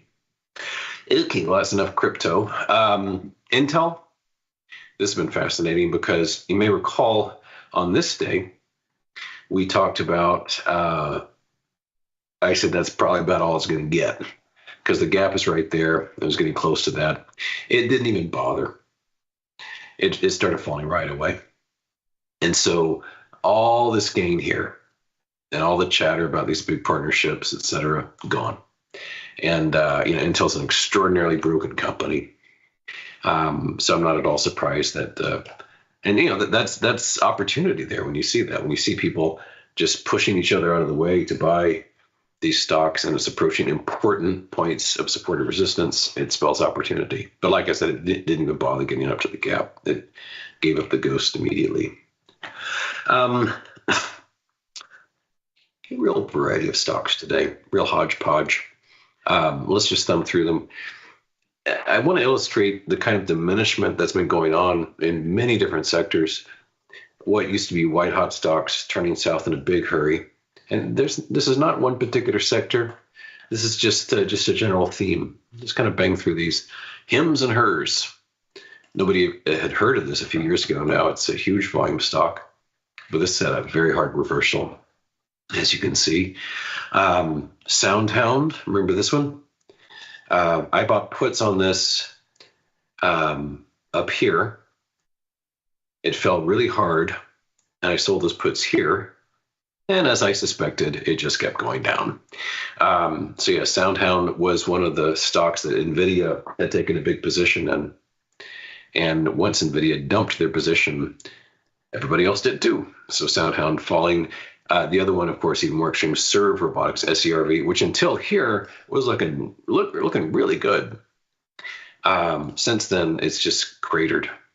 And its relationship with the pattern is basically at the outside looking in at this point. So this has been a big tumble. How far did this fall in a few days? This has gone from, it's fallen like 60%. Tremendous. Virgin Galactic. Remember space tourism? That was going to be a big deal. Guess not. This was Chamath's SPAC, and he sold it at way higher prices and let the general public enjoy the ride down. On a split-adjusted basis, on a reverse split-adjusted basis, this has fallen from quadruple digits down to a few dollars. So 99 point, however many nines that is, lifetime low today. So that was Chamath for you. Bumble. This is basically a kind of a dating app, I guess you might call it. And their spin on it was the woman goes first. That was the whole business model. Not much of a moat, is it? Well, you can see the results. Just cratering. So a lot of these, 2021, 2022, be they SPACs, be they normal IPOs, just wiped out. Oatly. You can see there's a wide variety here. It's all over the map. They make their oat milk. Same deal. Lifetime low. Basically zeroed out. A lot of these approaching 100% drops. The Green New Deal. There's very little green involved, a lot of red involved here because these electric charging companies, lifetime lows. Here's Blink, you can see here. ChargePoint's another one, didn't show up today. Abercrombie and Fitch, not at lifetime lows, but I didn't have the boldness to take a position on this because this thing was a bottle rocket. But I mentioned it during those bottle rocket days. And this one peaked way back here at about 200. And we've lost about half of that as well because it's been a wild stock for a very long time. So that's ANF. Just a couple more. I think you're getting the idea. Here's our old friend CC. This was one that I was sort of really smitten with, but I'm not very patient. So I got out of it. But as I said, even when I got out, long term, I think this is going to express itself fully to the downside. That is a lovely top pattern, and I expect this to grind lower for months to come. And finally, this chunk, Jack. Remember this head and shoulders right here? Shoulder, head, shoulder, rake, push higher. And I actually, on this day, right there where I'm pointing, wrote a post about shorting this bad boy. And that was pretty close because like a couple of trading hours later was the peak. And it is down hard since then, as you can see. So my post was here. literally like a couple hours before this tag, and then down we go. So that head and shoulders worked out great. So yeah, just all kinds of really cool stuff going on. Very chart friendly market. Patterns are working really well, as are other classic charting techniques, like say Fibonacci's. Here's Tesla. What do we talk about every time we talk about Tesla? Fibonacci's. I'd said 300 was the target on this. Ta-da! There we go. It actually busted a little bit below that. We had a 297 briefly, but look at that. Beautiful. Beautiful. 2 Fibonacci's right there. Now it could keep falling, I guess. Be kind of a shame, but target achieved is my point. So that, and I got some thank you notes on that, so you're welcome. I like doing this stuff, so that was great fun. That worked out really well. So yeah, Tesla tagged the Fibonacci once more. Should this thing, and I've got to say that with all the chatter about, the world's richest man is using the government to get even richer, it's not working out, is it? No. Since December 18, Tesla's down 40%, $700 billion approximately. Not much of a windfall to my ears. So yeah, the notion that boy is just like using this to get even richer, it ain't working. If he had done nothing, if he had just like stuck to the knitting and been a businessman, probably be better off.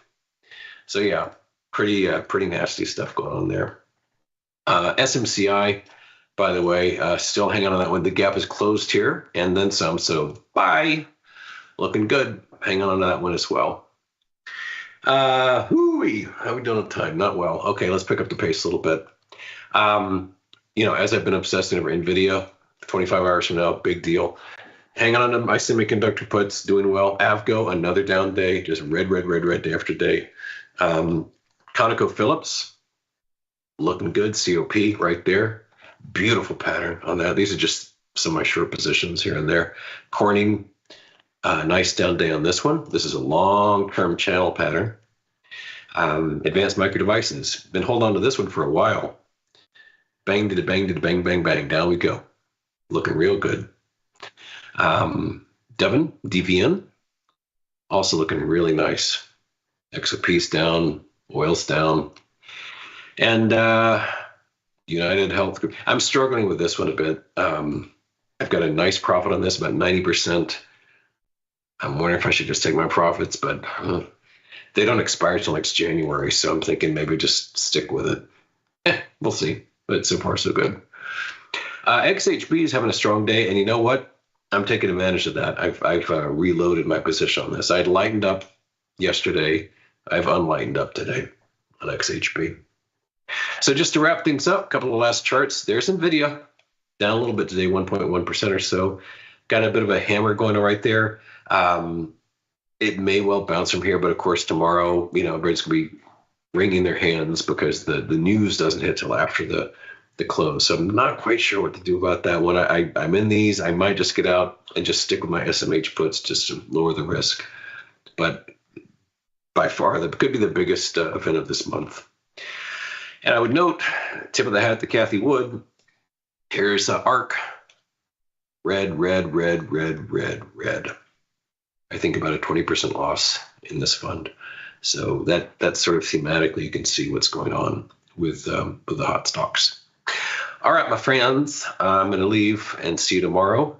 And then we can all brace ourselves for Nvidia. So I'll see you then. Take care. Bye-bye.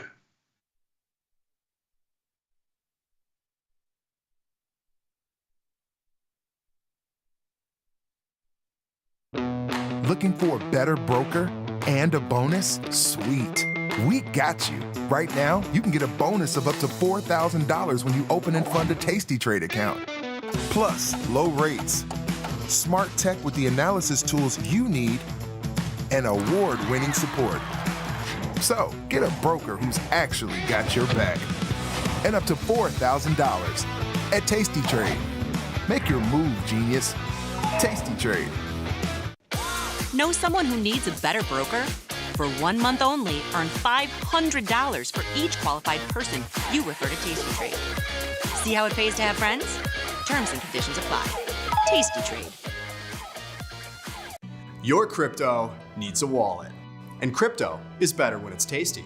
You can now do more with your digital currencies with the Tasty Crypto app. We're proud to offer a self-custody wallet for Bitcoin, Ethereum, and Polygon. Transfer your digital tokens directly in-app and access thousands of tokens available only on-chain. Your wallet is your key to decentralized finance. Download the Tasty Crypto app and get started today. The beauty of Thinkorswim was that we were different. From the name to the front end technology was clearly what we wanted as traders. Second time around, I think we did a better job. Yes, we are known for our ability to support complex derivatives traders, but we also have the tools for somebody who's brand new who wants to come in on the first floor and work their way up to the top of the building.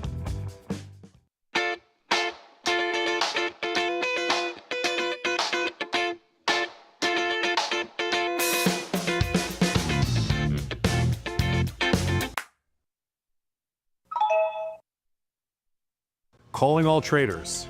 Are you using tasty live mechanics and enjoying awesome results? Are you an up-and-coming options savant? We're looking for you. For over a decade, Tasty Live has shared the most inspiring stories of traders teaching themselves a new skill, using probabilities and experiencing new levels of success.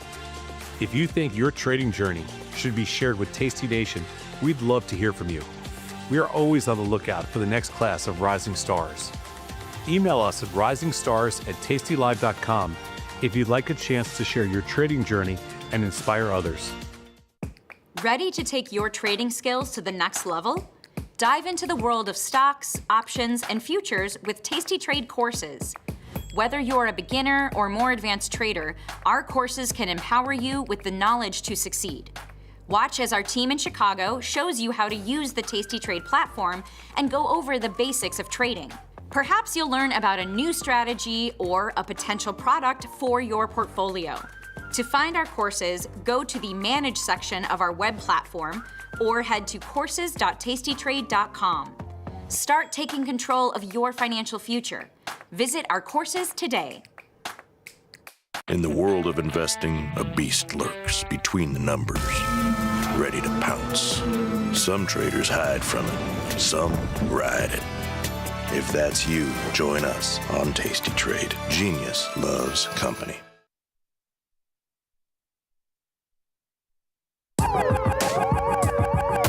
Ring the alarm, hey, ring the alarm, boys. Turn up the charm. Listen up, y'all. Get out the damn stall. It's the last call. Hey, the last call. The last call. The last call. Tomas, we are back, my friend. You know what that means? Time for the last call. And I don't think too many people were going to say today, at least I wasn't one of them. I thought we would have a little bit more weakness here today. Even the S&P is down 17 handles, or about 65 handles off of their, 60 handles off of their lows, about 30 handles off of their highs. NASDAQ, which has been the weakest of the group, still down 1%. 207 handles. Russell just turned green, and the Dow, which has been the strongest of the group, up 230 and change. Volatility down 7 cents, 18.25. What do you think of that, Sadnov? A little weird to me, but did you just bang your keyboard? No, my finger. Little weird. I'm not gonna. I think we're getting towards maybe towards a little bit of the end of this, sell off. I don't know. I don't think I'm not ready to call this a bottom yet, but I thought that the way they came back when they're down, what were they down at one point? 60 something today, 65? It's closer to 70, but yeah, sure. Okay, closer to 70. When they rally back from down 70 to down 6, whatever, they rally back 60 handles. Yep. It's hard for me to think that they're going to close them on the lows type of thing. Yeah, but look at the leaders in here. Here, look, this is just your high option volume list. you know, the Teslas of the world down almost $30, Coin of the world down almost $13, Netflix down $10. Yeah, no. I'm not arguing there. I agree. Meta, Microsoft, the leaderboard here are Lilly, Costco, Carvana, and UNH. I mean, and Baba. I mean, it's not the kind of stocks you want to see in Starbucks up $2. Like, you know, I'm going to discount some of the Bitcoin related underlyings just simply because they're because Bitcoin was down like at one point almost $7,000. I think it's down 5 now, 5,400. Yep. 5,400. So I don't know. About a week and a half ago, we were talking about Bitcoin. It was kind of, you know, flirting with this 100,000, hanging out in the 90s, high 90s. And we both said there's just too much good news out there. Like everything you read about Bitcoin. I thought Bitcoin was going to get into the, I told you, I thought mid 80s, maybe even lower 80s chance of. So I'm not shocked at all. Agreed. Got some things right. Yeah, I'm a little curious about this close here today. First of all, before we do the close, any earnings? And what I mean by I'm a little curious about the close. Yesterday they hit them about 20. Since when we came on air, they hit about 20, 25 handles, right? Yep. I think they goose them up about 25 handles today on the close. I'm going to buy some futures here. I just think they're going to rally about maybe 10, 20 handles on the close today. We'll see. Maybe I'm wrong. 50 shot. 50-50. Yeah. I'm betting that they're going to, I didn't do a very good job. 75, whatever. Not close enough. We'll see. You think 75. They're 76. What do you want? I mean, they can't go straight up as soon as you buy them. I mean, you know, I know. Go straight down, which they normally do. Earnings today, before we get into my theory behind Kava. I thought they already had earnings. No? No, sir. Didn't they have earnings? After the market. Didn't the stock get killed the other day? It did. It has gotten killed all week. It's gone from around 140 down to where it is right now, $100. And they didn't have earnings yet. Huh. I mean, it says the 25th after the market closes. Can I tell you something about Kava? Good Ivy rank 84. Wow. My last two meals there. Oh boy, almost unedible. I did not. I told you. I did not like them. Kava is been. You're thinking of Carvana, my Taiwanese source. I am definitely not. I did not eat lunch at Carvana. No, you're thinking of Carvana had earnings a day or two ago. You're thinking of. No, I am not thinking of Carvana. If you take a look at what's happened to Kava recently, the stock is the last 4 days has gone from, or last 5 days has gone from like 135 to 100. Are you on delay or something like that? Because I just said the stock's gone from where? 140 to 100. I know. Now you got to say 135? Well, it's the last 5 days. So here's the thing that you're going to like about Kava if you do trade it. First of all, the volume sucks in there. 4 million shares on a day like today, absolutely nothing. And I wouldn't touch the longer dated options in there. But if you wanted to do something crazy. Longer dated, you mean like the Julys, the Januaries, those types of things? Like to April. But if you want April with 51 days is now long dated. What makes these so much different? I mean, because it's an earnings play. It's an earnings play. But if you wanted to do something crazy, given the fact that it's already dropped $30, they must have leaked their number. $13 expected move. Right. I don't know if you could get filled in here, but the 80 puts are pretty active. They've traded over 1,000 contracts today, and they only have a 2-cent wide market. So you could get filled at 65 cents. And on the upside, just to what month are you in? In February with 3 days to go? Yeah. 80 puts? Yeah. 2 times the expected move or more? Yeah.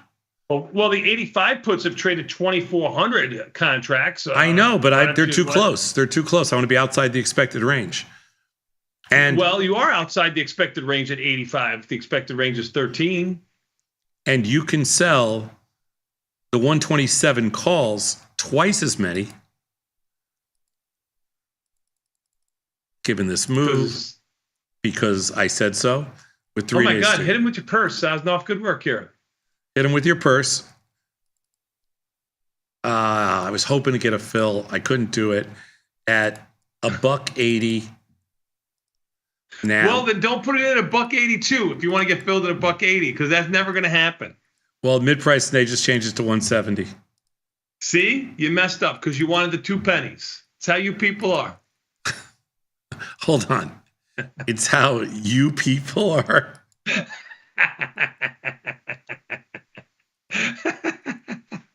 You mean us? Penny wise and dollar foolish.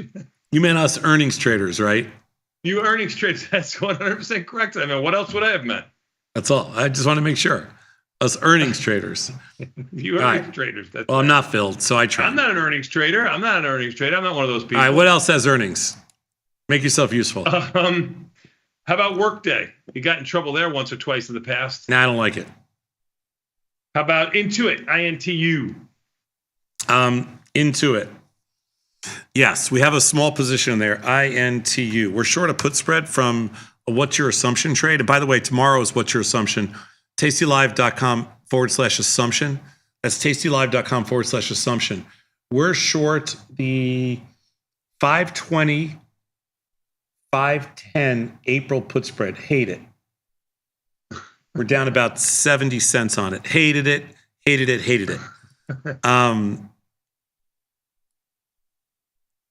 Intuit has an expected move of $35, Sadnoff.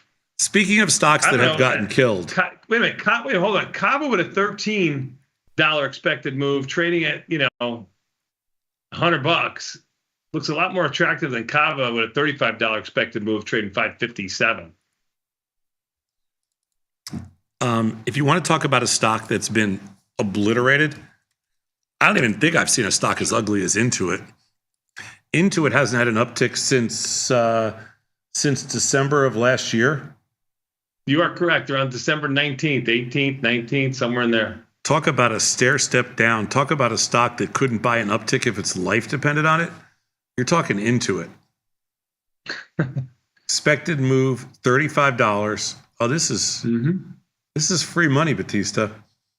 You could go 2 times. You can go 2 times the expected move. $70 lower takes you down to, say, 580, 485. Markets are kind of wide. Oh, go to the 500s there. $2, $2.10. Come on, show some intestinal fortitude. In April, well, the stock's going to get annihilated. I mean, the stock must be like 1 step away from being out of business. What does Intuit do anyway? The taxes? I believe so, but I will look for it for you. I think it's taxes. Yeah, you got to sell something in here, but these markets suck. Software company that specializes in financial software, Sadnoff. I'll give you the win. The markets. It's headquartered in California. Forget about it. The markets are terrible. Where are you looking? I don't even, what? Where are you looking? What month? 3-day. I don't want to be in this stock longer than 3 days. Well, the 500s were just 210, but you earnings trader people, you procrastinate, and now they're 175, 205. I don't think you can fill anything in here. Now they're at 2. I gave you winning trades. I can spot value and overpriced stocks like nobody's business, Sadnoff. This is what you get. Now they're at 195. You know what I'd be going, Sadnoff? 75 bid, jokers, 75 bid. Better hit me fast. I don't think you could spot a meatball in a plate of spaghetti and meatballs. You talking about us people? I'm just saying. That's nothing. Is that who you're talking about? It's nothing to do with Italians in general. I'm just saying I'm not sure you could. No, I was talking about those non-earnings traders. Oh, I was saying I don't think you could spot a meatball in a meatball salad. How's that? Make you feel better? Many people don't even know what a meatball salad is. Enough, they don't have that in every state in the union. Outside of Chicago, I don't think they have it. There's not a lot. I wouldn't think so. By the way, I really tried I don't think kava. I had one until I came to Chicago. I never had one until I got to Chicago either. I tried kava. I went down all the way to 170. I can't get filled. So tried my best. Into it, we sold a couple of puts, very small trade. Kava filled. Into it, I sold the 485 puts at 90 cents. Small, just a little, like a kicker for tomorrow, so I can afford your lunch. Thank you, Sadnaf. You're a wonderful overlord. All right, I don't like this close here. I really thought they were going to rally into the close. I don't like this close, but I'm going to do my best. And I really hate, probably more than anything else in the whole world, forcing myself to do an earnings trade in kava because I'm bored. FSLR, Lowe's, Lucid. Oh, Lucid. Well, I'm buying a Lucid, so I should You should know the symbol. It's LCID. If you're gonna go there, why don't you just buy the whole company? Well, at $265 a share, I should. It's still a $9 billion company, sad enough. So here's the interesting thing about Lucid. I mean, if you think Tesla's going to zero. Oh my God, 30-cent expected move. How bad could Lucid be? How much worse can Lucid be? Because they seem to be pretty bad right now. Oh my God, you're going to sell the 2.5 puts in April with 51 days to go. That's a mistake. I made a mistake. I thought I was in Feb. 29 cents? I thought I was in Feb. Oh my God. I thought I was in Feb. What are you going to do with me when I'm gone? What are you going to do, honestly? How are you going to? So you'd much rather sell the Feb 3-day 2.5 puts for 15 cents? Yeah, why not? I mean, why don't you just buy the stock? And honest to God, here, look, just buy the stock outright and say, you know what? I'm going to take a shot. It's $3. It doesn't expire. I'm going to take a shot. I'm sorry, it's not $3. It's $2.65. You know what I really like about you? You're going to make 15 cents when Tesla says they're going to buy out Lucid? God, there's no juice in here at all. Volatility's 250%. There's nothing in here. If you're scared, why don't you do a collar? Buy the stock and buy the puts. I'm not scared of anything. I'm trying to keep the company in business. You ain't doing a good job. Look at you pounding these puts at 14 cents now. I know. You're single-handedly driving these monster puts lower. I'm just trying to. Honestly, my son watches the show, and someday he likes to be like his dad, and then he may be inspired to be like you someday, and then he's got to tell any potential suitors, yeah, Tom sold puts for 14 cents. Hold on, a potential suitor of who? He has potential suitors. I'll sell that. Oh, you're hurting the kid. You're hurting him. I'd really like very hot. He's a very hot commodity. Hey Nick, I'd really like to go out with you, but I can't go out with somebody that's. I don't have any respect for anybody that sells a. It works for somebody who sells 14-cent puts. It reminds me of the old Seinfeld episode where Jerry goes out with this girl and she goes. And she's like, she doesn't want to see him again on the next date. He goes, why? And she goes, because it's your act. It just didn't do anything for me. And he goes, you're a cashier. It's great. It's great. It really is. My buddy Armand just wrote in and said, WTF is a meatball salad. I'm from New York. I never had a meatball salad in New York. It must be new there. No, I haven't either. Yeah, my first. Sadov, you got two things. Give me two things to promote. You got a talking point, and you got what's your assumption? Let's do that before we bring in the boys from overtime. All right, what's your assumption? We need assumptions for tomorrow at 8:40. tastylive.com/assumption. tastylive.com/assumption. All we need from you is a name, a hometown, first name, hometown, and what your assumption is in this market. Are we making a bottom? If we are making a bottom, are there stocks to buy? Or is this just the beginning of the end? Are they going to open up the floodgates? Big question here. That's a fun one. And then let's put up, Ryan, let's put up on the screen the cherry picks. Nikki and Mike put this together, and we have Nvidia earnings after the close. I did not make an Nvidia trade today. I currently have on a bunch of iron condors and a bunch of short strangles in there. I will adjust them tomorrow. The expected move is $13 or roughly 10%. And that's tomorrow after the close. There's your historical Nvidia moves. I don't think you're going to get it. Past performance is it's not really going to tell us much. And it's not indicative of future results. Oh my God. Or it's not going to tell us much. 20 ideas. You said today after the close. It's tomorrow after the close. I just said tomorrow after the close.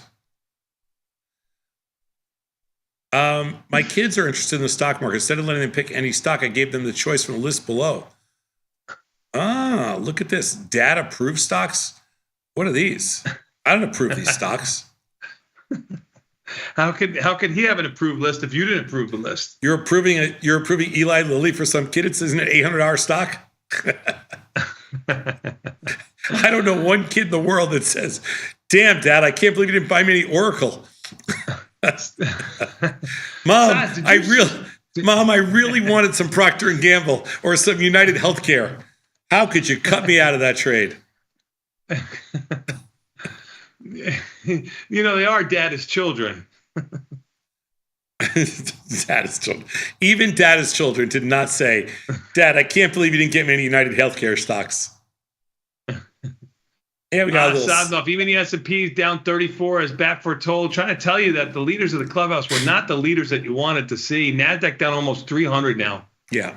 I'm going to make a little. I tried to help you. Don't fight the bat. Before we bring in the boys, I'll make a very bold call here on the close. Dad had just said the kids love Procter & Gamble. Kids, they love Procter & Gamble. Kids can't get enough of the Procter & Gamble. P&G, baby. They walk through the supermarket. They're like, "Dad, who makes this Clorox? It's Procter & Gamble. Buy that stock. Stuff's amazing." Clorox makes Clorox, you monkey. Who? Oh, Clorox makes Clorox. All right, whatever. Procter & Gamble makes everything else. Who the hell knows? Clorox makes Clorox. All right, I'm going to make a bold call here before we bring on the team overtime. We close the S&Ps at 59.80 or higher. All right, the 59.65. I will take that bet for 100.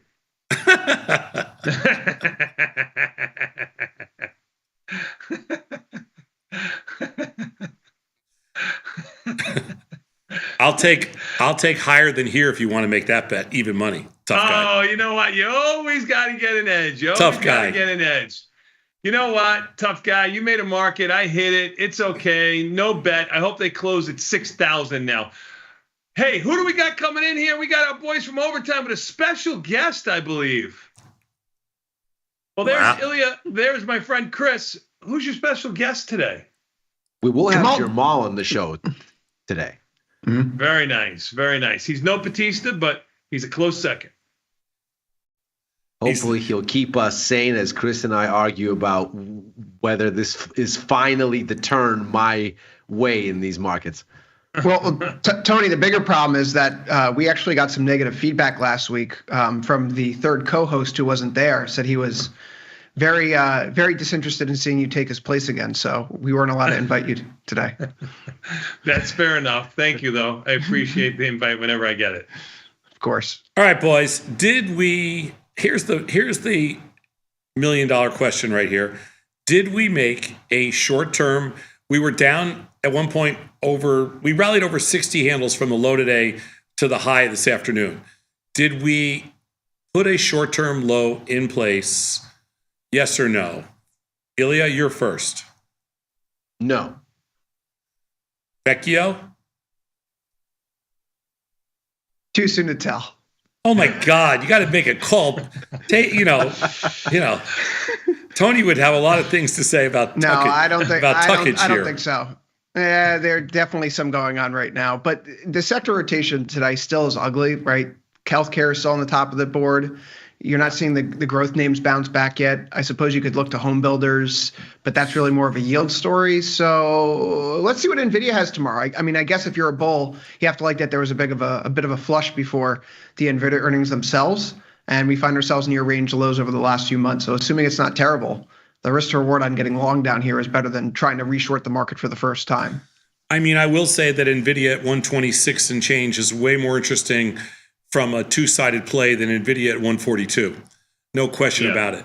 So I'm going to go on record before I ask Tony. I'm going to say that on a short-term basis, trading basis, I think we have a little bit of a short-term low in place. Short-term, like a day? Yeah, a couple days, day or two. Just enough to get us to 59.80 by the close. I'm hurting.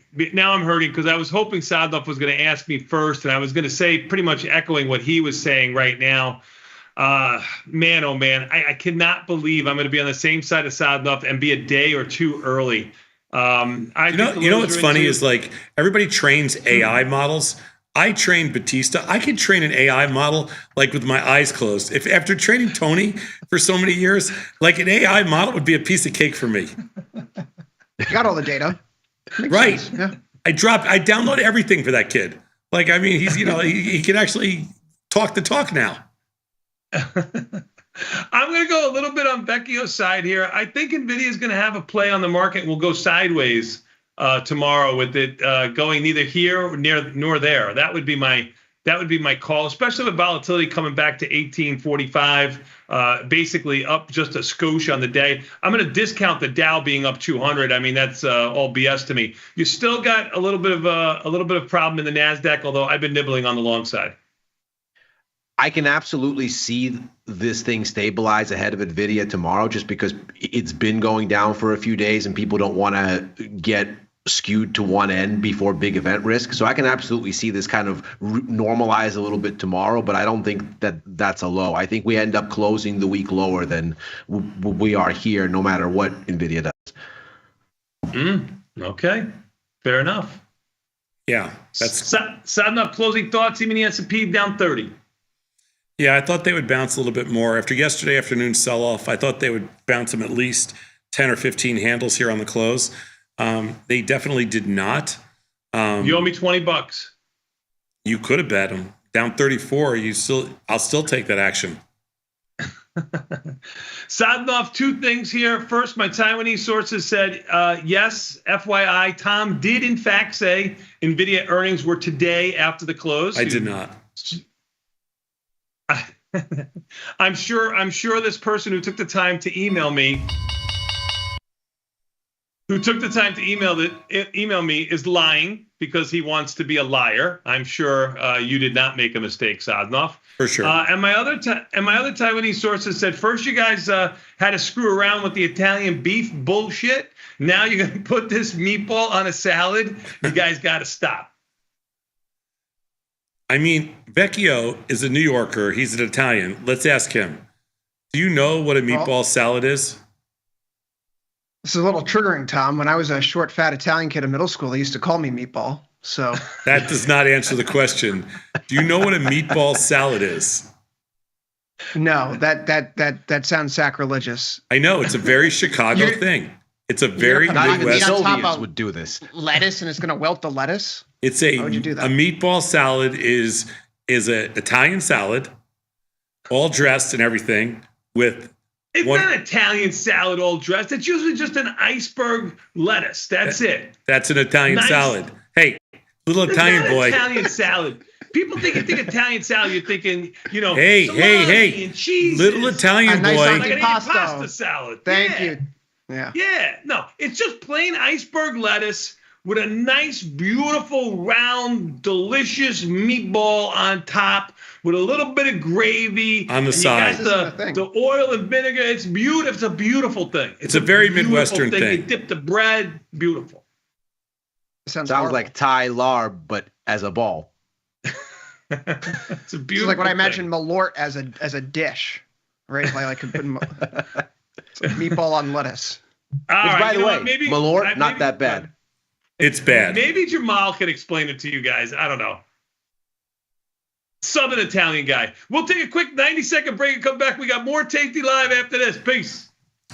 Peace.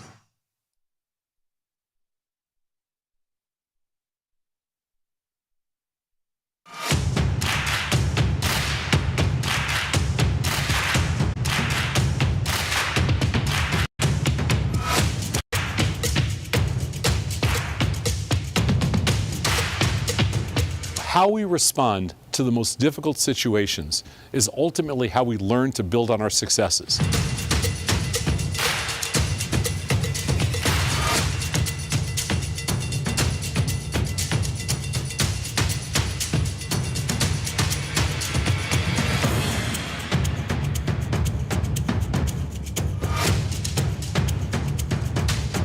It takes the guesswork out of retail trading.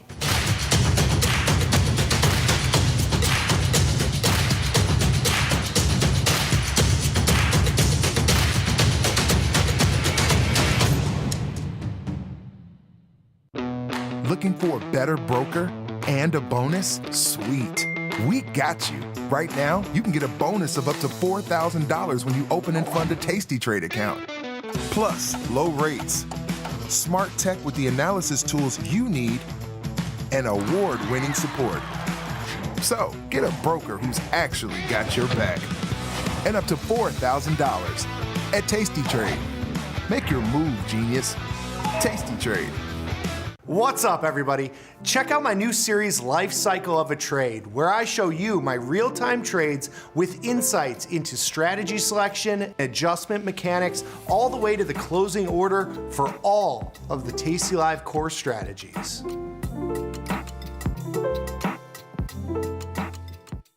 I got Joe. Joe in Houston. What's up? Just want to call in and say I really appreciate everything. I started trading and learning from you guys about 6 years ago.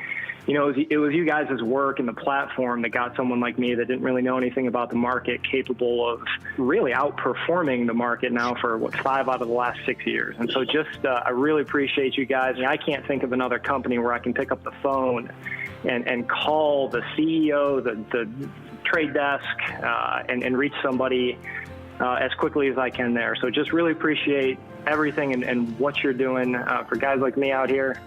What you're doing is really spectacular. So really appreciate it. Thank you, my friend. I really appreciate it. You made my weekend, man.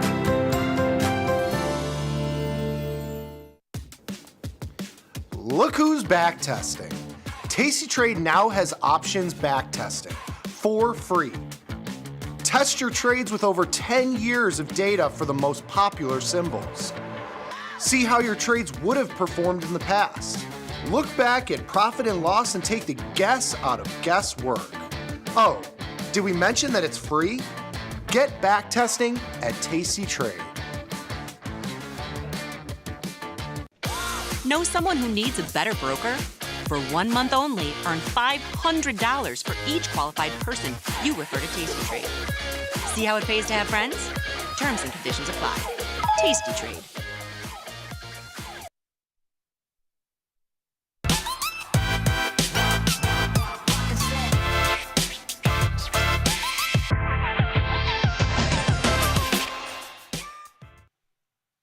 Rough day for stocks. NASDAQ down over 1%. What's with the bounce back, though, in the S&P and the Dow's green?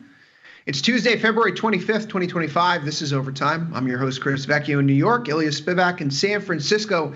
Dylan Radigan out the rest of this week, so we're going to have a rotating cast of hosts. Guest host number one, Mr. Jamal Chandler. Jamal, welcome to the show.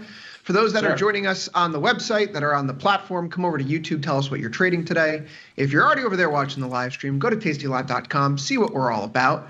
Make sure you hit the like button so we keep getting those viewers up, as one Victor Jones might say. Guys, we turn our attention to the charts here today, and it is a big bounce off the lows. How big of a bounce? 59.70 here in ES as we turn to those charts. It's a loss of 0.33% on the session, off by 1.03% in the NASDAQ. The Dow does squeak out a game thanks to some of those weightings, up by 0.51%. The Russell down by 0.2%. The bigger news comes in the world of yields, where U.S. Treasury yields continue to fall across the curve. Ilya, after our PMIs on Friday, more consumer confidence data today, really sounding the alarm bells. Now a new yearly low for the 10-year yield. That doesn't help gold or silver, though, nor does the dollar weakness. Gold off by more than 1%, silver down by about 2%. Copper off as well. Crude oil finally breaking below 70. Been waiting for that for a little while. So it's a growth off kind of day in these markets. But Jamal, you're the newcomer, so you get first stab at this market. And a tip of the hat to you, I suppose, because you were picking up the lows earlier today on Futures Power Hour. You were talking about how you were getting long some deltas. Now that the dust has settled on the session, what's the next move here? Are you content sitting long heading into tomorrow, or will adjustments be made as soon as the market bell rings? First of all, thanks for having me. I love being on this show because I really come on here and with a whole different mindset when I come on here. I mean, the lighting's different. You got to be different on overtime if the lighting's different. Like, what the hell? You know what I'm saying? And even though it's overtime, I was told that I am not getting paid overtime. So Correct. I mean, the typical Sosnoff. You know what I mean? Look. What I did today, like you said, I came in with this mindset the last 2 days. Anything, well, I shouldn't say anything. Mag 7 names, very liquid names, very big names, right? Like, if the world tanks and they tank, then we don't have a stock market anyway. So, I mean, what's the point? So if those names go above 30 IVR, and they don't have any earnings, that's perfect, right? Because then you don't have to worry about any earnings trades or earnings movement with that. Those are the kind of things that you want. When the market bounces back, they're going to bounce back. The next leg lower, right? We have 3 days in a row. All of a sudden now it's like, okay, now I think this is somewhat of a, and again, relatively, we're going to use this word relatively, very strongly, relatively serious sell-off. So now, once it gets relatively serious, because SPYs, for example, SPX, those go above 30 IVR. Qs, right? Once those start going above 30 IVR, VIX is probably 20 and change. We got a semi-sell-off at that point. And so then I'm going to go after those with short put spreads as well. So that's been my last 2 days. I also, took a page out of yesterday's trading when we were on Futures Power Hour, Chris, and basically we saw the market sort of bouncing, but then eventually it faded and kind of closed near the lows. Literally, when we were on today, I was like, you know what? Let's see if that happens again. And sure enough, I mean, it happened. It was 59.87 when I sold one on Futures Power Hour. I actually just closed it before the close at 59.66, so made a quick 100. That's kind of been my trading day. And, to kind of wrap this up for me, this was a confusing ass day. Like, we know what's kind of going on under the hood, and there's this growth story and all that, but forget that. Just look at this kind of what kind of Christmas tree kind of day we saw. And I like to call days where we see some green, some red, little Christmas tree. I mean, SPU's down 20 and change, obviously down 70 at one point, NASDAQ down, right? Most of the Neg 7 names, except for Amazon, down. Like you mentioned, Dow was up because there's a few names in the Dow, HD among others that were up. Obviously, when you started the day with 2 years and 10-year yields down 2%, that's wild in itself. And it is wild that Russell 2000 didn't play along a little bit more, considering that the Dow was up. So I don't know whether this is a sign of things to come, if there's an unwind that's happening, or if it's just a one-off day and we can just look past it. I don't know. Ilya, is this a one-off day? I didn't hear Tom say it's day one. Usually when he says it's day one, it's usually day one of a rebound around the corner. Just be honest. But I didn't hear that today. That's what at least Nick and Mike tell me. So, I mean, Ilya, is it more than day one? Is this not a quick bounce? I mean, I don't really pretend to have a crystal ball. I just look at the price action. And what I see is a series of red days if we look at baseline risk sentiment. So if we look at S&P, yeah, it's off its lows. Is it down? Yes. Is it down again? Yes. So I'm not going to pretend like I know this thing is going to bounce just because it's lower. Markets don't have to go up just because they've gone down a bunch. They can keep going down. Much the same as markets don't have to go down just because they've gone up a bunch. This whole idea that just because something is moving a lot in one direction and then eventually has to go the other way is silly to me. The markets are going to do what they're going to do. It is certainly the case that if you were going to get a bounce, this is a logical place to do it. You're kind of near the lows of the recent range. If you're technically inclined or tape reading inclined, this is unmistakably the same lows that we saw earlier in the year. And so you're kind of at a place where it would make sense for there to be a bounce. But until there is some sort of evidence from the price action that there is one, I don't think that we can assume it. So I don't think this is a buying opportunity if you're not long. I also don't think it's necessarily a selling opportunity if you're not already short, because the risk reward, much as it was yesterday, is kind of shot. You're too close to the immediate range bottom to sell into. So my MO still is, if you're near the highs on S&P or NASDAQ from early December, that's a good risk reward sell. If you're near the lows on this range where we were at the very beginning of January, call it around 5,800 on ES, until that breaks, that's a good risk reward buy if you don't have existing exposure. So at this point, you're kind of in no man's land still from a risk reward perspective. I can absolutely envision that we do not keep going down tomorrow, because we do have Nvidia after the bell, and that's meaningful event risk at this point, macro level heft around those earnings. So I can definitely see the market say, you know what, we're not going to commit until these things are out. So we've been down for a few days in a row. Let's kind of rebalance exposure and back up a little off these lows. Am I going to take that to mean that there is a larger bottom and the rally that has been with us since August is back on? Absolutely not, because that wouldn't change anything for me. I don't think Nvidia is what is at this point really going to move the needle one way or another. I think growth concerns are. And so the markets might pause ahead of event risk, wait to get to the other side, but ultimately, I think the bias here still favors weakness, and that's where I think we're going to end up by the end of the week. Do we take the range bottom out? Maybe. Maybe not, but if we do, then timber. Yeah, the NASDAQ is losing its uptrend from those August and January swing lows right now, and a quick flush down below 21K can't be ruled out. The low for the year is at 20,694. The S&P right now, you see that swing support we have. Really, there's two ranges going on right now in stocks for the past month and a half, right? It's 59.50 up to 61.75 for the past year, 5 months. I mean, going back to this week in September, it's been 60.70, we'll call it 57.75 up to 61.75, which actually begs the question. At 59.70, we're about 200 points from the highs or the lows of where we traded over the past 5 months.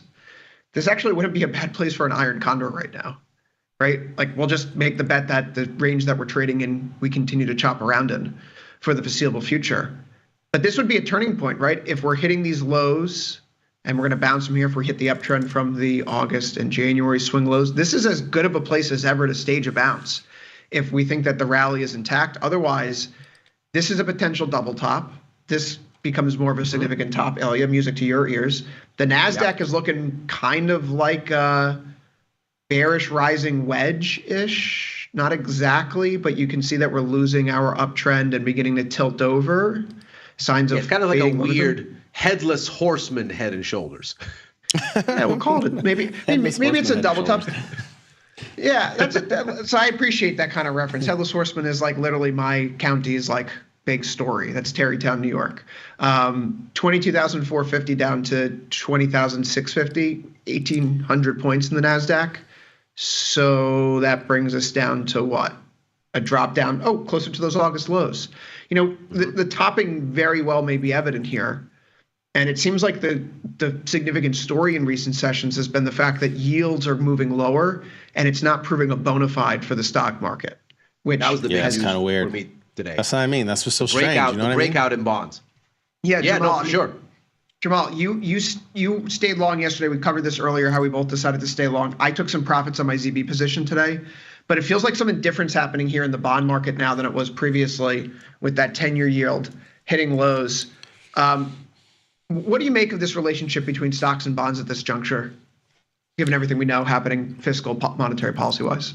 Oh, gee, you know what? These are weird times when the correlation is positive. I mean, and it has been more positive more recently. That's kind of changed over these last couple of days, but it was fairly positive for a little bit a while there, right? Like we saw the times where bonds are go up. That's a good day, and stocks were up. I guess we should be happy about this. That's what I mean. I'm trying to figure out if this is, sort of a turning point here, and now all of a sudden we're going to see a situation again where markets are down and bonds are up. So I still am not sure what to make of it. Like Ilya said, I'm trying to let the price action determine, how I feel about it right now. Of course, we can attach a narrative to it, and we can, in a multitude of ways. But I think ultimately, right now, this is something that I could get behind. And I'm not just saying that because I'm long some calls and bonds. Like I could get behind because it would make sense once again, right? It would be almost like returning to a market that we haven't seen in quite a few years, honestly, where we're seeing this inverse correlation of bonds and stocks. So I would like to see it because I would like to know exactly what's going on. But as of right now, I think it's leading to a little bit of confusion, even though this is what we would want to see. I mean, Chris, this is something I've been arguing for a while around the idea that eventually Fed rate cuts stop being good news because they get to the place where they're happening for bad reasons, right? The relationship we've been talking about really since the end of the tightening cycle and the flip over finally to easing last year was the markets didn't want the Fed to be late. They wanted the Fed to make sure that any cutting that they're doing isn't cutting because they've missed the boat, over-tightened, and crashed the economy, that any cutting they're doing is maintenance because inflation expectations have come down because they've been successful at cooling price growth. Clearly, they've erased almost, let's call it, 2/3 give or take, of the inflationary spike, depending on whether you look at PCE or CPI. And of course, inflation expectations have come in, which means that you're now subtracting a much smaller number from nominal rates to get to real rates. You don't want to crush the economy with real rates spiking. If the real cost of borrowing surges, the whole thing comes to a crashing halt.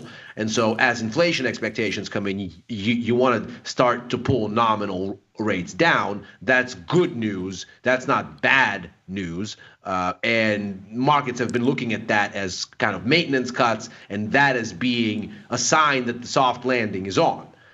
What you don't want to see is a growth scare and things become more dovish in the outlook for those reasons. But of course, that's exactly what we're seeing at the start of this year. The growth indications for January started to look scary, and then for February are looking really bad. And with that, you now have rising bonds, falling yields, falling cyclical commodities, and stocks have been spooked. So this is starting to look like growth fears and the wrong kind of decline in yields. Yeah, I mean, the market rebound today, even if we get off the lows, it's really just not impressive in terms of the mix that you see. Mm-hmm. Like a top performer, ITB, which, they've been really beaten down. Home builders have been beaten down here. So the interest rate relief is nice. And if we really do think that yields have topped, Ilya, forget the ticker for a second. This 3 candlestick pattern down here morning star candlestick cluster, perhaps. So sign of a bottoming effort, right? If it's ITB or it's XHB, which is the second best performer, you're seeing some sort of attempt at carving out a potential short-term low. I think there was a really momentum studies echo that as well. Yeah, and you can see the divergence that's forming down here, right? When you look at MACD, for example, there's significant divergence in these indicators. But it's the defensive names, right? XLP is your third best performer today. That's consumer staples. Consumer staples here up at their yearly highs, posting. And Jamal, do you know someone who was pitching me on getting long XLP a few weeks ago? I do. I mean, this is exactly the kind of rotation we saw today. And that's why, like, when we came into the day, right, we were kind of probably around here. I do remember Russell 2000 being up a little bit. And then within 20 minutes, everything reversed and we were down. And it looked like it was going to get ugly, right? But you knew it wasn't because Apple was higher than it closed. Apple was up, right? We saw, a couple other things, a few healthcare names, and like you said, these home builder names and these consumer staple names. And that's how you knew it wasn't going to get ugly. Similar yesterday, like it looked like it wanted to get ugly, but there were certain other things holding the market up. So it's just so fascinating to watch this happen over the last couple of days. Like you often say, Chris, the bears are fumbling. I mean, they have this opportunity right here, and it's just not working right now because there's all these underappreciated areas of the market that bounce. Look at Walmart today. Walmart was up 4% and change, bro. Like that lets you know we're not tanking. Not today. The people have said there's a lot of people getting fired in the government. Plunge protection team is still around. So that is still holding up just fine. But they have not been fired yet. That's true. Yeah. It's holding up just fine. But this was a weird day, no doubt about it, because again, look where we finished. We have three of the major four indices down, Dow up. I mean, oil, we talked about it. That's clearly a growth situation where you see oil drop on a day. You see gold drop like they did. That's kind of strange in itself. And then to see bonds, again, we've gotten used to seeing, there's a lot of times where we see that correlation with ZB and gold, and that wasn't there today. So I don't know. This was somewhat of a strange day. I mean, it really was. I'd like to see it again though tomorrow, honestly, just because I'm weird like that. I think it's so interesting that Apple's up on a day like today, because I think you'd hear a lot of people make an argument that like a cell phone is a necessity of life. Right. And on a day when most tech stocks are getting whacked, here's Apple with the iPhone, a staple of modern life, trading higher. But I think the Walmart story here, like we look at that technical turnaround, again, kind of like a morning star candlestick cluster, Ilya, and pushes us back through the former highs and back above the 1-day moving or 5-day moving average, which now actually has a positive slope. Rate of change is plus, we'll call it 9 cents, but it's at least increasing now. It stopped falling. So there are some little signs that you'd like. There's still some things that you absolutely don't like. Maybe it just goes back to this whole idea, which is to say that on January, 28th, we were talking about how if we're going into a phase 2 AI world, it probably means a lot of chop for the indexes as we move and relocate bottlenecks along the way. There are seasonal tendencies for the market to stay choppy into the middle of March. For the life of it, I've talked bullish. I've only placed 2 trades in ES this year, right? Like I just haven't had the conviction to be super directional. We're almost on March 1st, and I'm a momentum guy. So at least, while these attempts to be bullish have really gone nowhere, at least I'm staying within myself and not over trading the market on the long side or short side, either way, because it's just been a chop fest right now. And so you can literally, today's a great day for, Jamal, dare I say, cherry picking this market. If you have a narrative that you want, you can absolutely find it right now. You think the stocks are going to crack because growth is lower? Look no further than the 10-year yield and crude oil prices today down by 2.21%. This is a market that must be pricing in weaker growth moving forward. But you know what? If you think about those green shoots, Walmart's recovering, Amazon recovers off of its lows. Apple's near the highs. Maybe we just need to get past Nvidia. This is all OpEx and Nvidia related, with some of that negative news flow in the background that spices things up. And once we clear this little bout of event risk, which is tomorrow, roughly 24 hours from now, then we get an all clear signal. But the all clear signal, Ilya, is a totally different discussion. We should jump into Nvidia here in a little bit, but Tariffs, they are coming. They're coming next week. So we get a bounce on Wednesday, Thursday. Who's to say that this won't be another week where Friday leads to selling into the weekend? Yeah. Yes. Yeah. Especially end of the month too. Yeah, so it's hard for me to put faith in a bounce right here, even if I see little green shoots I like to hang on to, because the sector rotation just doesn't exist yet. Well, there's that, and there's what we saw in the PMIs, besides the fact that they were abysmal and had the first contraction in the service sector in 25 months, the weakest overall U.S. economic activity in 17 months. Okay, let's say that the markets don't need the economy to be strong in order to rally. We know that can be the case, right? We know the markets don't necessarily represent the economy. They represent an opinion on where the economy is going. And if they decide that things are going to get better from here, if they decide that, you know what, the first couple of months we had a lot of policy volatility, there was a lot of uncertainty, but as that settles in the coming months, things will even out. Okay, you could make that argument. But when you look at why the growth picture has deteriorated to such an extent, and you look at what the surveys are showing you, and that they are finding complementary data outside of survey-based indications, that it's showing up in not just S&P Global PMIs or ISM PMIs, by the way, which also show weakness, but it's showing up in CPI data, that it's showing up in consumer confidence data, now over 2 different data sets, one from the University of Michigan, one from the Conference Board. That starts to paint a very different story. It starts to tell you that the economy itself is creaking under the weight of uncertainty, and that you don't necessarily need tariffs. All you need is to look and say, well, these kinds of quick back and forth adjustments in fiscal policy, they create shockwaves. And we just don't want the uncertainty.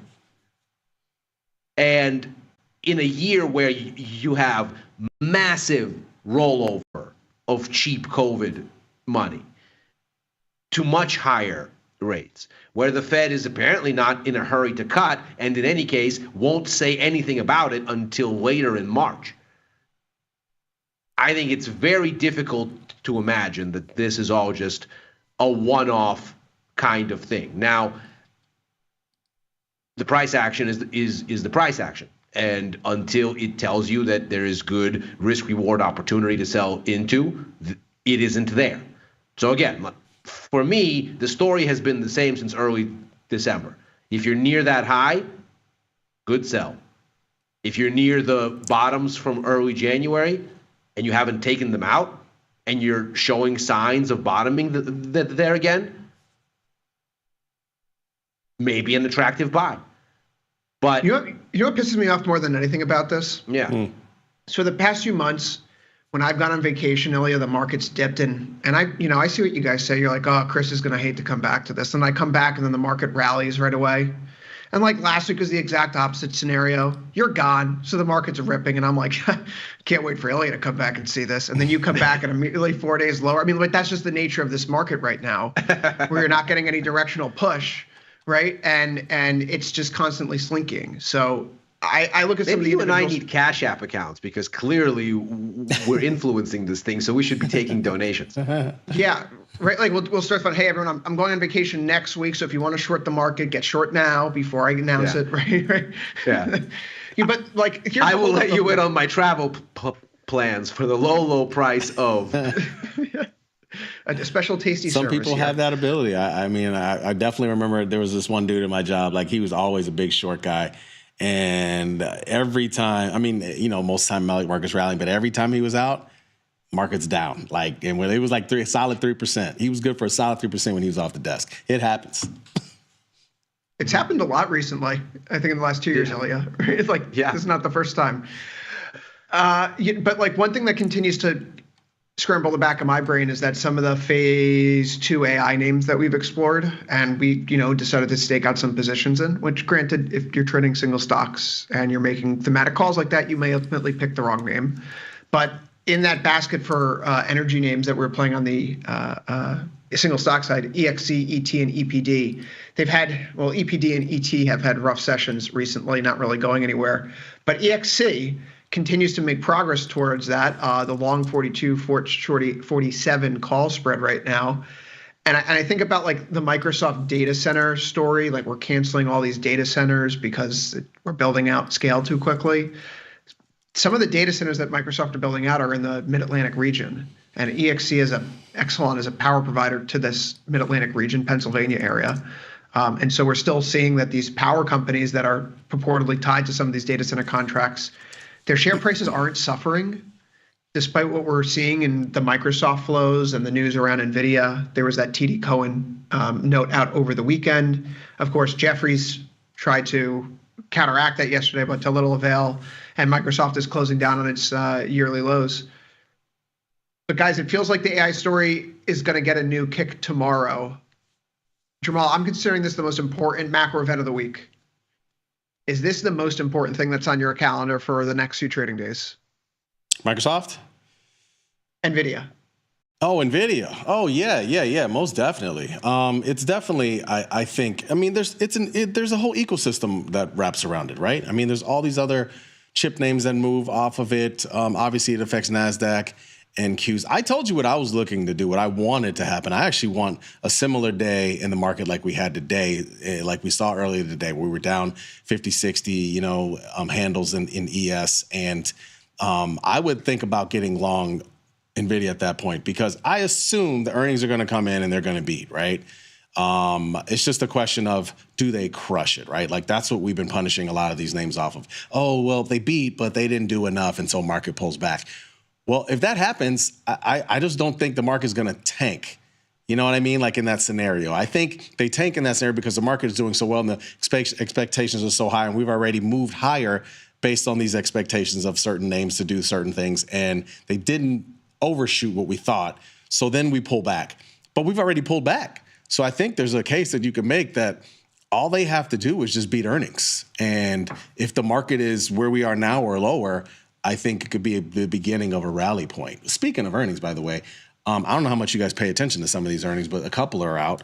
Kava's out. That stock's down 7. I don't know if AMC is out. As well. First Solar is out. Workday, Workday is our Workday. Their earnings don't do anything for us at work, I guess, but whatever. Who else? A couple other ones. I only know it's because somebody said it in LCID. Look, why do you trade this $2 stock? That stock's going nowhere, bro. I mean, seriously, like they are the bottom feeder of all of these other EV names. So that's not going anywhere. Yeah. And then there's CART. CART's down. So yes, to answer your original question, I do think Nvidia is at the very least, it garners attention. I think it could stabilize the market. It also has the ability to send things tanking. But I think the only way that happens is if they miss, which I find that hard to believe, or if we start the rally and they don't overshoot expectations in such a way that it's like, well, we're going to fall back down.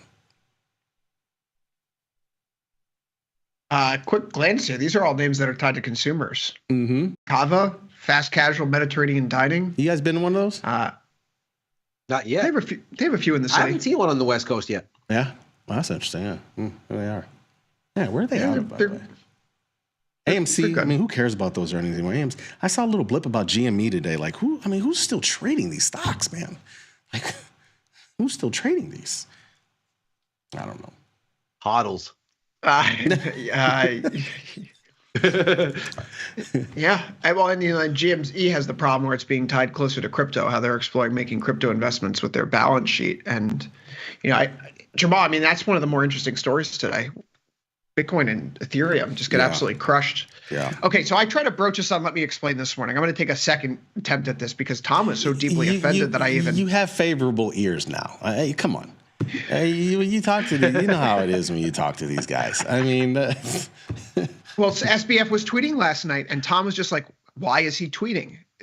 Why is this even part of the conversation again? This guy's so bad and toxic. I'm like, I understand Tom's perspective completely. Like, why is this even a point of discussion again? But SBF tweets last night, and crypto takes a bath immediately afterwards.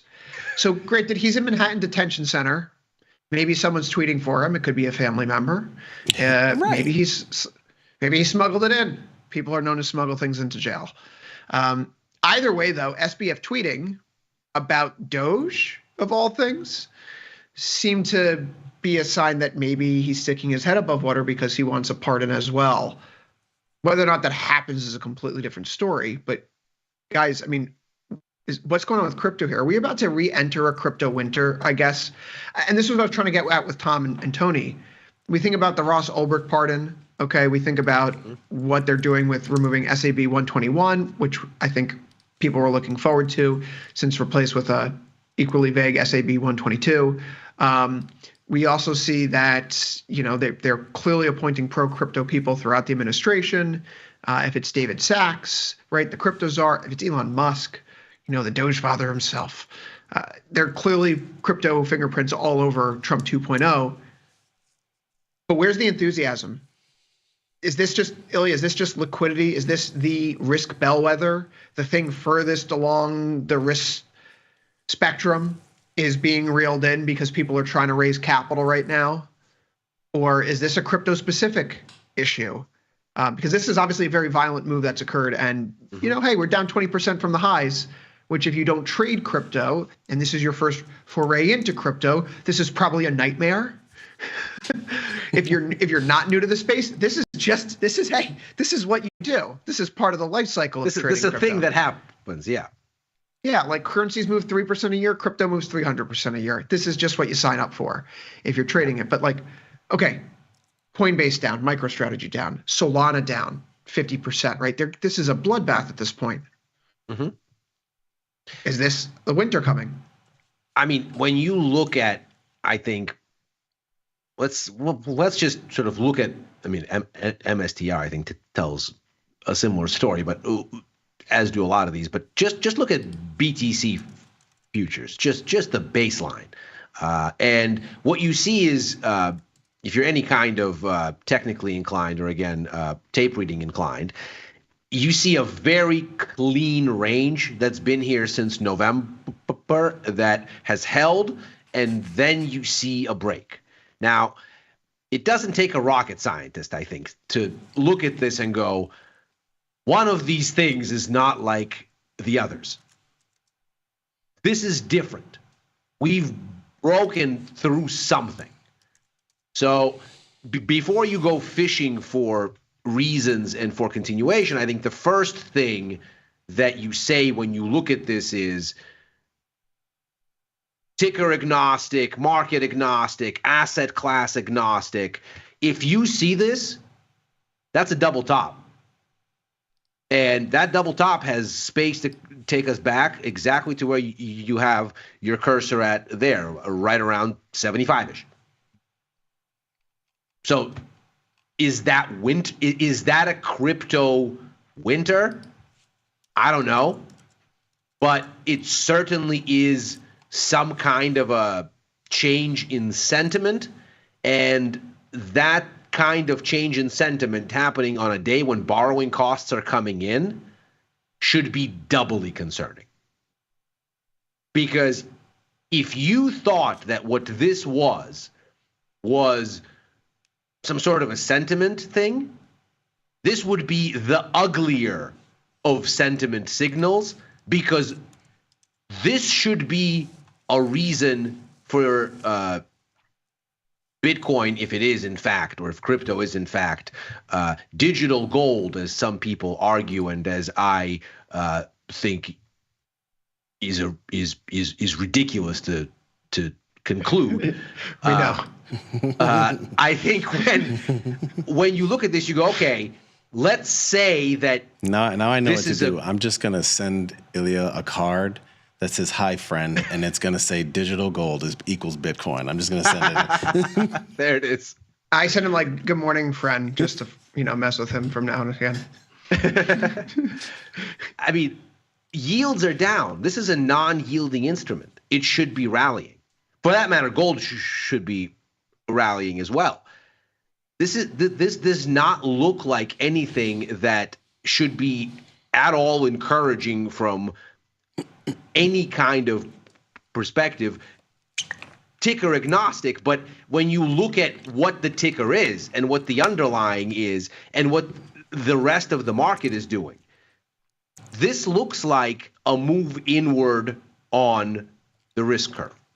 Stocks are down, bonds are up, yen is up, Bitcoin's down. This looks like very classic risk off. Now, Bitcoin is by no means a perfect barometer for sentiment. Sometimes it works, sometimes it doesn't. But there's a lot in the environment here across markets that's lining up. Yeah, I would point out that if we think this is bad for Bitcoin right now, this is a pullback of 17% from the highs.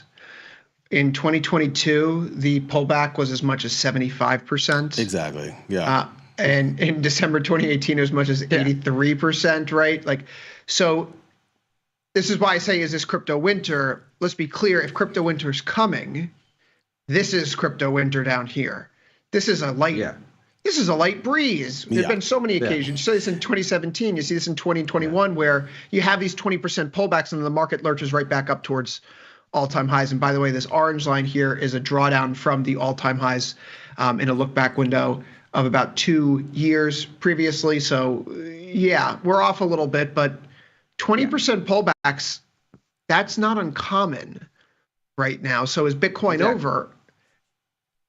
Yeah, you talk about this being a double top. This is a slight pullback, and honestly, if you look at it more recently, and I remember I had this chart up on Engineering Trade. I've also had it up on This Week in Stocks with Tom and Tony. But Bitcoin has become a little more correlated to the equity markets more recently. If you look at it, I mean, it's down 3 days in a row. No different than what we're seeing in stocks right now.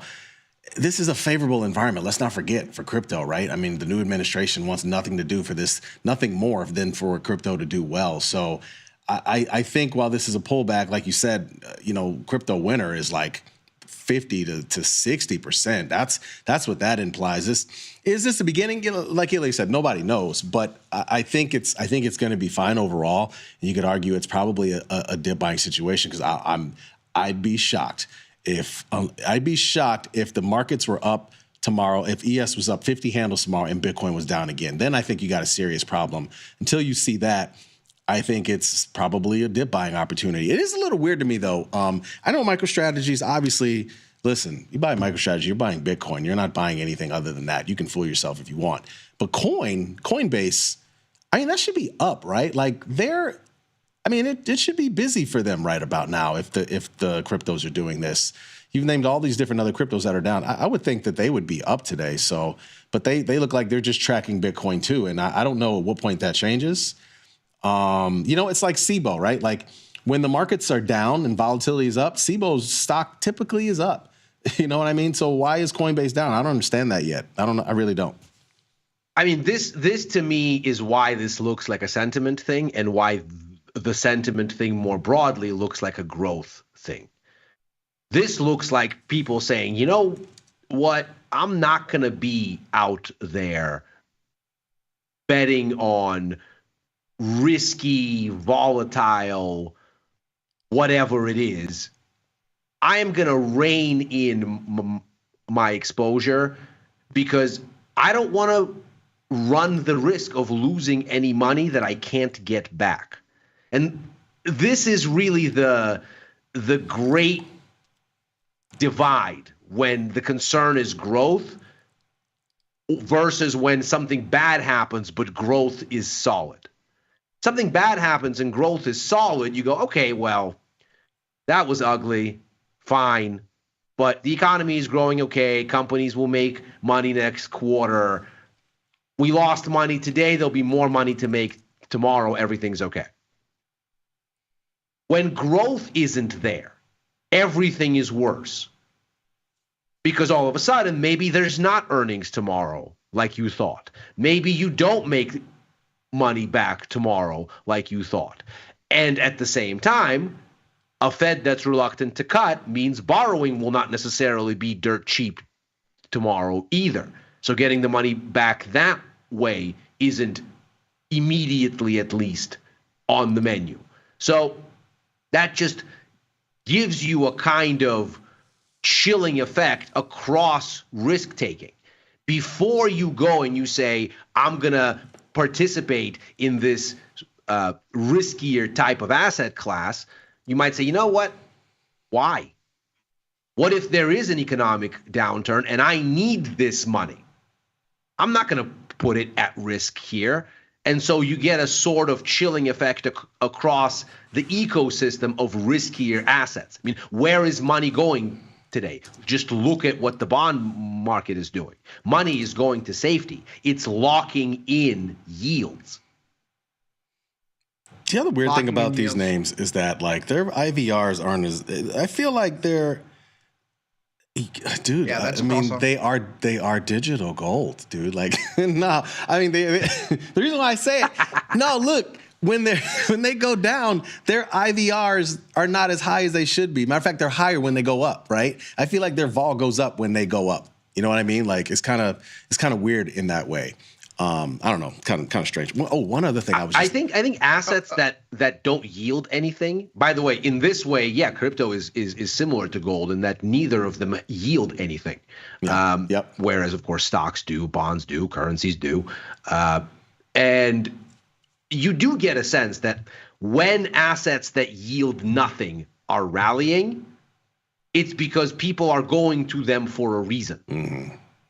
And when people go to assets that don't yield anything for a reason, those reasons often rhyme with higher vol. Have you guys been following this SMCI story? Yes. Are they allowed back? Stocks moving around. Victoria in the chat actually brought it to my attention. It's moving around a little bit. It was up to 52 a second ago. I think they had to comply by today or something, or they would get delisted from NASDAQ. It's bid though. Are probably bid right now. They're probably in compliance. This is one of my long-term plays in the IRA. I bought a leap call when stock was trading like in the 30s, like 30 and change. It's been a nice little run for me. I'd hate to lose it. This, by the way, is a perfect example of one of those things where the friendliness of the administration would matter. For you, Jamal, there's the filing. Oh, there it is. Oh, there it is. One of my favorite. Is that the only page? No. The front page of the 10K. You said we had to file. Yeah. Here is a file. You got it to date. No, fortunately, they were happy to provide all 182 pages this time that are fully filled out. But yes, the filing did just go through, and they're fully filled out. Nice. Yes, there's a great handle on Twitter at filing tracker, FILINGTRACKER. Okay. Anytime a company tweets out, or anytime a company puts out a new form like this, it just puts out the ticker and it puts out the the cash tag. So for example, for this tweet, SMCI 10K, just a link. Beautiful thing to have in your feed if you're interested in staying on top of this stuff. Again, I only recommend things I would use myself, and I disavow any inflammatory, offensive things that they may have posted otherwise, as we now need to do with every disclaimer because we don't know what is going to be said anywhere. But yes, SMCI, a big part of the Nvidia story, Jamal. Yeah, and I didn't mean to derail the crypto condo. I do want to come back to that because I got something to say. But I was curious as to what you guys thought. Do you remember when this whole news came out with SMCI? It didn't, like, all the AI stuff didn't really tank that much. Nvidia, everybody was waiting for the shoe to drop with Nvidia, and it never really quite happened. So it's interesting. In a week like this could have been a bigger story, but maybe still could be. I don't know. I mean, you know how these things are. This might be bid now, but we could come in tomorrow and stock could be trading 30 because they didn't like what was. Who knows, right? So I don't know. It's kind of interesting to me. I was curious if you guys thought anything about why Nvidia didn't tank, like with it being it's like one of its largest customers. I think this comes down to the same thing that we were just talking about a second ago. I think the market is resistant to negative news. It doesn't like to go down in general, equities, that is. And I think the market is much more resilient to negative news if there is positive growth momentum overall, and they can legitimately say, okay, we can believe that this is a one-off as long as growth is solid and there's future money tomorrow. And when that general assessment fails, or there is a concern that that's no longer true or that's no longer where we're going, the market starts to get sensitive to all kinds of things.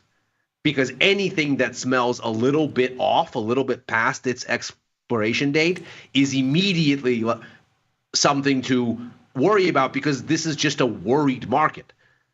Because if there's no growth, then you have to really count the money and not lose any of it willy-nilly. Maybe this is good news for tomorrow, Jamal. What's that?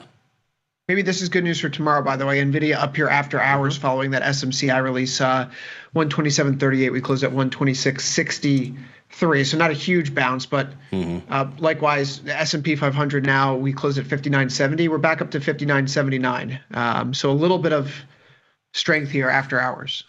You were saying, though, on crypto. And a couple of names, actually, now that you mention it. There's AMD's bid. Somebody else mentioned in the chat as well. We'd be remiss if we didn't mention about crypto and Bitcoin today. There was a huge hack, right? Like, I just saw that late in the day. There was some hack. The Bybit hack? Yeah, from 1.4 billion, something like that? Yeah, that came out a few days ago. The Lazarus Group, the North Korean hacker group, which has amassed, I think, close to $4 billion in stolen funds over the past 8 or 9 years. This is their biggest pull-in yet. But which, like, okay. So I definitely have a horrible sense of humor. But like, I'm thinking about all the Doge cuts and all these employees that are getting emailed from Elon Musk, like, what are the 5 things you've done this week? Like, imagine being a North Korea hacker, right? Like, oh, boss, we stole $900 million last year. Like, what do we get out of it? It's like, nothing. No promotion. Go back to the gulag, right? Like, what are your KPIs?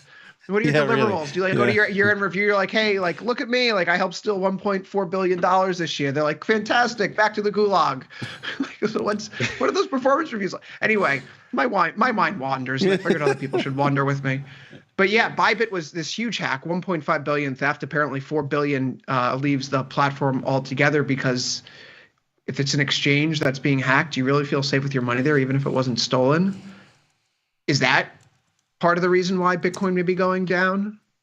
I mean, this is a pretty sizable bar, I'd say. We've again, I do believe that, Bitcoin is tied, kind of been correlated to equity markets, so I think that's part of it. And I think the other, if I had to put numbers on it, I would say 3% of the move today was from the market. The other, if Bitcoin's down 6%, 3% of that move had to do with the equity markets. The other, maybe 2%. The other 4% had to do with this news, because again, we haven't heard of a bad news situation like this or a hack like that, I think, in a while, at least not that size. And I mean, the last time we saw serious down moves in Bitcoin from a hack, it was like FTX, right? So it's been a minute. I think that might be part of it. I think that's kind of that's always unsettling to hear. And the hit was large on a lot of these cryptos today, but I mean, it is what it is.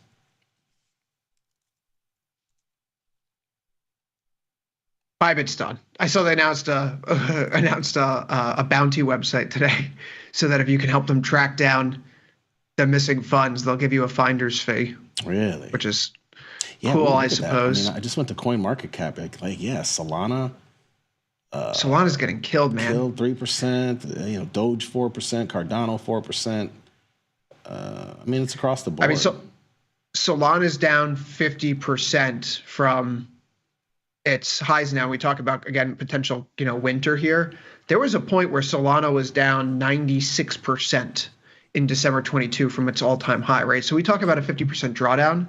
I'm not saying we're going to go another, the rest of the way, but this is a market where if we see, just like we did back then, where NFTs died on the vine, right? It takes a little while for meme coins and pump.fun to re-enter the space and bring about like Trump and Melania and Libra. I mean, I actually think that's the bigger issue here, right? We have this vanguard of new finance coming into power around the world. Milei in Argentina. You have Trump here in the United States. These people that are kind of falling in with the whole El Salvador idea of cryptocurrency as good as a reserve.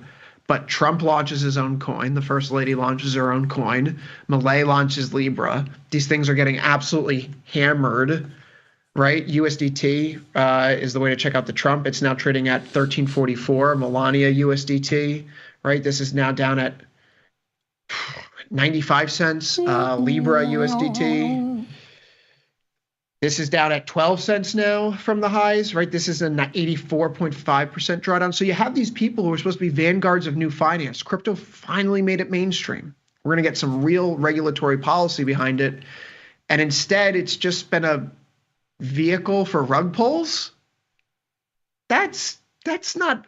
And now SBF may be out there in the world again. Some people are talking about him potentially getting pardoned. I mean, like, these are all the hallmarks that can be really, really problematic for crypto and have people lose faith in the utility, at least in the short term again, where we did after the NFT bubble. And it's like, oh, you know, are we really using crypto for pet rocks and ugly apes? Are we really using it just for meme coins now? So maybe there's a flush coming. I mean, if you have a crypto named after you, and that's, you know, your chart looked like one of those, you're not sleeping well at night. Like that's not a good look. Yeah, no, it's not a good look. And you know, like, don't we deserve? I saw a great tweet last night. It's like, we deserve better villains. At least Do Kwon and SBF had like they respected us enough to at least feed us bullshit. Right? Like, they talk about game theory and financial engineering. And now it's just like the villains that are in the crypto space today, they're just so pathetically villainous. Like, we're just here to take your money. Just give us the money. There's no even charade of pretending to be doing something, you know, altruistic, like accelerating into the future, effective altruism. So it's a worse story. So I don't know. Maybe the narrative has run out of juice. Guys, let's talk about one more thing before we close the door here. Commodities, gold, oil, Ilio. Obviously, oil tells a growth negative story today. I feel like gold today followed the path that we were discussing yesterday on the show, where we could wake up and it'd be one of those flushes where you're down near $2,900 an ounce. I think that was the exact phrasing we used. And today we hit a low of 28.97. So back to the lower part of the range. Now at the midpoint again, where do we go from here? I think I'm still in a mindset that I want to be a buyer, but I don't want to be a buyer until whatever pullback here runs its course. And I think you don't have any evidence that it has. So I want to be long gold again. I've been long gold this year.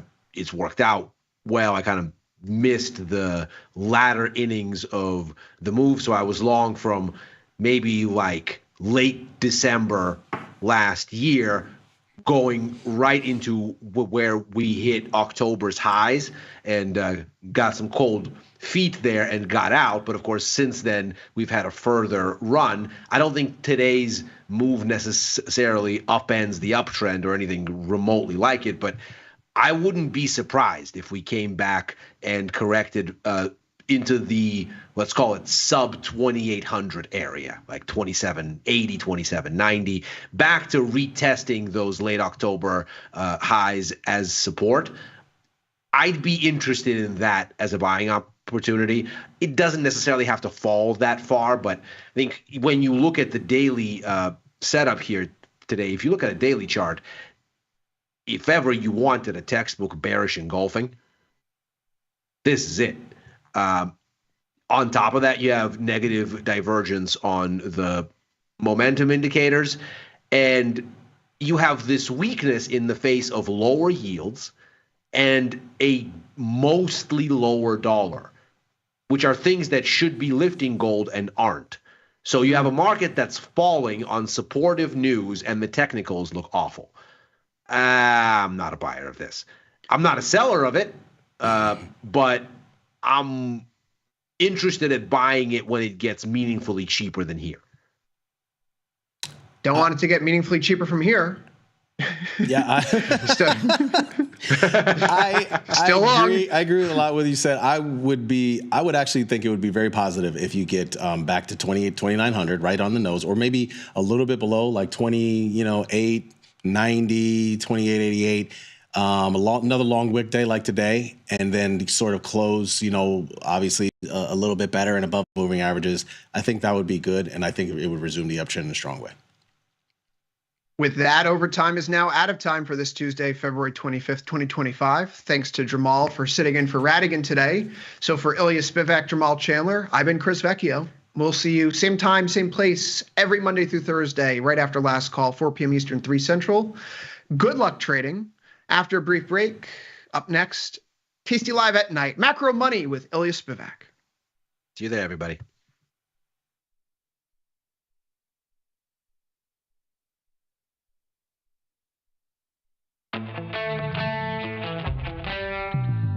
In the world of investing, a beast lurks between the numbers. Some watch from the safety of the sidelines, but others saddle up and ride that 1-ton rowdy ribeye for all he's got. If that's you, join us on Tasty Trade, named best online broker for options trading. Genius loves company. This is Chicago. We invented the skyscraper, the Italian beef, and the standardized options market.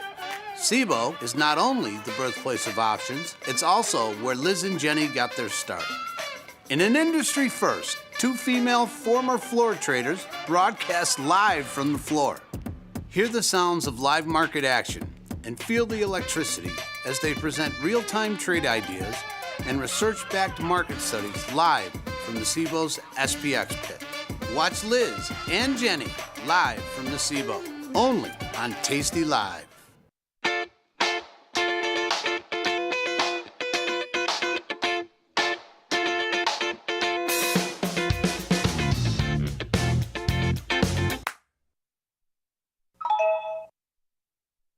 If you missed the live show, here's our cherry on top weekly recap.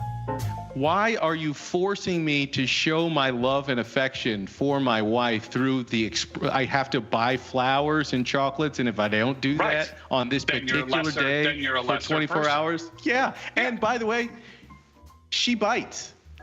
She bites. If I don't do this, where are you in the relationship? Are you at the point where she's like, yeah, I don't really care? Where is he in the relationship? How much trouble can you be in? That's where he's at. Okay. Wait a minute. Where are you? Because he lives in that danger zone, which is he lives in that little bubble at the end. I love that question. Where is he in the relationship? Well, there's 2 bags that are packed living in the front closet. Okay. I'm closer to where you are than where Scott is. He doesn't. No. You gave me an over-under on my marriage of 18 months. I went up to you. I gave you a shot. You were one of the first people I told. I said, Tom, I got married. Do you have any advice for me? He goes, I give it 18 months. And he walked away from me, Scott. That's the only thing he said. He's threatening to strip, Bat.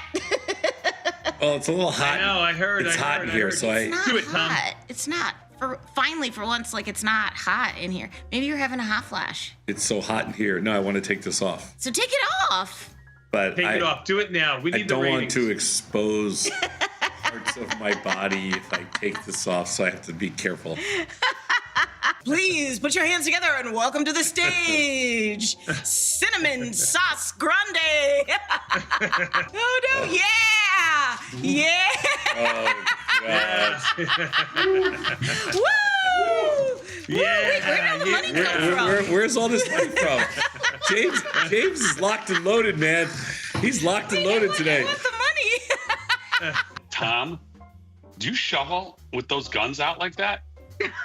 I don't even. Do you do a show for the neighborhood for all the ladies who are working at home? When I shovel in the snow, I usually take my shirt off, and then shovel with my shirt off in the snow. Like this. 14 inches of snow. Be careful. How about this, Sadnov? $500 right now. I'll go down there personally and do it with my snowblower. Oh, done. No, done. You're going to bring your snowblower down for $500? How about this? Because I'm such a nice person, I do have a snowblower. It's all yours. It's beautiful. It's a big snowblower. Scott, when you put this away, did you drain all the gas out of it? Absolutely not. Jews don't do that. Okay, it ain't starting. But I'll put money on it that when I go pull that starter, that bad boy fires right up. I got $20 says it doesn't start. I'm gonna have a video. We'll fire this little bad boy up. Seriously, I don't think I've used it in 5 years. Tom is not allowed to do this unassisted. A snowblower? You know what? That's actually, Beth has a point. I'm gonna tell you something. There is no bigger waste of life than a snowblower. They're more work, They're more They're work. shoveling? I could have the whole thing shoveled by the time you get the snowblower started. Police Do are you going have to a be there. shovel? I No, got he like uses a 6 broom. shovels. He uses a broom. You don't So- use a shovel. Like all the old ladies, he uses a broom. Yeah, he's a broom. Tom didn't shovel. He has no. He's lying. Here, he's going to take a picture. Watch this. He's just showing his phone. Did you take a picture? No, I'm Here, going to go flip with look the at my shovel. driveway right now on my camera. How do I take a picture of this, Beth? Oh, man. Oh, my God. Oh my God! Just You don't know. click both buttons on the side of your phone, you monkey. Oh my God! I can't with him. Hey, Beth. Hey, Tom. Oh, my God. Here. I oh, just here it comes. text you Okay, a picture of my gonna driveway. send I you just a took it from my photo. phone. Wow. Good Oh, my job. God. You see Look that? at that. Oh my God!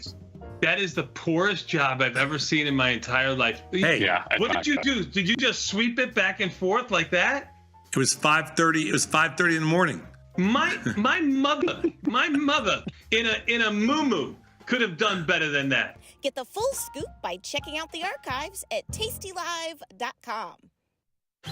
Got the need for speed? No problem. At Tasty Trade, you can turn smart ideas into real trades with just a few clicks. Wow, that's fast. Tasty Trade, make your move.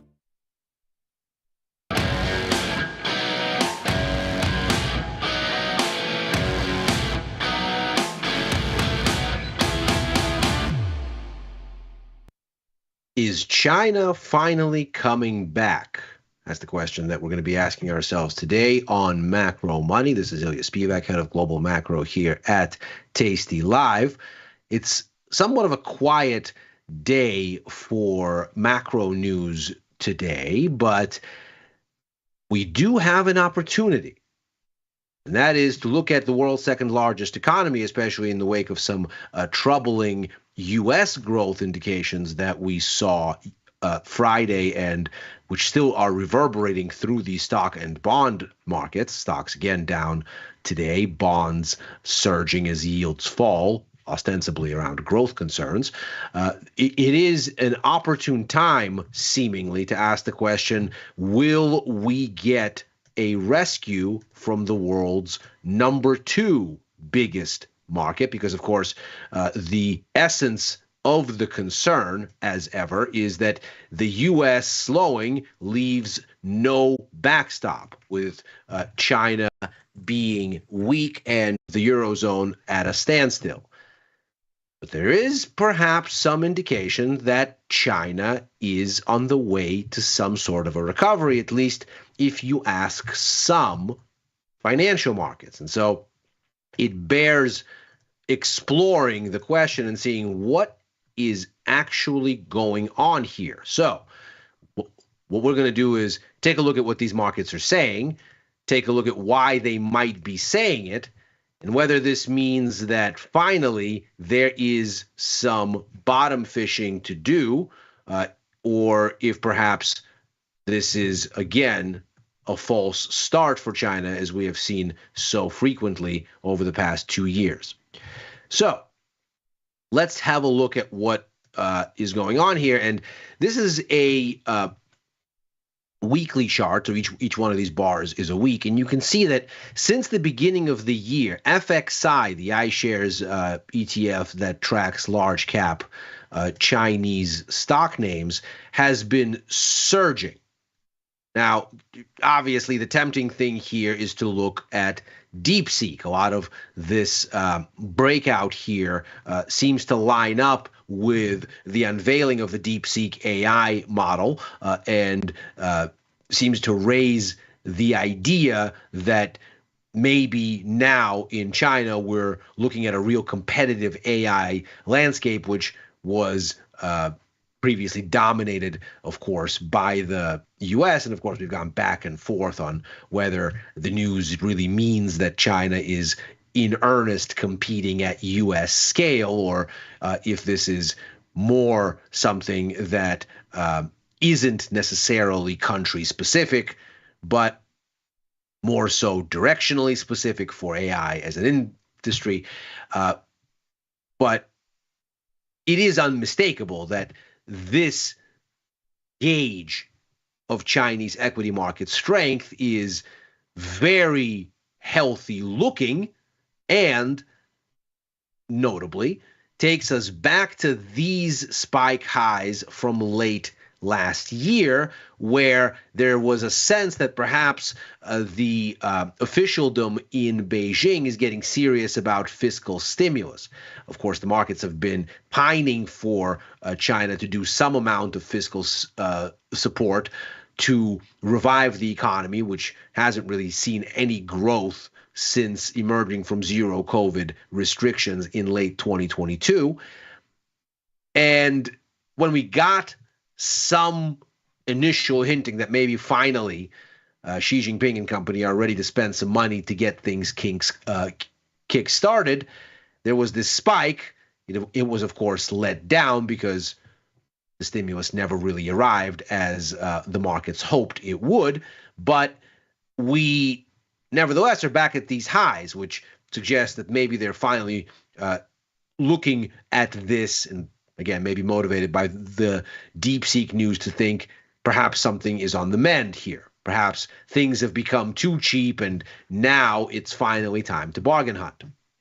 But before we get overly excited, let's take a look at this more broad index of Chinese stocks. And again, this is a weekly chart. Here's that same spike around those hopes for stimulus. But this, the ASHR ETF, which tracks the onshore CSI 300 index, those are the top names listed in Shanghai and Shenzhen, that essentially amounts to China's version of the S&P 500, a kind of broad-based index.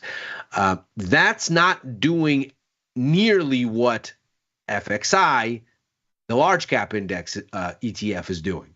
So what's going on here? Are we really seeing signs of optimism? I mean, this is clearly up a little bit, but it's still very much near the middle of a range that's persisted here for the better part of 5 months. So are we in fact seeing recovery, or is there something else going on under the hood that is misleading? So we're going to unpack it here and figure out if, in fact, there's a trade here and in which direction that trade might lead. So first, the baseline economic data. Shock of shocks, it remains abysmal. So this is a chart that we've been looking at for quite some time. This is Chinese real and nominal GDP growth, and this really captures the essence of the problem in China. In the red is real GDP growth. That's growth minus the impact of inflation. So the way GDP is counted is you look at the sum of all goods and services produced in a country, but when you sum them up, some of your aggregate is just a change in prices from one period to the next, and that's not real growth. So you want to take that away to get a sense of how much output actually is growing, and the value of that output is growing outside of changes in prices. So that's what real GDP is. Nominal GDP is simply the easier version of the calculation without the price adjustment, just the adding up of the value of all goods and services output. That's in the yellow. Both of these are year-on-year rates, and what you see is that since early 2023, and now for 7 consecutive quarters, real GDP growth is running above nominal GDP growth. What that's telling you is that to get from nominal GDP to real GDP, you have to subtract from nominal GDP a negative number. How else would you be able to get from lower nominal GDP to higher real GDP by subtracting inflation? Well, you'd have to be subtracting negative inflation. And so what you're being told when you look at this is that at an economy-wide level, you have deflation in China. And what that implies, of course, is an absolute lack of demand. What typically happens when there's positive economic growth and people want to buy stuff is a situation where as the demand meets whatever supply is there, if the demand is robust, it outstrips supply, at least for some period of time, and prices go up. If prices are going down, which is what this is telling us, especially at an economy-wide level, that's the opposite. That's the opposite of having demand drive prices up. This is the absence of demand putting everything on discount. Essentially, the entirety of the world's second largest economy has been relegated to the bargain bin. And so what this tells you is there's not much demand to go around. The economy is weak. That this has been happening for 7 consecutive quarters now, of course, is incredibly ominous. Moreover, it's gotten worse in the fourth quarter of last year, which is the latest data that we have here. It's back to the worst that it's been since 3 quarters ago, at about 78 basis points, or 0.78 percentage points of GDP. So not good news at the headline. If we look at the latest CPI and PPI numbers for something a little bit more actionable, obviously GDP numbers are a little bit lagged, the story isn't much better. Consumer prices are still hugging zero, only a touch higher. In fact, they haven't been above 1% in close to 2 years. Wholesale inflation still below zero, still deflationary, and telling you that there isn't a perking up of demand in the pipeline. Still, obviously, weakness there. So the higher frequency data not showing us signs of improvement. If we take a look at what's going on with the latest PMI numbers, this is, of course, a very good approximation for GDP and a timelier one of where things are going. We can see that from the start of this year, so far we only have January data, February numbers come next week, we see here that, if anything, we've been stalled since the reopening, essentially just spinning our wheels on manufacturing and service sector activity growth. As ever, these numbers are presented as a diffusion index around 50, where 50 right here is neutral, neither growth nor expansion. And above 50 is growth, below 50 is contraction. The further you go above 50, the faster the growth. The further you go below 50, the faster the contraction.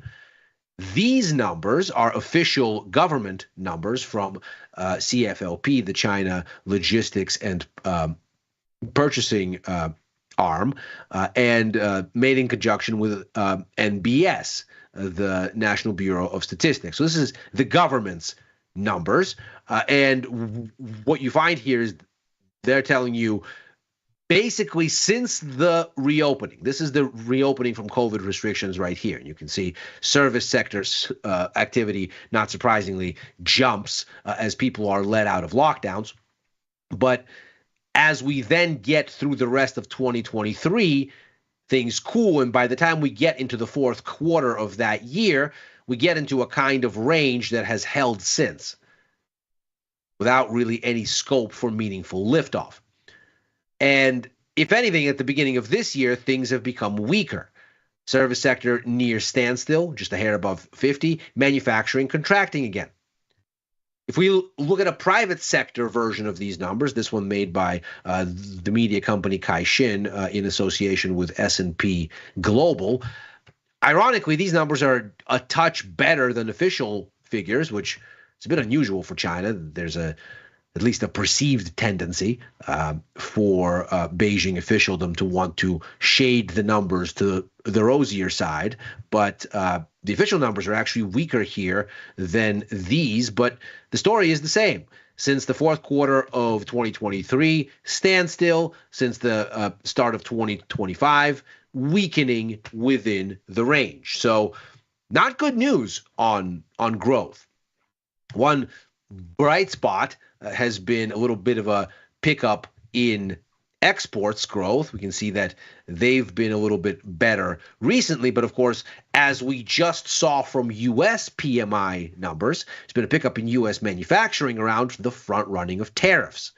And of course, this is very much a part of that story. In fact, this started to show up even earlier than the pickup in U.S. manufacturing, after November's election in the U.S., of course, there was the expectation that there would be some amount of escalation in the trade war, given the incoming administration's penchant for such things, and their stated desire to get tougher on China. So, not surprisingly, U.S.-based importers that would have to pay the tariffs attempted to buy as much as they can from China before the tariffs hit, and things got more expensive. So there has been a pickup in this side of things. But if we look at imports as a gauge of domestic demand, that's only weakened since about mid-year. The trend here, lower. These have diverged.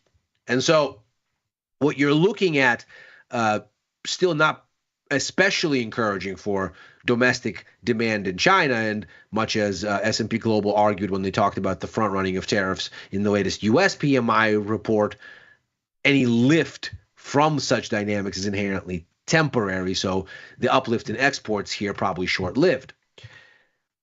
The housing market, which has been the essence of reluctance for Chinese consumers, because it is by far the dominant vehicle for investment and where people's savings have tended to go. That's not looking any better either across a whole range of indicators of China's real estate market. The main takeaway here is everything is below zero. The year-on-year rates for funds in place for real estate development enterprises, the floor area of commercial housing sold, floor area of buildings completed, buildings under construction, newly started buildings, investment in real estate development. All of these year-on-year rates across all of these indicators of housing market strength, all of them have been going down since 2021, and all of them are still below zero. So deterioration continues across the board. Not surprisingly, if we look at a willingness to spend from Chinese consumers, we find that since the pandemic, there was a rapid acceleration in money held in time deposits, that is longer-term deposits, call it savings deposits, as opposed to checking accounts for a simple analog. Demand deposits are money that's available to spend right here, right now. Time deposits, less so. And when money is coming out of time deposits and going into demand deposits, that's typically a gauge of people becoming more optimistic and readier to part with their money, be it for consumption or investment or whatever else. And you see that since COVID, Chinese households have been exceedingly defensive. So the ratio of time deposits relative to demand deposits has significantly increased. Moreover, you can see it here just with the naked eye, the slope of the time deposits data here, much steeper than what's going on with demand deposits. And you can see that while there was a relatively well-constructed range on this, and it wasn't really going very far until COVID, it has since turned much more defensive, and this trend hasn't changed. Do keep in mind this little wiggle, though, this little wiggle lower, because it might be part of a larger story. What this does certainly suggest is that whatever was holding back Chinese consumption, that is to say, what was keeping these imports going lower, what was keeping consumer prices anchored, what was keeping the economy without demand, that's still very much in place. Moreover, to add insult to injury, the stimulus that China has offered up hasn't worked. This is the Bloomberg Credit Impulse Index. It measures the share of new loans in GDP. We have the overall index here. As we can see, it's been going the wrong way for quite a while here. But moreover, the year-on-year rate in the index has actually accelerated in the wrong direction up until January, where we can see there was a slight reprieve. So not only are credit shares in GDP not improving despite a raft of monetary easing, from rate cuts to better mortgage terms, to better terms for regional governments to pay down their debts, to handouts to buy stocks, all of this liquidity being made available, lower bank reserve requirements, on and on and on. All this monetary easing. For all of it, not only is the share of new credit not growing as a part of GDP, it's actually shrinking at an accelerating rate overall since the beginning of last year. So the economy still looks very, very weak, and the stimulus on offer is doing very little to change that. So what is going on with these Hong Kong stocks? What is this all about? And looking at fund flows seems to tell the story. Now, there is a setup in China called the Hong Kong Stock Connect, which allows people with access to Hong Kong markets to trade securities directly on the mainland in Shanghai and Shenzhen, and for people on mainland in Shanghai and Shenzhen, and with that market access, to trade securities directly in Hong Kong. And looking at southbound versus northbound capital flows can be very telling. Southbound as in from the mainland toward Hong Kong, northbound from Hong Kong to the mainland. That can really tell you a lot about what investors are thinking and whether there is real turnover and real volume behind some of these moves. So consider, in the red here is the Hang Seng Index, the Hong Kong stock benchmark. Notice it looks just like FXI, and of course it does, because FXI is tracking these large cap names, but they're all Hong Kong listed. There's no mainland stocks in this ETF. Whereas China's mainland index, as we saw here, still very much anemic. So what's going on with Hong Kong? Well, clearly there's a pickup in net inflows going southbound from mainland to Hong Kong. Clearly there's a level of activity here, and perhaps that explains how you have this sharp pickup, not only in FXI, but of course in the underlying Hong Kong index. But look northbound. Money going from Hong Kong and ostensibly from foreign investors via Hong Kong into the mainland, and you do not see it. This is hardly a picture suggesting that what you have is optimism about China's recovery, because foreign money isn't going to the mainland. Hong Kong is not seeing capital move toward mainland markets, which is why they're so anemic. Instead, you have money leaving China and going toward Hong Kong. Now, what that might rhyme with here is this: money moving out of time deposits into demand deposits, perhaps with the goal of an escape valve via Hong Kong. Certainly wouldn't be the first time. So if anything, what this pickup in Hong Kong might indicate isn't that things in China are improving, but rather that money is becoming even more spooked and is trying to leave the mainland financial system entirely. We've of course already seen an absolute flood through the exits for foreign direct investment, but this would suggest that the pickup in Hong Kong stocks speaks not to optimism, but perhaps even to pessimism about what the world's second largest economy is doing. And in that, the threat of global recession around a U.S. slowdown without a recovery in China and with an anemic Europe looks that much more acute.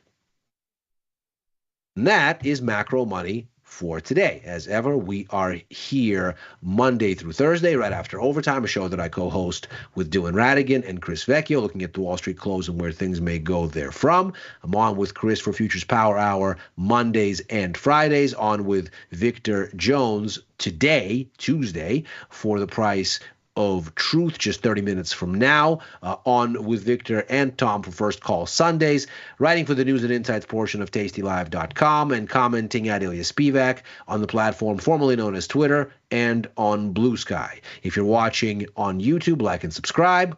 Macro Money is back tomorrow. Happy trading.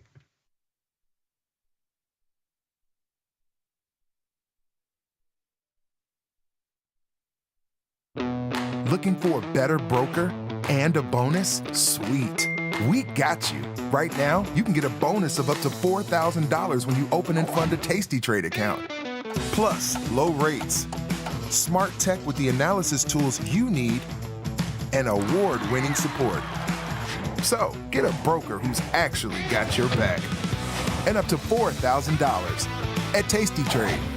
Make your move, genius. Tasty Trade. Tasty Trade has crypto, and you can trade with zero commissions. Bitcoin, Ethereum, Litecoin, and more. Diversify in one place. Crypto, we got it. We get it.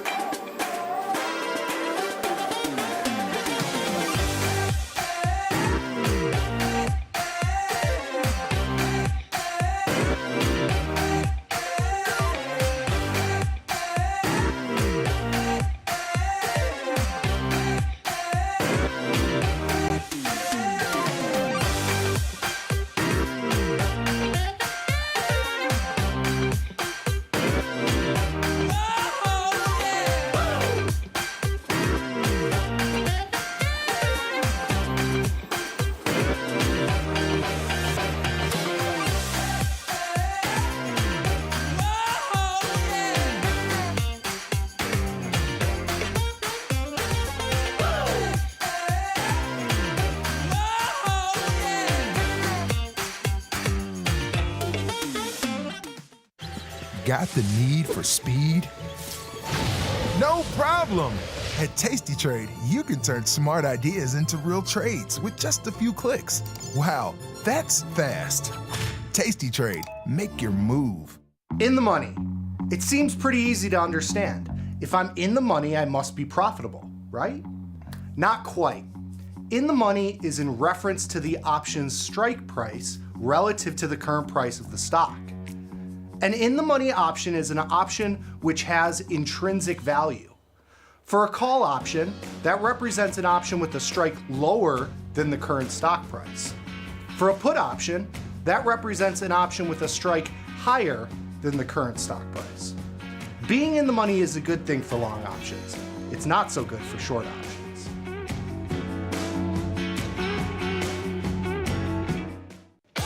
Know someone who needs a better broker? For 1 month only, earn $500 for each qualified person you refer to Tasty Trade. See how it pays to have friends? Terms and conditions apply. Tasty Trade.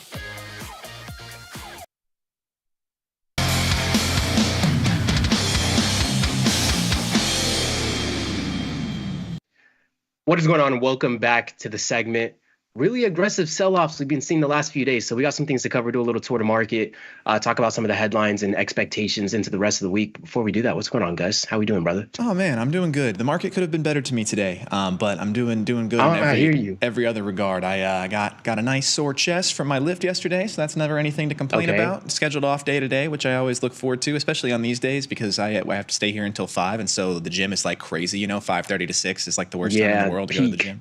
Especially chest day, peak time, 5 p.m. on a Monday. And it was a Monday. Oh, yeah. well, I guess today's Tuesday. Right. That's what I'm saying. Yesterday was International Chest Day as well. So, but feeling good. I am long delta. So the first half of today was a little bit rougher for me than the second half. Had to do a little bit of management and also a little bit of just running for the hills. But doing all right. Everything looks like it's turning back over. We finally got a little bit of vol, which I'm happy about.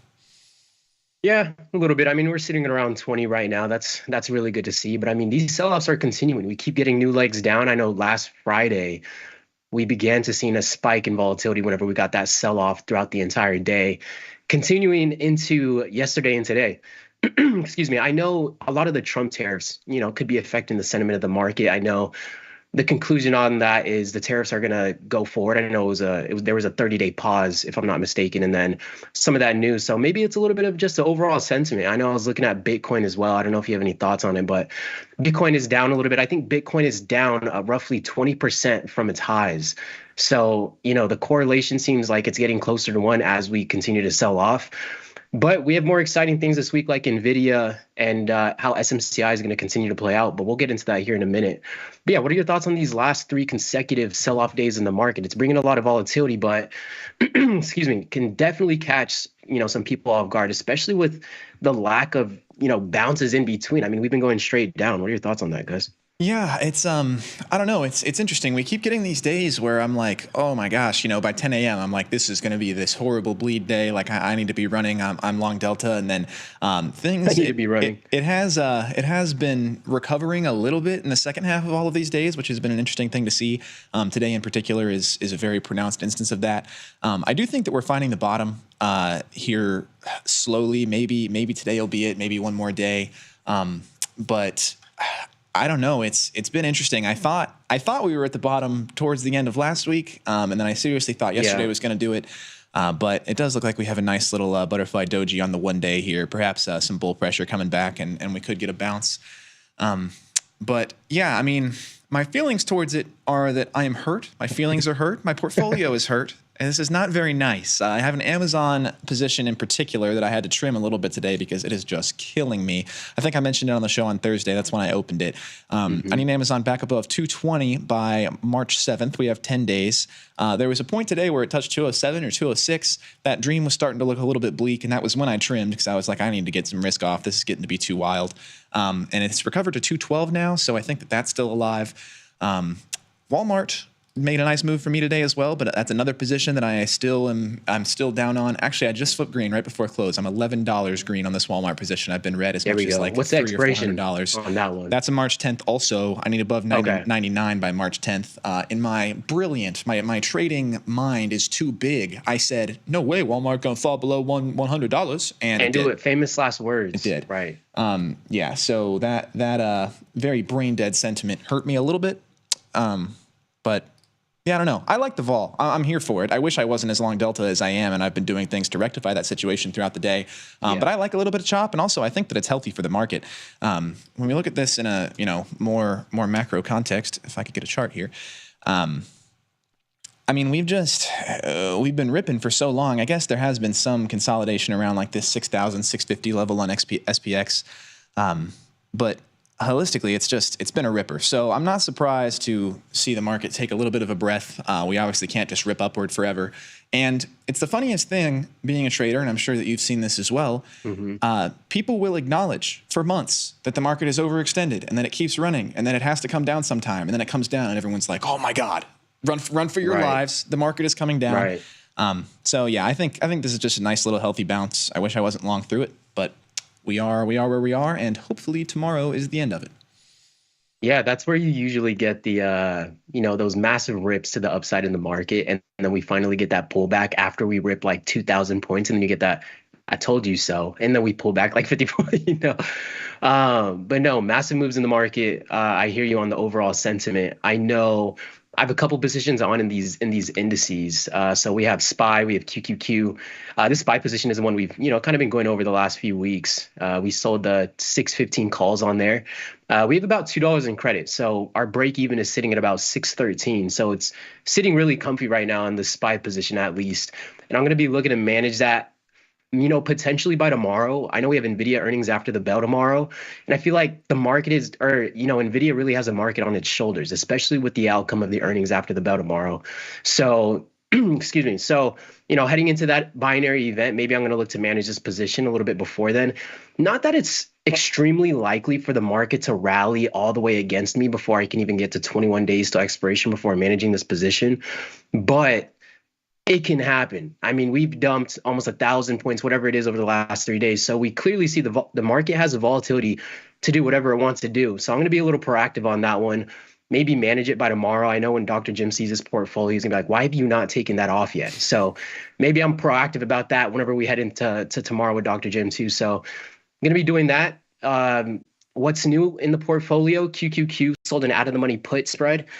That expires at the end of the week. So I kind of have two different opinions I'm expressing on the market right now, just for different time windows, I guess you could say. So short-term bullish, hopefully we get a little bit of a pop. If we stay around where we're at right now, this should play out pretty well. But again, got some long delta and have some short delta as well. So we'll see how this plays out. You got any thoughts on these two positions before we transition, guys? Yeah, I think you should get the hell out of that SPY. is my thoughts on these two positions. I can't believe that thing is still open. That thing has been open. There was a time when we thought we might never get the downward move to possibly make that thing green, and here you are still holding it. Run, get out, bro. I woke up this morning and I seen the continued sell-off, and I was like, no way. Like I was like, I'll take it. It's so funny how quickly we have such recency bias. Last week this time, I probably want to even be sitting in the same mental comfort on this position, for lack of a better phrase, than this week, just seeing the last 3 days. But yeah, we'll manage that one by tomorrow. We'll take it off. Time is going to do its thing, but definitely not going to wait for this one to expire, because 24 days, we could be ripping to all-time highs within 2.5 weeks by now. So other than that, Nvidia, let's check it out. Are you going to do anything for Nvidia earnings? What are your thoughts on this big binary event we got coming up? Yes, against the guidance that I would give to anybody else in the world, I am long Nvidia into this earnings. Interesting. I have one naked call. I bought a call, which it's a lotto ticket, and I'm treating it as such. But I decided that we've had the three. You bought it, right? No? Yeah, bought a call. Oh, that's not bad. So, all right. Yeah, and that's I've been big into selling puts as of late, but buying the call here, I feel like we're going to get some premium from the volatility tomorrow, so I don't mind being long on that side of things. And I think that this is just a spot where the market really wants this Nvidia earnings to be a big thing, and I think that we might get a solid green day tomorrow, even if they just meet expectations, which isn't something that I would usually say about a stock like Nvidia, as much of a market maker as it is, and as public as the sentiment is that it's going to blow up. But we didn't see any crazy run-up action trying to price in earnings today or anything like that. Pretty normal movement. So around 2, I decided I was going to grab this Nvidia call. I did make a little bit of money on a vertical that I had open before that. I managed to catch the bottom kind of on accident. I wanted something on for earnings. Decided to take profits on that and roll a little bit of those profits into this call. I also picked up 10 more shares. I add to my shares position of Nvidia. I double it. In fact, I had 10 before, and now I have 20. So I'm all in on this Nvidia. It seems like the perfect storm. When you talk about market wide, we got these nice dojis forming on the downside on SPX and SPY. It seems like we're primed for a bounce. By my technicals, it looks like we're primed for a bounce in the coming days. And so I think that as long as Nvidia meets their earnings expectations, which I don't think is particularly much of a question. Well, I don't know, famous last words right there. But it seems that they should meet their earnings expectation, and I think that the dump is done. So this just feels like the perfect storm to get in here and put some risk on and see what happens. It is obviously defined risk in being a call. I can only go to 0. Which that's not as defined risk as you would like. It's still a lot of risk, but it is defined. It is a defined lot of risk. And I feel like the profit. Go ahead. Yeah, go ahead. Oh, I was just going to say the profit that you can lose 100%, but this is one of those weird situations where I feel like you could lose 100% or you could make 300%, and that's EV. So right. I like the risk on that. Yeah. Positive EV potentially on those type of trades. But you making profit on Nvidia prior to that, does that make you a little bit more comfortable that profit's going to finance a little bit of the risk that you're putting on heading into earnings? Certainly. I don't know that I would have this position open had I not caught the bottom. Like I said, that my plan was to make that my earnings trade, and it was only because I made those profits that I upped it to something slightly riskier and less defined. It was because I had $100 burning a hole in my pocket, so it gave it to me on a discount. No, I hear you. And upcoming with Nvidia's earnings as well, been keeping a close eye on SMCI. This was another one that has a lot of engagement, even just on social media and on Twitter and things like that, where a lot of traders are trading it to the upside, the downside. has a lot of volatility. As we know, volatility is a trader's best friend. So it's not a surprise. This is one of those tickers that are really going around, just in the, excuse me, in the whole, trading community as of now. But I think Nvidia earnings, the outcome of Nvidia earnings, not only, are a lot of people waiting on that for the outcome of the overall market, but I think SMCI is going to be really vulnerable to whatever the outcome, excuse me, whatever the outcome is for Nvidia this week. So I was keeping an eye on it. I was looking at those 40 puts, potentially buying the 35s. I may be a little patient. I don't even mind putting this on into earnings with Nvidia just because SMCI has been hammered the last few days. And the IV rank is still sitting at a very comfortable spot. So collect $2 on this one. I like how I'm able to collect a little bit more than a third of the width so I can reduce that risk as much as possible. And then still a 63% pop on that. So this is one I've been eyeing. Nvidia, man, that's really going to tell the story for a lot of these other underlying assets that are going to be influenced by it. But other than that, that's what I'm looking at. Is there anything else, Gus, you're looking at based off of the volatility we might get with Nvidia? Yeah, as you just mentioned, I did open some shares of Applied Materials, ticker AMAT, on maybe Tuesday. Today's Tuesday. I guess it had to be yesterday. I was going to say earlier this week because it wasn't today. But yeah, I picked up some Applied Materials yesterday. This is just another sector adjacent stock here with the semis and everything. And it's not a trade that I would have found myself. And the reason that I'm only doing shares is because I'm unsure of the time frame. But I noticed that a congresswoman loaded a $500,000 sweep of AMAT yesterday. So I'm tailing. So what you're telling me is you're paying attention to whatever Nancy Pelosi is doing. Oh, certainly. If you're not, she's the greatest you're copy trader. trading Nancy She's the Pelosi. greatest trader in the history of the world. She's my idol. Why wouldn't I pay attention to what Nancy Pelosi is doing? Come on.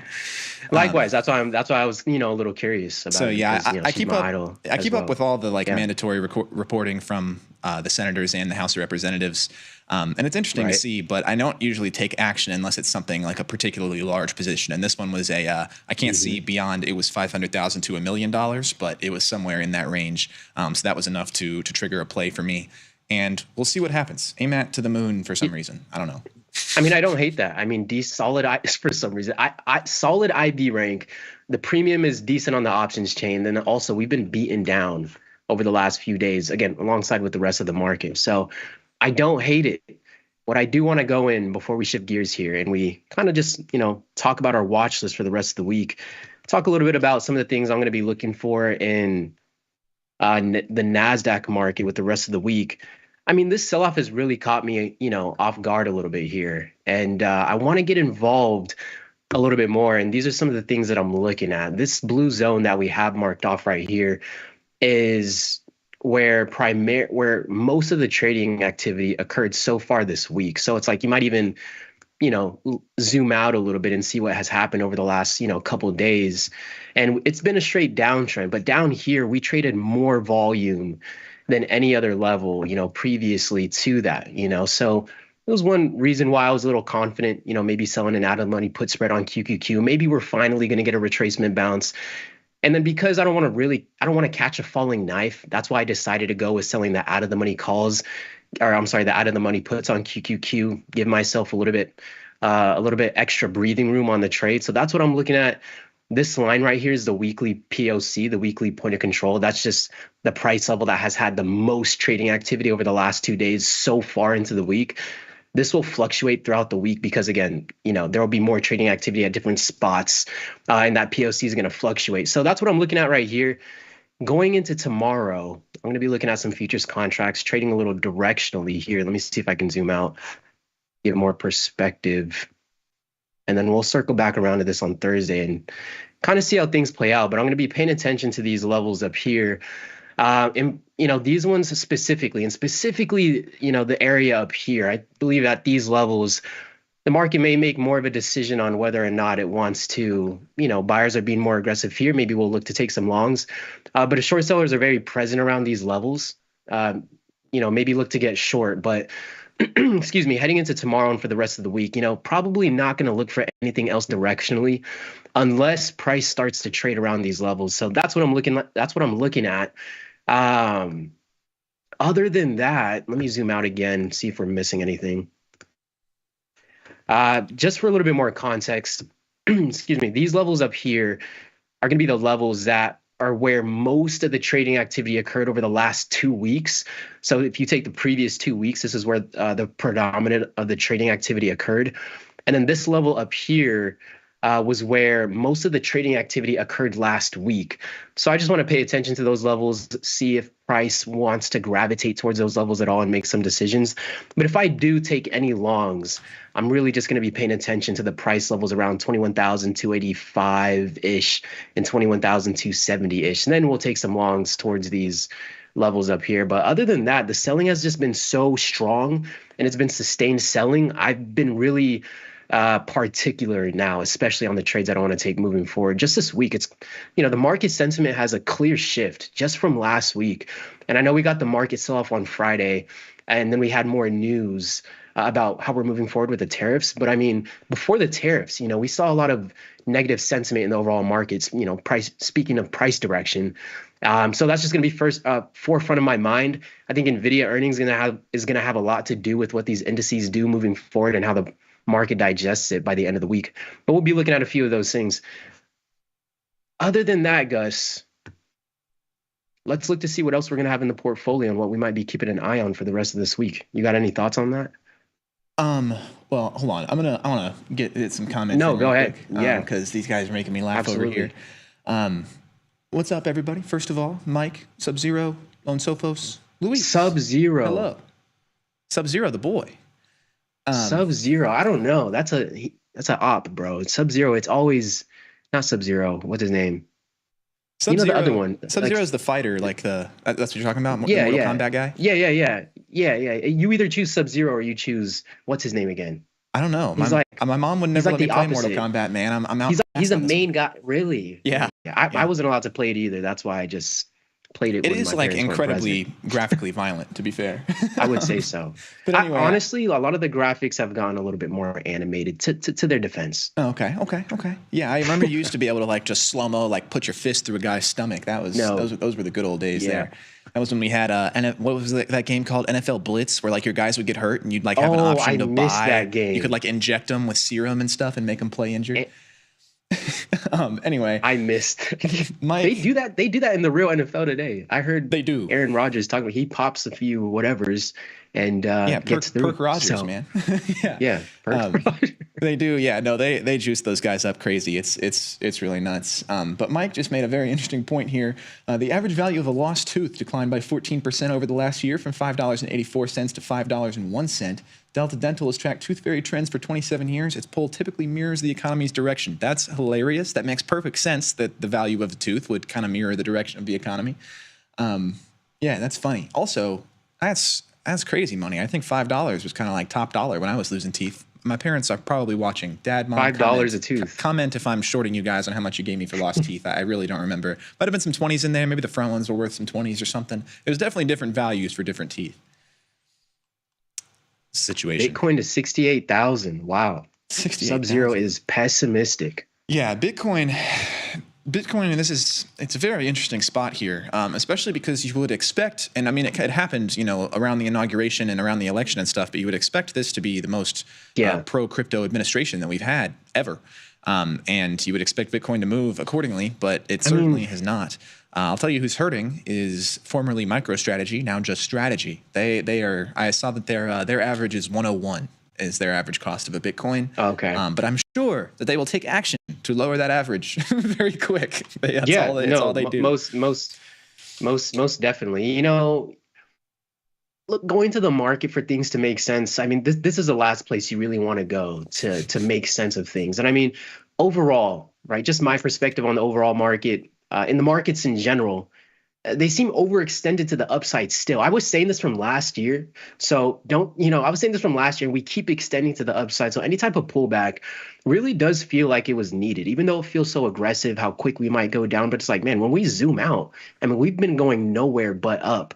But anyways, also I want to touch Scorpion. That's exactly who I was trying to reference. And the thing that I love about Mortal Kombat is the fact that it doesn't matter what generation you were born in, you probably had a season of Mortal Kombat. I mean, Mortal Kombat takes it back to the 90s. So I love that, even everybody in chat probably has some type of memory from that over there. Yeah, I just have scattered memories of playing at friends' houses and stuff, which is also how I am with every Call of Duty before Black Ops 1. I was only allowed to play at friends' houses and whatnot. I wore my parents down by the time Black Ops 1 came out. It's like, Mom, you can turn the blood off. I didn't turn it off. That was me when the GTA loading screen would come up. It's Oh, like, man. yo, why do you walk downstairs at this time? I was actually given GTA like for my birthday when I was in 5th grade, and I played it for like a week, and then my mom came and took it away because her brother called her. Her brother called her and like told her all the bad shit in GTA and about how you can go into strip clubs and all this. And so she came to me, like me and my friend were playing in my room, and she came and like pulled me out, and she was like, "Hey, you guys can do whatever, but once he's gone, we're returning that game." So she made me give it back, and I had to rebuy it later when I was like 16 or whatever. No, I hear you. I think we all might have a lot of similar stories. Sometimes it feels like we live the same life. I remember my dad saw the video game years later. It's like, when did you guys get this? And we're like, Dad, you got it for us. Have you seen and, the? I know it is that Have you seen the TikTok trend right now, which you could participate in, where everybody is showing their girlfriends the No Russian mission from MW2? Oh, I think I have. Elaborate on it real quick. It's like it's ringing a bell. No Russian is the mission where you go into the airport and just kill everybody. And so that's like a trend on TikTok right now, is guys are showing that to their girlfriends and wives for the first time. And it's hilarious because they all have very reasonable reactions that it's a horrible thing. And we were like 9 and nobody cared. I was just 9 years old. I was like chasing down the people that are running away. Oh man. So yeah, it's the innocent civilians, bro. What were we? I don't know. For real. Bro, you know what? Yeah, no, it is funny because I remember, we would call it Call of Duty. And I remember ever since then, my dad would refer to Call of Duty as Black Ops because that was like the first game he remembered. So he calls every Call of Duty Black Ops. My dad calls any shooter game Black Ops. Oh man, yeah. And one time he forgot, what the game was called, and then he was just like them shoot 'em up games. Like he just, it's just kind of funny that again we have no unique experiences, especially by your dad calling Call of Duty Black Ops. But as we wind down here, I want to take a quick look at Tesla. Premiums are looking pretty juicy on Tesla. Again, I know we've got a lot at stake for the Nvidia earnings after the bell. May not be taking too many positions, but Tesla's one I'm going to be eyeing just because of how much we've sold off and the aggression of this sell-off. So I think this is something that's going to be worthwhile to take a stab at. If I do trade it tomorrow, if I do put the position on, it'll be up on the Follow Trader page, so you can check that out. But other than that, any comments on Tesla before we wrap up here, guys? Oh, man, Tesla. As much as I have started to deviate from the no trade lists that I formed when I was 19 years old, Tesla's on there. It stays on there. You got Tesla on there. Yeah, and you have Tesla on the no trade. Okay. Yeah, Tesla. It's on my no trade. I think the analogy I've used on this show before is that Tesla turns boys to men, and it can turn men back to boys. I do not. I don't play with it. It's volatility central. Yeah. It's based on Elon's tweets a lot of the time. That said, though. From a technical perspective, I do think it's oversold.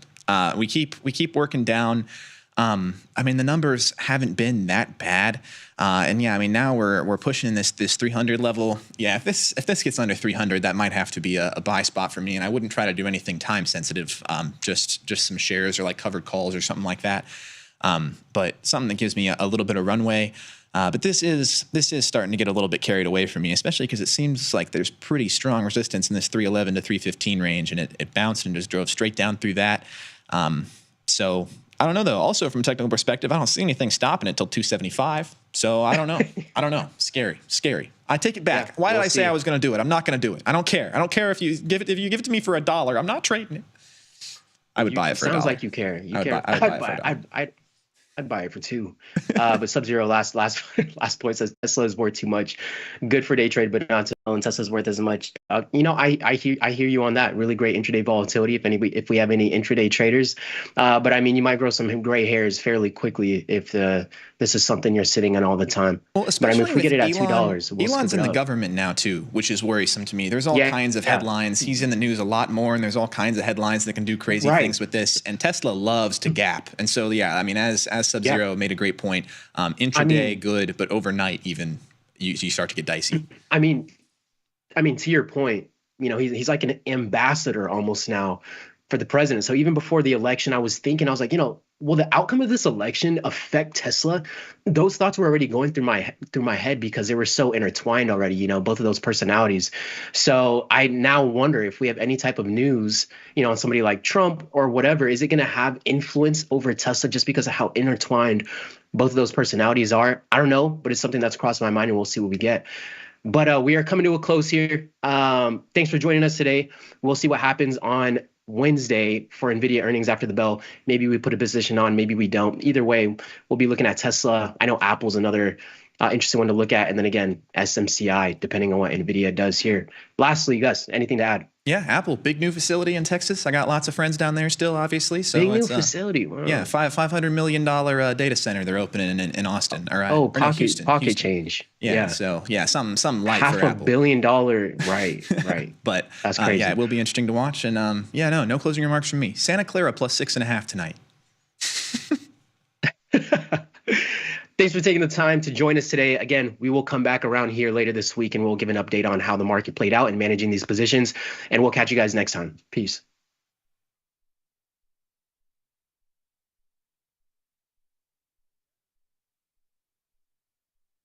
You can get up to $4,000 when you open and fund a new account with tastytrade. That's 4,000 buckaroos, 4,000 bills, or clams, 4,000 in dough or cheddar, not the cheesy kind. 4 large, 4K, 4 grand, which is no small thing. Open and fund a new tastytrade account and get on the platform for traders who just want to trade. And did we mention a bonus of up to 4,000 smackaroos? Tastytrade. Make your move.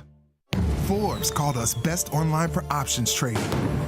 Investopedia, best for options trading, period. With stockbrokers.com, we're #1 for options and futures trading. The Motley Fool really likes us. And so does Business Insider. So what else can we say other than boom? Trade like a trader. Tastytrade. Make your move. Regulation time may have expired, but the conversation is just getting started. This is Overtime, the post-market scrimmage for market junkies. Join Chris Vecchio, Ilya Spivak, and me, Dylan Radigan, as we analyze the X's and O's for everything from earnings to politics to macro events and more. Nothing's out of bounds on Overtime. We break down the news to provide you a playbook for your trades. Watch Overtime Monday through Thursday only on Tasty Live.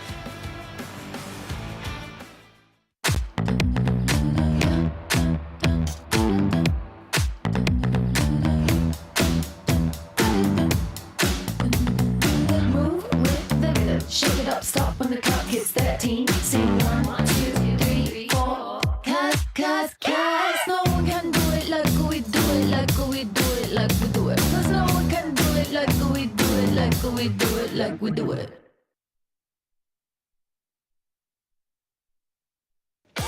Know someone who needs a better broker? For 1 month only, earn $500 for each qualified person you refer to tastytrade.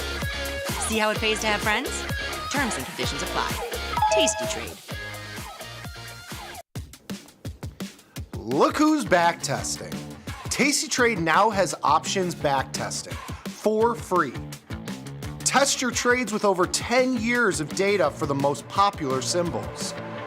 See how your trades would have performed in the past. Look back at profit and loss and take the guess out of guesswork.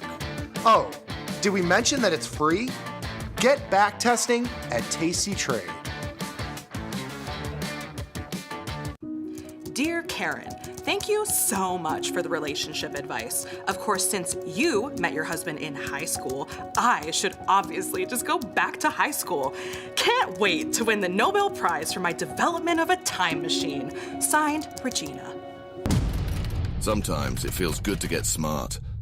Get even smarter with live trading insights. And some live taunting. You're mistaking me for someone who cares. From the smart mouths at Tasty Live. If you missed the live show, here's our cherry on top weekly recap. Why are you forcing me to show my love and affection for my wife through the I have to buy flowers and chocolates, and if I don't do that on this particular day for 24 hours? Yeah. And by the way, she bites. she bites. So if I don't do this, where are you in the relationship? Are you at the point where she's like, yeah, I don't really care? Where is he in the relationship? How much trouble can you be in? That's where he's at. Okay. Wait a minute. Where are you? Because he lives in that danger zone, which is he lives in that little bubble at the end. I love that question. Where is he in the relationship?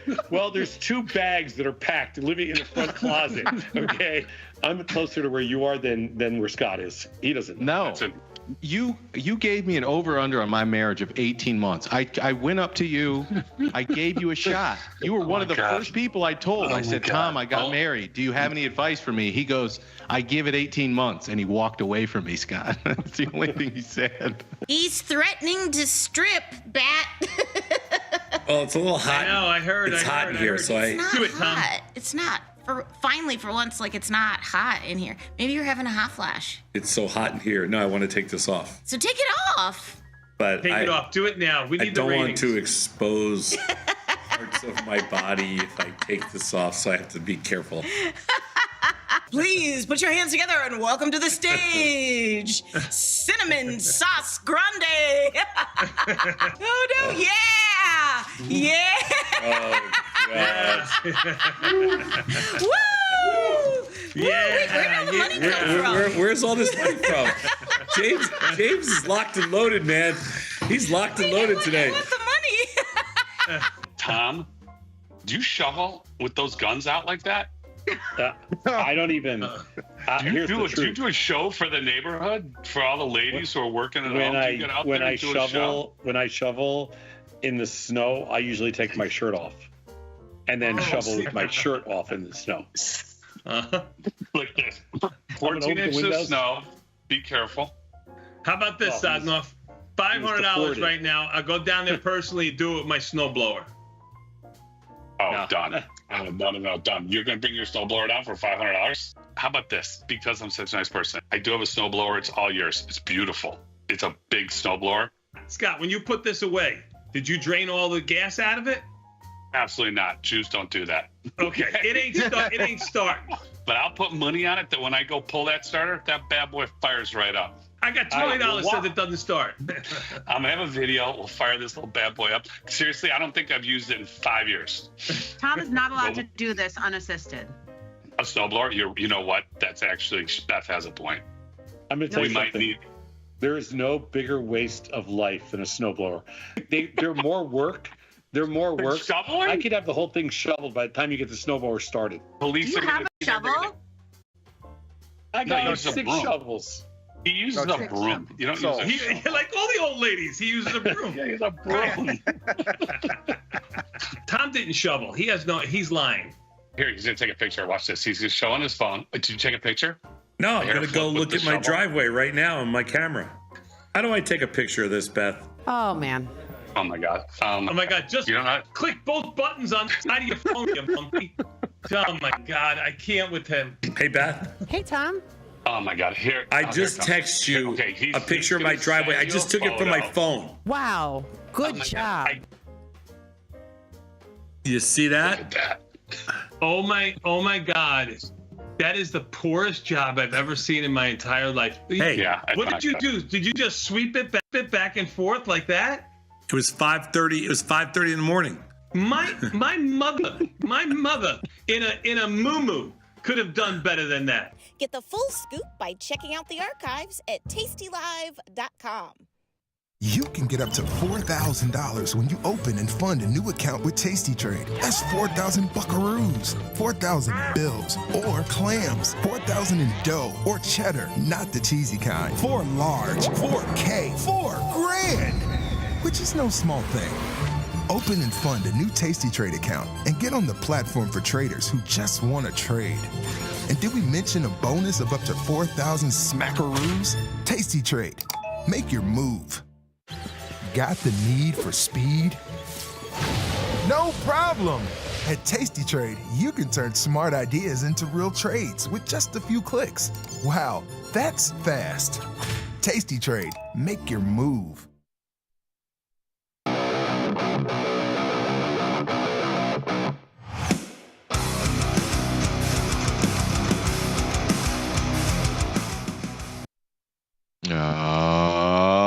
yeah, it is Tuesday, February 25th, a little bit after 5 p.m. Central Time. The best time, you know what that means? It's time for Tasty Live's Eating Show, a little podcast called The Price of Truth, a show where we like to explore the incentives that govern our world, and good God, are they giving us a lot of incentives to explore. More on that in just a bit, but before we get there, let's say what's up to our esteemed Tuesday guest, the one, the only, the global head of macro here at Tasty Live. I'm talking, of course, of Mr. Ilya Spivak. Ilya, how are you, my friend? Talk to me, baby. It's good to be back. I was away. I was away from the show last week. I was on a little bit of a vacation, but it's good to be back with these markets when they're doing the things that they're doing. The things that they are doing 3 days in a row. Don't call it a comeback, but we got 3 days in a row of sort of a risk sell-off to talk about here in just a second. But before we do that, we should say what's up to the people. What's up? Shout out to everybody watching on tastylive.com. Shout out to everybody watching on Tasty Trade desktop and mobile applications. If you don't already have both, you owe it to yourself to get them. But if you want to be part of this little chat box here on your screen, did I get it? Hopefully I got it. If you want to be part of that chat box, there's only one place to do it. And that, my friends, is on the evil Google YouTube. So head on over to YouTube, find the Tasty Live channel, and start typing away. Move those metacarpals, move those phalanges, smash your face in the keyboard. Doesn't really matter. Type in random ass characters. We can spoof the Google algorithm into putting us in front of as many people as possible and deprogram the world one view at a time. What do you think about that, Ilya? It's a tall task. The resistance won't be televised. It'll be streamed. Shout out to everybody that's already watching in the chat. Ilya, let's get to it, my friend. This all starts, I don't know. Let's go chicken or the egg here. Does this all start with some weak PMI numbers, a services index that just kind of puked on itself unexpectedly, well below even the lowest Wall Street expectation? Bad housing numbers, bad consumer, I think what was it, consumer confidence, something like that, last Friday. Is that really what it was, Ilya? Or is it, the fact that you got to the upper end of that range a second time? You don't touch the stove twice. 6,200 was the perfect place. What is it here? And we haven't found, I think, a level that the market likes yet. What do you make? I think it's both. I think if you look at sort of the overall picture, it really hasn't changed since the beginning of December, where we set those highs. We've been in a real well-defined range.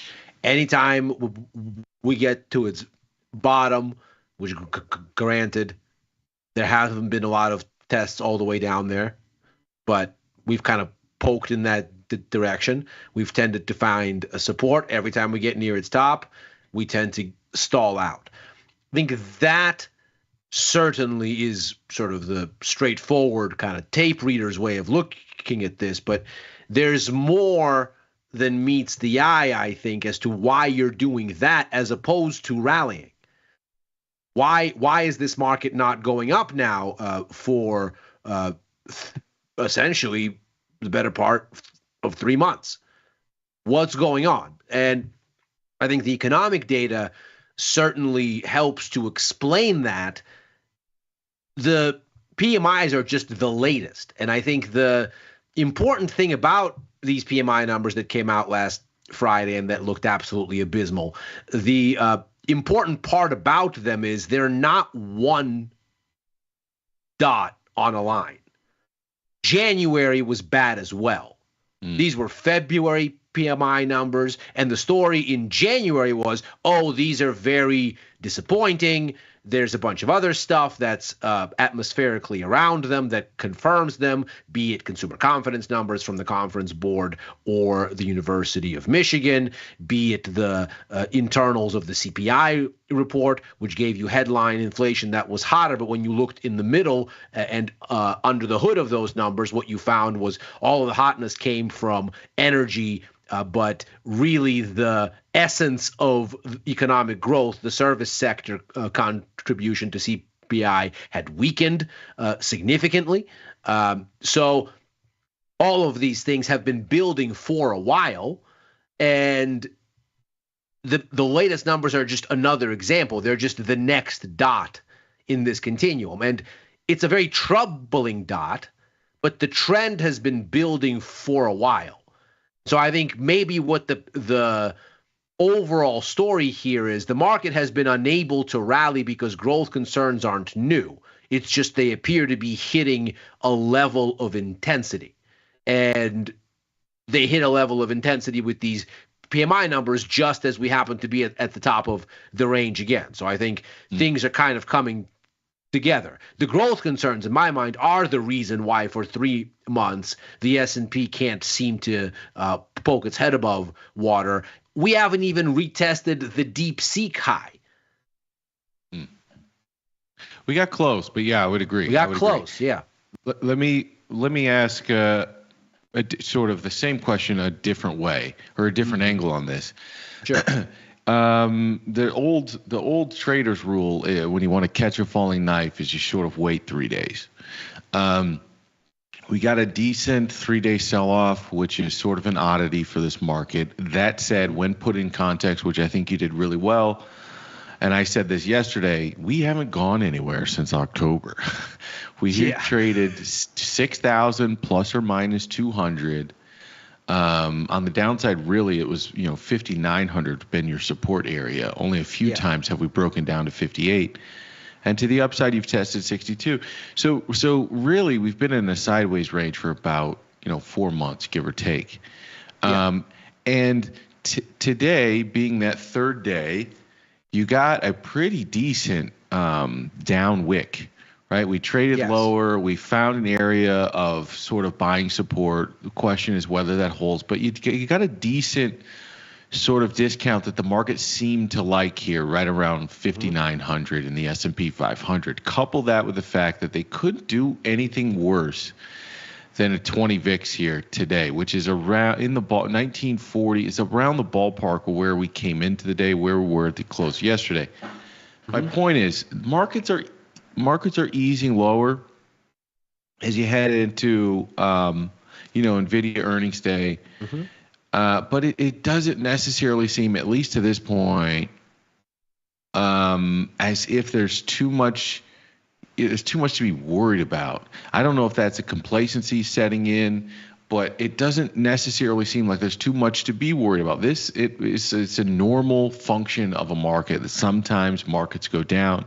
We've had 3 days of sort of downward price action, which is, again, an anomaly for this bull market, but it's probably healthy in the big scheme of things. Should I be looking at this as just a normal, healthy sell-off, moving towards the bottom end of the range and play it as such? Or do you think it's the start of something else?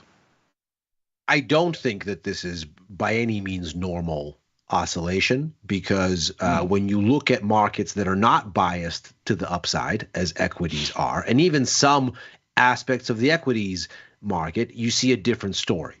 The first place you'd look to essentially say, okay, what's actually going on here? Why are we coming down? Is, okay, the markets are down, but are they down for some sort of substantive reason, and what's going on across markets wise? If there is a growth scare, if there is something macro in the water, then you should see it across asset classes. And that you do. You see that the bonds had a massive breakout. You see that stocks couldn't make hay of it, which is another interesting little tidbit. Until relatively recently, I dare say until early December. Wait, what happened in early December? That's right, all the indices topped. So since then, Fed policy expectations becoming a little bit more dovish here or a little bit less dovish there haven't really had much of an influence. The market has been in a standstill. Near-term Fed policy expectations, looking at the 2-year yield, have been relatively steady. What you have seen, though, is you've seen yields start to fall at the long end. And that tends to be anticipation, as you would expect with weakening economic data, of weaker something downwind that would get the Fed to cut more later. Which is sort of hilarious. Because today it's I don't know what the hell they're going to do. We'll talk about what the downstream condition or the downstream impacts of them cutting. But it seems like precisely at the moment the yields are falling. So the red line is when we started this cutting cycle back in September with that jumbo 50 basis point cut. The green line is November. The blue line was December. Now since holding, you can see this yellow line. That's where the yield curve is now. We're falling.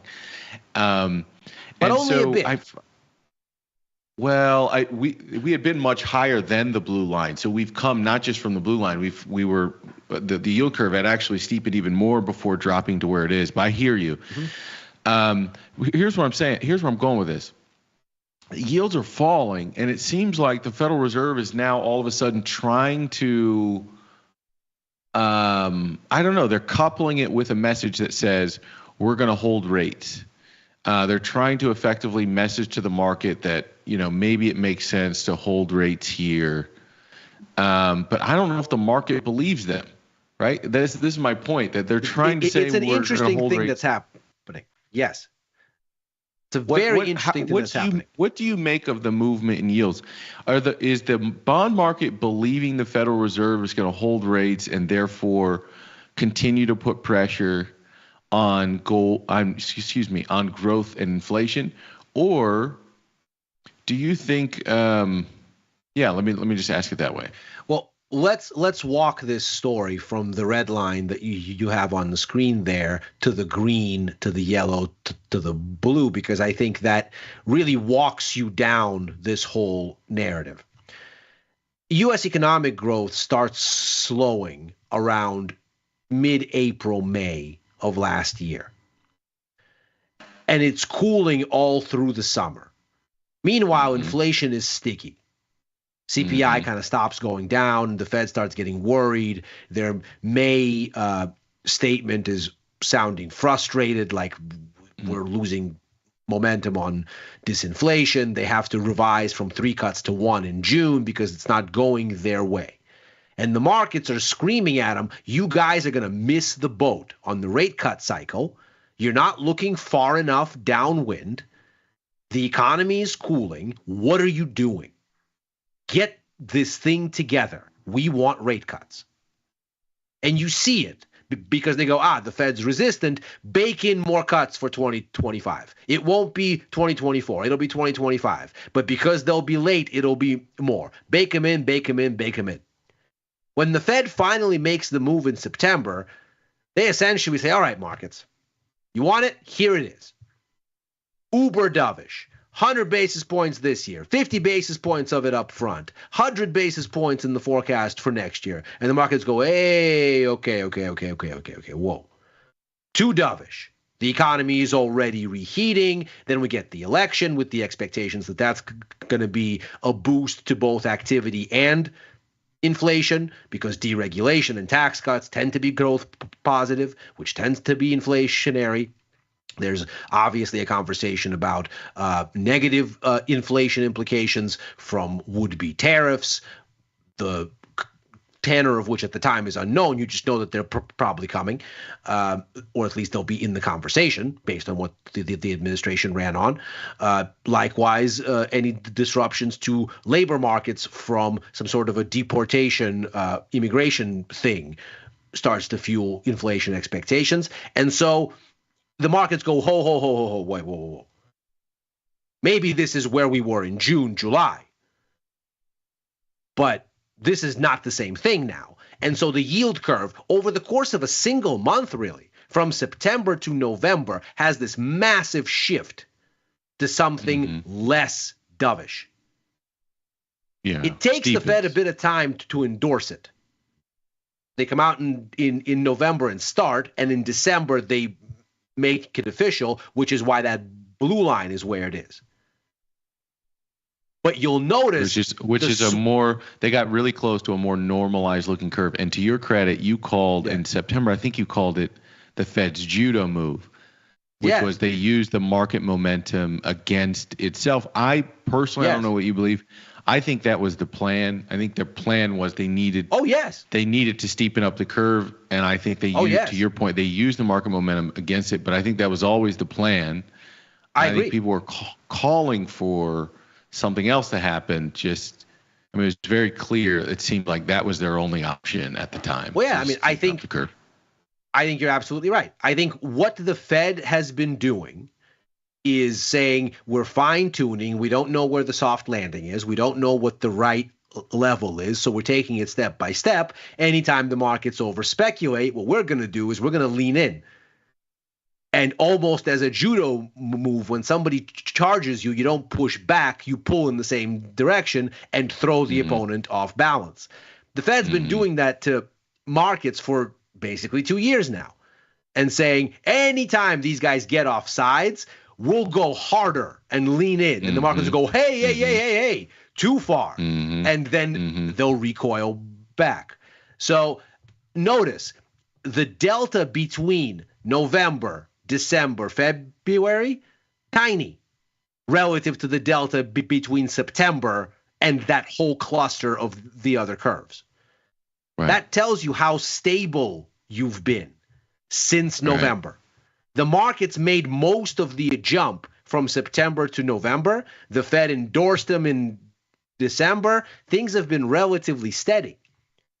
The markets, for their part, are actually priced more hawkish than the Fed. They're about on par for this year, about 50 basis points in Fed funds futures for this year. Fed had 50 basis points in the S&P. Next year, things get lighter. Go ahead. Fed has 50 basis points. Markets are at less than a single cut. Right. They're kind of 50-50 on maybe one cut.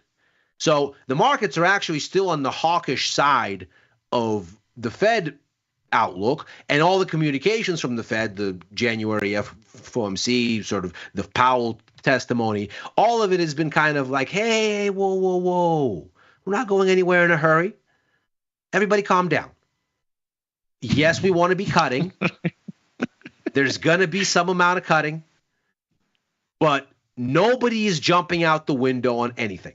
We're not in a hurry to deal with growth. We're not in a hurry to deal with inflation. We think everything's on course. We're paying attention to both sides. Our hands are off the wheel. We are in wait and see mode. I don't think the Fed is saying that they're not going to cut. I think the Fed is saying they're not going to cut a lot and they're not going to do it quickly. So what you've seen is this interesting thing where in that kind of an environment, especially given the long time lag between the January FOMC and the March FOMC, there isn't one in February, obviously. Here we are. It's already the 25th. So we're in a situation where there's not really much need to move the front end of the curve. The Fed is telling you, sit on your hands, and that's really what's been going on. The 2-year is basically anchored in a range, and you see it in the short delta, the small delta between those curves that you were just showing. There's really not a whole lot of movement in the curve between November and where we are now. And when you look at the 2-year yield until today, you see that stability. Nothing has really moved very much. Since the 21st of November, you put a bottom in on the 2-year note. You've been in a narrow range above that bottom ever since. The movement has happened at the long end because as more and more negative growth data comes in, and that's been more of a recent story, more of the past 2-3 months, the markets start to go, okay, now we're going to speculate that actually the Fed has overcorrected in a hawkish direction, and maybe they'll need to do more after all. And this is where this whole judo move again has room to occur, where when the Fed comes out in March, who knows? Maybe they'll try to flip the markets over their hip again. But when you look at the actual data and the substance there, and why the markets are starting to get spooked. You see something a little bit different this time. Mid last year, it was a cooling. It wasn't this. These PMI numbers are atrocious. We've had the first contraction in the service sector in February in 25 months. And the only thing that's growing in the world economy right now is the U.S. service sector. In fact, one of the reasons that the booming, buoyant U.S. economy that we've seen over the past 6-9 months hasn't spilled over and given a lift to Chinese growth, given a lift to European growth, is all of our main trading partners mainly export goods to the U.S. And goods have been kind of anemic. All of the demand has been in services, and that's mainly served by domestic firms. So even Canada, 80+% of Canadian exports come to the U.S. How could it possibly be that the U.S. is booming and Canada is struggling? Well, it's because we're not buying Canadian stuff, because what people are buying are mainly services, and that's mainly at-home demand. So the only thing that's been powering global growth to any extent, basically since May of last year, has been the U.S. service sector. China is still at standstill. Europe is still at standstill. Nothing is really happening on the goods side yet.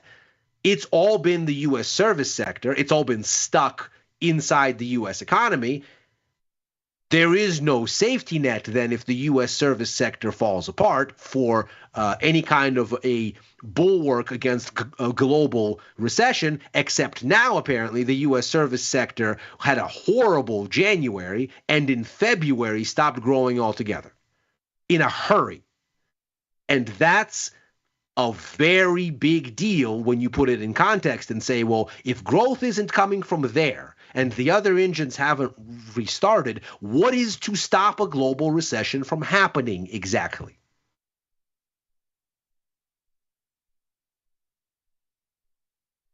You know, I think the interesting thing about this move in yields is that it's coming with stability in the difference between the 2 and the 10.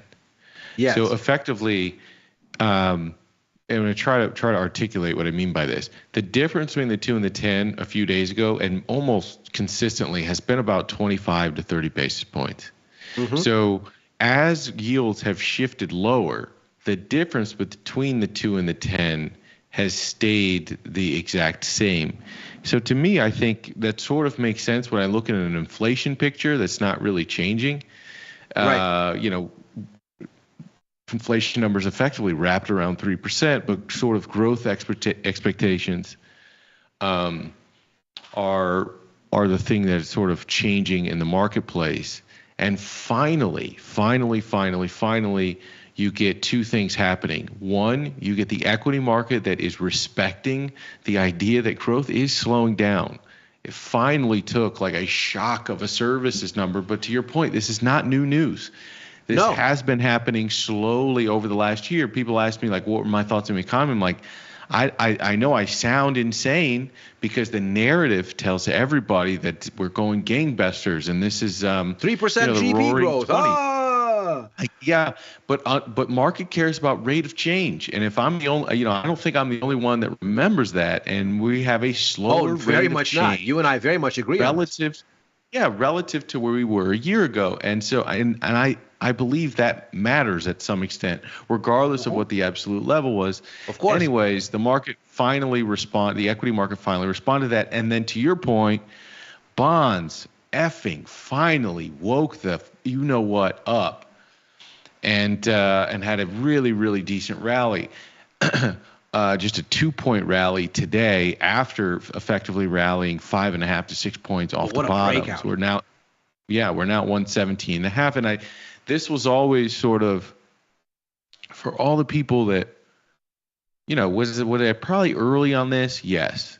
But was the risk and reward in favor of shorting bonds and playing higher yields after let me just show you. After a move where this has been a one-way train. You'll remember that you and I both were looking crazy out here when towards the end of last year we were both saying, I think maybe the bonds are ready to go higher here. Well, I thought we'd get a trader's rally. We were very out of rally consensus. we got. Yeah, the rally we ended up getting November, I was just stupid because we got a 5-point rally, and I'm like, I think we can get 2 more points. So the risk and reward of trying to hold on for 2 more points was dumb, and so I just had to hope that I got a rally in order to fix my position. So that was really where I was at the end of the year. But I still think we're going to see 5% yields in the 10-year. I just don't think you go straight there. That's not how markets work. I don't think you go straight there. And we gotta give people something to think about, keep them honest. And I'm glad we're finally getting, a 7-point rally is something legitimate here. That's going to give anyone who does think we're going to end up seeing 5% yields in the 10-year and then higher in the 30-year. It's going to give us an opportunity to reestablish, I think, some positions at pretty decent prices. Well, and by the way, one of the reasons that the curve has been holding steady as it's been holding, is for the first time in a while, for the past 2 weeks, you have not had this give and take where the market is fiddling around with, we're going to get the same amount of cuts, it'll be later or sooner. Yes. Now we've started to see more dovishness both for this year and for next year. And as though the market is saying, okay, the growth excrement has hit the fan, and we're going to get more cuts this year and next year because this economy is fizzling. But people need to understand how important the statement you just made, because we've been doing this dance where growth. It'll be later. It'll be sooner. It'll be later. It'll be sooner. Well. Also, that's been sort of this suspension on the market. Yeah. So if growth sort of speeds up, inflation speeds up, okay, they take out future cuts, and that sort of balances any volatility we might experience in equities or bonds, and vice versa. Growth slows down, okay, we just increase a little bit more of those future cuts, or to your point, move them around. But the point is, it's been sort of the shock or the suspension. All of a sudden, what just happened over the last couple of days is they're adding cuts, and also it's not increasing yields, because up until now, from September till now, you tell the market you're going to cut, then they're like, okay, yields need to go higher. I need to get paid more because I'm not confident that you're going to return my purchasing power on these bonds. Now the relationship just changed. They're giving you more cuts, and yields are still coming down. That's telling you a lot. Not only that. About stocks the can't market's rally on the yields coming down. That's boom. That's also a completely different the whole relationship other thing. Over the last 3 days. I agree 100%, Ilya. 100%. That is what's different about this last 3 days, and I do think it's worth, maybe not, running around with your hair on fire, but that type of relationship is worth noting, and it's worth paying attention to. Now add into this. The low-yielding European currencies are outperforming the higher beta, more stock-oriented, commodity-linked currencies. Break that down. The dollar is down against most things because all of a sudden the Fed looks like it's not going to be as hawkish, so those yield differentials are shifting against the dollar. The yen is outperforming because yields are falling and people are unwinding carry. Never a good sign. Start putting all these things together. Crude oil is down. Copper is down, both cyclicals. Start to put this together. The Russell started falling before the big indexes. No tech, hopium there, just sensitivity to the business cycle. I've been short IWM for about 2 weeks now. I only just rolled my begrudging shorts from the December tops in SPY and the Qs. I keep rolling them because I don't think anything's changed. If you want to be short at the top of this range, I think it still makes sense. But the one that's really come in has been Russell. It's been sinking, and that's the growth sensitive one. How interesting. Russell, you'd think under the previous regime, lower yields, better for regional banks, should be good for the likes of KRE, should be good for the Russell. Nope. Growth concerns. You guys have pointed out that relationship. I always thought, I'm not calling it out as I'm not challenging it. I always thought it was just steeper yield curve is better for the Russell, not necessarily higher or lower yields. I guess I do understand it because all these are smaller companies. So lower yields are much more helpful to these smaller companies. Well, I think it was more like the SVB level concern, right? That Russell is full of these names, in particular, obviously, regional banks that are sitting on giant HTM, hold to maturity holdings that they never mark to market of U.S. debt. And when the idea is you're going to hold these things to maturity and never mark them to market, you're not going to move them around when the Fed starts a massive rate hike cycle in 2022. You never intend to be that active with these things. You intend for them to just be on your books and just be a place to safely store a bunch of money, because if there's one thing that you can say for all the warts of U.S. Fiscal health, the U.S. is still the most eligible borrower in the world. Not just sovereign, but just period. The U.S. government is the most eligible borrower that we can think of. And so people bought a bunch of U.S. government debt, stuck it into HTM in their portfolios at the regional banks, and sat. And what happened with the rate hike cycle is obviously rates went up. Those portfolios started to take heavy losses.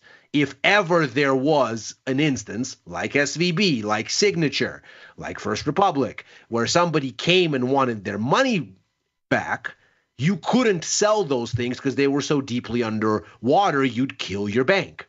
That was the whole issue. So when you got yields lower and the value of those bonds came up and those portfolios were less underwater, that was relief for things like KRE, because that meant that the risk of a bank run turning another regional bank into recent memory was relatively relieved.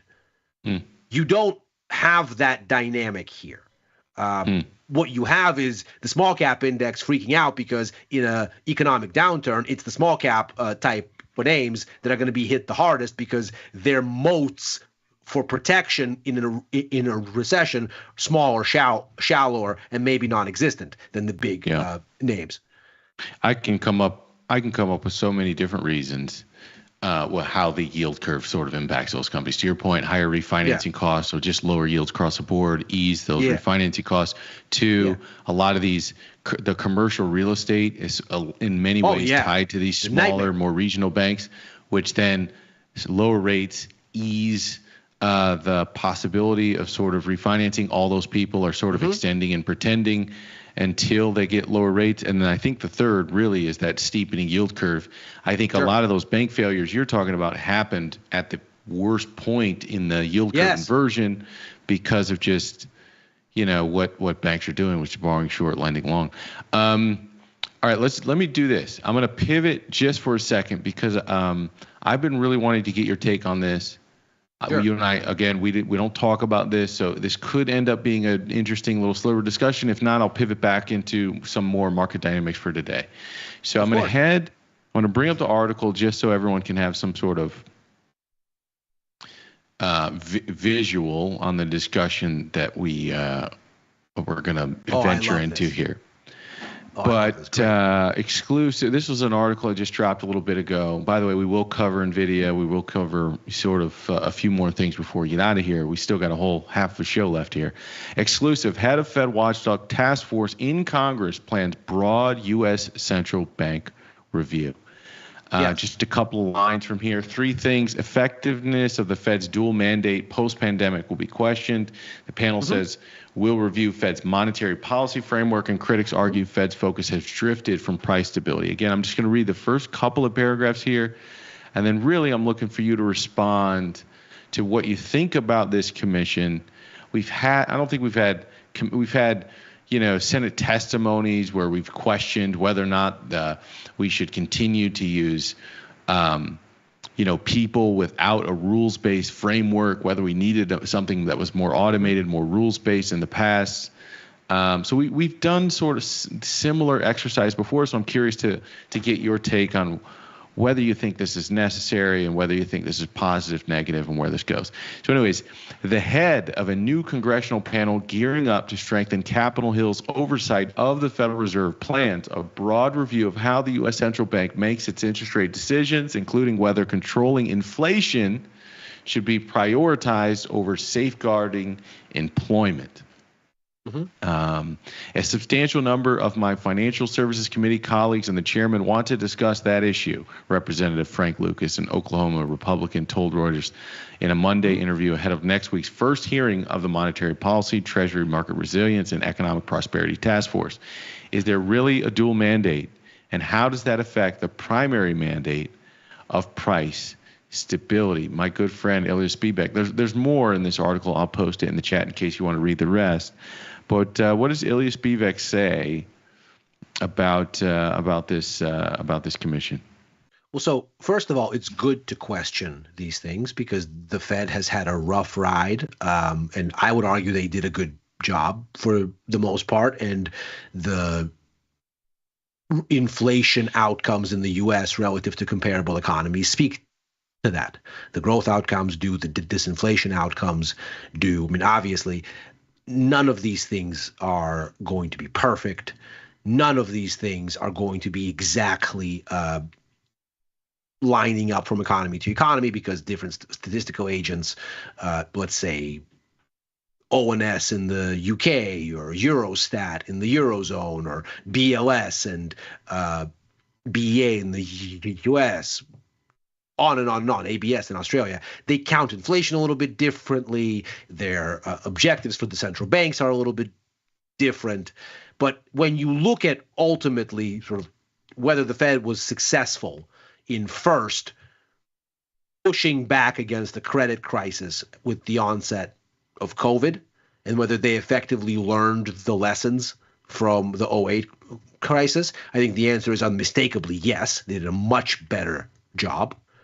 They ended up doing a lot more with a lot less QE, with a lot less shenanigans, and ultimately were a lot more effective.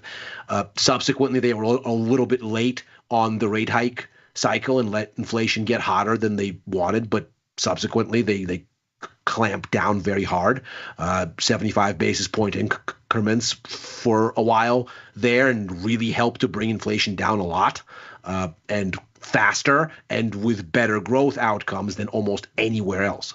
So I think the Fed should welcome any kind of a review, any kind of scrutiny. I also think it's completely normal to talk about what the right mandate for the Fed is and whether that needs to change. The dual mandate is only dating to the late 1970s. Yeah, 1978. This whole idea, by the way, that the esteemed member of Congress is putting out there that inflation is the primary mandate is complete bunk. The Fed doesn't have a primary mandate. It has a dual mandate. It has two sides of a mandate, and it has to pursue both sides. That's sort of the point here. But the Fed is unique in many ways, not completely unique, but it's not common. Most central banks only have an inflation mandate. They don't have a growth mandate. They don't have an employment mandate, mostly. Most central banks just target inflation. And of course, inflation and growth are intimately linked. So in targeting inflation, you also target growth. But in the US, it's explicit. And the Fed should be perfectly willing to say, well, we didn't start with an employment mandate. We've had one for a long time. Let's look and see if maybe our work could be made more effective by changing things around. That's perfectly fine. That's a good conversation to have. Why not? It's perfectly fine to say we need to review how the Fed performed and whether it could have performed better, whether there are other things it could be doing. The Fed recently adopted an explicit 2% inflation target. That's a post-08 crisis invention. Before it just said price stability. It's also and didn't put a number the way on things it. are going, a pre-COVID phenomenon. It doesn't seem like we're going back there anytime soon. And post-COVID, and sort of right around there, they said, you know what, we need to go to average inflation targeting. We should allow for some room to overshoot and undershoot. So this is an evolving thing, and that's fine. That's fine. It's not a perfect science, these things. It's not a science at all. Markets are constantly moving. The economy is constantly evolving. The Fed is by definition reactive because there is no way the Fed can sit there and know that there's going to be a COVID pandemic or an AI breakthrough, which fundamentally changes the way growth and inflation works for some amount of time. So the Fed should be reactive. It's always going to be a little late. It's always going to be a little bit behind the ball by the nature of the job. You should be looking at ways to fine-tune, improve. All that's fine. Where I think you get into trouble is when you start having the Ron Paul conversation, which is, what are they even doing over there? We need to audit the Fed. That is utter nonsense. Why? Here's why. The Fed is one of the most transparent institutions you could possibly imagine. They publish absolutely everything. Go to their website and see it. All of their numbers, everything they do, updated weekly, monthly, at all times. So what does it mean to audit the Fed when all of their numbers are already public? It means putting legislative oversight directly into short-term policy setting. When you look at what that would mean from Ron Paul's perspective, terms, you think that's what he means? I couldn't disagree with you more. I don't know. I hope it's a libertarian. He doesn't want more regulation. I hope what he means isn't that.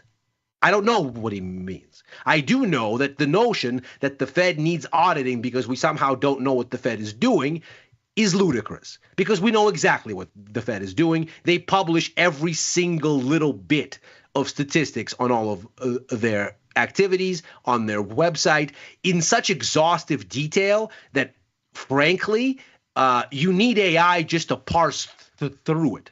So it's an audit, so an audit is reconciling what you publish versus what the actions were.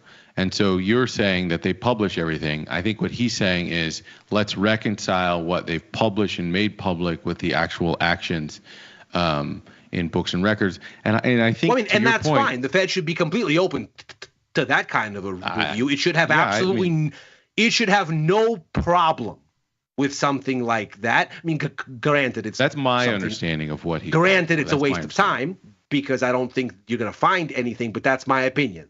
If people want to look, they should be able to look, and there should be no problem with looking. Where I have an issue is when the Fed's independence to set policy is challenged, and when you start to put near-term political considerations into monetary policy, which is a point you've made, I think, very eloquently as we've had this conversation on and off. The unique nature of the fiat monetary system as we know it today versus every other time it's existed is every other time the central bank wasn't independent, or the equivalent of the central bank. In every other case, politicians were in charge of the supply of money. And in every other case, they crashed the systems because they invariably could not resist the urge to print.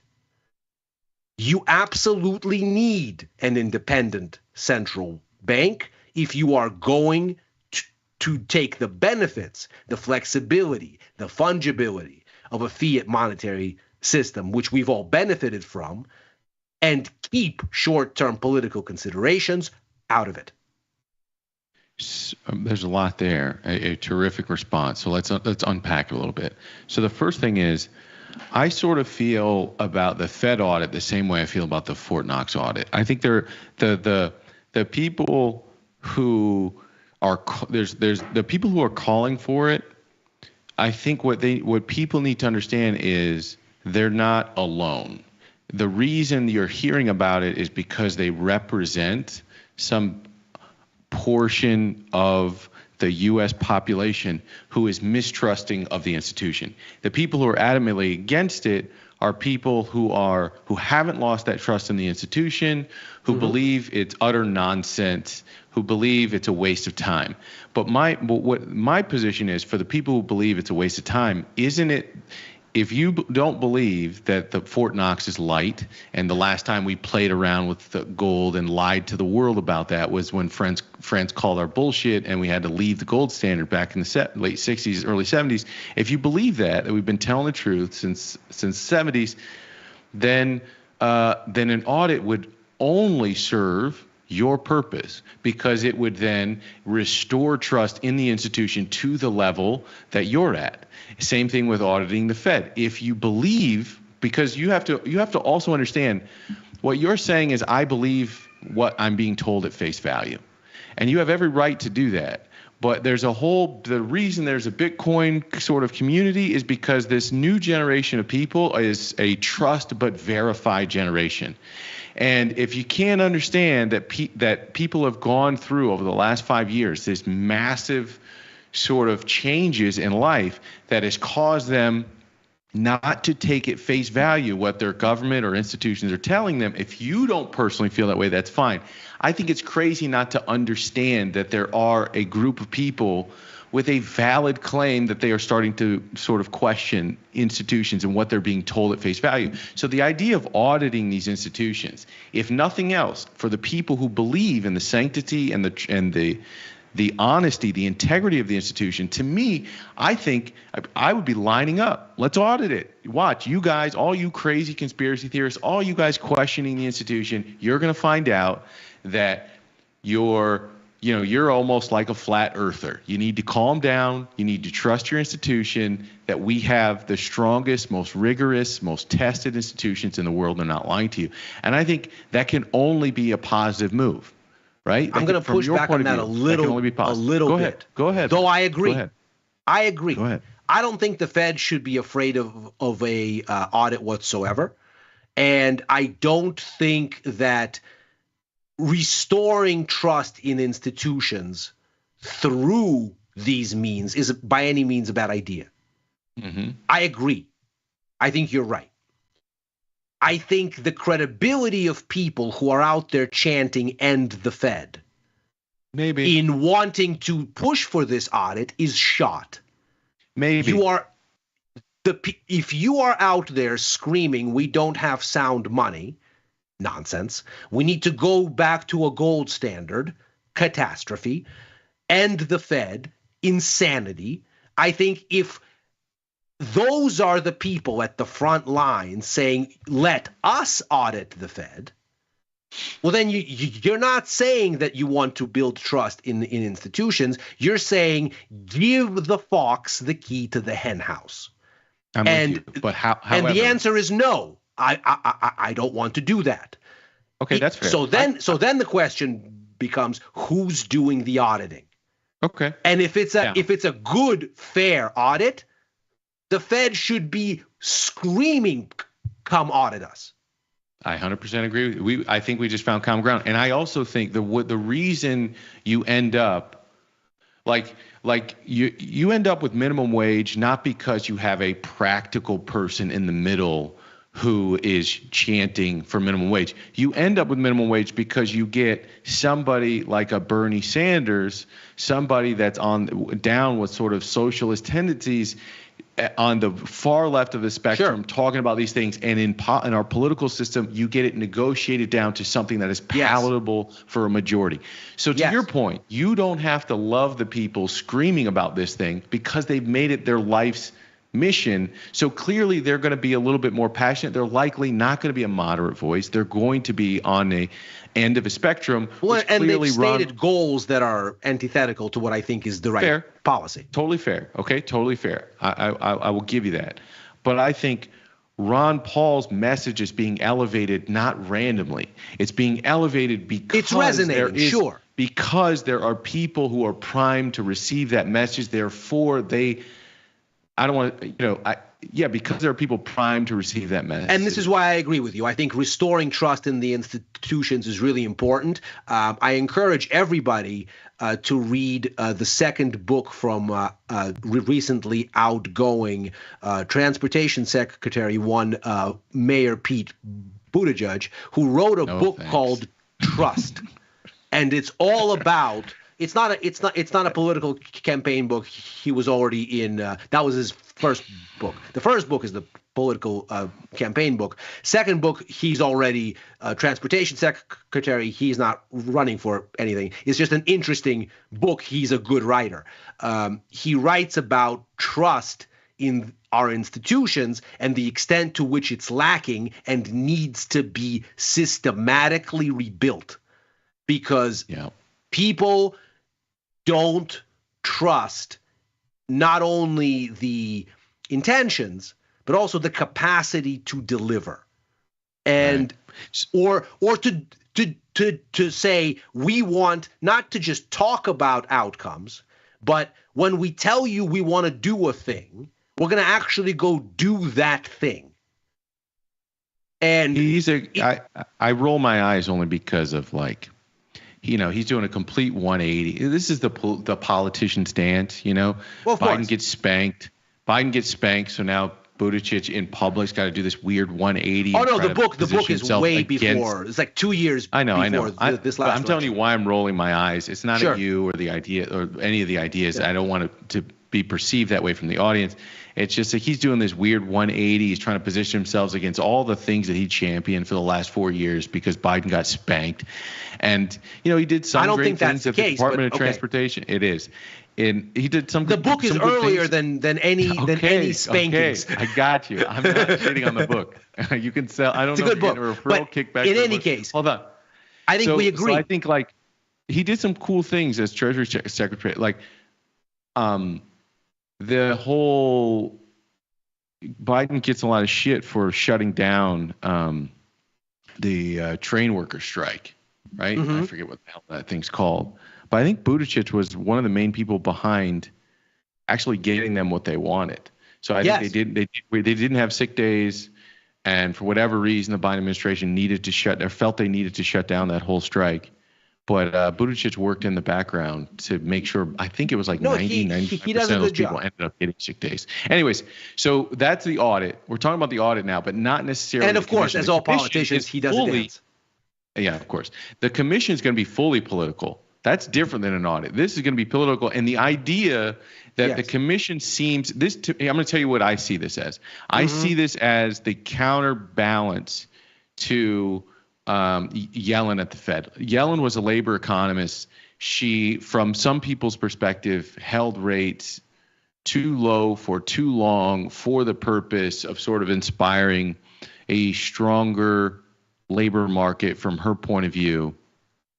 And I think to some extent, the idea that you just stop worrying about employment and you just focus on price stability, to me, at some level, this feels like a little bit of a response, sort of like this counterbalance, knee-jerk response against the labor economist yelling at the Fed for so long, which has arguably, from some people's perspective, had negative consequences. It's a funny axe to grind, right? Because inflation went up well after she was out of the Fed. On Powell's watch, who is a Trump appointee and not an economist by background.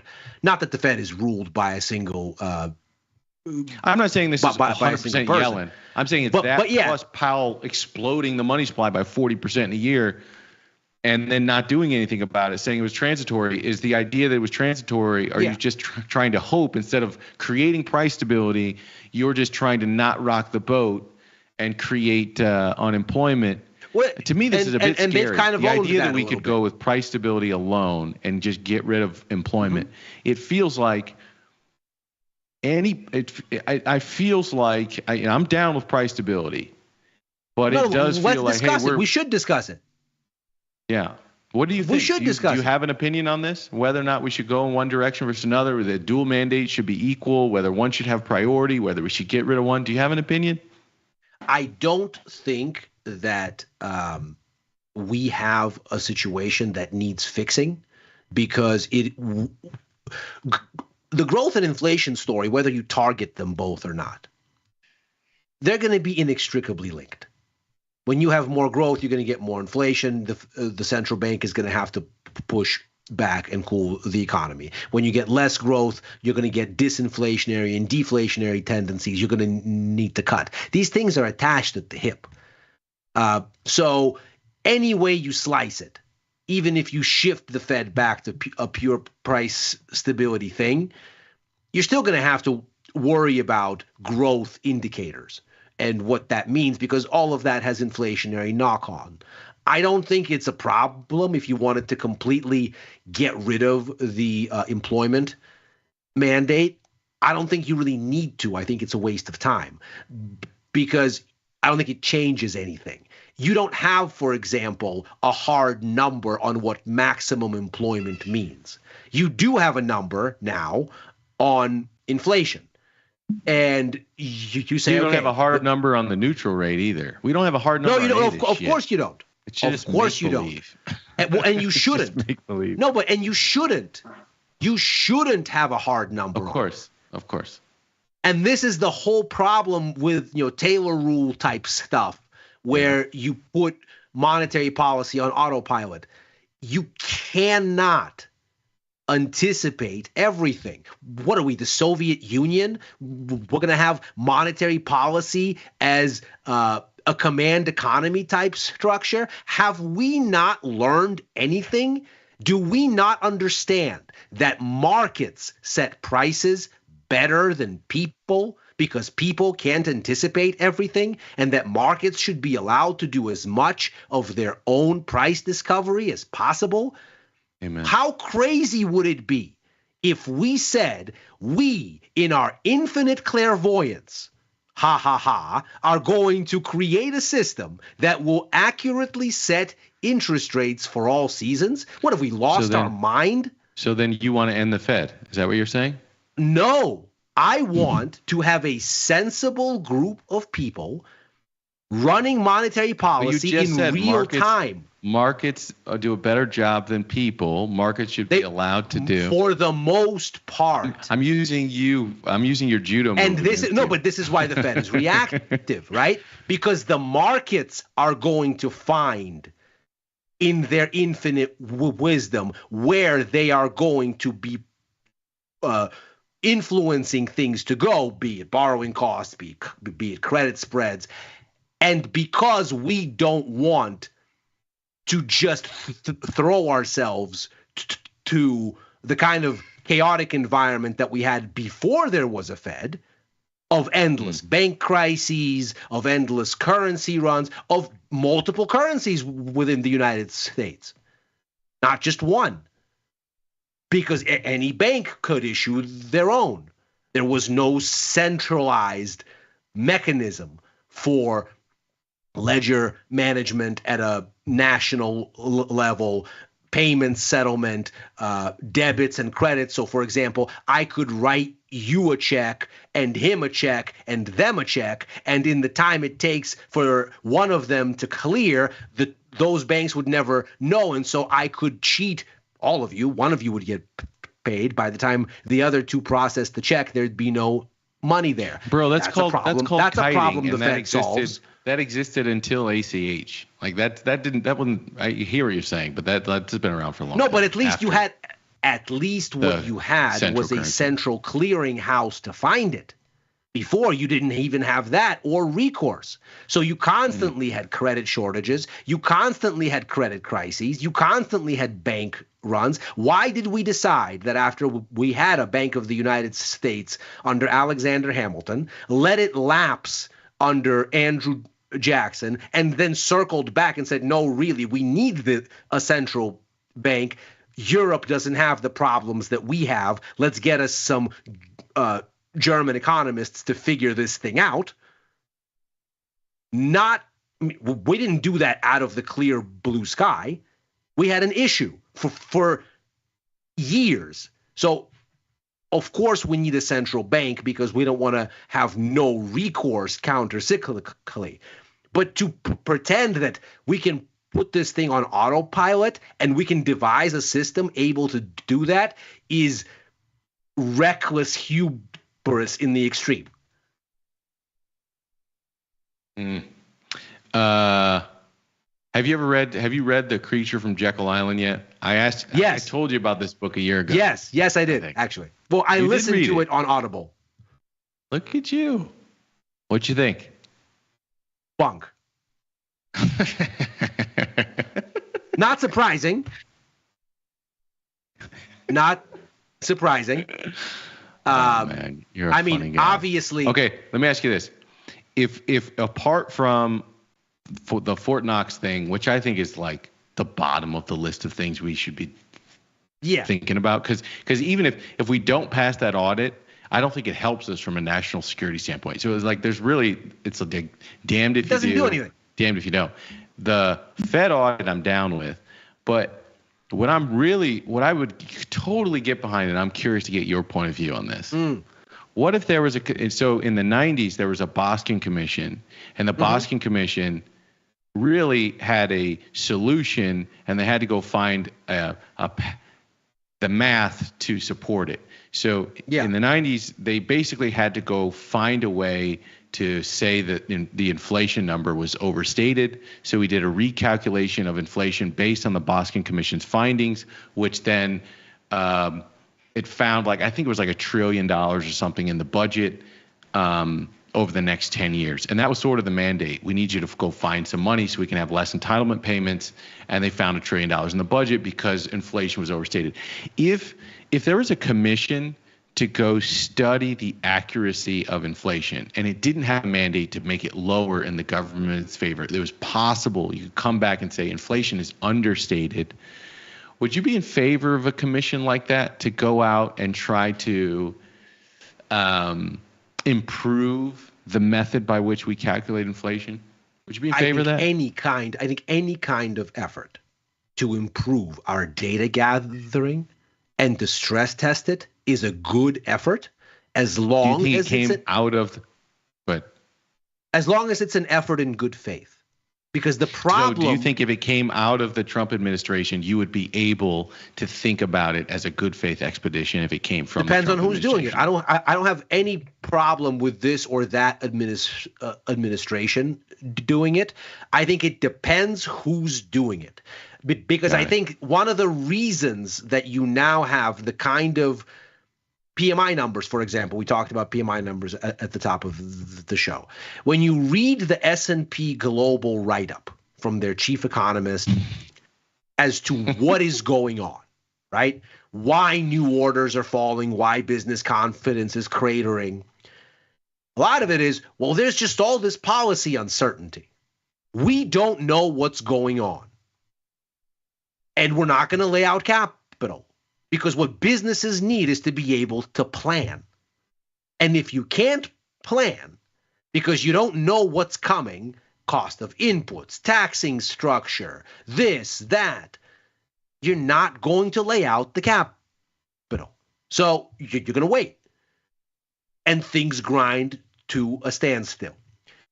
I think the kind of haphazard policy making that we've seen, for example, with USAID, where now Secretary of State Marco Rubio has to run around and go, wait, here's a waiver for you. We actually do want these ISIS terrorists to be in U.S. funded jails to make sure they stay there.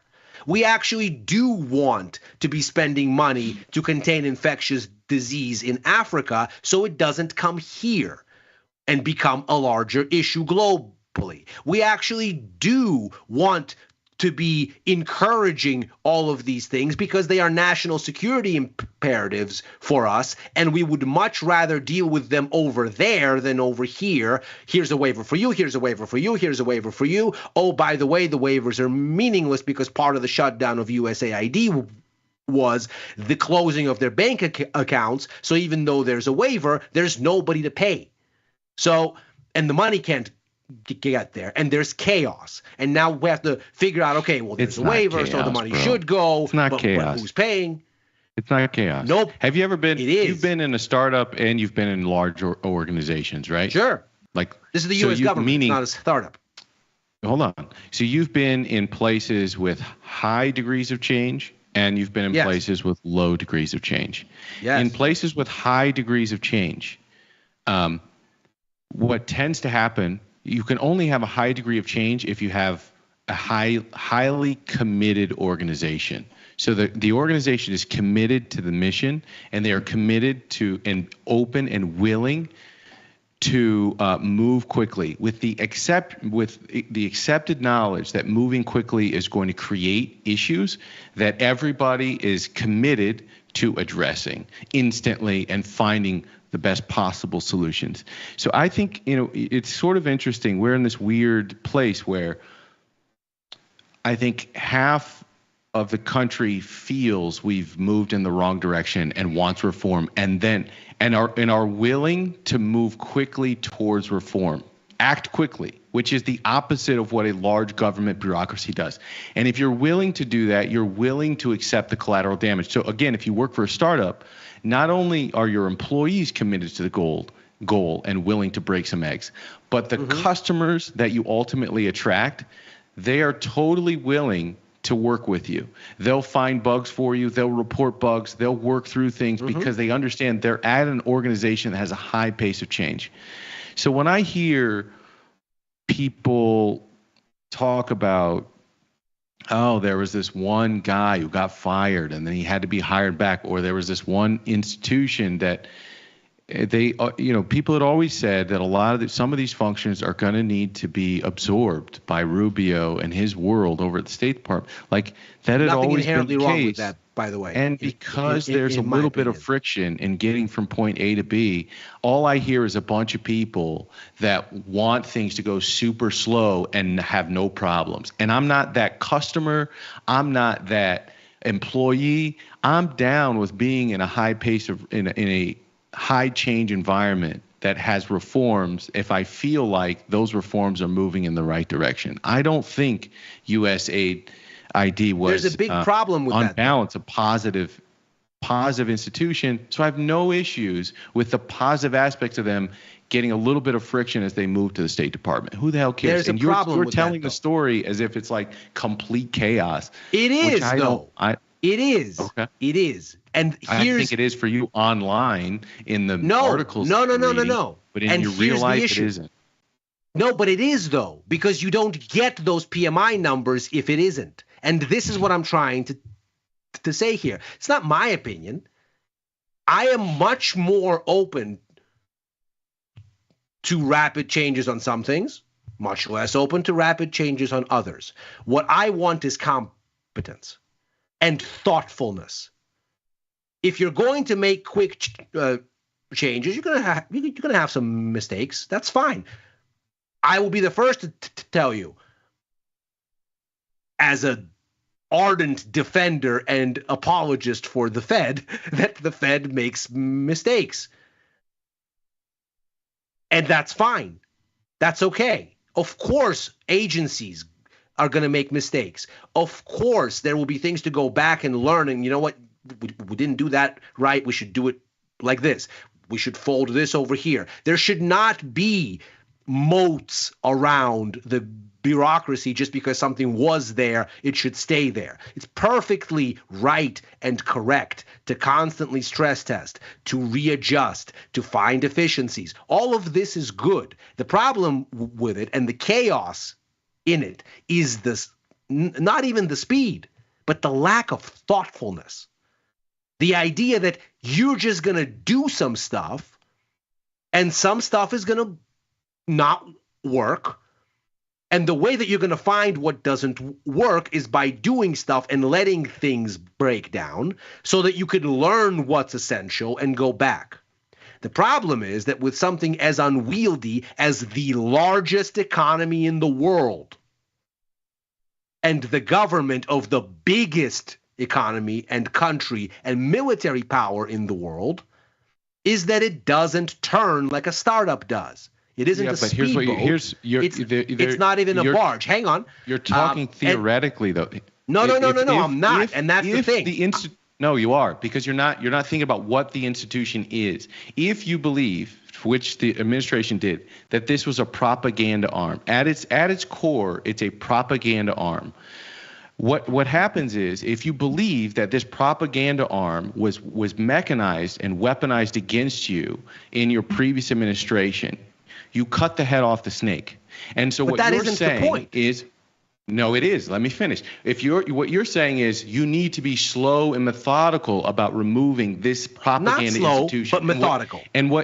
And what I'm telling you is the reason you don't do that is because you give the propaganda arm, if that's your view of the world, you give that propaganda arm an opportunity to weaponize and mechanize against you for that purpose. So what happened is you come out swinging, you chop the head off the snake. It's very hard to defend this thing now, and then now it's gone. Is it hard to clean up any peripheral collateral damage? Yes.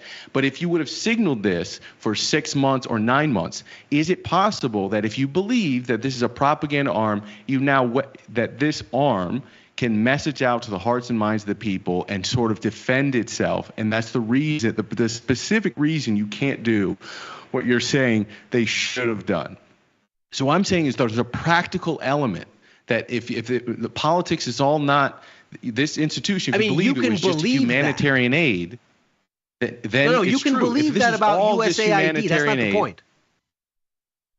But it is the point. Because the point is the practical part of this. You're telling me theoretical, and I'm like, not at all. If your view of the world is this, you can't do what you're saying. Not at all. And let me again highlight. It's very practical in the sense that the way you are doing things is freaking out business leaders. They're canceling orders. They're not investing in growth. And you have the first contraction in the service sector in 25 months. That's the practical, is that nobody believes that the person with their hands on the wheel is really doing the work needed, not necessarily to move slowly. I'm not advocating slowly. I understand the political. You don't believe what you just said. I understand the political reality of what's going on, that you need to get a lot of your stuff done now because next year you have to run for the midterms and your Doge report is due, and then who knows what your legislative realities are going to be in the second term. I understand completely the desire of, by the way, any administration. That's why we always talk about what are you going to do in the first 100 days? Because every administration, when they get a mandate, want to move on that mandate quickly. Totally get it. There's no issue there. The problem is with the level of thought behind the planning. This isn't my opinion. This is the reaction function on display from U.S. corporate and business leaders who are looking at the level of volatility in fiscal policy and saying, retrench on economic activity, it's too uncertain. That's the issue. So if you are going to reframe, one second. So if you're going to reframe things that are so mission critical as CPI numbers, which factor into a gazillion different things, what you have to do is be thoughtful. And the people that are doing it have to really go out there and not say, let's willy-nilly change CPI. We'll see what breaks, will follow a kind of more startup-y, iterative approach. No, you can't afford to do that with stuff like this. This is not us inventing a new Bluetooth-powered toaster. We have to get much more deliberate about stuff like this. We have to do more thinking, and it has that point. And it has to be not slow. It has to be thoughtful. Totally agree. I agree with that. So here's what I'm saying. I totally agree with your premise. I totally agree with that approach when it comes to CPI. I don't think rushing to switch it is the right thing. I think you need to have evidence in the math. I think you need a coalition of people that are both institutional and non-institutional and sort of non-institutional. Sector, I think you academic, need some Bitcoin markets, people in there, whatever.